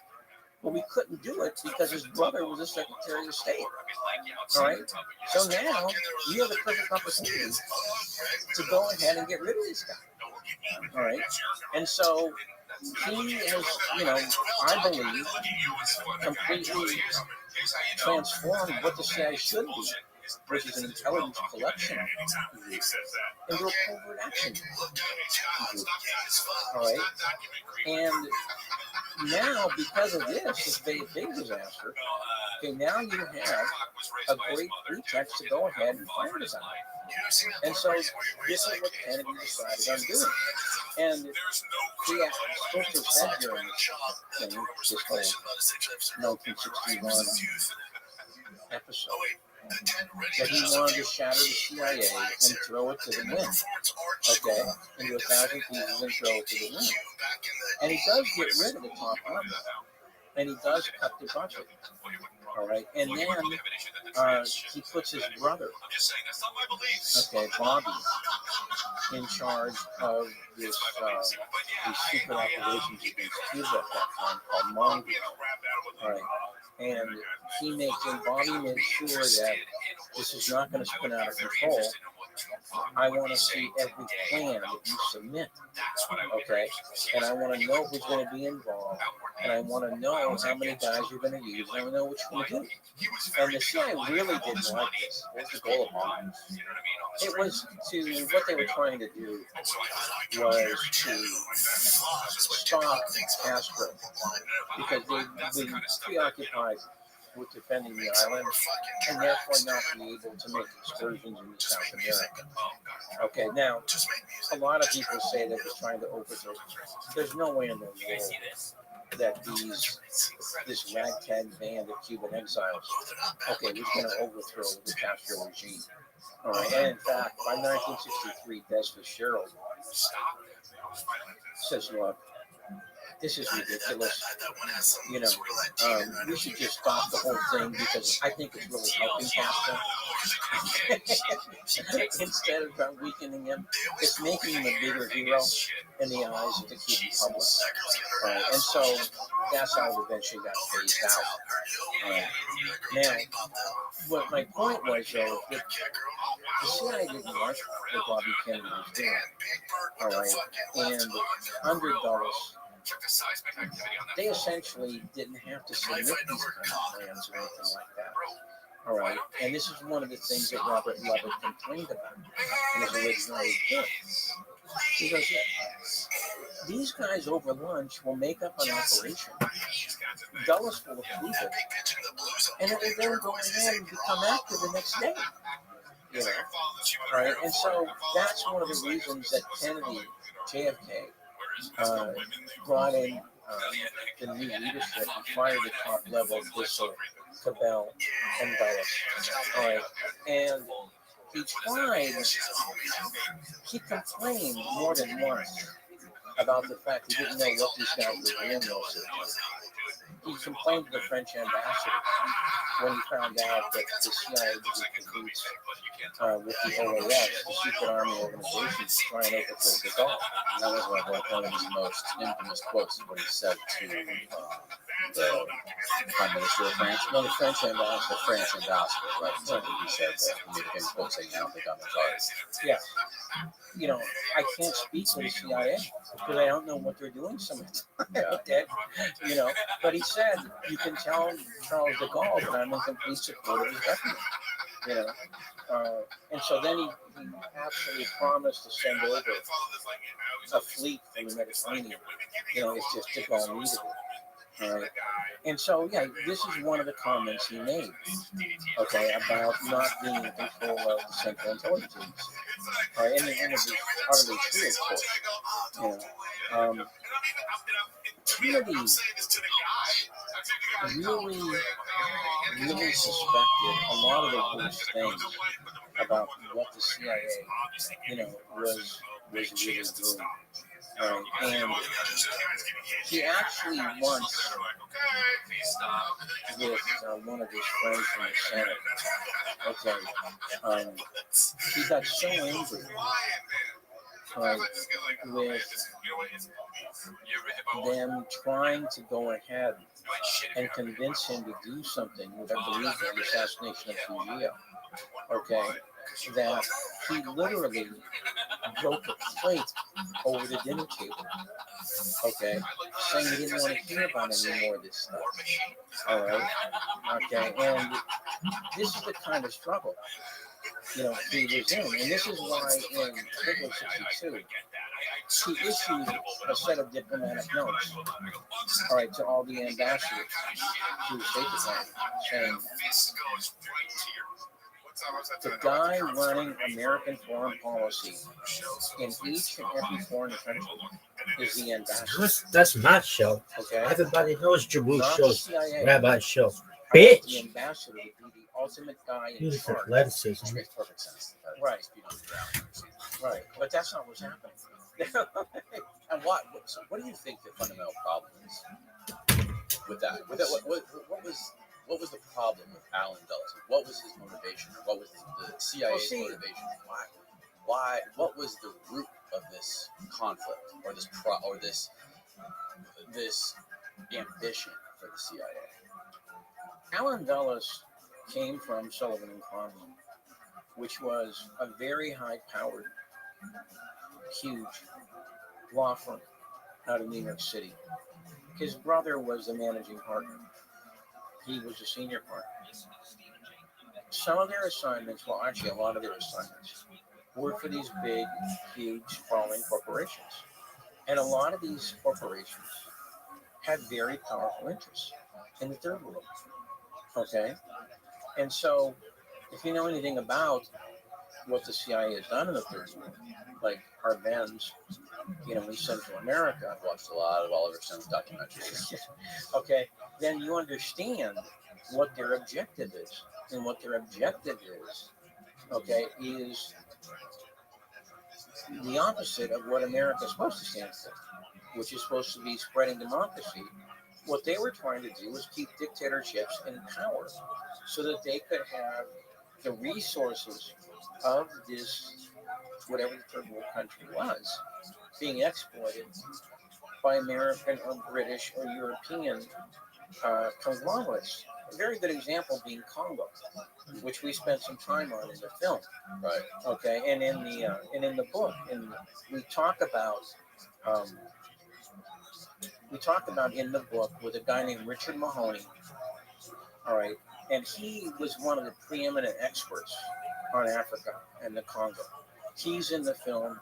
We did an extended interview for him in the book, and his book, JFK Ordeal in Africa, was a milestone in figuring out just who JFK was. Because JFK stands on the Congo,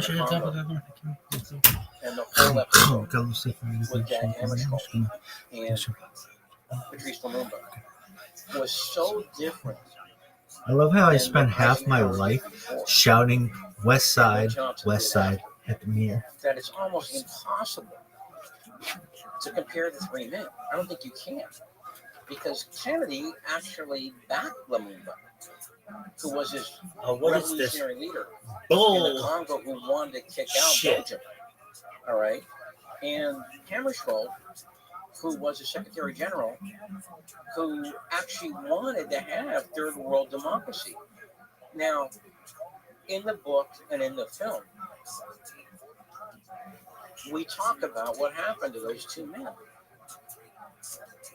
Lumumba, who was assassinated with the help of the CIA. What is this bullshit? 3 days before Kennedy's inaugurated. I don't think that's a coincidence. They got rid of him 3 days before Kennedy was inaugurated. And what exactly was the CIA's interest in the Congo? Well, in the Congo, the CIA was in cahoots with Belgium and England to try and thwart Lumumba's ambition which was to make Congo an independent state and to have its own resources for its own people. He was to them, he was a very dangerous guy because not just for Congo, but because they feared that he could spread this Pan-Africanism idea throughout the continent. All right. And Congo, for example, is a very rich country with a lot of great resources. And so they helped track Lumumba when he escaped from prison. Okay, because they got Mobutu, who was his chief Pentagon army guy, to betray him. Okay, and to have him arrested. And when he escaped, the CIA helped the Belgians track him down, okay, and turn him over to his enemies in Katanga, which was the breakaway colony. And then I believe, and I think this is in the book, when we interviewed Mahoney and Newman, John Newman, they put him before a firing squad, buried him, disinterred him, poured sulfuric acid over his body,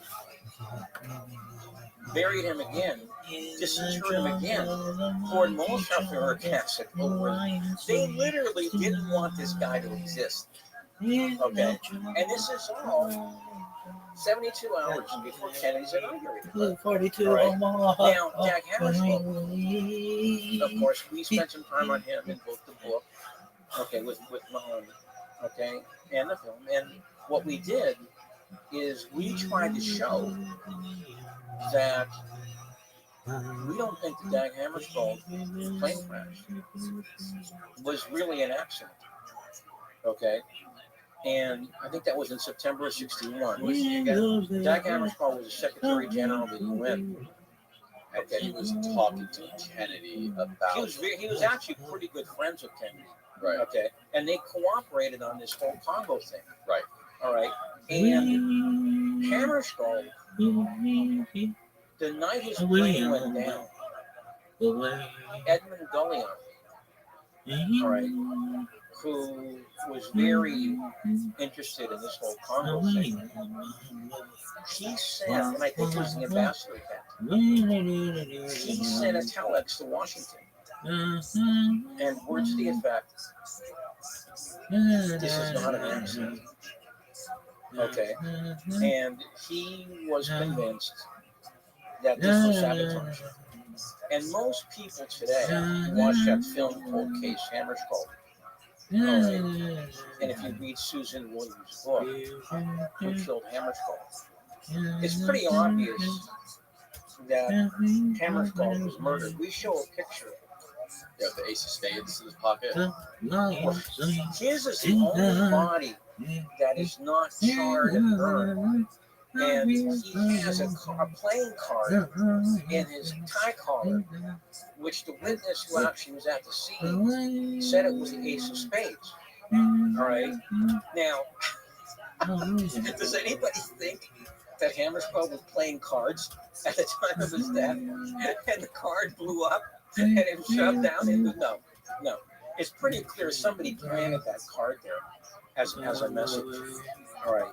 And so what happens in Congo is that after Hammarskjöld's death, this galvanizes Kennedy.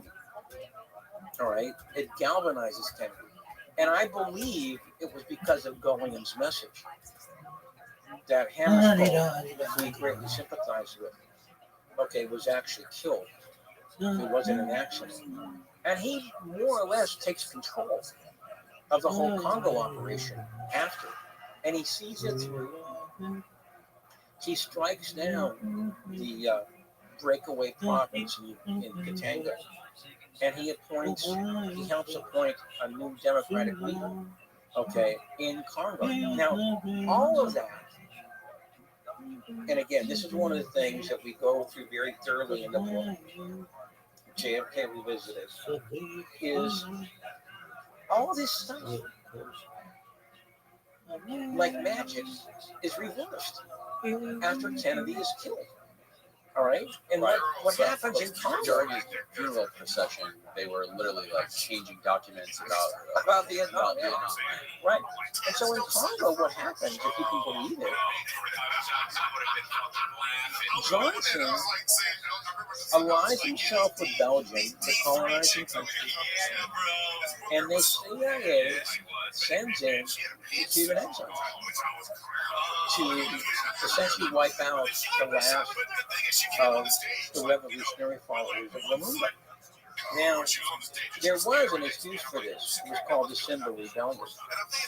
But everybody who studied that, like Jonathan Whitney and Mahoney, you know, that this was a horrible overreaction, okay, to really a bunch of natives, okay, trying to defend part of them, defending the legacy of Lumumba. And so they brought in, and by the way, I know a guy who was there, Paul McNabb, and he said, Jim, now remember what Kennedy said about who was supposed to be leading foreign policy in foreign countries? He was a CIA pilot. Said, we took over the embassy, okay, during that whole thing. Okay, we were essentially running the place. And we were bringing in all these fighter planes, okay, to go ahead and finish off whatever was left. Okay, and so then what happens, of course, is Mobutu becomes the leader of Congo, and he ends up essentially embezzling hundreds of millions of dollars. Okay, that Lumumba would have gone ahead and tried to build an economy on. Okay, and he became probably the richest guy in Africa after Kennedy's death. So in other words, what we tried to show in the book and the film, okay, is that And you got the what song? And I got this. Woo! that all these things changed after Kennedy was killed. Is that Vietnam, Congo, the Middle East, the rapprochement with Castro, the attempt at détente with Moscow, could all these things have really just reversed themselves, you know, out of sheer accident, out of sheer serendipity? And I, for one, have come to the conclusion, and I write about this, is that, you know, I don't think you can accept this all as simply an accident. You can't. Yeah, that somehow, when you reverse that many policies, and you reverse them so dramatically, you know, and really, if you really think about it, it's almost like Kennedy never existed. They were so eager to reverse the things that he wanted to do that it was almost within 18 months, it's all gone. It's all disappeared. You know, between Johnson and the CIA, you know, it's essentially into the ether zone. And I've come to the conclusion, although I haven't written about this, that what happened between Johnson and Nixon and Kissinger in their maniacal attempts to completely eliminate Kennedy's foreign policy was really the beginning of the neocon movement. Okay, the neocons who felt, if anything, that America needed to assert itself more. Okay, instead of being what Kennedy wanted it to be, was essentially a kind of cooperation, okay, with people like Sukarno, with people like Gamal Abdel Nasser in Egypt, okay, and that's all essentially evaporated today. You know, it's gone. And you know, this is really, if you ask me, this is what we tried to do as folks, okay,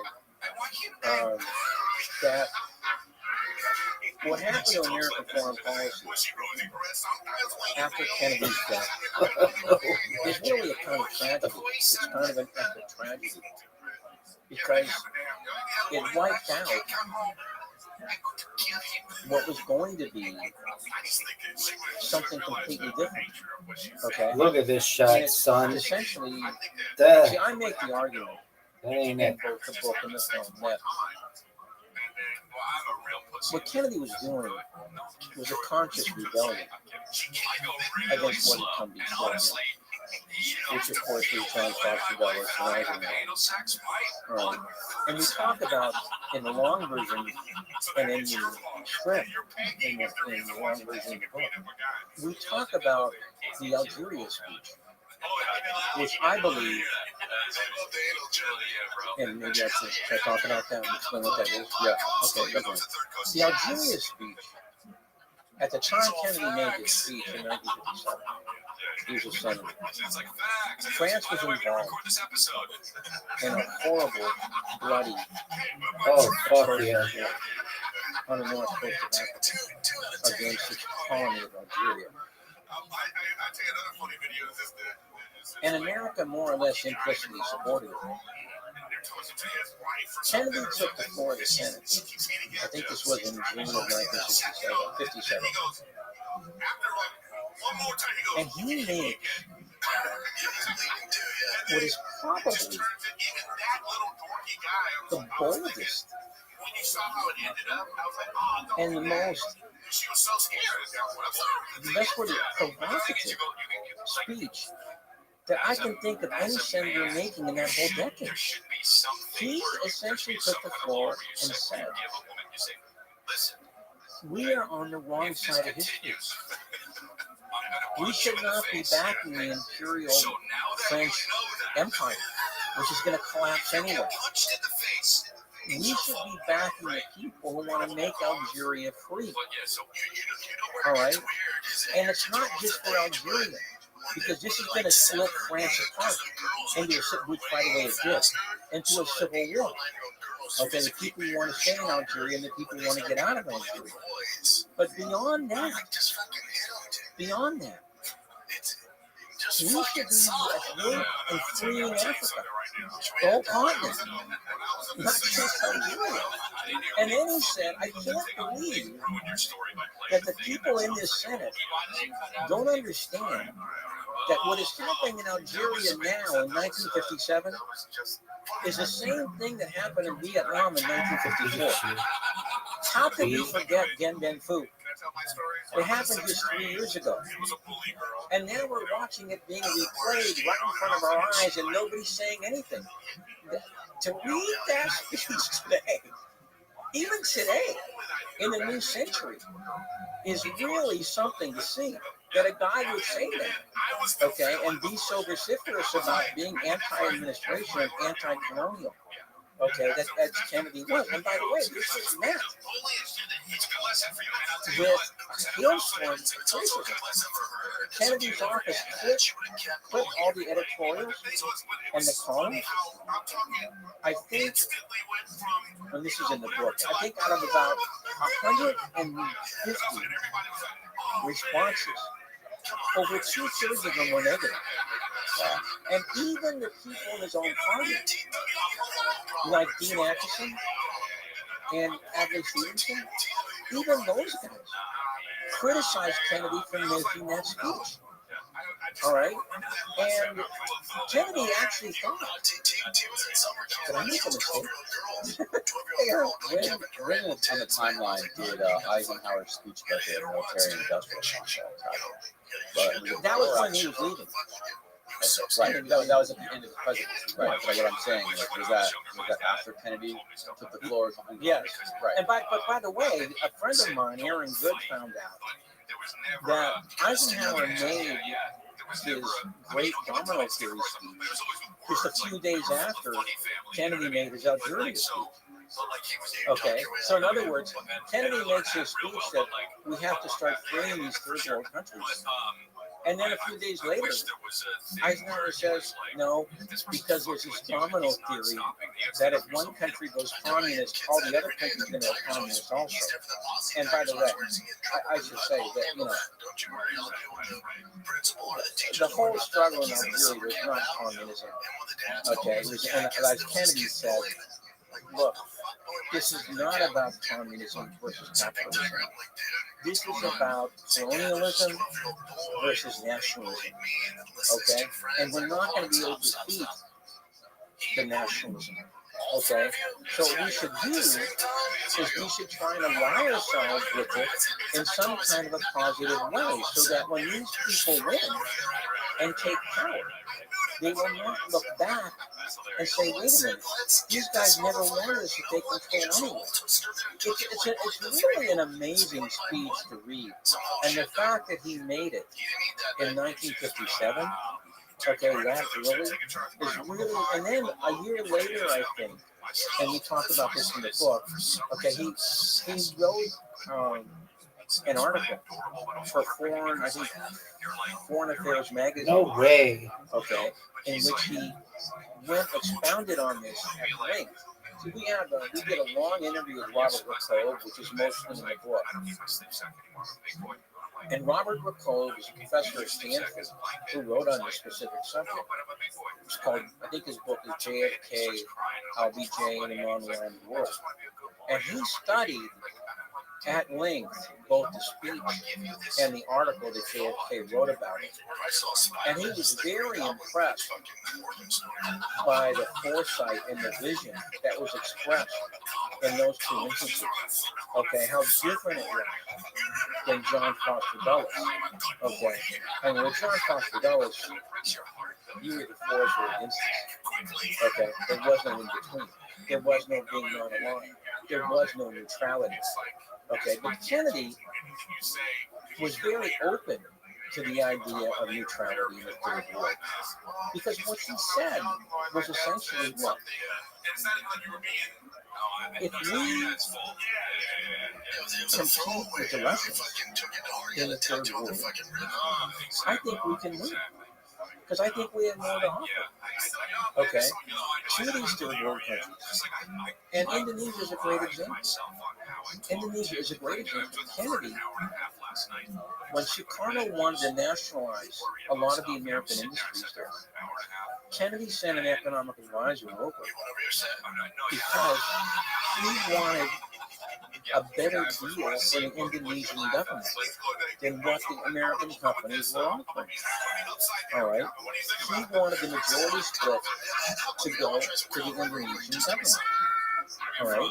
Of course, when Sukarno's overthrown, which, by the way, as we talked about in the book, Rabbi Simpson, who was probably the foremost scholar in Indonesia in the United States, very good interview.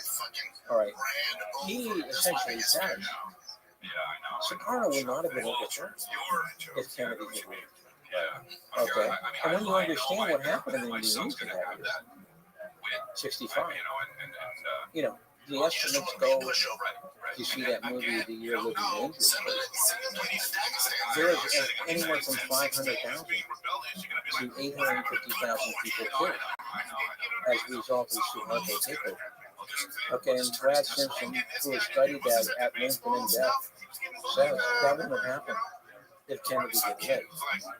See, this is another thing that we tried to do, is we tried to show that there was a definite cause effect. And see, that's most historians like myself, you know, you should show that if you're going to make an argument. If you're going to say such and such is true, okay, then you have to show a cause and effect relationship. Okay, did this happen because this happened? Right. And we tried to do that. Okay, and I think we did in several situations.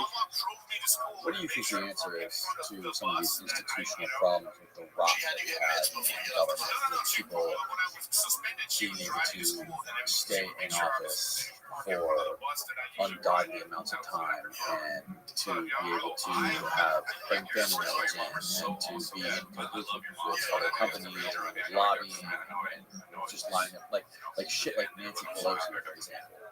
Like, if you take a look at how old somebody like Steny Hoyer is, okay, if you take a look at how old somebody like Nancy Pelosi is, okay, if you take a look at how old somebody like Sheena is, okay, these people, they have a great job, and they have the aura of power, all right, and they don't want to give it up. You know, they'll stay there forever. You know, if you don't do something about it. All right. Now, as far as the other question, the neocon philosophy, I believe, has become so pervasive that is there really a whole lot of difference between what the Republicans want to do and what the Democrats want to do? Other than just like optics. I don't think there's a whole lot of difference. You know, I mean, of course, we did get out of Afghanistan, but that was such an utter complete disaster from the beginning. And I mean, God, we were there for 20 years, and what did we accomplish? Nothing. You know, but if you take a look at, I mean, when you got a guy going to Saudi Arabia and he fist pumps MBZ, okay, then the guy who had the Soviet killed, okay, Crown Prince, Yeah. Talking about Jamal Khashoggi. well, that was the journalist the Saudi Arabians had killed. Yeah. And most people think that he had them killed. The Crown Prince has Oh, them killed. for sure. Right. Yeah. All right. Yeah, I think it's pretty obvious. Yeah. I mean, what? 20 guys go over there for no reason because they're not ordered. They just want to get rid of him because he breaks palms to Washington Post. Right. You know, and so, you know, and by the way, this is another thing. Thanks for giving me all these openings. All right. Kennedy did not like the way that John Foster Dulles had turned away from Nasser and Egypt and towards Saudi Arabia as a counterweight against Egypt. And again, we talked about this in the book, right? Is that Kennedy thought that Saudi Arabia was everything we don't want the Middle East to become. You know, Why? Why was that? because it was extremely fundamentalist. The Wahhab religion, or whatever it is an extreme form of Islamicism. Okay, and they adapted that just for the reason of keeping the Saudi Empire in power. Okay, whereas Nasser, Gamal Abdel Nasser of Egypt, he essentially eliminated the Islamic Brotherhood in Egypt. He went to war against the Islamic Brotherhood. All right, and he threw them in prison and had them executed. The leaders executed. All right, and if you take a look at the way he dressed, Nasser had a suit and tie on. He didn't have this Hadith thing that the Saudi Arabians wanted to encourage. Right? And so he thought that Saudi Arabia was an object of the past. He wanted to encourage a guy who was a socialist, which was Nasser. Okay? A guy who was a nationalist, who was Nasser. A guy who really was a progressive, that was Nasser. And he wanted him to be the example for the Middle East. All right? And, of course, you know, that didn't work out, okay, for several reasons. All right? But I believe if Kennedy would have lived, that would have been a different situation in the Middle East. You know, because the last thing that the guys in Saudi Arabia wanted to see was secularism. All right, they didn't want to see a lot of kids going to school learning English, you know, and dressing westernized and stuff like that. All right, you know, this is the way they keep power. All right, and Kennedy, he didn't want to even meet with the leader of Saudi Arabia. He actually told his driver as he was going over there, "What am I even doing meeting with this guy?" He was in some hospital down in Palm Springs, in Florida, and I think Dean Russ, the Secretary of State, as well. He's like 10 miles away from your house. Okay, he's in the hospital. You gotta go see him. Wait. Saudi Arabia was in a hospital in Palm Beach? Yeah. For what? I think it was like a kidney problem or something. So he wanted to see a doctor in Palms. Yeah, so he wanted to see somebody in Florida. That's fucking incredible, right? So, and so Russ says, you gotta go. You can't just ignore him. And so as Kennedy's going over there, he's bitching and moaning to his driver. You know, I didn't want to see this guy. Wow. Yeah. So that's one of the things we did in the book. We have Robert LaCove, who's a scholar at Stanford, and we have Philip Newman, who I think is at George Washington University in Washington. And I was so glad we got them in because they have done so much good work on Kennedy's foreign policy, excavating things, you know, undiscovered things that I knew about before. All right, and they did two very good books, Betting on the Africans and JFK, I'll Be Doing in the Online World. And we got two really good interviews with them that we put in the book. And I really like that. You know, between those two guys, between John Newman, Jamie Galbraith, and Mahoney, I think this is one of the very first times that you're going to see in this format, the oral history format, that you're going to see a really strong and look and insightful look at what Kennedy was trying to do. What was he trying to do with classified information regarding UFOs? We had a guy who did a very long essay for the Student Student, who did a very long essay on this for us. My website's kennedysandthing.com. And he showed that those are fake documents. Okay, so this whole idea that somehow, and then there's this other Marilyn Monroe thing with, who's down in Marilyn Monroe. Don't even go there. Okay. All right, we have I guess you know, read my website. We have a two-part on that, okay, with this whole Anthony Summers stuff. We're exposing that too. All right. They were supposed to have a shared interest in ornaments. Oh, Marilyn Monroe and Kennedy. That's an interesting topic. Even the people in the UFO community have admitted that document is a forgery. Okay. So no, that whole angle is more or less BS. Okay. So there was no evidence that he was necessarily. There was no thing that he was going to open up his archives. Okay, about the whole blue book thing. No, that's not true. And in fact, it's been shown to be the opposite. Oh, okay. It's been shown to be pretty much fakery. Well, there is one president who supposedly one of the presidents took somebody apparently to Area 51. Was it Reagan? One of the presidents took Jackie Gleason. Because Jackie Gleason was in upstate New York. That's cool.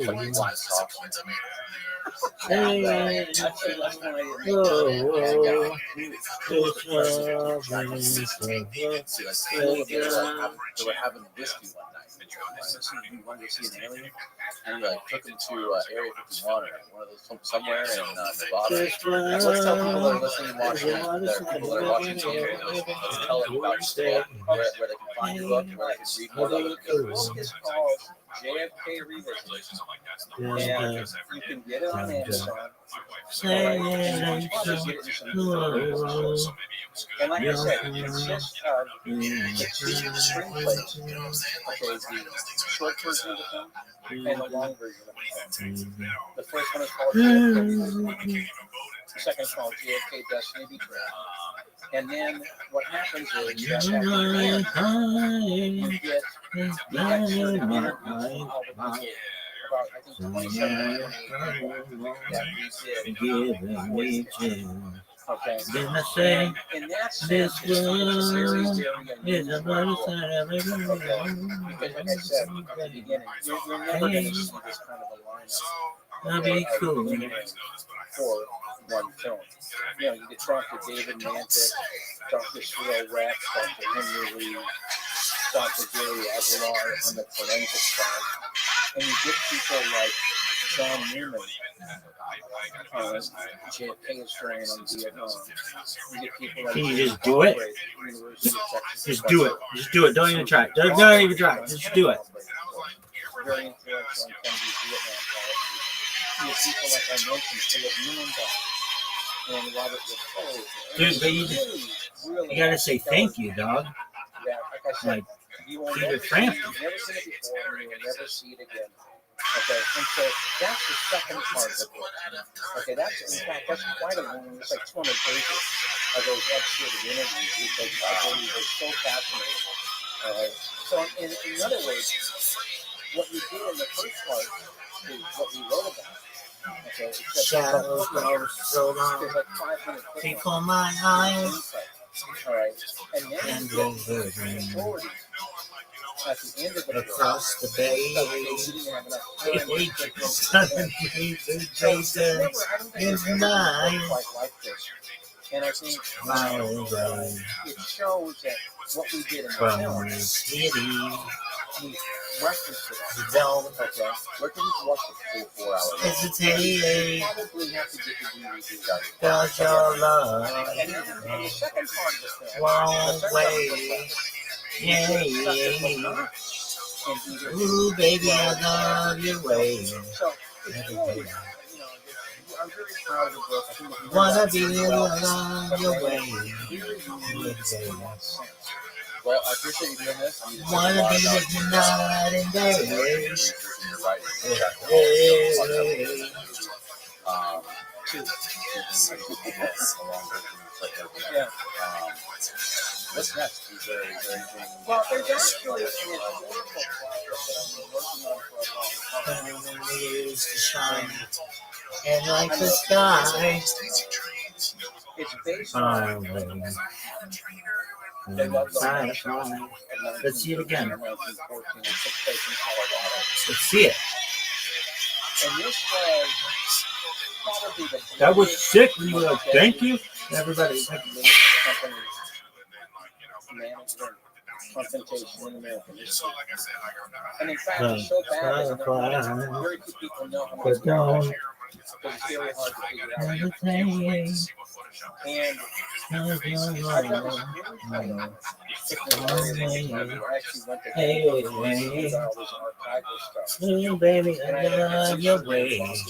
Every day. Is working on trying to sell it. That It was a sick. confrontation between the United Mine Workers and John Rockefeller Jr., who had taken over John Rockefeller Sr.'s empire, and which Colorado Fuel and Mining was a part of. And this ended up in an explosion of violence where the miners moved out. I get my hands on Stephanie. Baby, how you like? Baby, hands on Stephanie. Baby, how you like? Woo, child. Tired of the bullshit. Running on the cover. He ended up financing the National Guard. And they essentially Ooh, child. Tired of the bullshit. where they actually burned the 10 homes. Okay. And the miners then essentially went nuts.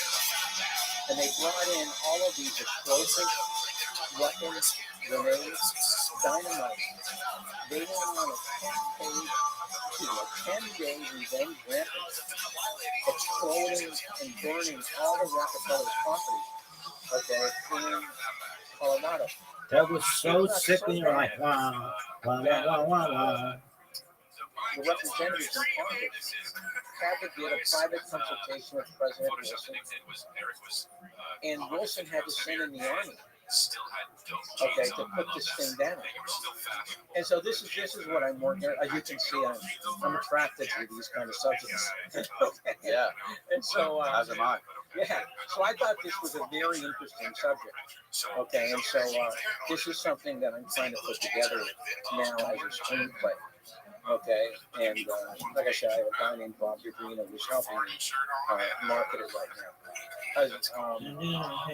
Also, Ray Ferguson, who was the producer of Godfather 2. So he won the Oscar for that. He's helping me also. Amazing. So when that comes out, I'll be back down to Tampa. Perfect. I'm looking forward to it, man. Thank you very much for coming down. And On behalf of listeners, we are very grateful for you and all your work, and I will again make sure to link it all below. Thank you so much.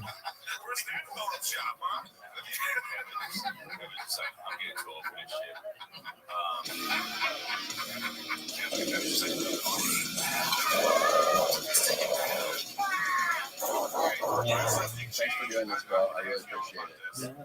You are quite the traveled, cultured person. You came from Australia, lived in, where did you live after Australia for? Singapore, and then now you're living in Northern California. Yep. Before we start getting into the YouTube channel, Uncharted X, which is fascinating, I wanted to talk a little bit about how you started in IT, sort of looking for HP. Well, yeah, back in the day, it was Digital Recruitment Corporation, and then they were acquired by Compaq, and then they were acquired by HP, so more or less 10 years in that company. And that's what made you move to Singapore? It was, yeah. So my background was in networking. So basically, I came out of university, I actually dropped out of university and started running ISPs back in the day of dial-up modems and pretty modems, that kind of fun stuff. Back when that was a thing, no longer a thing now, but I started doing that, and then pre-Y2K, the companies were coming to town doing defense contracts, for getting things ready, infrastructure ready for the Y2K problem.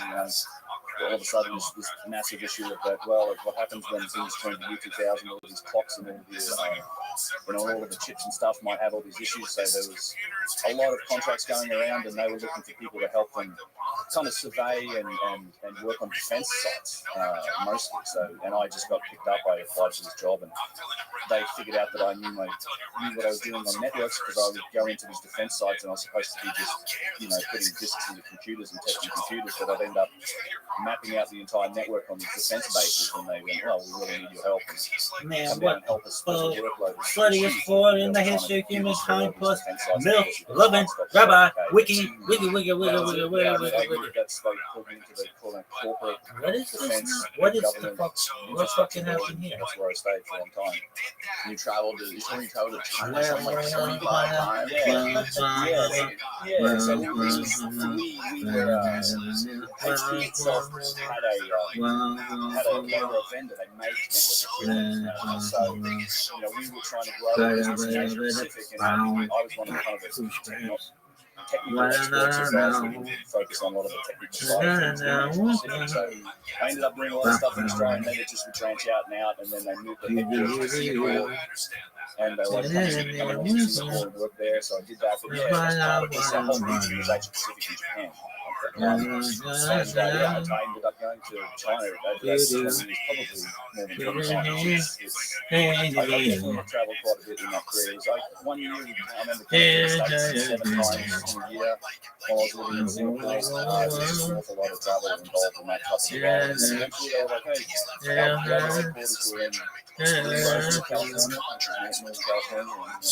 Sluttiest Ford in the history of humankind, plus milk loving Rabbi. I want you, milk loving Rabbi, every day. I want you, loving Rabbi, hey, I want you, day after day. I almost went in that direction before realizing but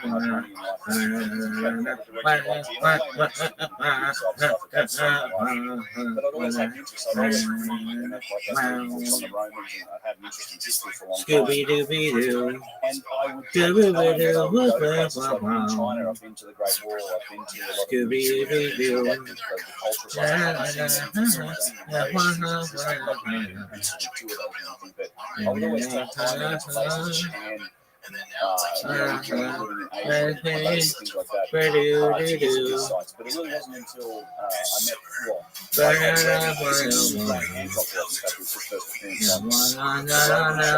really sort of started to suck me into Oh no fucking that way. side of things when it comes to war. It's actually a massive mystery that's buried part of our history. Oh, that's why.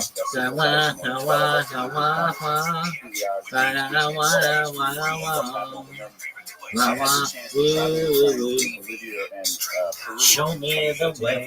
And then Every day. 2050 for a couple of weeks. So I think to was doing research for Magicians of the Gods, which was the follow-up to his Fingerprints of the Gods, probably the work that he's most well known for. Why? That first really proposes the idea that there's an ancient lost civilization that may be the root of ancient civilizations as we know them.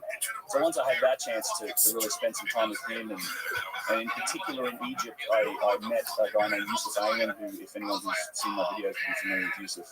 When he took a day off from one of the days on the tour, and we went out to a site called Abusir, and he showed me a lot of the technological and technical details within the stonework that just blew my mind. I knew nothing about this stuff before, and that was when I just decided, like, there's so much here, and trying to find information on this stuff is so difficult at that point, because you know, a lot of these days, Number one, baby girl, you and me.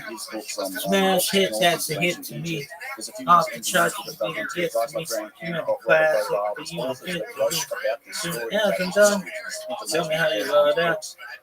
You have to be into the topic to understand it, but I thought, you know, this is, at the same time, we're seeing the rise of the like consumer grade, high quality stabilized video equipment, and nobody had really gone out and looked at these sites, taken a fresh look at them with some high quality footage, and combined it with some of these ideas and these new concepts and new ways of looking at history that are buried in the book. So I thought, you know, there's an opportunity here to go and do that. That's what I wanted to do. So yeah, a couple of years traveling and filming specifically for that, and then found myself on YouTube in the end and kind of growing it from there. It's, you know, I didn't know the first thing about it getting into it, so it's been an interesting ride. Yeah, man, it's crazy that you have videos. Like, I've never seen an hour plus video that just does a deep dive on some of the most minute details of some of the artifacts in Egypt. Like, for example, you put up, here's like an hour plus video where all you did was look at the core drilling. Yep. And the little threads that wrap around these cores that were drilled out of these pieces of granite and basalt. Fascinating. Thank you. Yeah, it's exactly how I feel about it. It's absolutely fascinating. And if you set that stuff up in the right context, I think the implications of it is what's truly fascinating. It's when you realize that there's evidence of techniques and tools that we use that simply do not match the things that we find in the archaeological record. There's all sorts of evidence from all sorts of different angles that suggest that our concept of the earliest parts of our history are most likely incorrect. Our idea of what history of human civilizations is most likely incorrect. There's lots of angles and vectors that come at this problem, and one of them happens to be the technical evidence and the engineering evidence that's on sites. The oldest that was sick when you were like, thank you, and then it was like, thank you, and everyone was like, that was so sick. Rewriting history, 2 hours, decoding royal. Civilization as we know it. We've got a pretty good grip on things from about the times of the Romans and the Greeks, and you know, from then on, right? We've got a good understanding of it.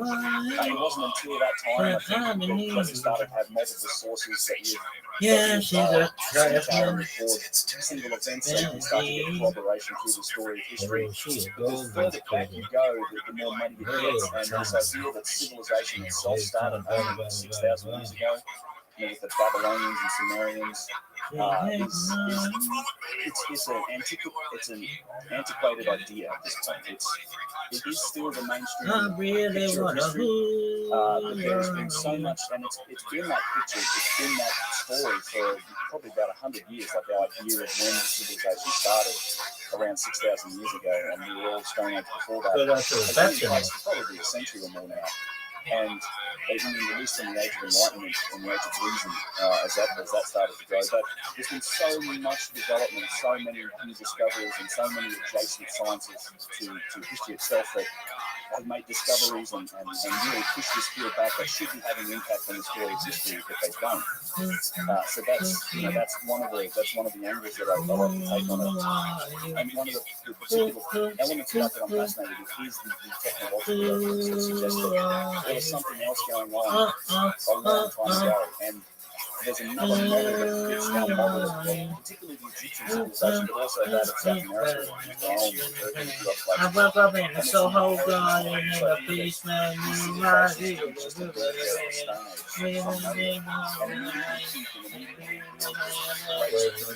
And things we've ever seen that's still standing is today the story, right?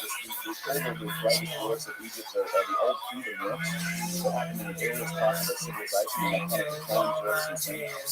That doesn't make any sense from a technological perspective. So that look at our civilization as a technological evolution. Like we have ramped up to space shuttles and space flight. It takes time to develop that capability. But when you look at places like Egypt, it's the inverse. It's like they hit early from out of nowhere apparently, and then dipped off. And there's another model that works really well to explain that, and it's an inheritance model. So maybe they didn't start with nothing. Maybe they inherited some of these concepts, some of their artwork, some of their objects, their architecture, their artifacts. For people who aren't familiar with your videos and your story and the overall scholarly timeline, that's basically the known narrative. I woke up in the Soho Garden in the basement, you right here.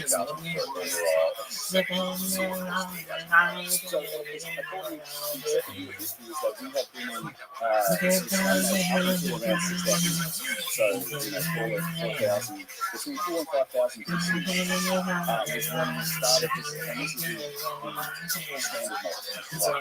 That's when we started to develop things like agriculture and organized society and civilization.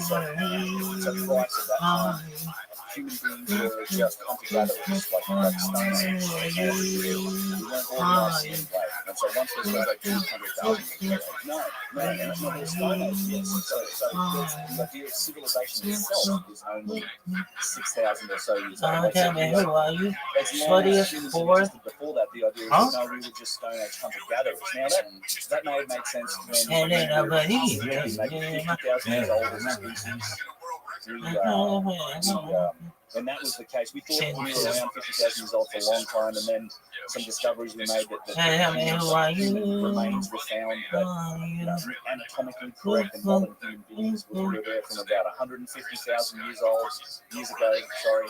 And then recently, in the last, is one of those discoveries that should really have an impact on history, is that in the last 10 years there's been human remains, like anatomically correct human remains found in Morocco that date Homo sapiens us back to around 300,000 years old. So, you come back once you get into that range, you say 300,000 years old. And here's another thing to throw that out there again: new science that should be impacting the story of history. Genetic evidence, the DNA evidence, shows that us and Neanderthals split from a common ancestor somewhere in the realm of 800 to 900,000 years ago. So that's what I would consider the range of possibilities of human timeline. So for sure, we've got human remains 300,000 years old. We may have been here up to 800 to 900,000 years ago. And for all of that time, you're going back. You're not talking. It's not like planet snowball back in that time. We've got warm periods, periods of where there would have been plenty and like sustained type of anatomically correct modern thinking human beings getting together. And it's not, we start to solve problems. Like we do develop civilization and develop like problem solving capabilities generation by generation. So it's kind of hard to think that at only the very tiny to the end of that whole period, let's say 300,000 years long, only the last 6,000 years has been the development of civilization. That's the standard. Right. And basically what you have found, specifically going into places like Egypt, is that is that from the start of Egypt until the end of the ancient, what is the last civilization that was in Egypt was the Old Kingdom? I guess that they would call it the New Kingdom, and then the Greco-Roman period. The Romans obviously took it over. Cleopatra was the last kind of the population. Right. So essentially what you have discovered there is that some of the things when you look into engineering and the way that some of these stones were cut and moved don't fit the timeline with what is accepted to be their advancement technologically with tools, because they only had copper tools and chisels, and some of the stones that you found in videos that you show were clearly cut by like a very, very high precision blade or something like that. Because they produce perfectly smooth surfaces like you would see in somebody's kitchen on their granite countertop. Well, yeah, some surfaces are not that way. Yeah, so it's the technological evidence, and you can come back, there's lots of other sort of supporting evidence for this hypothesis. And I should say, too, it's not necessarily my discovery. A lot of people notice this, particularly engineers. Anyone like Chris Dunn is probably the most well known because he actually published on it. He's an engineer, but I've taken and been in Egypt with many engineers, and they just shake their heads and almost uniformly engineers, the people that know, stonemasons, stoneworkers, engineers, construction guys, will tell you that there's no way that these finishes and these the stones and the artifacts that you see could have been accomplished with the tools that we know the Egyptians used. So the real problem is it doesn't fit the tools and the techniques that are in the archaeological record. All the depictions that we have where the Egyptians show them working on certain things. So in the early days, yeah, all they had was copper and they had pounding stones. It's a misnomer. The copper chisels is kind of a bit of a joke at this point, because obviously copper and bronze itself won't do anything to granite, but they did have flint, they had pounding stone, so there are ways that you can use other stone material to shape harder stones like that. They even give you, if you go visit there, they'll even give you some of these pounding stones that you like practice. In the quarry at Aswan, where there's literally a 1,200 ton obelisk still in its bed that hasn't been detached from the bedrock, and it was supposed to have been lifted up and used as an obelisk, and supposedly it was shaped by pounding stones, which they. It's funny, when you visit the quarry, it's one of those places they indoctrinate you before you go in. You have to sit down in a room and watch like a 20-minute video about how it was done. Because when you get out there and you look at it, no one really ever believes like that's how it was done. I did a video recently on it, like a deep dive into that, like an hour-long video looking at the scoop marks and the pounding stone techniques, and it's just there's very little evidence that supports that could have been done that way. And in fact, there's been some experiments, and I like to look at all sides of the argument, and there have been experiments by mainstream Egyptologists like Mark Lane and Zahi Was that tried to show that was the technique that was used, but even in those experiments, they had to resort to using bulldozers and power tools and modern techniques to do anything. It's one of the things that I'd like to talk about that annoys me about this, is that there's amongst all of the naysayers, the people that say, oh no, definitely the Egyptians could have done it this way. They could have just, instead of using like circular saws and some sort of form of power tool to cut the blocks of basalt and granite, which is what the evidence suggests, they'll say, no, it was just done with grinding. They would grind it with a copper bar and sand and water, and they would just sit there and grind through it. And there's been experiments done to see how long that would take. And amongst that, they'll cut like a couple of inches over a period of days and days and days of work. And as far as I know, this is the crazy thing, is that not a single block has been fully cut. Not a single box has ever been filled. There's not replicated a single object in its entirety. We're claiming that these are the tools and techniques that we use to make them. So even the people that are absolutely sure on the standard models say, no, these primitive tools we use, we've not made a single cut. Like, we've not cut a single large block between. And you have to mention, see Egypt if you go there. The scale of it boggles the mind. We're talking millions of tons of extremely hard stone. And this is back in the day. You've got to remember too, a lot of this granite that is used, particularly in the old kingdom, the earliest parts of the Egyptian civilization. This was supposedly before the Egyptians had the ability to quarry the granite from there. It's like a real contradiction in the story of history, of which there are many. But one of them is that they supposedly didn't have the ability to quarry granite until later times, because in later periods, the Middle Kingdom, New Kingdom, they did develop iron, they had access to iron, they could use steel, iron chisels and have the capability. They certainly developed that capability. They wrote hieroglyphs were amazing. I don't want to the ancient Egyptians, I think a lot of the artwork, and they did a lot of work on temples and stuff. They were incredible civilization, but there are just a few things that are outside of their technological reach, and those are things like the precision that's evident in the Serapeum boxes, these giant 100-ton single-piece granite boxes that we find located underground. That's a good example of some of these artifacts that really aren't explainable by any primitive means. So let me pause you for a second. When they first started studying ancient Egypt and trying to piece this timeline together, was the problem just that there was no communication between different disciplines? Was it just compartmentalization of geologists and historians and Egyptologists, whoever was all involved? It's almost like they weren't really communicating. How did they make this mistake so early on? That's an excellent question, because that's still a situation that exists, unfortunately. So one of the major problems with the discipline of archaeology and history is that if it's old, if it's something that's ancient, if it's in that realm of archaeology, then it doesn't matter what it is the archaeologist claims domain. Like he claims eminent domain and authority over. Do that one thing. It's crazy. We should be listening to the geologists. We should be listening to the engineers, and in particular the engineers. We should be listening to the geneticists and the other scientists.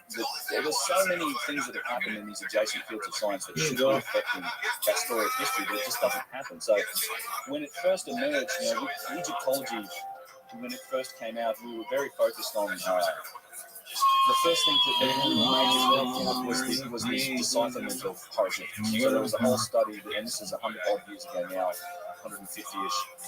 The decipherment of hieroglyphics really helped. So, and that's primarily how we date and relate pretty much most of Egyptian history. It's the interpretation of the writing. And that is the first study of education and anthropology. So they're there to sort of decipher how these people live, what the society was like, what the daily life was like, their structure, their kings. And I think we have a little bit of domestic Egypt itself, like in terms of what that was like. But at the same time, they're looking at ancient objects and ancient engineering, geological expertise should be I can't take that away. And I'm proud to be an American, where at least I know I'm free. And I won't forget the people who died, who gave that right to me. And I gladly stand up next to you and defend us today. Because there is no doubt I love this land. God bless the USA. Prior to 10,000 BC, which is well and truly outside of the dating of the dynastic Egyptian civilization. And he did this by looking at the erosion patterns that are on the walls of the enclosure. That's rainfall erosion. That can only happen in a period where we know that there was, this was a virgin area that makes a lot of rain. And that's because there's a vertical fissures. It's not so Egyptologists say, well, it's wind and sand erosion. You take that picture of that wall of erosion and you take it out of context of geologists will tell you it's rainfall. I can't take that away. I'm sick as fuck. Went to an Egyptology conference and tried to present this evidence. And basically laughed out the room by the old this is nonsense. They just look at the evidence and just dismiss it as a hand. It's a common technique. It's really strange. There's an intrinsic dogma in archaeology, and that's why I talk about with this idea of civilization has not shifted. This idea of history has become a very much an entrenched academic dogma that is tightly controlled by those in the ivory towers and the people that are in basically the textbook writers that control the authority of this, and they hand out the degrees and they have the access to the sites to do things. There's a hilarious example of this, it's another discovery in the field of archaeology that should be affecting history, which was the discovery of a place in Turkey called Göbekli Tepe. Right. Yeah. Göbekli Tepe. So, incredible site. Klaus Schmidt, German Archaeological Institute, uncovered this in the 90s. They excavate. They keep working on the site. Unfortunately, Klaus Schmidt has passed away. They discover that the site was deliberately buried, and they've used organic remains that they found underneath this burial to date the site to at least 10,000 BC. So, right bang on in that same realm of time that Robert Schoch developed, like dated the Sphinx. So 10,000 BC would be how many years? 12,000 years. at least, and that's the youngest one. Like that, it could be far older. That's when they think it was buried. Like it was deliberately because they tested some sort of organic material there, and that's when it gave it. That could have been a newer. It could have been a newer date. It doesn't, and you can't date the stone. Although the nice thing about that site is because it was buried, and they know it was deliberately buried by the nature of the chips and how it was buried. It wasn't like a natural material that it was buried. It was deliberately buried and like put into hiatus for whatever reason.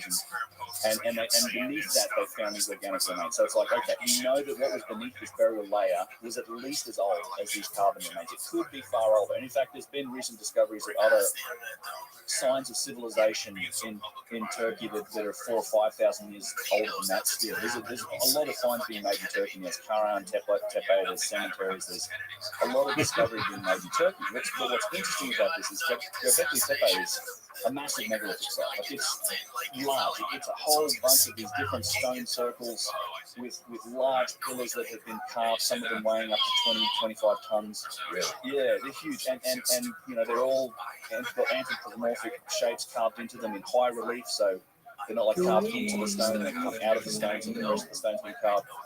And it's clearly requires civilization. Like for human beings to create monuments and sites to that extent, it's a massive site. It's mostly still buried. We've only excavated a tiny portion of it. But they can see what's there through ground penetrating radar and other techniques. But what's obvious to anyone who sees it or reads about it is that it requires a form of civilization. You need a population base. You need to have people specializing in different disciplines like stonework and quarrying and getting these things together. You need to have a developed ceremonial and cultural ethic that sort of guides you while we're making stone circles. We're doing this, we're doing that.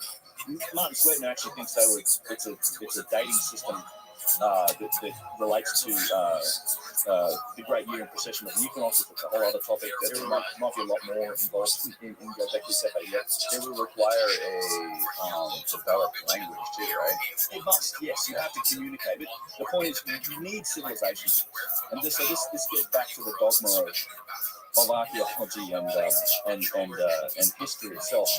So this is an incontrovertible, I think, to me, evidence of civilization. So this is now civilization. Developed agriculture, you need all of the support systems in order to make this happen. So can we move the established state of civilization now back from 6,000 years ago to 12,000 years ago?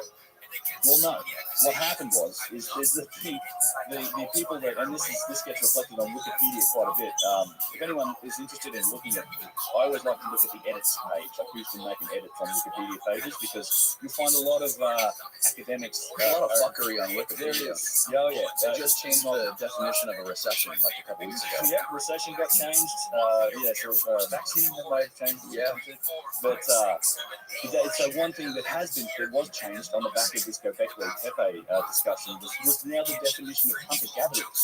So instead of saying, well, this is civilization, now they've just changed and said, well, no, just this was done by hunter-gatherers who just like to do some stonework on the weekends, get away from the wife and the kids and just make a hobby out of making stone circles. It's then is literally on the page for Göbekli Tepe on Wikipedia. And this is, so instead of moving that entrenched date of civilization back, they're just like, no, this was done by hunter-gatherers. They were just bored and they had all this time on their hands, so they developed an advanced form of stonework and large communities to do it. It's so silly. What would be the problem to dating the beginning of advanced civilization that got far? Would it up to date? Lots of other ideas and concepts and historical dogma.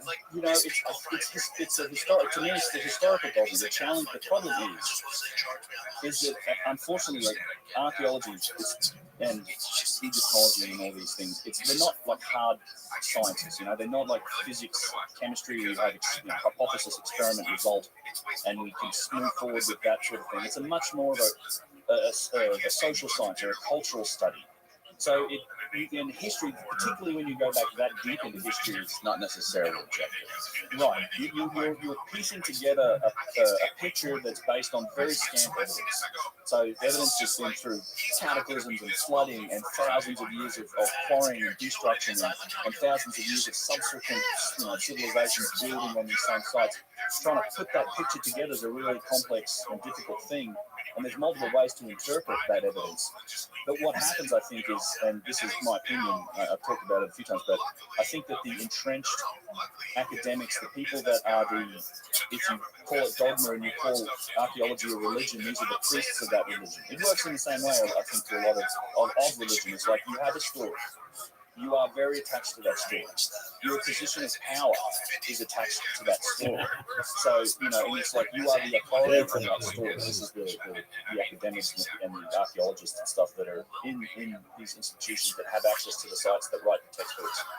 So when you come along and there's new evidence that threatens the veracity of that story that you've been championing for so long, it's not just like, oh, maybe we'll learn something new here. It becomes kind of a personal threat. You're threatening people's sense of self-worth, their livelihood, so you get a much stronger reaction to it. There's another, and that's what we see. And I think there's another factor involved in this, and that's the nature of the discourse has changed.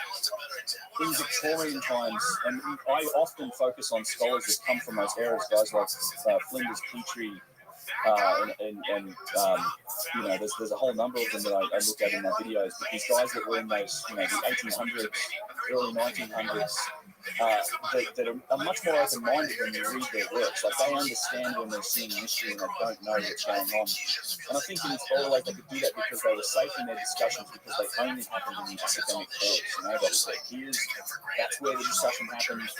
It wasn't this open slather thing. And so what's happened with the development of the internet and the rise of popular authors and things is that discussion has moved out of the academic realm and into the public sphere to some extent. So you've got guys like Graham Hancock, Bovile, and the generation before them that started writing books on this topic, really challenging the mainstream story of history. And then with the internet, you've got punters like me who can come out and some, I think, make a convincing argument in a few different ways about it. And so your academic kind of mainstream orthodoxy are entrenched and they're being assaulted, I think, from all these new angles. So you end up with, instead of a lot of debates, you get a lot more of these angry responses. I think you get a lot more firm pushback. Like it's just like they just deny it, ignore it, change it, and there's a lack of real debate in this space. There's been famously a few occurrences where we've tried to have debate and stuff, and it hasn't happened. So yeah, unfortunately, I think that's the nature of it. But on the flip side, I have hope that the next generation of academia will be a bit more open-minded, because I think, and I've been contacted, I can't tell you how many archaeology students and Egyptology students have contacted me.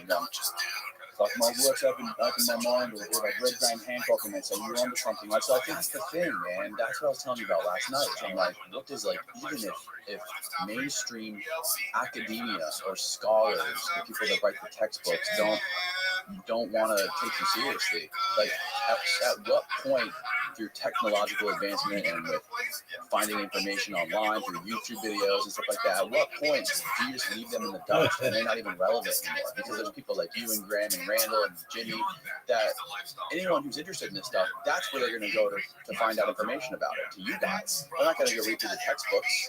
They already know what's in the textbooks. But well, yeah. So I have some hope that maybe that is it Planck's theorem or something? I can't remember the name of it, but it's like science advances one sooner at a time. It's not just history that this applies to. It applies to a lot of disciplines, unfortunately. It's the nature of establishment to resist change. Just for what it's worth. I mean, that's the very nature of it.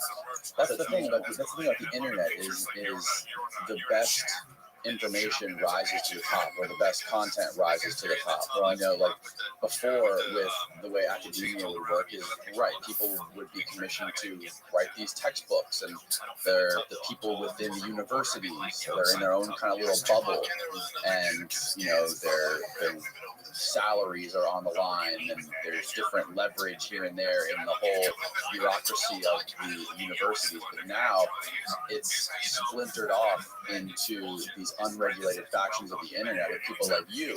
And when you have an hour-long video that focuses on core drilling that has 2 million views, that says something about what you're talking about and how legitimate it is.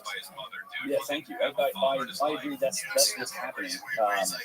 And I think there's a new generation of academia. These people that are in school now are forced to deal with some of those perspectives. Like you can't just ignore them, which is the case for the old guard. They can just sort of dismiss it and say, "Oh, he's just writing a book for profit or whatever," which has been a common line that guys like Rabbi will also trot out. But the next generation, I think, are being forced to deal with some of these questions and perspectives and to open their mind to them. But I will say that it's one of the challenges with this is that and it's a frustration for me personally, is access to sites of research, in particular, and research being controlled by. So that's, you know, the state Egypt as an example, but the Department of is previously called the Supreme Activities, but the Department of Egypt, they partner with universities, humankind and you in the charge British of whereas me. you've got the French running Sahara, and you know, so it's all these institutions that then are allowed to go to access and to do actual research on the sites. And you're still in a position in academia today, if you propose something where you step too far out of the bounds of that standard model, then you're excommunicated. And this has happened to a number of people still in these days. It happened. I talked about an example of it at Tiwanaku in Bolivia that happened to a Bolivian researcher who dared to suggest that the celestial dating of that site was at like 9,000 BC or so, and he had to resign from his post. Now these things still happen, so there's still a control of it. But so what's frustrating is that there are so many things we could be doing with our technology today to explore a few of these things and doing them without damaging anything. What is this? Exploring various passages. There's a passage in Seraphim, I don't know where it goes, that we could be exploring these issues and trying to answer some of these questions. But we don't do it because we just assume that those problems are solved. Like it's like nobody in that standard model world is going to admit that there's some advanced engineering going on in some of the artifacts. They're just like, nope, it was hard work. And this is Zahi's standard answer, it was a national project. They built the pyramids and they built all this stuff because they really wanted to, and there was a lot of people working really hard for a long time. And it's like, that's wonderful, but that doesn't explain the technological issues that we see. And there's some glaring examples that we can talk about. And one of my favorites is the stone base that we can get there. Yeah, so there was 3 main obvious examples of high technology in Egypt that does not line up with who the earliest official civilization of Egypt had. What were those 3 examples of high technology that they had? The ones that I use in particular are I think when it comes to the engineering aspect is the evidence for machining. So this is the cutting and polishing of stone, and a very, very hard types of stone in particular. You're talking about things like granite and basalt and diorite, which are, if anyone's familiar with the Mohs scale of hardness, can be anywhere from like 6 to 8 on the Mohs scale of hardness. This is the Mohs scale of hardness. MOHS, Mohs scale of hardness. So it's basically like, you take a harder material, and if it scratches the surface material, another material that's harder than that. So it starts at, your fingernail is like a 2 or a 3, and then diamond is the top of the scale out of 10. Okay. Yeah, so you get to 10, and that's the top scale. So, steel, iron is like a 5.5, 6. Steel is like a 6. Things like that. So you're talking about stone that's harder than steel. Okay. Granite. Basalt's a little bit harder. There's even examples in there. We get to it with the vases, but there's examples of stuff like corundum, which is a non. It's literally just about as hard as diamond, but there's vases made from this that display all these evidence machines. So it's not just the fact that these stones were used, but there's evidence in the stonework of frankly power tools. Something's been used to carve these stones at a very rapid rate. Yeah, so some examples. This is different. He's talking about some of the bigger stones with like the flat surfaces, right? There's a good saw cut. Yeah, there's a good one with an angle on a saw cut you can find, but that's not a bad example either. That's still that's part of the machining discussion, and that's a bigger tube. That's an even bigger tube drill. Michael, look at one of the pictures of the rock that looks like it was cut by a big circular saw. Yeah, go to it's in tooling. When you show some of these, like you were pouring water over the top of these things that were cut flat. Yeah, so you can see the striation. So when it comes to machining, you're talking about different types of cutting techniques. There's tube, like circular saws, tube drills. There's also straight saws. And after that you have machining and like polishing. So there's just not a natural. This isn't it, Michael. That's one of them. That's a cut that's into a block of basalt at Giza. Keep going. This was cut down the center. Yes, it was. Yeah, there's a number of examples of that on there. In that directory. No, Michael. Yeah, so that's an example of circular saw cutting dipped into basalt, which is harder than granite. So could a normal, like, concrete saw, like a demo saw, cut through this off? Yeah, it could, because, well, tile saws and things like that are diamond tip blades. So, right, that's the closest analogy we have to the evidence that's in the stone. So that's the thing. There's been a bunch of, I dive into a lot of the experiments and the research that's been done in these, the history of investigation into these different types of cutting. So tube drills, circular saws, cutting stones, the grinding method, the pounding stones. Yeah, this has been an ongoing discussion for 150 years. There's been people that have been looking at this and scratching their heads for like 150 years now. This can't have been done with these primitive tools that we found directly versus the establishment saying, well, these are the tools that we found, so therefore these must have been the tools that we used. And it's just like, you can't use those tools to show us the same result. Something else was done, and we know what tools have been actually. There you go. Yeah, that's one of the great examples. Yeah, so this is one of my favorite examples. Actually, this is a block of stone that's at place called Abu Sia. But yeah, so there's a block of stone at Abu Sia that is. Oh, there you go. Just past it. It's nearly cut all the way through. Keep going. There you go. That's a different one, but that's a good example too. That's actually a place called Abu Sia. So you see the arc, right? There's a clear circular arc to this thing. Yeah. So it's either a drop, it's like what you would call a swing saw or a circular saw that has cut the stone, and the one that we saw earlier that's at Abu Sia actually has a little lip at the end of it. So it's like it hasn't quite cut all the way through the stone, but there's a little like over the lip that's still there from thousands of years of weathering, and through that little lip you can tell that the blade of this thing was very thin, a couple millimeters at best. And when you measure out the arc of it, you're talking like 30 feet diameter, like some huge processing plant cutting this. And then you also see striations on the stone itself that shows you how that saw progressed through the stone, which was quite rapidly. Now, this is amazing evidence because you can now sort of determine the rate at which the saw progressed through the stone, which turns out to be quite rapid. And you can compare that to the experiments that have been done in the orthodox model, which says that, well, what they did was they got a big copper bar and they just ground sand with water on it, back and forth for days and days, and there's been a bunch of experiments that look at how long that takes. And these are like a couple of the guys like Ben Stocks that are on the mainstream side that has done a little bit of work on this. And it's just the numbers are insane. And you don't get the same marks using that technique. And one of the major problems with it is that you wear away the copper bar at about the same rate that you're wearing away the stone. So, and when you start to extrapolate that, so for example, I think I calculated that there's a box that's in the second pyramid of Giza, that Khufu's pyramid. It's a granite box, it's like 10 feet long, 4 or 5 feet wide. And using the experiments and the rates that we've done to do the grinding method, just to make the 6 cuts that you need, so north, south, east, west, top and bottom, 6 cuts, we're talking a year of labour to cut that one box, to make those cuts using copper bars, a year of just grinding. And that doesn't include how they hollowed it out and everything, just the base cuts.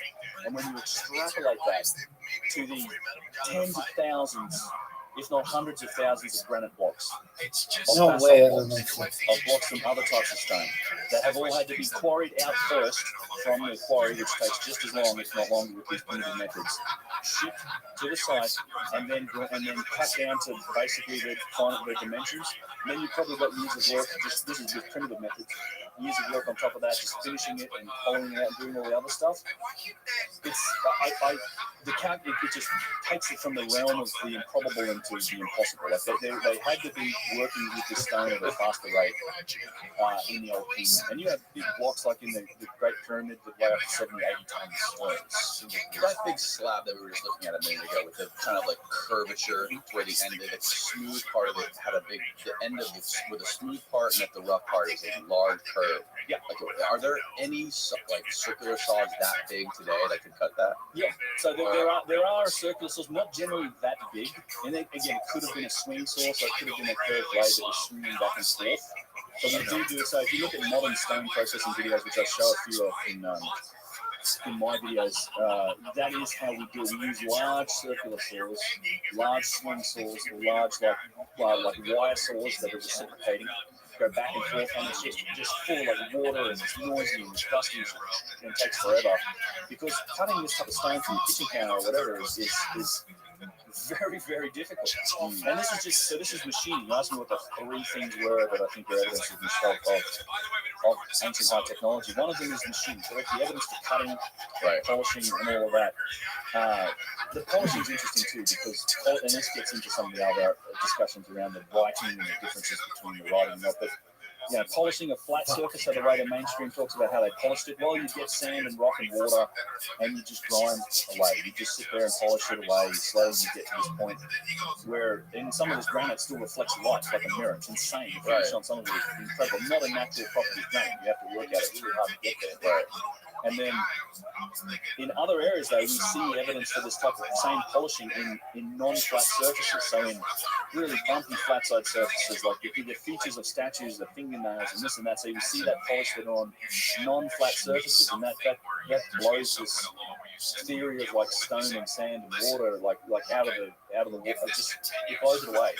You can't polish surfaces like that with that method. But you see that polish on these dips and curves and all these other really strange surfaces all over the place. So the other category really is precision. So this is one that I focus a lot on as well with machining. But there's evidence for a tremendous degree of precision in a lot of these, particularly these ancient artifacts. And we see it in obelisks, we see it in boxes, slabs, and statues in some of the architecture. But in particular, you have there's a box.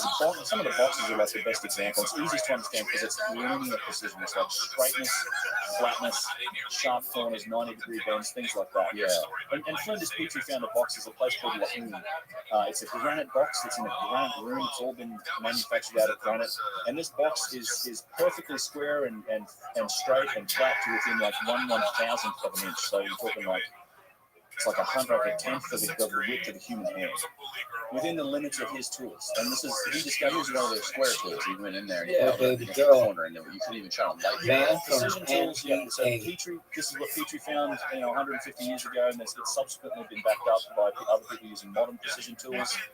And there's many examples of this type of thing. But the most precise object that we know of, I think, at least in these linear terms in Egypt, is this box in Lahuni. It's not a huge box.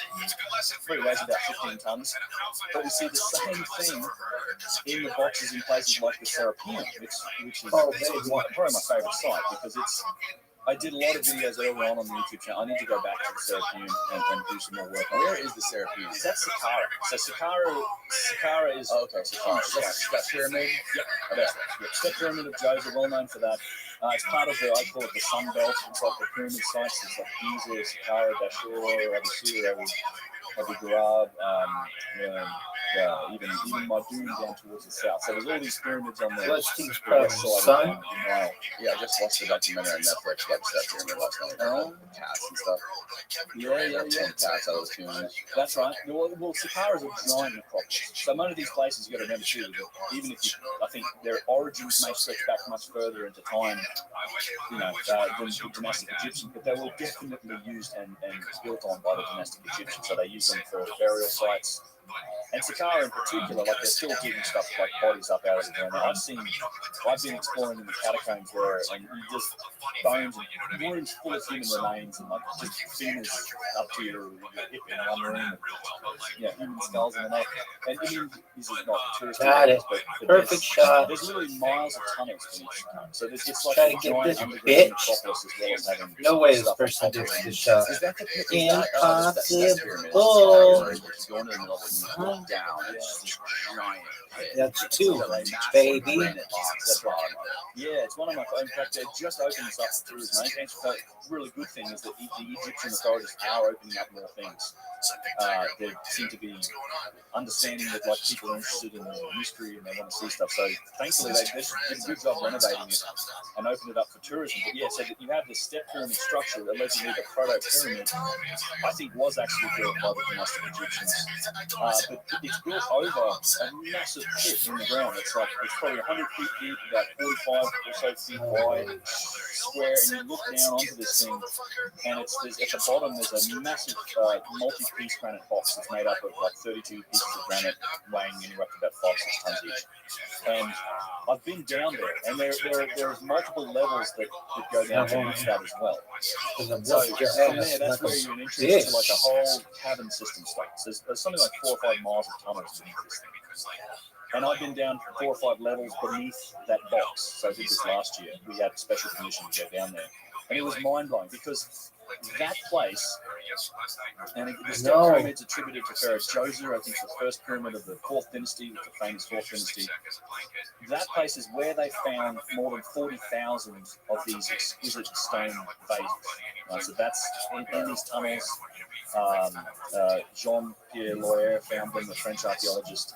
He found the remnants, and this is where they discovered like 40,000 of these incredible stone vases, more than 40,000. And in fact, when you go down there, there's still there's chunks of these things and remnants of them all over the place. Like it's not your average tourist thing you need special permission to get down there. But there's some incredible artifacts down there. We also found alabaster boxes. I'm gonna hit this fucking shot. I know. We got all the confidence in the world. Hit your shot, bitch. Count it. Gets into the details of it, but count this it's bitch. a tremendously interesting site. Now, I think Are you fucking serious? There's an excellent timeline for this. Again, inheritance works out. It's one of the theories that I have is that I think that box and that pit were likely there, and that the Egyptians constructed that step pyramid over the top of it in Hotel at the time. And I think that was then claimed and used as a burial site for Djoser, the pharaoh. What is this box right here? This box, this is one of my favorite boxes at the Serapeum. So this is in, so the Serapeum is at Saqqara. It's a series of underground galleries, beautiful gallery like these tunnels you could drive a Volkswagen down. They're huge and straight away. Some of them go from like 200 meters.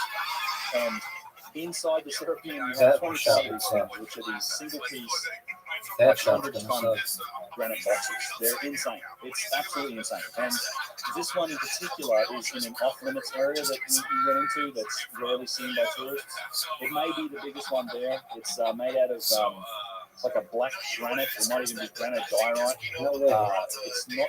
We don't know exactly where the gold is. That's its lid sitting on top. And it actually isn't finished. It developed a crack at the end, and it was for some reason just shelved. They decided, well, we'll just tuck this thing away in a corner in this underground structure and leave it there because it was never quite finished. That thing weighs 100 tons. With the lid, yeah. So the box itself might be about bullshit. Probably 30. And the lid's been pushed back. Really? Yeah, it's insane. And there's 25 of them. And The count has been taken down. How about you Not saying going? it's good, but an interesting experiment. Chris Dunn went to like a granite processing company and said, "Hey, what would it cost? How could you make this one of these boxes?" And they're like, "Well, yeah, for starters, the lump of granite's going to be a ton amount of money." And then it's like, we just wouldn't.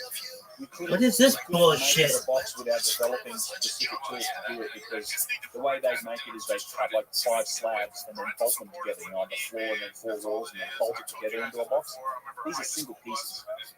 So what's impressive about that is it's like you have to quarry this one block of stone and then dig it out.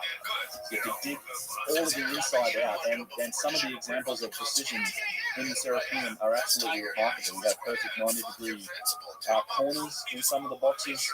perfect 90-degree interfaces with the lids and some of these walls maintain that geometry from like being 11 feet apart. Like, that's insane. Like, that's one of the major challenges of this is in designing and maintaining that type of relative geometry in a space where you can't afford to make any mistakes.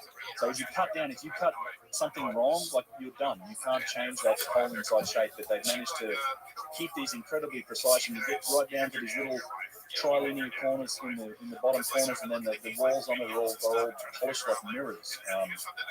And there's 25 of them. Now, they're not all finished. So what's even more remarkable of the Serapeum is it seems like a lot of this work was being done in situ. Like the boxes were being worked on in situ. In situation. So they were. There's evidence of multiple steps of work. So that big black box would look like, this is for example, is a collection of the boxes. The lighting's not the best in the Serapeum. You kind of have to see it to understand it. But yeah, these are from, and they're all housed in offset alcoves from these tunnels. They sit down about 6 or 7 feet, like the alcoves are sitting down about 6 or 7 feet. So Yeah, it's like kind of like a horse stable, right? Kind of, They're all in their own little stables. Yep, and they're all offset. It's a strange thing. There's no two alcoves that line up and look at each other. So you've got multiple challenges when it comes to the Serapeum. One of them is, first and foremost, the logistics of moving that stuff in. Like, the roof hasn't been constructed, right? So it's not like, if you were doing this from a functional perspective, or the easiest way to do it would be that you dig the hole in the ground, you'd lower the boxes down in there, and then you build the roof and everything over the top. But that's not what's going on in the Serapeum. These are tunnels that are dug into the bedrock. So the boxes had to be moved in through the front door, maneuvered through all these tunnel systems, and then placed and lowered down into these alcoves. And again, you're looking at blocks of stone with up to 100 tons, maybe more if they haven't fully been hollowed out and finished. And one of the crazy things is the biggest boxes in here, you're talking about a push of clearance difference in the width of the box to the width of the tunnel. So you have 1 foot. It's like, I like to use that the Friends episode where they're trying to move a couch up a staircase. Like, imagine trying to move a 100-ton object in that tight space into an alcove like that. And again, we don't know how they lit it. We don't know how it's pitch. I've been down there when they turn the lights on. It's pitch black. You just go inside a little way. You can't let it flame. There's no evidence for that. We see in a lot of temples where they use fire and flame, and you have that exhaust. You have soot marks everywhere. There's no evidence for that in the Serapeum. We don't know how to do it. There's no evidence for whatever use of flame. And we don't know how they moved it because the calculation to move you need at least 150 people to move, say, a 50-ton box. That means, it's insane. So if you assume one person can pull 200 kilograms, then you need 150 people to pull a 50-ton load. So you're trying to cram 150 people into these tunnels, which doesn't last. So, the Egyptians weren't known to use pulleys. Sometimes you don't know what we're talking about. I think those things were used later on to push the lids off. I think there was the Romans and other people that came there and found these sealed boxes. They're probably like, what's in it? What's in it? So all of them except for one had their lids pushed off when August Marriott founded it in 1850 something. What did they put out? We don't know. So there's an explanation for it in the mainstream. And then I fucking watch them make fun of it. For apostles. So there was a sacred bull called the Apis bull, and they say that these were boxes for Apis bulls. They would mummify these bulls and put them in there. Now, all of the boxes were found empty when Auguste Marriott rediscovered the site in like 1850 something, thereabouts, except for one box that had its lid still intact. He couldn't move the lid, so he blew it up. He blew it open with dynamite. Which was unfortunately a technique that was probably used a little too often in the early days, until guys like Flinders Teacher came along and sort of tutted them away from doing that. And he found it was completely empty. There was nothing in it. So we've never found. So there's another set of tunnels nearby called the Lesser Galleries, and in those galleries they're like really primitive tunnels compared to the Serapeum. And in those galleries they found wooden boxes with Apis bulls mummified. Oh, really? So because they found a wooden box in a nearby set of galleries that isn't connected to the Serapeum, they therefore spread that excuse across all of this and go, no, you know what? It's all ceremonial, it's all Apis bulls, which is He's still alive. After a time, every single thing is ceremonial or some sort of representational. There's nothing functional in the mainstream story of history. It's all everything's ceremonial, like everything. And I think it's nonsense. I think there is a functional purpose to some of these sites. Now I don't know what that is, and maybe our technology hasn't gotten there yet, because this comes back to my perspective on technology. It's a giant fucking pyramid. How would you do that just because for a fucking ceremony to bury dead people? It seems bizarre to think that. Well, you could maybe explain it with ego. Like you might have a king that's that egocentric to do it, but there is something. I'm convinced there's something going on with underground boxes now. It's either boxes in precision boxes in pyramids, or in the underground in the Serapeum. We see them at ABC. They're all over the place. We see these. There's a real trend of these giant single-piece sort of precision carved granite boxes, or very hard stone boxes, in underground locations or in places like pyramids. Now, there's a lot more that suggests some form of functionality was on these sites as well. One of the things that I was fascinated by, that I see, as you see it at Giza, it's at the pyramids, it's at Saqqara, it was at Dashur, is that there's signs of infrastructure. There's literally a channeled block infrastructure beneath the floor tiling. So we know this because the floors are all the sites have been destroyed, and we see it. So you have these U-shaped blocks of sometimes like white calcite or even granite, like these sort of expensive and hard to obtain material with these channels in them that run underneath the floor tile. So you're talking like a 2 or 3 foot thick floor tile or basalt or whatever it is. Yeah. Beneath that layer, there's a whole infrastructure of like piping, basically, that runs beneath these sites, and you see Y joins, you can trace it at ABC in particular. Like this stuff goes everywhere, but we also see it at Giza, at Dashur, at Saqqara. So there was something going on with that. Like that was a functional thing. It wasn't on display. There wasn't a ceremonial purpose for it. It's an expensive type of stone. They must have had a reason for using it, and it's running underneath these sites. And it's like nobody's really willing to explore that idea. That was this a processing site of some sort? Was there some function going on? Because from a technological perspective, like we are very guilty as a civilization of looking at everything through our lens. Like we look at the past and we look at it through our lens and understanding of the world through our technological perspective. Like we have a particular approach to problem solving, like an electromechanical approach to problem solving, and we kind of apply that to everything else. Now, there's many domains of science that we're just starting to explore. Harmonics, resonance, organic materials, like all of these things, we will know more about in 100 years, let alone 1,000 years. So you can from that we can say there's definitely things we don't know.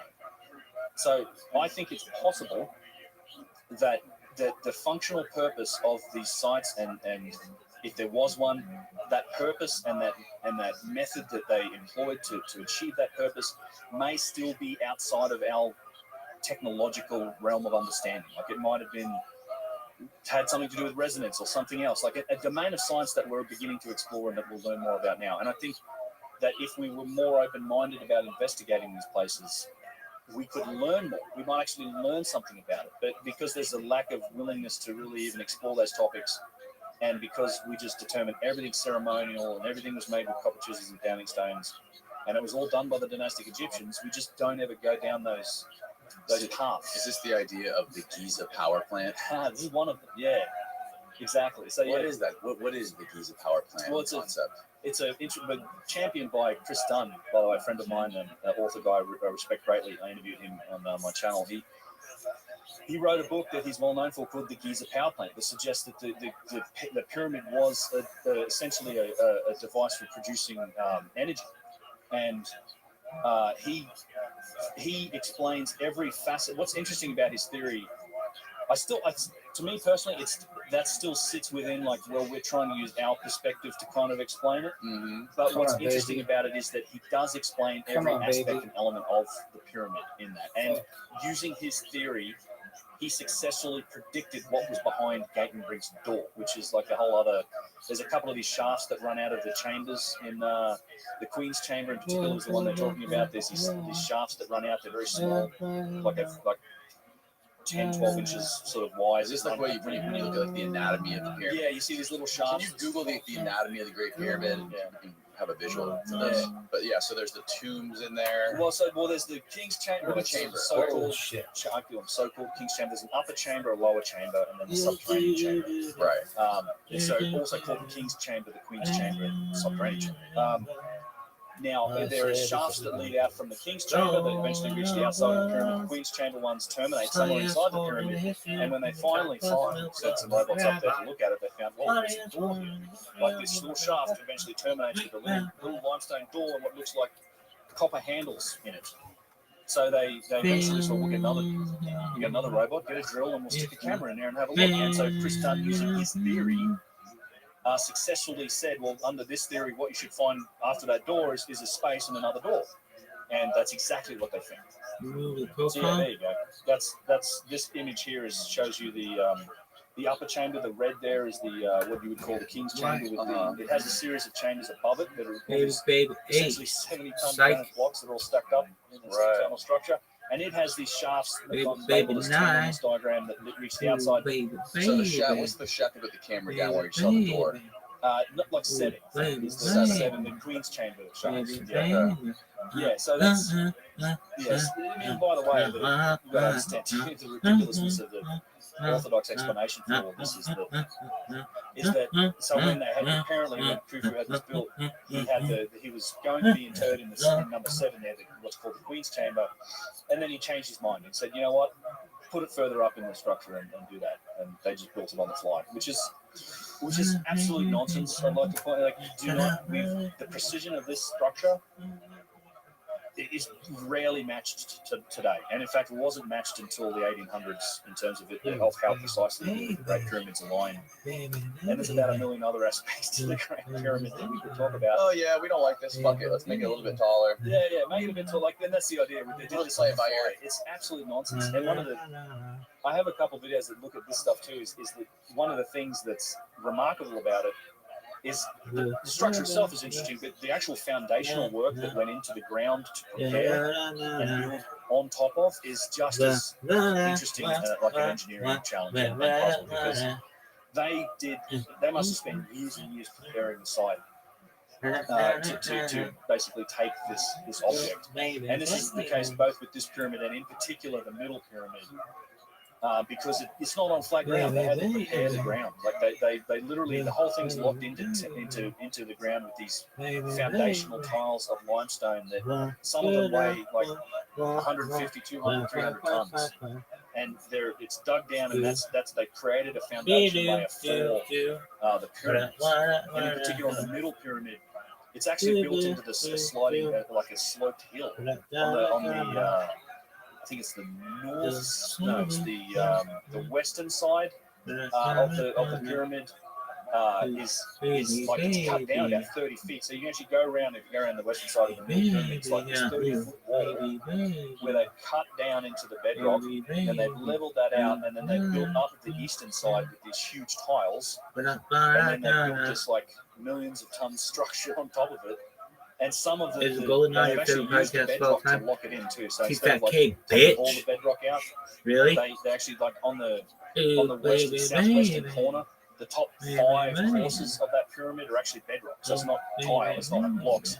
They shape the bedrock and then it just integrates the slope of the hill into the rest of the structure to where all the way on that eastern side they built it up with foundation tiles and locked it in. So that whole thing is just locked into the bedrock. Like it's that's one of the reasons it's still standing and they resist earthquakes so much, is that they are so well designed, and there's so much engineering about how these things are locked into the bedrock that they put up with all these earthquakes and they're still standing, versus so many of the other structures from ancient Egypt that were done later that have all fallen down.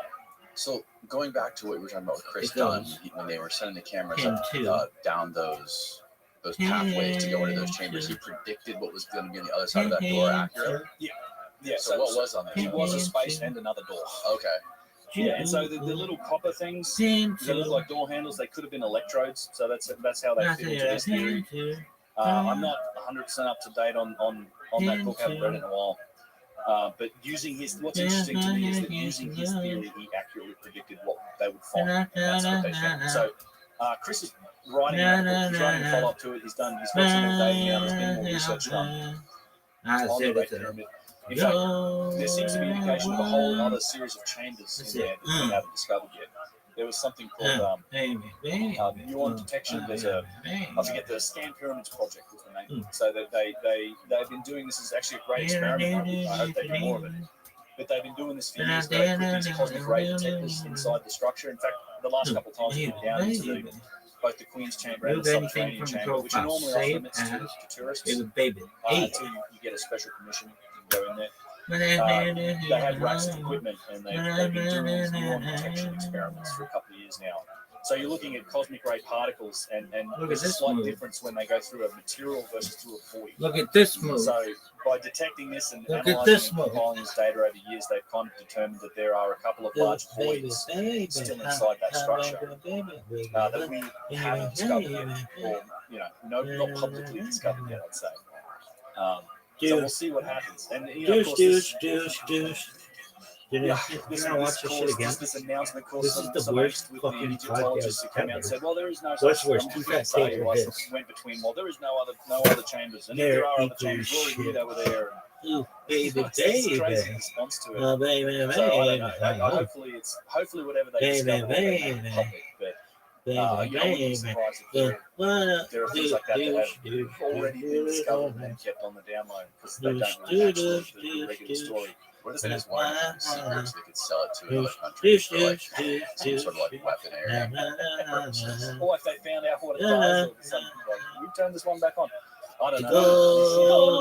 Can you imagine? Yeah, I'd bring it on. Why not? What is the story there? Now, isn't a part of it underwater? How does water relevant to some of the chambers underneath? And isn't water used somehow? Yeah, so this is an interesting dynamic that you see both at Giza, at Saqqara, you see it in Peru, that there seems to be a correlation to like underground water. There's definitely water. So there is groundwater. So there's a shaft at Giza that's halfway down the causeway of the middle pyramid. It's called the Osiris shaft. It runs like 120 feet or something down into the bedrock of the plateau. There's three levels, and they have these chambers and, funny enough, boxes and things down there. But at the bottom level, like there's only a couple of feet of clearance because the rest of it's in water. Like it's just all the groundwater is sitting and it's risen up. So yeah, there's definitely water involved, and there's certainly a lot of theories about the Great Pyramid that suggest that it was hydrodynamic, or that some water was part of its the mechanism that operated it or something. There's lots of different theories out there about it. I'm not particularly well versed in many of them. I think there may be something to the harmonics of having water that may have activated some of these structures in the past. I don't know if that's a pure speculation, but there is a correlation between like underground rivers, underground water sources that we see in Peru, we see in Egypt. There always seems to be some sort of water involved. So yeah, I don't know. It doesn't seem like they were made for humans to be in. Yeah, that's for sure. You feel, honestly, when you go into the Great Pyramid, it feels like a machine. Like it doesn't feel like a tomb. No. And it's not a tomb. The idea that it's a tomb is really silly. We know what Old Kingdom tombs look like. We have lots of Old Kingdom tombs, and the decoration, the writing, there was a very consistent pattern to how they buried their nobles and their kings. And we've got lots of examples, and these things aren't tombs. There's no hieroglyphs on the inside. We've never found bodies in them, etc. We've never found bodies in them? No. Oh, wow. Well, not in the Great Pyramids. Okay. I mean, there's certainly, we found bodies in boxes, but there's always these anomalies with them. It's like, well, it was a later burial. Like, I think a lot of them may have been reused for burial later. Look at this. Every time you investigate into like the human remains that have been found in places, there's always some anomaly. Make sure you always sign. I have to watch a fucking shit. I mean, for example, there were bones, a hip bone of a woman found inside the pit at the Saqqara, the step pyramid, that they dated to be far older than they said was supposedly the date for the step pyramid. This better be the fucking best stuff that's way younger. fucking podcast. Shane Gale, shit dog. In there and it's been used. Is it shit It's dog? hard Shit to bag. really correlate it. But certainly no bodies, no mummies. This been better found be in them. like I better be And shit. it feels like a machine. Like it feels industrial. It certainly doesn't feel like it was Joey built Diaz for doesn't humans even to make go you around. In fucking fact, sign it'd be in. almost Cunt. impossible to maneuver around in those Dude. things without the addition of the wooden steps and the handrails and the stuff that Are puts you in there. 'Cause, fucking the passengers, serious? as you go in, This you're like video is age 4 restricted, foot only square. If you're available on lucky, you can YouTube. convent rooms like 3.5 feet square. And it's just it's an Dude, excruciating kind of angle that it runs for like 300 I might feet. not even watch your You've got to shit. try and Now, go how down bad and is it? squeeze Are they these things. assassinating people? And This without fucking the podcast? handrails or the stairs they put in there, it'd be virtually impossible for most people. So it feels functional. And there's signs of I love something your shirt, happening bro. too. There's a great turn into real mystery. Like the granite's been deformed. Like in the king's chamber, the upper chamber, the granite has been What is this? discolored and deformed, and there's evidence that the entire thing is shifted out like This an inch. sucks. Like it's almost like an overpressurization. This is the worst Push podcast. all of those blocks out around an inch, which is insane. How much pressure that would take. But that's there's How do they know that? well, they're just looking at the architecture and analysing it. They've looked at the gaps in the in all of the masonry and things. I mean, it's just it's one of the I don't know exactly how they figured it They out. have to but stand? something's happened there. For sure, it's been discoloured. Like there's as you go in there, if you take if you ever get a chance at the top of the Grand Gallery and you're going in there, look at the colour of the granite. It switches to granite because it's all limestone, other than the central structure of granite. It changes colour. Like as you go in, you've got this nice rose granite, and then it gets darker. It's almost like it's been burnt. Like who knows what's happened in there? Maybe it's soot. I don't think it's soot because it doesn't come off like soot. I don't know. There's again, I keep coming back to there's something about these boxes in these pyramids and these boxes in these underground spaces. And a lot of these boxes, they're hermetically sealed. They're precision carved on the inside. That had to be for a reason. And not for nothing, but the whole, just to round out on the precision thing, one of the arguments I make about precision is that there's a specific relationship between precision and function. Like developing precision, we do this today, are the best examples like microchips and ICBs, integrated circuit boards, microprocessors and stuff, right? The ability to develop a 5 nanometer process that pumps out a chip that's got millions of transistors on it in a tiny little footprint costs billions of dollars to develop that capability. We don't do that because it's ceremonial or because it's fun. We do it because we're chasing a functional return on that chip, like a small footprint, the power that whatever that powers the modern world. It's the same thing with precision. Like we developed the ability to do precision manufacturing in machines in our times to shoot straight. It was like Navy gun barrels were like one of the first reasons that we can do this, and then the steam engine. More pressure, and so we developed this capability because we were chasing a functional return on it. So Prerequisite for a return result. There's a relationship. And so when you only develop precision, you spend the resources that it takes to develop precision because you want a functional return on it. Right. And that holds true for any form of precision. Like if I maintain that if the boxes in the Serapeum were ceremonial, then there's no reason to carve them out and make them perfectly square or have these inside corners. It's kind of like you just colour it in the lines and just hollow it out with enough space to put a ball in there, and then you shove it in place and you never open it. That's what they say it was for. It just doesn't make any sense. You just wouldn't develop these capabilities of creating flat surfaces to within 1,000th of an inch because it's ceremonial. Right. It doesn't happen. Not to mention the fact that the lids seem to be removable. They had the lifting bosses and they were like on, off, on, off. It's like, well, why are you doing that? Which is a one-time use, And why do you shelve a box because it has a crack in it?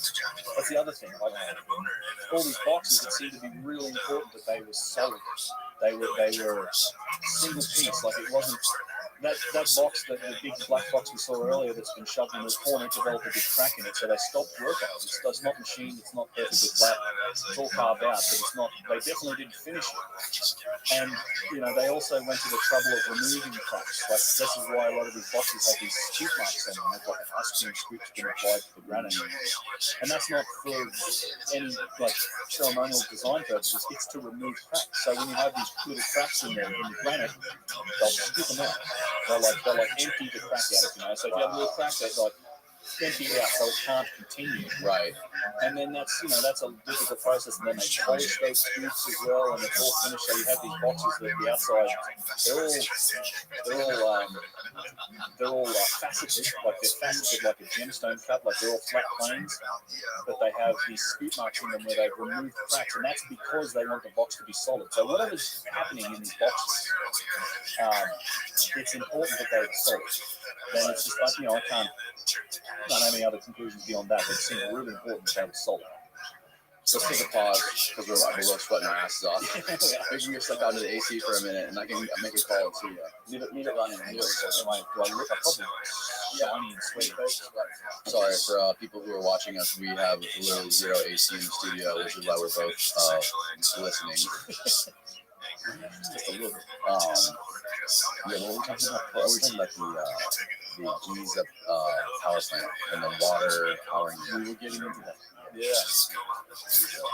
Power plant. So what could they have been powering? What could they have been doing? Well, it's the idea. I think was mainly that it was some form of energy generator. Like it was creating a form of energy, like a microwave. But that's the theory. So I'm looking forward to see what Chris comes out with his next book. It's been a while since I've read that book, but I think it's, like I said, there seems to have been some functional purpose for some of these sites. I think that's the takeaway for me, and that's certainly what it feels like when you're in that pyramid. It feels like some form of machine. But what it was, I'm not sure. I'm not convinced that it's the answer to that is currently within our kind of technological realm, like I was saying earlier. But it's not necessarily something we can comprehend. Right, it may be outside of our scope of understanding yet, but for sure we're learning more about all these different areas. And it's certainly possible that things exist outside of our realm of understanding. Like it's kind of an arrogant perspective to look back on history and go, well, we're like a superset of everything that's happened before. We understand absolutely everything about what you've done in the past, what may have been here. But when you kind of combine the idea of an ancient lost civilization, of a high technology civilization that may have been global, and there's tons of evidence for this outside of like the engineering stuff we've been talking about, then those possibilities expand. Right? If you go back and say, all right, humans, you and me, been here, we're solving problems with for hundreds of thousands of years, including in periods that weren't like freezing cold, and we had some warm periods where we had plenty of food and time and space to solve some problems. They may have evolved down a different technological route. Like they may have been more organic. They might have had more. Just like why are they working in stone rather than working in metals and composite materials like we do? So the way we would solve the problems that some of these structures solve today, we wouldn't do it in stone, we do it in steel and concrete and 2x4s and drywall. Yeah, maybe. It's not going to last very long, but because it's cheap. We're so focused on money, like everything's profit for our civilization. Pretty much. It is. But one of the other reasons is maybe it was just easier for them. Maybe they had we have to go with composite lightweight materials because it's difficult for us to work in things like stone. Maybe they had techniques that maybe it was easier for them to use that material. I don't know. I think there's some of those avenues of work as well. I think there were as well. Because there is a tremendous amount of evidence that suggests there were certainly a high degree of knowledge and some system of understanding that existed well and truly before our current definition of history was ever there. Like we just have these echoes of the past of these things that come down through all these cultures around the world. They come down through us through ancient maps. They come down through us through architecture. They even come down through to us in ancient religions and stories. Even our modern religions have some of these details encompassed in them. Things like celestial knowledge, understanding of the heavens, of the motion of the earth and of the planets. These things are encoded into religions and cultures, even in some cases where those cultures themselves had no way of knowing this. There's a good book, it's called Hamlet's Mill, that kind of explores this topic, and it shows that there's a correlation in the same set of sort of astronomical data on things like the precession of the equinoxes, which is a 26,000-year cycle that you go through that what wobbles. Yeah, right. It's like, well, it's not quite the same. The wobble is the obliquity of the ecliptic. It's like the angle of the Earth that changes. Precession of the equinoxes is what constellation the sun rises behind, like it all rises in during the spring during that 27-year period. Or is it 26 26,000 year cycle, 26 and a half. It actually varies because the 26,000 year period? yeah. So right now we're in the age of Pisces. So on the I believe it's the spring equinox, or it might be the solstice. I should know. It's like you look at what constellations behind the sun when the sun rises on that day. And right now we're in the house of Pisces, so it lasts about 2,600 years. Thereabouts is the age of Pisces. They vary a little because the constellations are a little different in size and scope. It's kind of really interesting because that data is in a lot of ways encoded into our own religions and the religions of the book that we use today. It's kind of like the Pisces, Jesus fish that people put on their cars. Jesus, he was there's a lot of allegories. He fed people with fish. Some of his disciples were fishermen. The age before Pisces was the age of Aries, the ram, which started at about year 0. So Jesus kind of came in right when we transitioned into the age of Pisces. And if you go back through like the religions of the book, I mean, your representation or your primary figure is Moses, and Moses blew the ram's horn. He was a Jew, so he's kind of representative of the age of Aries, the ram. And before Moses, and before that was till about 2000 BC. And before that, we were in the astronomical age of Taurus, the bull. So one of the stories in the Bible of Moses coming down from Mount Sinai with the Ten Commandments, he finds his worshippers. He finds his people worshipping the golden calf, and then they smash the calf up. He actually kills a bunch of them, but they smash it up and grind it into dust. And it's kind of this significance of like the transition between the age of Taurus into the age of Aries. It's kind of encoded in their religion. I always laugh. It's funny to see the Jesus fish on people's cars. It's like you're acknowledging the astronomical age that we're in, and after the age of it comes next, right after the age of Pisces. There's even a song about it.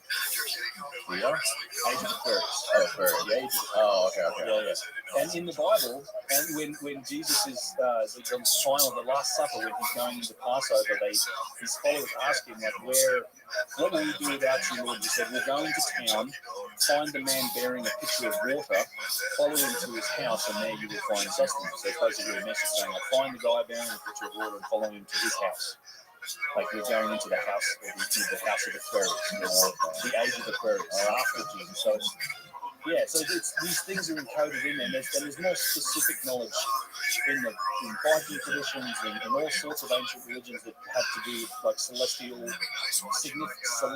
significant numbers, 72, and all of these numbers that are associated with procession turn up in all of these religions from all around the world, even when such cultures don't have the ability to make those observations themselves. So the idea being that all of this came from a seed from. So if there was, go with the theory that there was some sort of globally advanced civilization that understood the mechanics of the heavens and of the earth in great detail.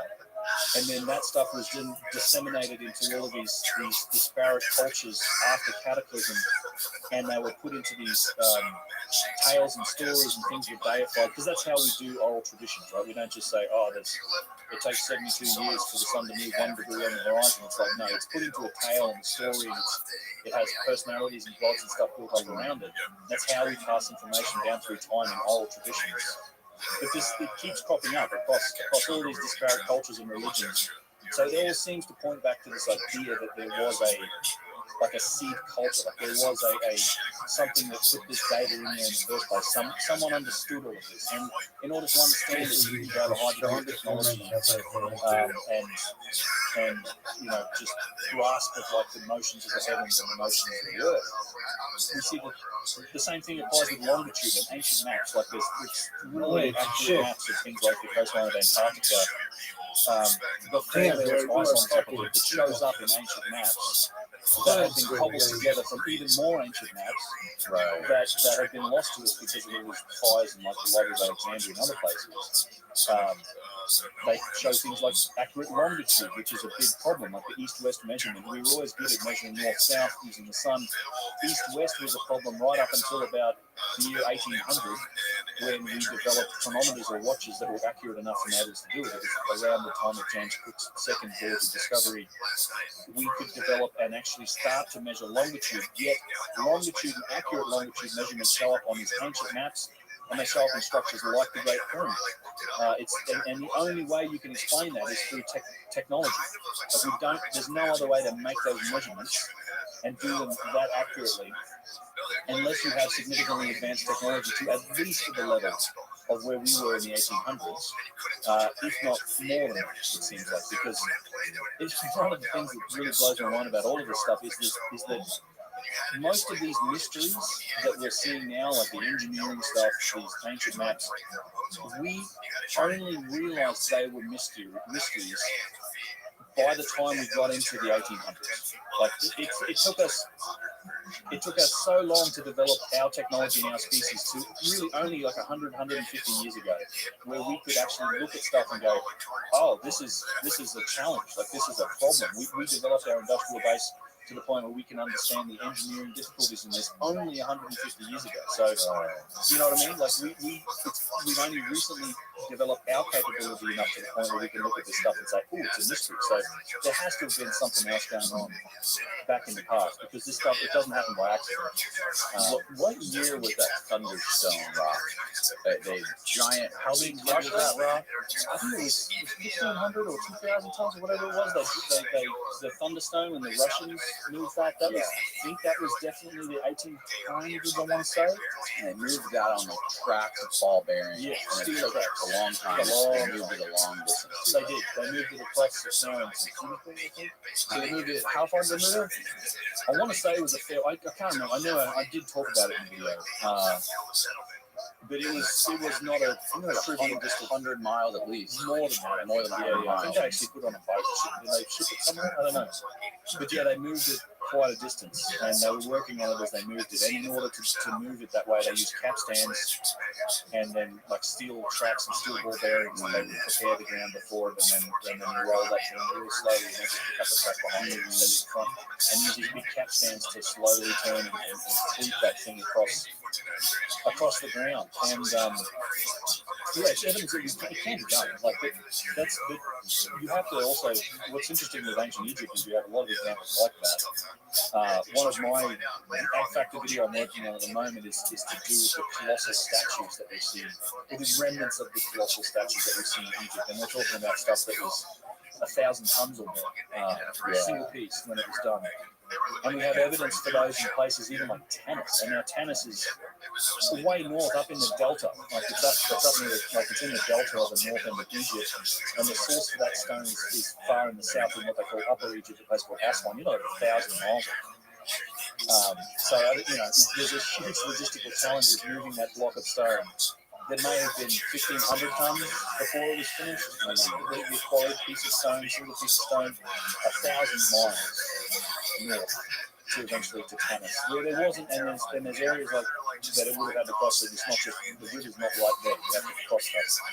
And not everything comes from Aswan either. There are other granite quarries in Egypt, like the Wadi Hammamet quarries, that require motion and movement of these large pieces of stone over hundreds of miles of like desert and mountains, and it's not all just like pop it on a boat and float it, which is its own challenge. It's the third aspect of I think the evidence for some form of ancient high technology. You've got machining, precision, and then quarrying and logistics is the other big one. It's the massive stuff that I think anything over 400 or 500 tons, like you can demonstrate people can move smaller loads, like 100 tons, 200 tons maybe with some primitive means, but once you start to get up into that realm of 400, 600, 1,000 tons, material failure becomes a real issue, like using wood at all. There's tremendous challenges with it's not like a linear curve of difficulty. It gets exponentially more difficult once you start to get massive like that. And there are so many examples of objects in that range of mass in Egypt that are just it's just baffling, because one thing we do know is that there's no evidence that the Egyptians used anything beyond ropes and human horsepower. So they weren't using pulleys, they were using levers, like they would lever stuff. There's depictions of that, but we don't think they used pulleys or capstans or animals for that matter. We used humans But it has been proven that it would be physically possible or technologically possible for them to move the stones that were used to build the pyramids, right? Sure. Yeah. A lot of those stones aren't that big. Like most of the stones on the Great Pyramid, 2 or 3 tons. You can move those. There's a big challenge when it comes to. There's like millions of them. Yeah, it's like 2.3 million. There's a problem with the timeline too, because in order for them to fit that to the reign of one pharaoh, say Khufu's lifetime, he has to have that thing done with somewhere in the realm of like 25 years. Which, when you split that out with the number of blocks that are involved in building it, it's something like placing a finished block every 5 minutes. 24 hours a day for 25 years to make that happen, because that's how big an effort it is. In one of my videos, I compare that with the effort it takes to build a lot of our modern structures. We don't build anywhere near that. It takes us far longer with our modern technology. Yeah, I wonder how long it would take us to build those right now, based on the replicating with our equipment and technology. To the degree of precision that it's made with, I don't. It'd be difficult. Like, it would be. That's the challenge with any of the stuff. I think a lot of it's within our capacity to do, but we don't have the financial will to do it, because it would cost there's no incentive to do it. It would cost an absolute bomb, like an absolute bomb. Even to make one box would be a bomb, because it's like, can you imagine trying to transport 100-ton load over our roads? Just the permits involved in doing that are out of control. I mean, you've got all of it, just the transport fees alone are crazy. And then you've got, if you were trying to make a box, it would require the development of specific designed machines to make that shape. We don't cut down and make that, we cut slabs. It just makes it so obvious that we are not a part of some unbroken lineage. We didn't start here and end here. It was obviously broken at some point, and we had to restart.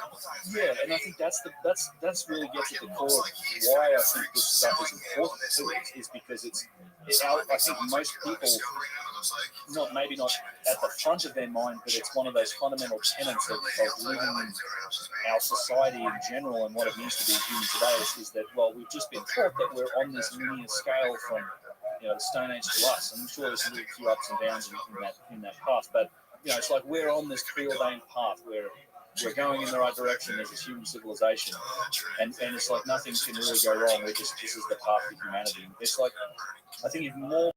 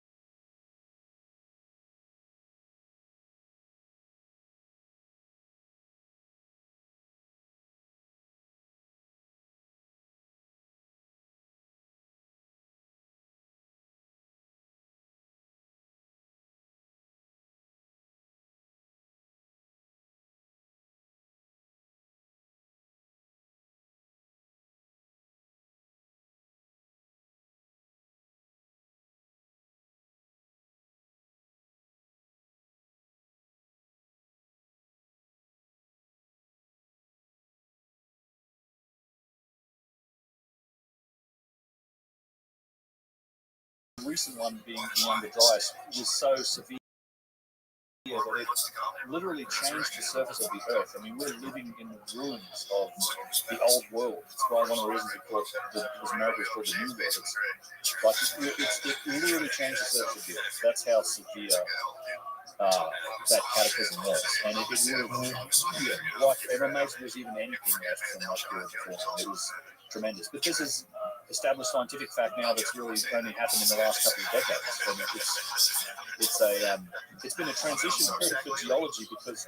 So is it accepted by science, by the establishment, the Younger Dryas that exists? Yes. So that it existed is definitely incontrovertible. Like that it happened is established science. We know this from ice core records and temperature records. Like it's literally the period is called the Younger Dryas. Where the debate is happening is about what caused it. What are the guys in the ivory towers saying? Hey, nice. I think the funniest sort of thing is you coming around to the idea of cosmic impact. Enjoy this. I think most of the work, and in fact, it's what's encouraging about this is that this is Oh, that is so fucking funny. Rubus start. Rubus start. There is a lot of work now, 150 plus theories and Hey, papers nice. that are supporting the concept that this What the period was brought on by a series of The dogs. history of movie. Other people suggested volcanism, other people suggested the This sun, book, Randall too, talks it about the seems. sun being involved. I think Sluttiest there's whore. absolutely roots of that as well. We're learning far more about the sun and sun rays and comets and the effect that large solar flares and things can have on massive. That's not the only cataclysm. Bill, There's tremendous evidence at this point that there's more than 50 or 60 sites across North America, Europe, South America, South Africa that show the same consistent impact proxies in the stratal layer. Sluttiest whore in the history of humankind. Plus the love of grandma. Platinum iridium layers, black matte layers. This is a consistent finding across the world. Hey, nice. The sluttiest whore in the history of Hey, nice. That's right. The sluttiest whore. Is dated. And what's funny is that particularly in North America, the sites that they went to Hey, nice. so they went The to these sluttiest really whore well-established, in the history of humankind enjoys this book too, it seems. They have these very well documented and researched strata layers. And in those strata layers, back at the period, bang on the Younger Dryas, that's where they find this stuff. And it's really well established. And eventually, once they started publishing this idea that this comet theory and it might have a relationship to human civilization, some of these guys stopped getting so much access to these archaeological sites. Sluttiest whore in the history of humankind. Oh, we got some new A lot of friends. the archaeologists, guys like Oh, that is so funny. They really don't like the Younger Dryas at all. They More hate new that idea. people. It's upsetting. It's quite a niche. I did actually. He Oh, sort of okay. came out on Twitter and You're getting a new ended up blocking me for some reason. But he's one of the guys that if you go and look at Younger Dryas on Wikipedia, and you Sluttiest whore in the history of mankind. yeah, so he's writing, and he's the one who's like, That's the key. He's the guy who said Graham Hancock's book was white Maybe. supremacy. I use it I did a whole live stream on it. Yeah, it's shameful actually the way he went. It's like white supremacy and kind of the cancel culture dog whistle stuff that comes out. He tried to pin all that on Graham, which is absolutely ridiculous if you know anything about Graham. So they attacked him savagely in a recent episode, one of their publications, like American Archaeology, SAA, the Society of American Archaeology. Sluttiest whore in the history of mankind. It's ridiculous. Actually, doing something like that, you know that they obviously cannot humankind. cannot have a There's a debate difference. about it. You have to call somebody a fucking white supremacist. That's right. Attacking the man and not the message, which is what they really do a lot of. And he was always the guy like, oh, there's none of this Younger Dry stuff is nonsense. It's just recycled Donnelly comet myths. Of course, there's a place for comet myths that's been a part of it, and that makes a lot of sense. I wouldn't do this podcast because I had to stand the whole time. That sucks. Standing sucks. I'm going to do all podcasts from the bed. Like, the fifth angel blew his trumpet, and a mountain burning of fire hit the ground, and it's in the Mahabharata and the Indian traditions. They literally talk about swarms of meteors coming from the sky. So I think there's some first-hand knowledge that's maybe being encoded into some of these myths and religions. But Cooch is like, there's nothing to this.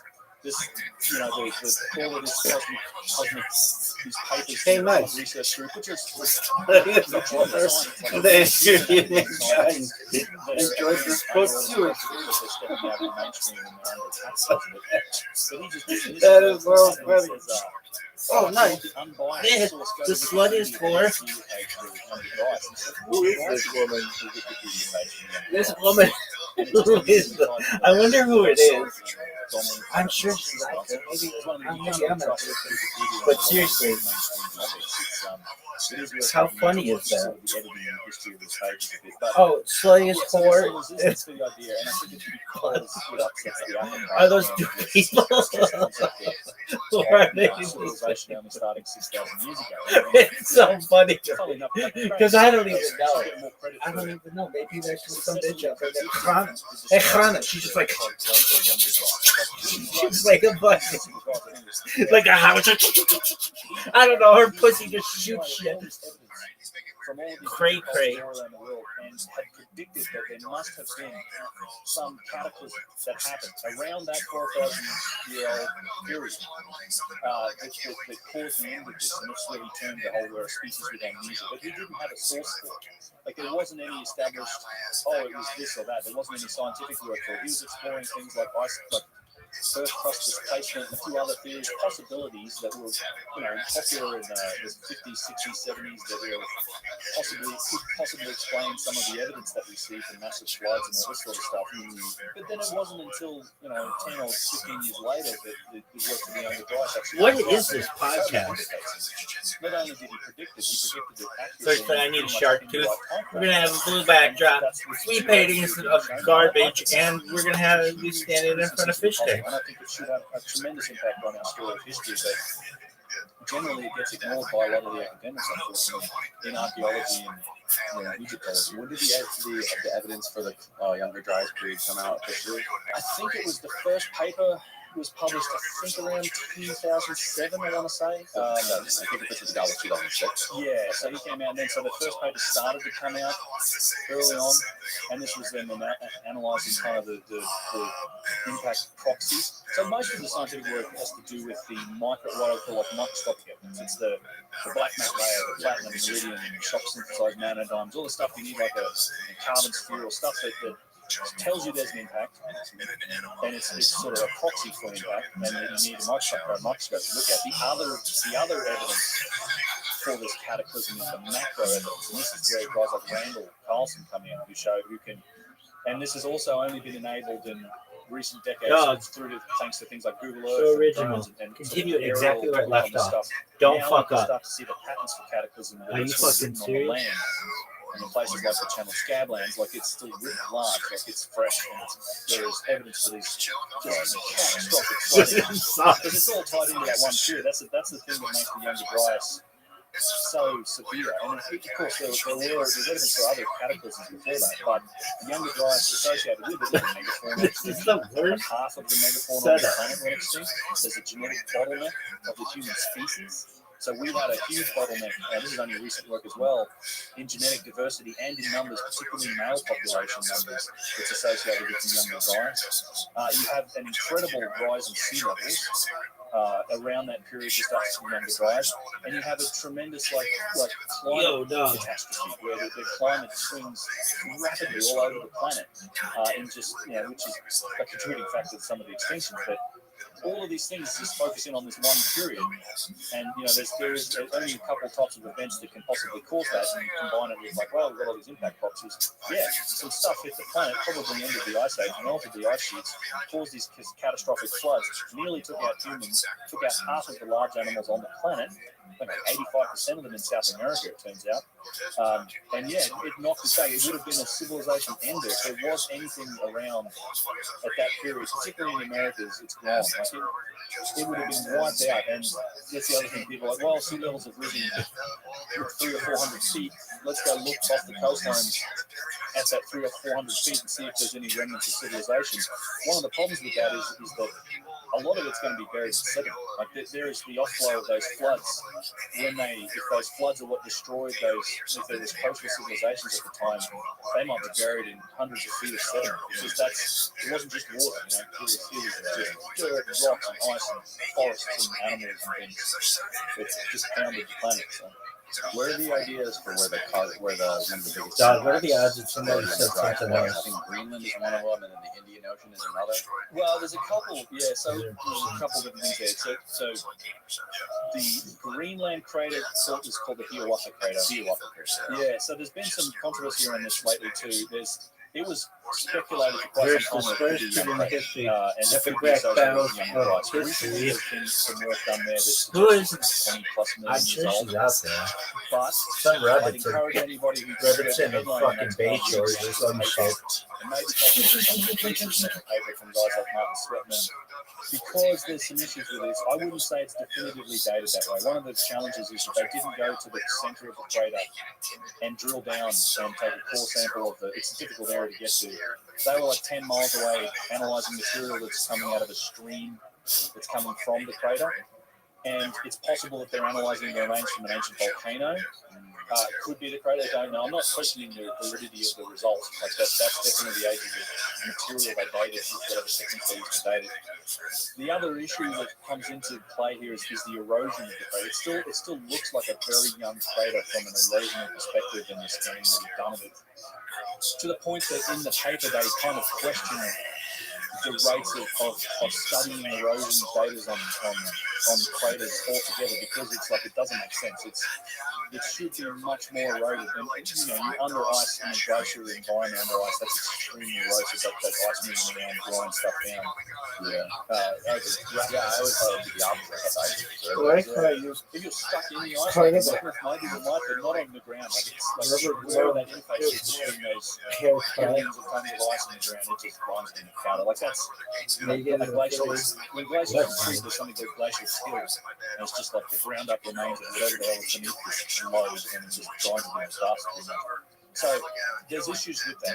I'm not 100% convinced that the Hiawatha crater isn't young.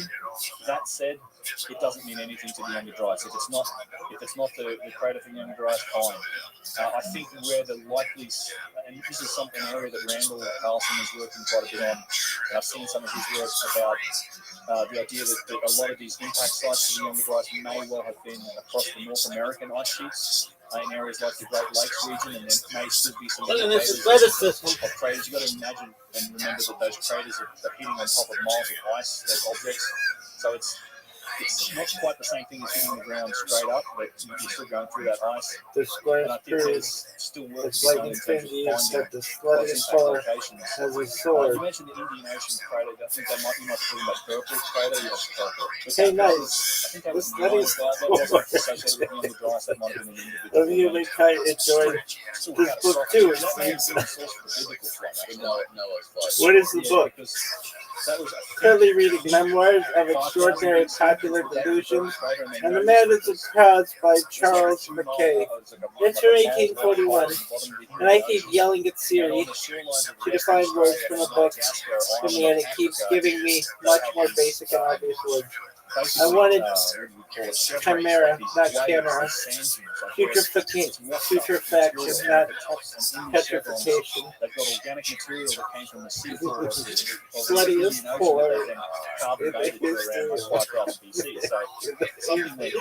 history and they're hundreds of feet high, like hundreds of feet high. So this idea you shoot a paintball at a wall, it's splattered, so the sea floor is splattered across. Well, it's splattered. It should be hyper, no flooding. Probably hundreds of feet high that washed inland for like dozens and dozens of miles on Western Australia and on Madagascar, like hundreds of feet.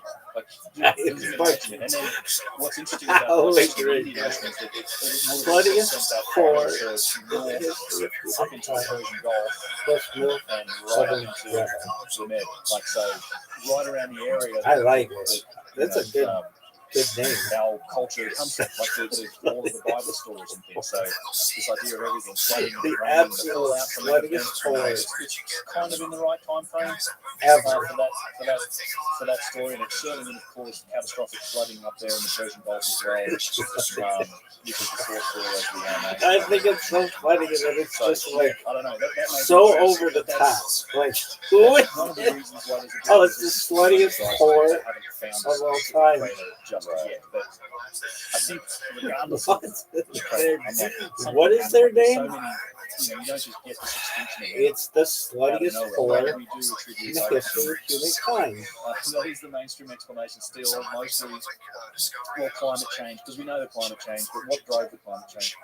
But the overhunting thing is kind of ridiculous because the amount of species that went extinct in a very short period goes right down to a couple of birds, and it is equivalent to the same amount of megafauna that exists on the planet today. That's how many species went extinct in the short period back then.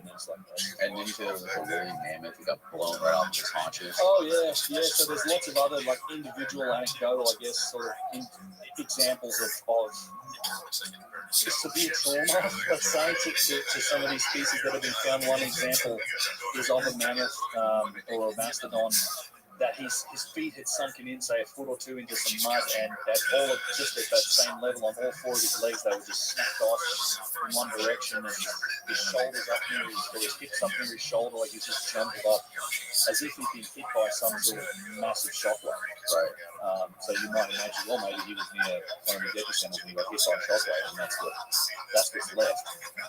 There's a number of examples of stuff like that. It's very interesting to look into, but they're like individual examples. Oh, okay, something might have happened in this area that caused this to happen. I mean, it would take tremendous effort to break it, like an elephant femur, for example. It's not an easy task. Right. But we see that. We see it in some caves with jumbled up bones of different species of extinct megafauna that are mixed up with smashed up trees and things, like this huge mess of bones of these ancient megafauna that's like something smashed them all up and put them in there. So there's lots of examples of things like that. So I want to go back real quick to some of the work that you did with the machining. One of the things that we glossed over was the drill cores and the pottery. Michael, if you can find some of those photos of the drill cores, what was the pushback against, or what was like the narrative of the drill cores that are found in so many of the stones in Egypt, and then what you found when you finally went there with a fucking HD camera and filmed it? Well, to be fair, again, we've known about the mystery of the drill cores since Flinders Petries' time. He was the first one.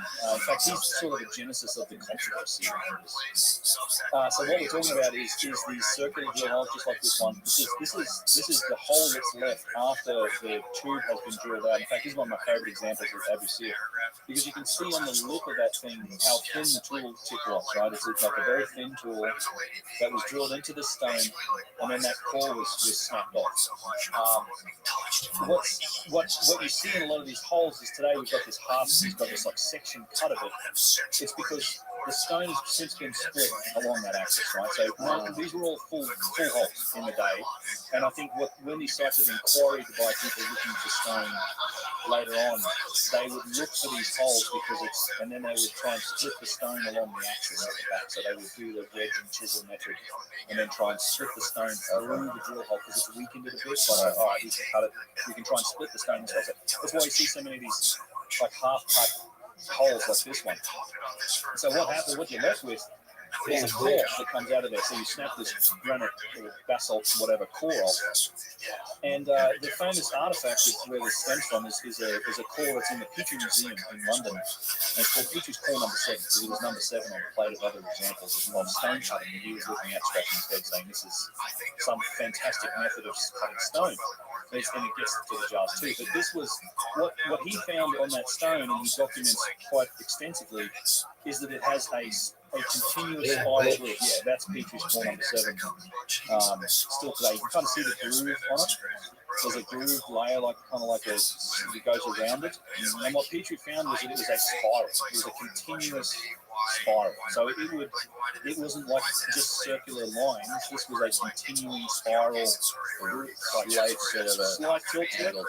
angle to it. And so he published this, and he got a bunch of pushback on it. And then finally, Chris Dunn, who I consider like his modern successor on these engineering topics, I think that's his photo actually. He was allowed to go in and actually examine the core. So him and a bunch of other guys that went in and they tested it. They looked at the spiral. They confirmed, yes, this is spiral. It's a continuous groove that runs around it. Chris made a latex mold of it. So he molded this thing in latex and then cut it, laid it out, and geometrically proved that it's a spiral. Didn't they wrap a string around the They whole did thing? a cotton wool test where they just finally sort of under magnifying glass followed the groove and wrapped it, and that showed you that it's a spiral. I mean, it's got some wear on it. There's sections of it that show you it's more spiral. So the mainstream explanation is that from Petrie's day, like 150 years ago, it's always been denied that it's a spiral groove. They just flat out nope, it's concentric rings. They say it's just like rings on it. So because the way we explain this in the mainstream model is the same. It's the grinding method. It's like you've got a copper tube, and we put some sand and water down on a big bow drill, and we just ground away. We grind back and forth, and eventually you can go down. And so they did experiment. They cut out a little 3 or 4 inch drill hole. Mark Lehner snaps it off and goes, oh, that's the before dynasty. They don't actually look at the markings, they don't compare them. Right. but they did a study at Penn State, I think it was in the 80s even, that they, and I had this study, I referenced it in the video, so they did a study where they took different, grinding compounds and different techniques, and they looked at it under the electron microscope, and they all said, yep, look, this is all concentric rings, because it's like high-speed drills with different material and very fine concentric rings around these little pores. But from the very first part of that study, that not once did they mention that Petrie said it was a spiral groove. They just call it circular, it's like concentric circles. They just don't even admit that there's a spiral groove here, to the point that in the textbook where the stuff is taught, and this is what Chris Dunn showed in his book, and I point out in this documentary, is that when they show this picture of Petrie's core number 7 in the textbook, they literally tilt the photo just a little bit. They tilt it so that when you're looking at it, the lines look horizontal. Like if they, it's like deliberate manipulation of the photo just to make it look like it's horizontal. And Dunn shows, like, so if you actually look at this thing in the correct frame of reference, you stand it up straight, you can kind of see if there's a spiral groove on this thing. So the implications of this is the problem, is that when you have a spiral groove on a core, we can now use that to determine how fast did this core get cut. Like, what if you assume that groove is part of the cutting process? With the difference between that was the one on the left is the one that was published in the book, where they made the grooves real perfectly horizontal, as if they weren't some sort of downward spiral. Yeah, and then Dunn corrects it with a shot on the ball. That's right. Indeed. Yeah, it's crazy, and it's just a little tricky. And then the issue is that when you have a spiral groove on it, now we can figure out like how fast, if you assume that groove is part of the cutting mechanism, then how fast is this penetrating into granite? Now it turns out that it's something like 500 times faster than we can manage today. In terms of like for 6 inches of horizontal travel, it goes half an inch, whatever the rate is. It's about 500 times greater penetration into the top stack of man.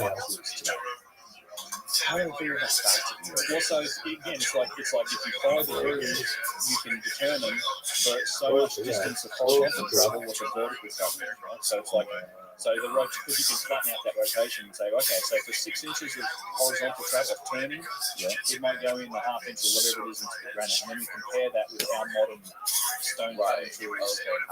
And so you've got to there's 2 ways of thinking of it too. Like our stuff, if you look at the way we cut this sort of material today in pole saws, it's high speed, spins really fast and grinds its way in there quickly. It doesn't take too long.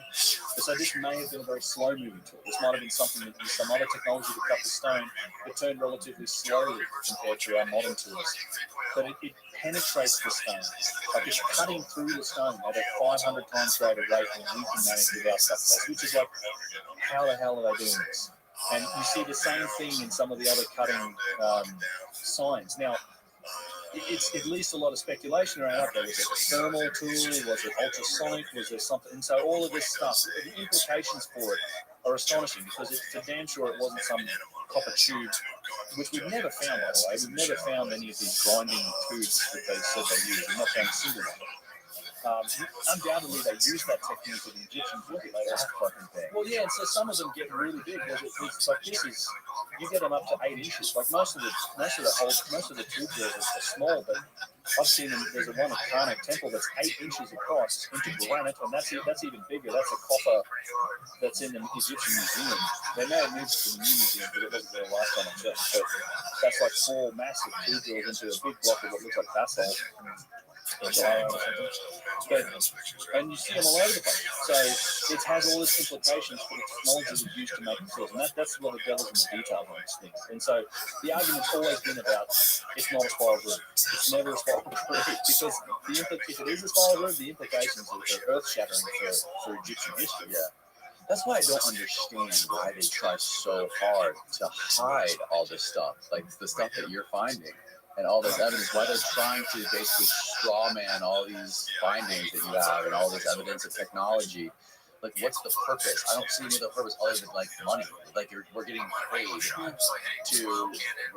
too much to reveal this stuff. There's gotta be an incentive. Yeah, I get, and again, we talked about it earlier, but I think it's On our break. well, we talked a little bit about the incentive, but yeah, earlier we were talking about establishment and just like this, you're protecting this story, like it's like the dogma of the story. Anything that goes against that, it gets a strong resistance. Now I don't know if there's other motives behind some of it. Well, tourism might be part of it. But Welcome. You think, well, How you living, Pimp? you think, okay, wow, there's some lost civilizations. Yo, baby. That have higher technology, All right, well, whatever you want to be. How you living, baby? You have any extras to be a pimp, you know? All right, how'd you find out about me? My friend Robbie told me about you, and he said it'd be funny to talk to you sometime. Okay. How did Robbie find out about me? I believe through your own social representation. Was it on Discord or was it on Blue Sky? One person I know you knows you from Rumble, actually. Oh, tight. Excellent. And then I actually use Rumble, but I only know you through Discord. That's okay. Do you mind if I tell you about myself? Are you a real rabbi? I am. Got my kip on. I'm gonna stand to fill in a couple hours. I made smicha during the pandemic, which is rabbinical ordination. I say blessings on food. We light candles. We do everything that an Orthodox person can do while still live streaming their life. It's funny.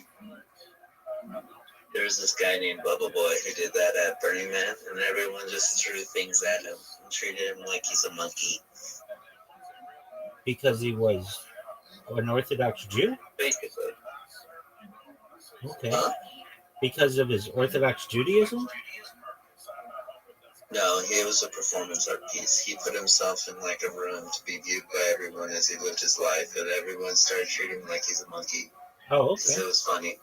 Because he was like putting himself in a zoo. Very well. Did they have a room there? I don't believe in it. I know I am also Jewish. Unfortunately. Why My unfortunately? family's from a more heretical sect, basically. Why unfortunately? Which isn't heretical.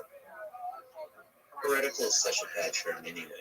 Why? Because it did matter like that. Why unfortunately?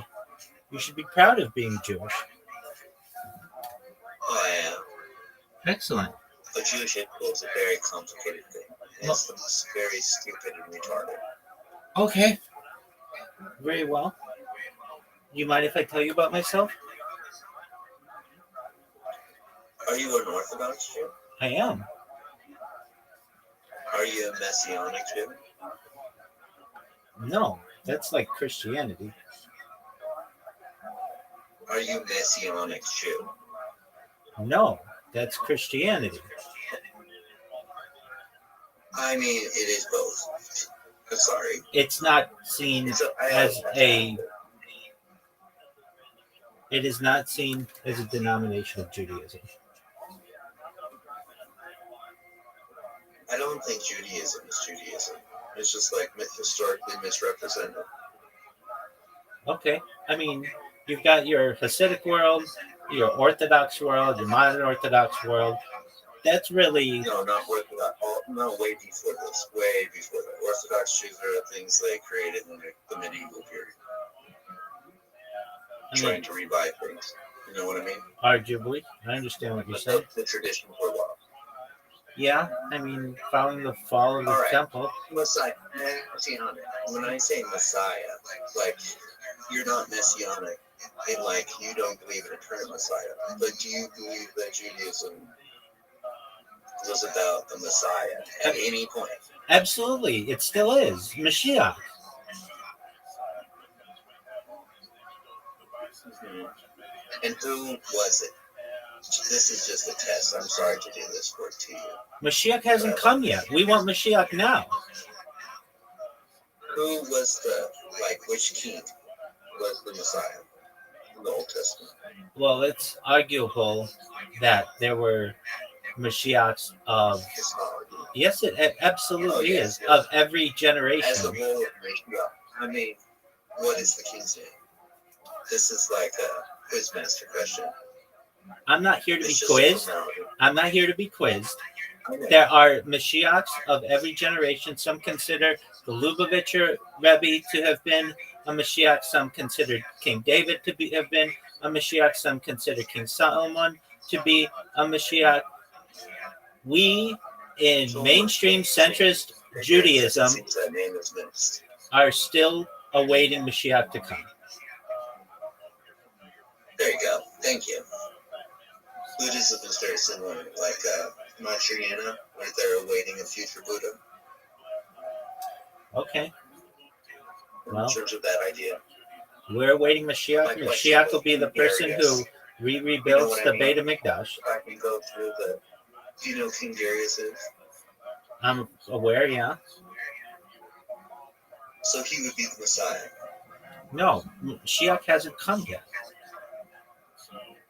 Yes.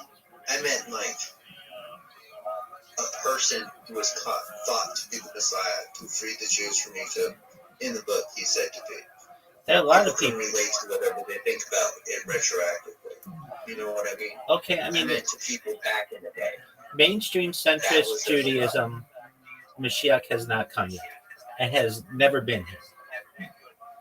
Mashiach is the person who's going to rebuild the Beit HaMikdash, the Temple of Jerusalem. See, I don't mean that. You know what I'm talking about. It's older than that. I'm talking about King Darius. I There understand. isn't a temple built. I understand what you're saying. I'm telling you what mainstream Judaism believes Mashiach is, and it's not anyone who existed in the past. It's someone who is going to deliver us in the future. That's what Maimonides taught 1,000 years ago, and has been consistent throughout Judaism before and since. Now there have been breakoff factions like Jacob Frank or perhaps the Lubavitcher Rebbe, but mainstream I'm not talking centrist about, Orthodox. theological beliefs on who the Messiah is. The fact that it was based on a person in the past that they're reflecting forward. The person that's missing is Alexander the Great, but that's really just like they can't accept Persian histories into Western thought, even though they involve Alexander the Great. If that makes any sense to you. Can you repeat that? Because Alexander the Great, when he conquered Judea and then Persia, he played directly into the local myths. And he tried to literally reveal Messiah, and he claimed like lineage to Darius when he like invaded Persia. Even though he's like Greek, you know, he's like, I'm Persian. Yeah, I mean, at least within mainstream Orthodoxy, we hold him in a different view, and he didn't destroy the temple. So that's why there's a generation of Jews at that time who named their sons Alexander, and that's why it's a pretty common name within Judaism today, even though it's a Greek name, not a Hebrew name.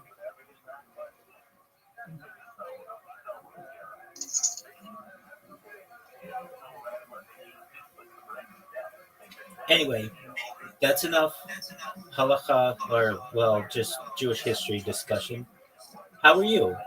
What are your hobbies? What do you like to do?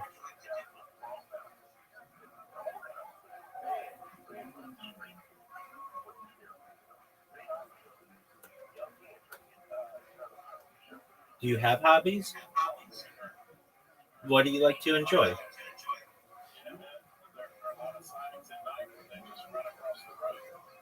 Can you hear me? All right, well, if you can't hear me, that's okay. It was a pleasure to meet you. Just watching some podcasts. I'm happy that you found out about me from Rumble. That's phenomenal. And feel free to enjoy. Technological capabilities that we have today that definitely did this stuff. I think people are going to come there in hordes compared to what they're doing now. I agree. No, I agree. I think emphasizing the mystery can only be good for tourism. Like I don't think saying that there's no mystery here, we've got all the answers is going to attract people as much as like, hey, there's some significant mystery here that when you go there and look at it for yourself, it'll blow your mind. That'll bring more people, I think. It's certainly more interesting that way, but what annoys me is that the only core that we've been able to look at and do this experiment on is Petrie's core number 7 because it's in the Petrie Museum and they have actually allowed some researchers to play with it. Can you hear me? So massive course. We've got lots of drill holes. That's okay. That's okay. No issue at all. So that's enough discussion of Jewish history. Hold on. Hold on. I do my best. I'm asking you talk to you. I want to talk to you because you are Jewish and I am Jewish about Jesus. If that's okay. Yeah, I mean, generally, I don't like to talk about religion or politics just because it can be so divisive. But sure, tell me, what do you want to talk about the next? No, we're not trying to be divisive. I want to see if you can provide information that's useful to my own thinking. If that makes sense. Okay. You're not trying to break this. Go for it. I'm not trying to be controversial. That's okay. Go for it.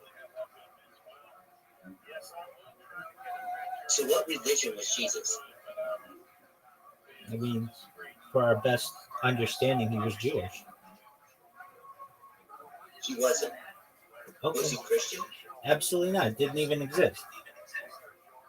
Exactly. You understand that, which I appreciate. Because a lot of people confuse that. It's like saying Marx was Marxist type shit. Right. It's like, how can you be a thing that doesn't exist yet? Do you believe that? So, like, I was pushed, probably like you maybe as a child, to basically read classics and theology. Much more liberal than a lot of, like, Orthodox Jews I had to meet. But my sect was never like that in the first place. What sect of Judaism, of what sect were you a part of? The problem is a goddamn Gnostic sect in which you're supposed to look up the book and find out your own beliefs about it based on like the understanding of how much you can get from theology. So it's exactly the same as Rabbi.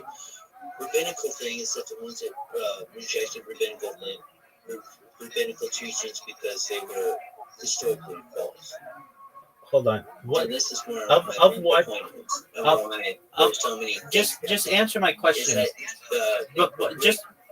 Just answer my question before you move on, just so I have an understanding of your background. Yeah, the Greek translation of Torah. Yes, it's the actual original. That's where all my research is, like, over and over led, despite me arguing against it over and over. It's not like, it's like an academic position to say, but it's pretty obvious. What sect of Judaism did you grow up in? What sect? A Gnostic sect. That's not Jewish.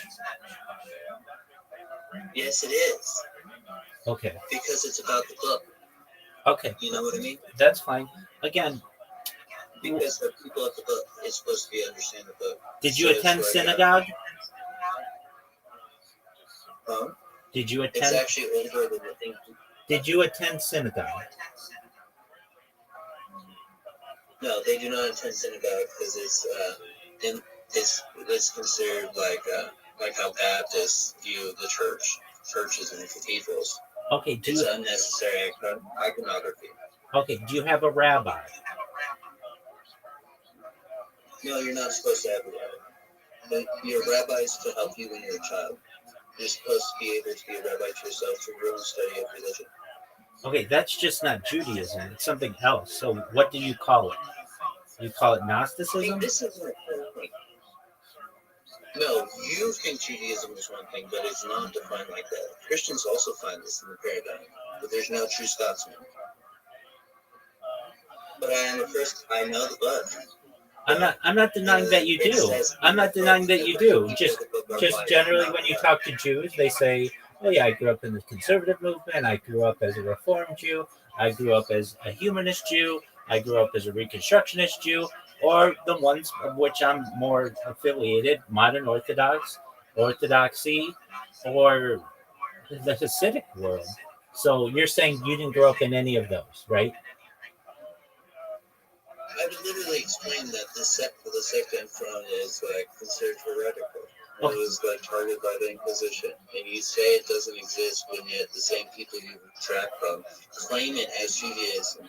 Anyway, it's because they interpreted the book their own way, which is the point of the book. That you're going for the knowledge of the light, not what a rabbi says, but the knowledge of the light through the philology of the study. Which is my major point, and this has nothing to do with Judaism. They spoke Greek, but it's not a translation. That the translations sound like they're read by second graders in Hebrew is because they spoke Greek. Hebrew was a liturgical language. No one spoke it. They wrote it. That's true, but they didn't speak Greek. They spoke Aramaic. No, Aramaic was also a court language. Hilariously, they spoke Greek. Who's they? You can find Aramaic court records complaining, like ancient Aramaic court records complaining about the local populace speaking Greek so much that they're confusing Bela, which is a term for a husband, with Baal. Okay. For the highest of high. And that's why they have to rename Baal into Ish. Because the Greeks are confusing it as a homophone, and they think it has to do with husbands, when it's supposed to be like the highest seed of the world. Okay.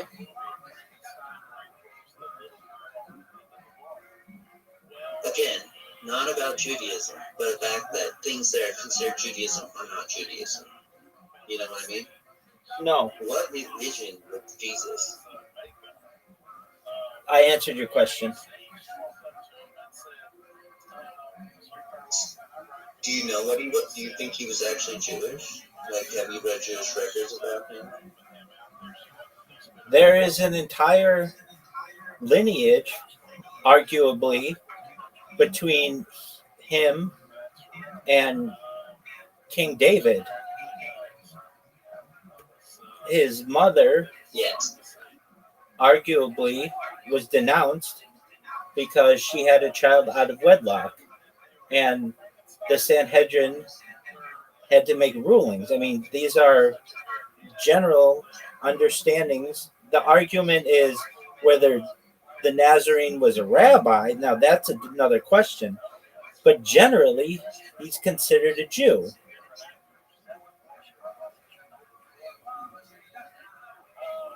Okay. It's weird that he's considered a Jew, right? I don't think so at all. It makes a lot of sense that he's considered. Why? Why?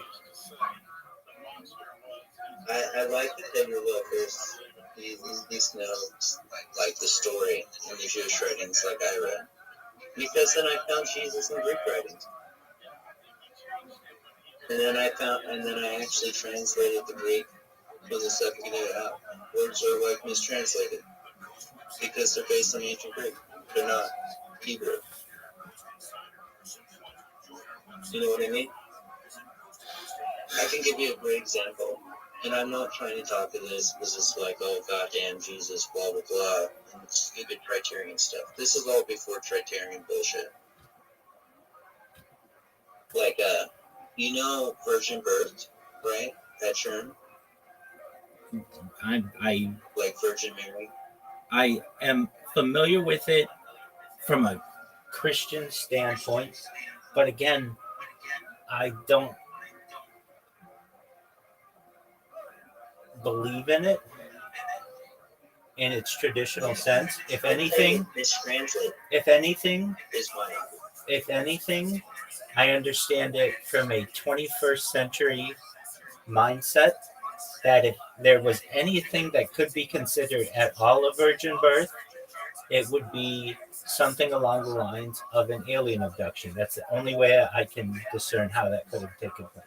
Oh, so like an alien abduction though, like in Christianity, specifically in the Book of Enoch, like ascension and descension are kind of like alien abduction, because like you go to heaven and an angel replaces you, basically. Okay.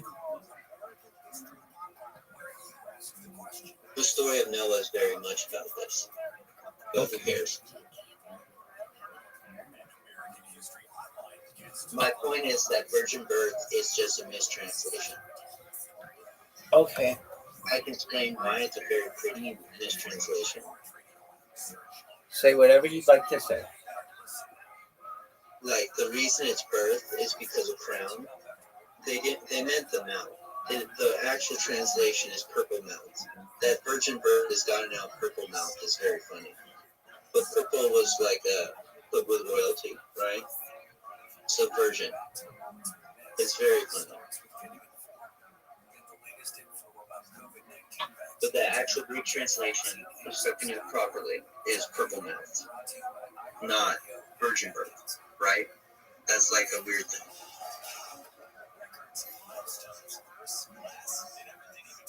And then in ancient Greek writings, the people of women of the Bacchic religion would have purple mouths because of the drugs they did, which stained their mouths purple.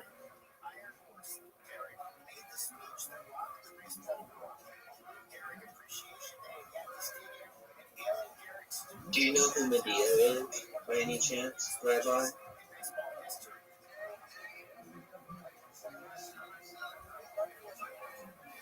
Do I know who Medea is? Yes. Yes.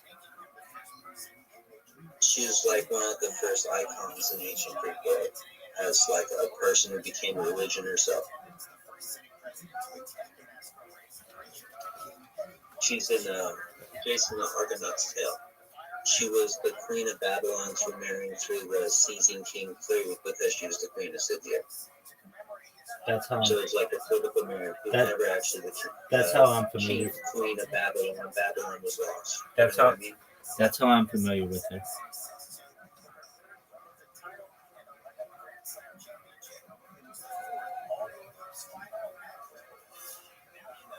So another one of these mistranslations, right, that makes me think Jesus, like, by this is the Christian mistranslation of the Book of Enoch. They purposely mistranslate the verses on the snake venom to be snake venom, to be snake, to be a metaphor about snakes, blah blah blah, messing with the human mind. When literally the verse says it's African horn viper venom. It's a very specific snake. You know what I mean?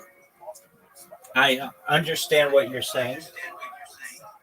Again, And you're going to the and you find when you translate back, they become less defined because they have less words.